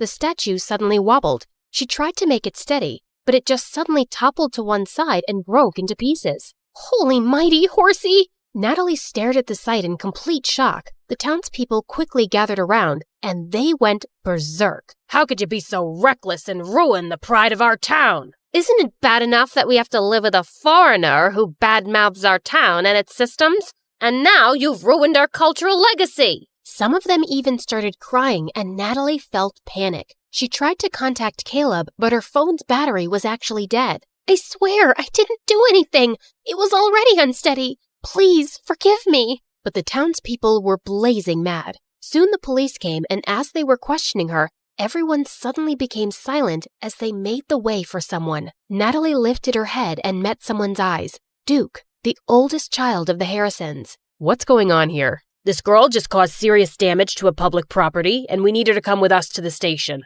Duke just nodded at them, and soon, Natalie found herself sitting in a police station. Please, officer, just let me go home first. My mom is sick, and she must be really worried. But the officer just ignored her. A few minutes later, Duke came out of the main office. You're free to go. I've taken care of everything. Huh? What do you mean? I paid $50,000 for the fine and damages, so you won't go to prison. What? Why are you doing this? You don't even know me. Because I need you. What? What do you mean? Duke then dragged her outside the station to talk. Listen, I need you to work for me as my fake girlfriend for a month, and I'm going to pay you for it. I'm sorry, but can you repeat what you just said? I'm not sure if I heard it right. I think you did. You don't look like you have any hearing problems. Is that how you joke? Because it's super lame. Even hyenas won't laugh at it. Do I look like a clown to you? How can you offer me a ridiculous job when you don't even know if I have a boyfriend or not? Look, I don't care whether you're single or whatever. I'm not interested. I just need you to pretend to be my girlfriend and convince everyone that we're in love, especially my family. But why would you need a fake girlfriend anyway? You can just have a real one. Just choose any girl but me. You rich people are used to getting whatever you want anyway. I asked you to be my fake girlfriend, not to become an interviewer. In private, we'll be practically strangers minding each other's business. I can prepare a contract tomorrow. What makes you think I'll accept your offer? I don't want this weird job. Don't worry, I'll think about another way of repaying you. There is no other way. Accept my job, or return my money immediately. It should be the exact amount that I spent to save your sorry little butt. Natalie wanted to yell at him for blackmailing her, but she knew she couldn't pay him back.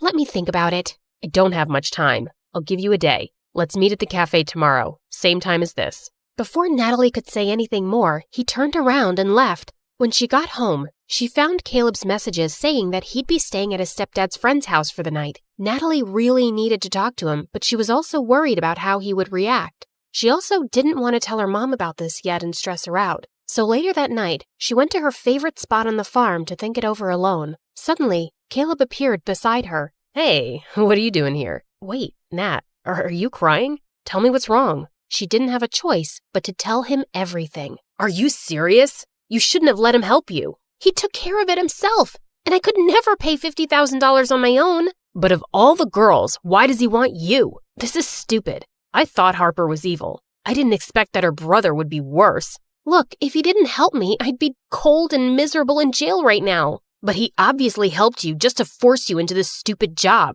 What am I gonna do? He left me with no choice. Seeing my girlfriend dating another guy is torture, Nat. It doesn't matter if it's fake or not. Caleb got up and furiously kicked some rocks. Okay, fine. I won't do it. I'll have to think of another solution then. As Natalie's tears poured, Caleb sighed and sat down. Okay, I'm sorry. Don't cry, please. Let's talk this over. You'll just be acting, and it's only for a month, right? And are you sure he's paying you a huge amount for it? Yes, I'll just be a fake girlfriend. I'll never fall in love with that jerk, ever. Okay, I'll agree to it, but on one condition. What is it?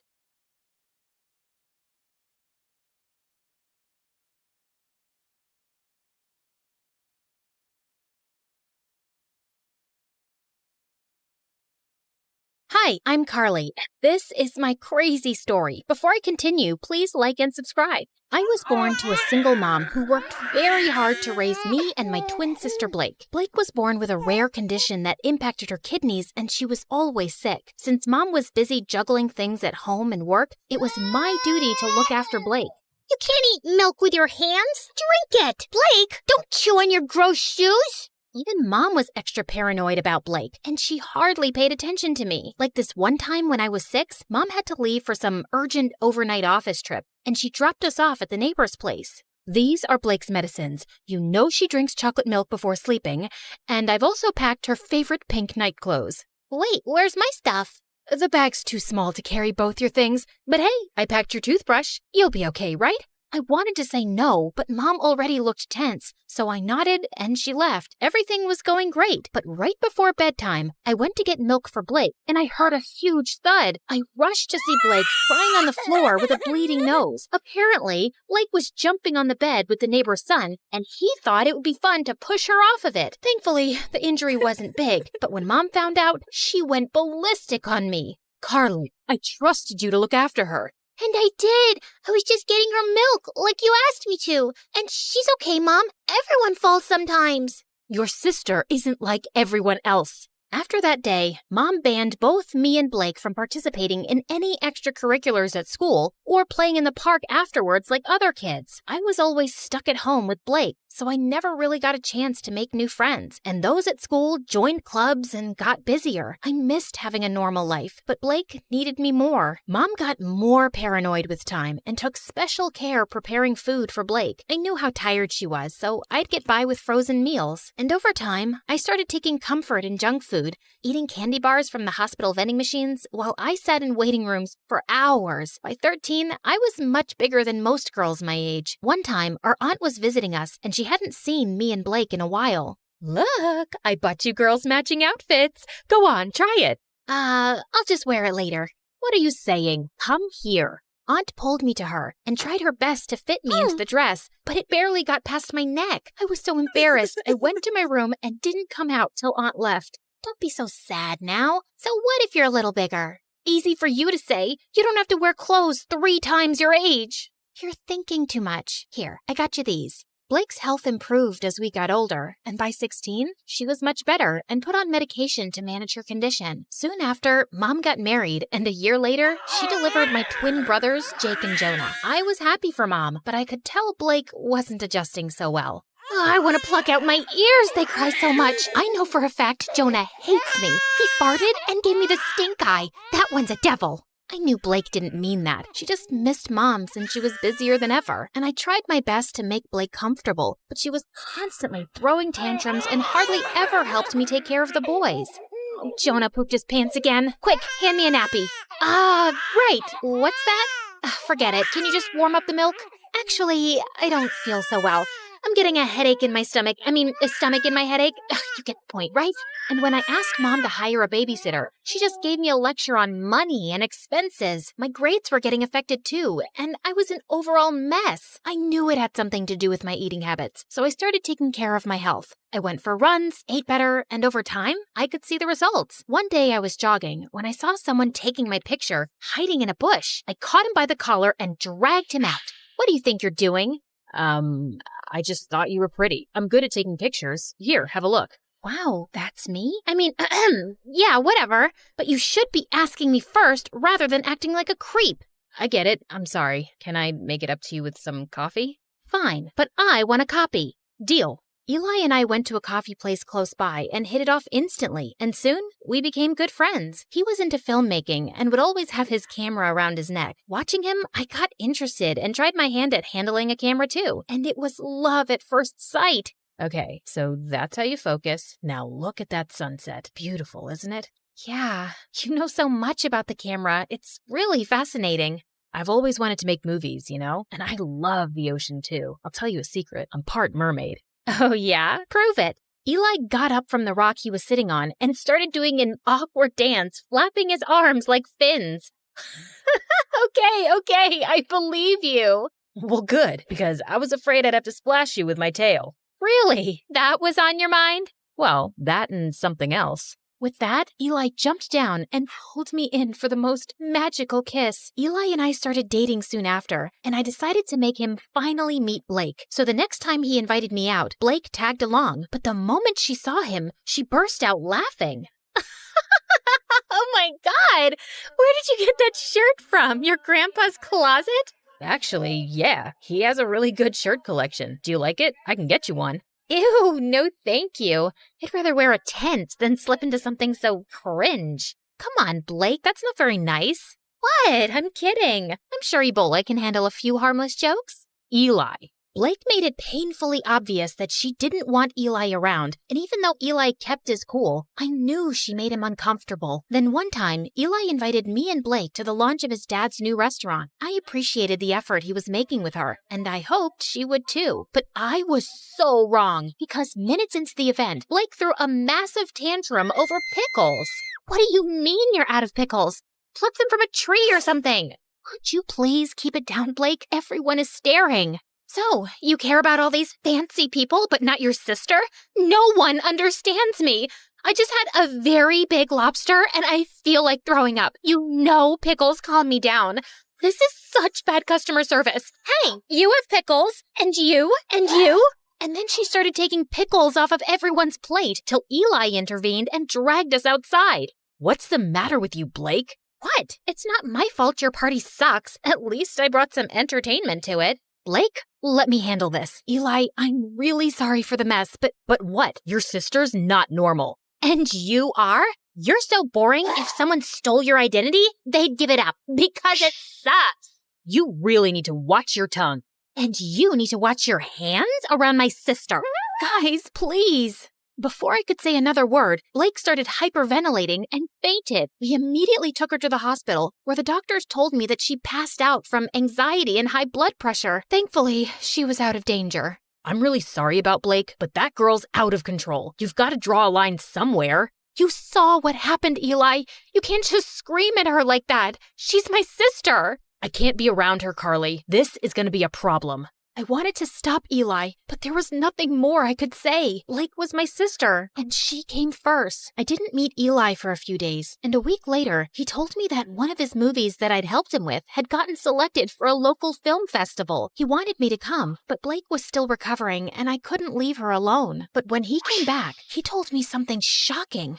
Everyone loved the movie, Carly. One of the biggest film schools in New York wants to take us both in on full scholarship. How amazing is that? I don't know what to say, but I don't think Mom would let me go to New York, Eli. You're a great filmmaker, Carly, and you should give it a fair shot. And think about it. You could finally live your life on your terms. God knows you need it. I was numb for a second, and then I felt like someone gave me new wings. It did sound like an amazing opportunity. All I had to do was convince Mom, but when I told her, she looked at me like I'd asked her for her kidneys. Have you gone crazy? You can't move to New York. Your life is here with me and Blake. I applied to this marine biology course on behalf of both of you, and you guys got in on scholarship. This was always the plan, and it's the right one. But that's not what I want to do. I want to make movies. I'm really good at this. Everyone says that. Everyone or Eli? Who's Eli? Just this dumb boy she's dating. I'm sure he's the one who's filled your head with this sawdust. How can you even think about leaving me? I just want to do what I want for once. Can't you give me a few years for my own life? Oh, stop being so dramatic. And not another word about this movie business, Carly. You'll stay here with us. Is that clear? Mom left, and I turned to Blake angrily. You couldn't take my side for once? What did I do? Oh, you mean telling Mom about Eli? I don't think she even noticed. I left the room angrily and didn't speak to Mom or Blake for the next few days. I thought I could confide in Eli, but suddenly he was acting really cold. Every time I tried to talk to him, he would turn the other way, till one day I finally cornered him after class. Am I imagining things, or are you ignoring me? Neither. I'm just busy. So, I told my mom I want to make movies, and she went bonkers, but look, Carly, you and your family have issues, and I don't want to get in the middle of it. Do whatever they say. But you told me to live my life. You said... Yeah, I did. And now I'm saying I don't care. You'd choose your clown sister over everything. I've seen that. So good luck, but I don't think I can be with you anymore. Eli, wait. Tell your sister she won. I felt frozen in my place as Eli walked away, and a week later, he left for New York. I couldn't believe he'd just dumped me like that. I felt so bummed out that I didn't come out of my room for days, and Blake was the biggest pain in the butt. Come on, we need to go shopping. It's painful to watch you in those pajamas. I'm not in the mood, but I am. Also, we'll have a nice lunch, watch a movie, just like old times. I said I'm not in the mood. Back off. Jeez, why are you so snappy? Because of that stupid boy? He wasn't stupid. I loved him, Blake, and now he's gone. Because I chose you over him, like always. And you don't care about my feelings, like always. Carly, just leave me alone. Blake left with a small face, and I felt kind of bad, but I was too mad to go after her. The next day, I calmed down a bit and was about to call Blake when her phone started buzzing like crazy. I picked it up, and I was shocked to see it was Eli. Before I could answer, the call got disconnected, and a text message appeared. I did what you wanted. Leave me alone. My mind went blank, and I opened the call logs on Blake's phone to see multiple calls to Eli. Suddenly, it all started making sense. Of course Blake must have driven Eli away. No one hated him more than her. What's this? You don't understand. Oh, I understand everything perfectly. You asked Eli to dump me so you and Mom could use me as your servant all my life, right? Before Blake could even say more, I pushed her out and slammed the door in her face. I started packing my bags and stormed downstairs, only to run into Mom. What's wrong? Is Blake okay? Yes, she's fine, but I'm not, and I haven't been fine for a while now. But you don't care, do you? Of course I do, sweetie. Why would you say that? Because you never have. Not since we were kids. Carly, I knew you could take care of yourself, and you were the healthy one, and Blake... No, Mom, I was eating my feelings, and you didn't even see that. I got back to being healthy on my own, and you've stunted both my growth and Blake's. Hers by over-coddling her, and mine by always holding me back to be her guardian. And now, I'm done. I will go to New York because I want to get away from you and Blake, and you can't stop me. I left home and booked a flight to New York. On my way, I called Eli and explained everything to him. He told me that he was proud of me for taking a stand for myself and welcomed me with open arms. We moved in together, and I was doing really well in my classes. Mom and Blake tried getting in touch with me multiple times, and even though I missed them, I needed my space. Eventually, they stopped calling. After graduation, Eli proposed to me, and I said yes. Life was going great, till one day I heard a knock on the door and opened it to see Blake and Mom. What are you guys doing here? Eli called us and told us about the engagement. Carly, I have a confession. It was me who convinced Eli to break up with you, not Blake. Wait, what? Eli never told me that it was Mom behind everything. I didn't want to stress you out more. I could see you missed your family, and this would have made you sad. But I saw the call logs and the messages on Blake's phone. I'd actually been calling him to apologize, but I guess he thought both me and Mom wanted him to dump you. And I don't blame him. I was always awful to Eli. I guess I was just terrified of being on my own without you, but I drove you further away. I'm sorry too, my baby. I'd just become used to having you around, always taking care of everything. And the thought of you going away for college crushed me. I was selfish and always burdened you with too much. I hope you can find a way to forgive me. Thank you for finally acknowledging that. It might take me a while to really forgive you, but I'll get there. I won't lie. I have missed you guys. Then let's start with a hug.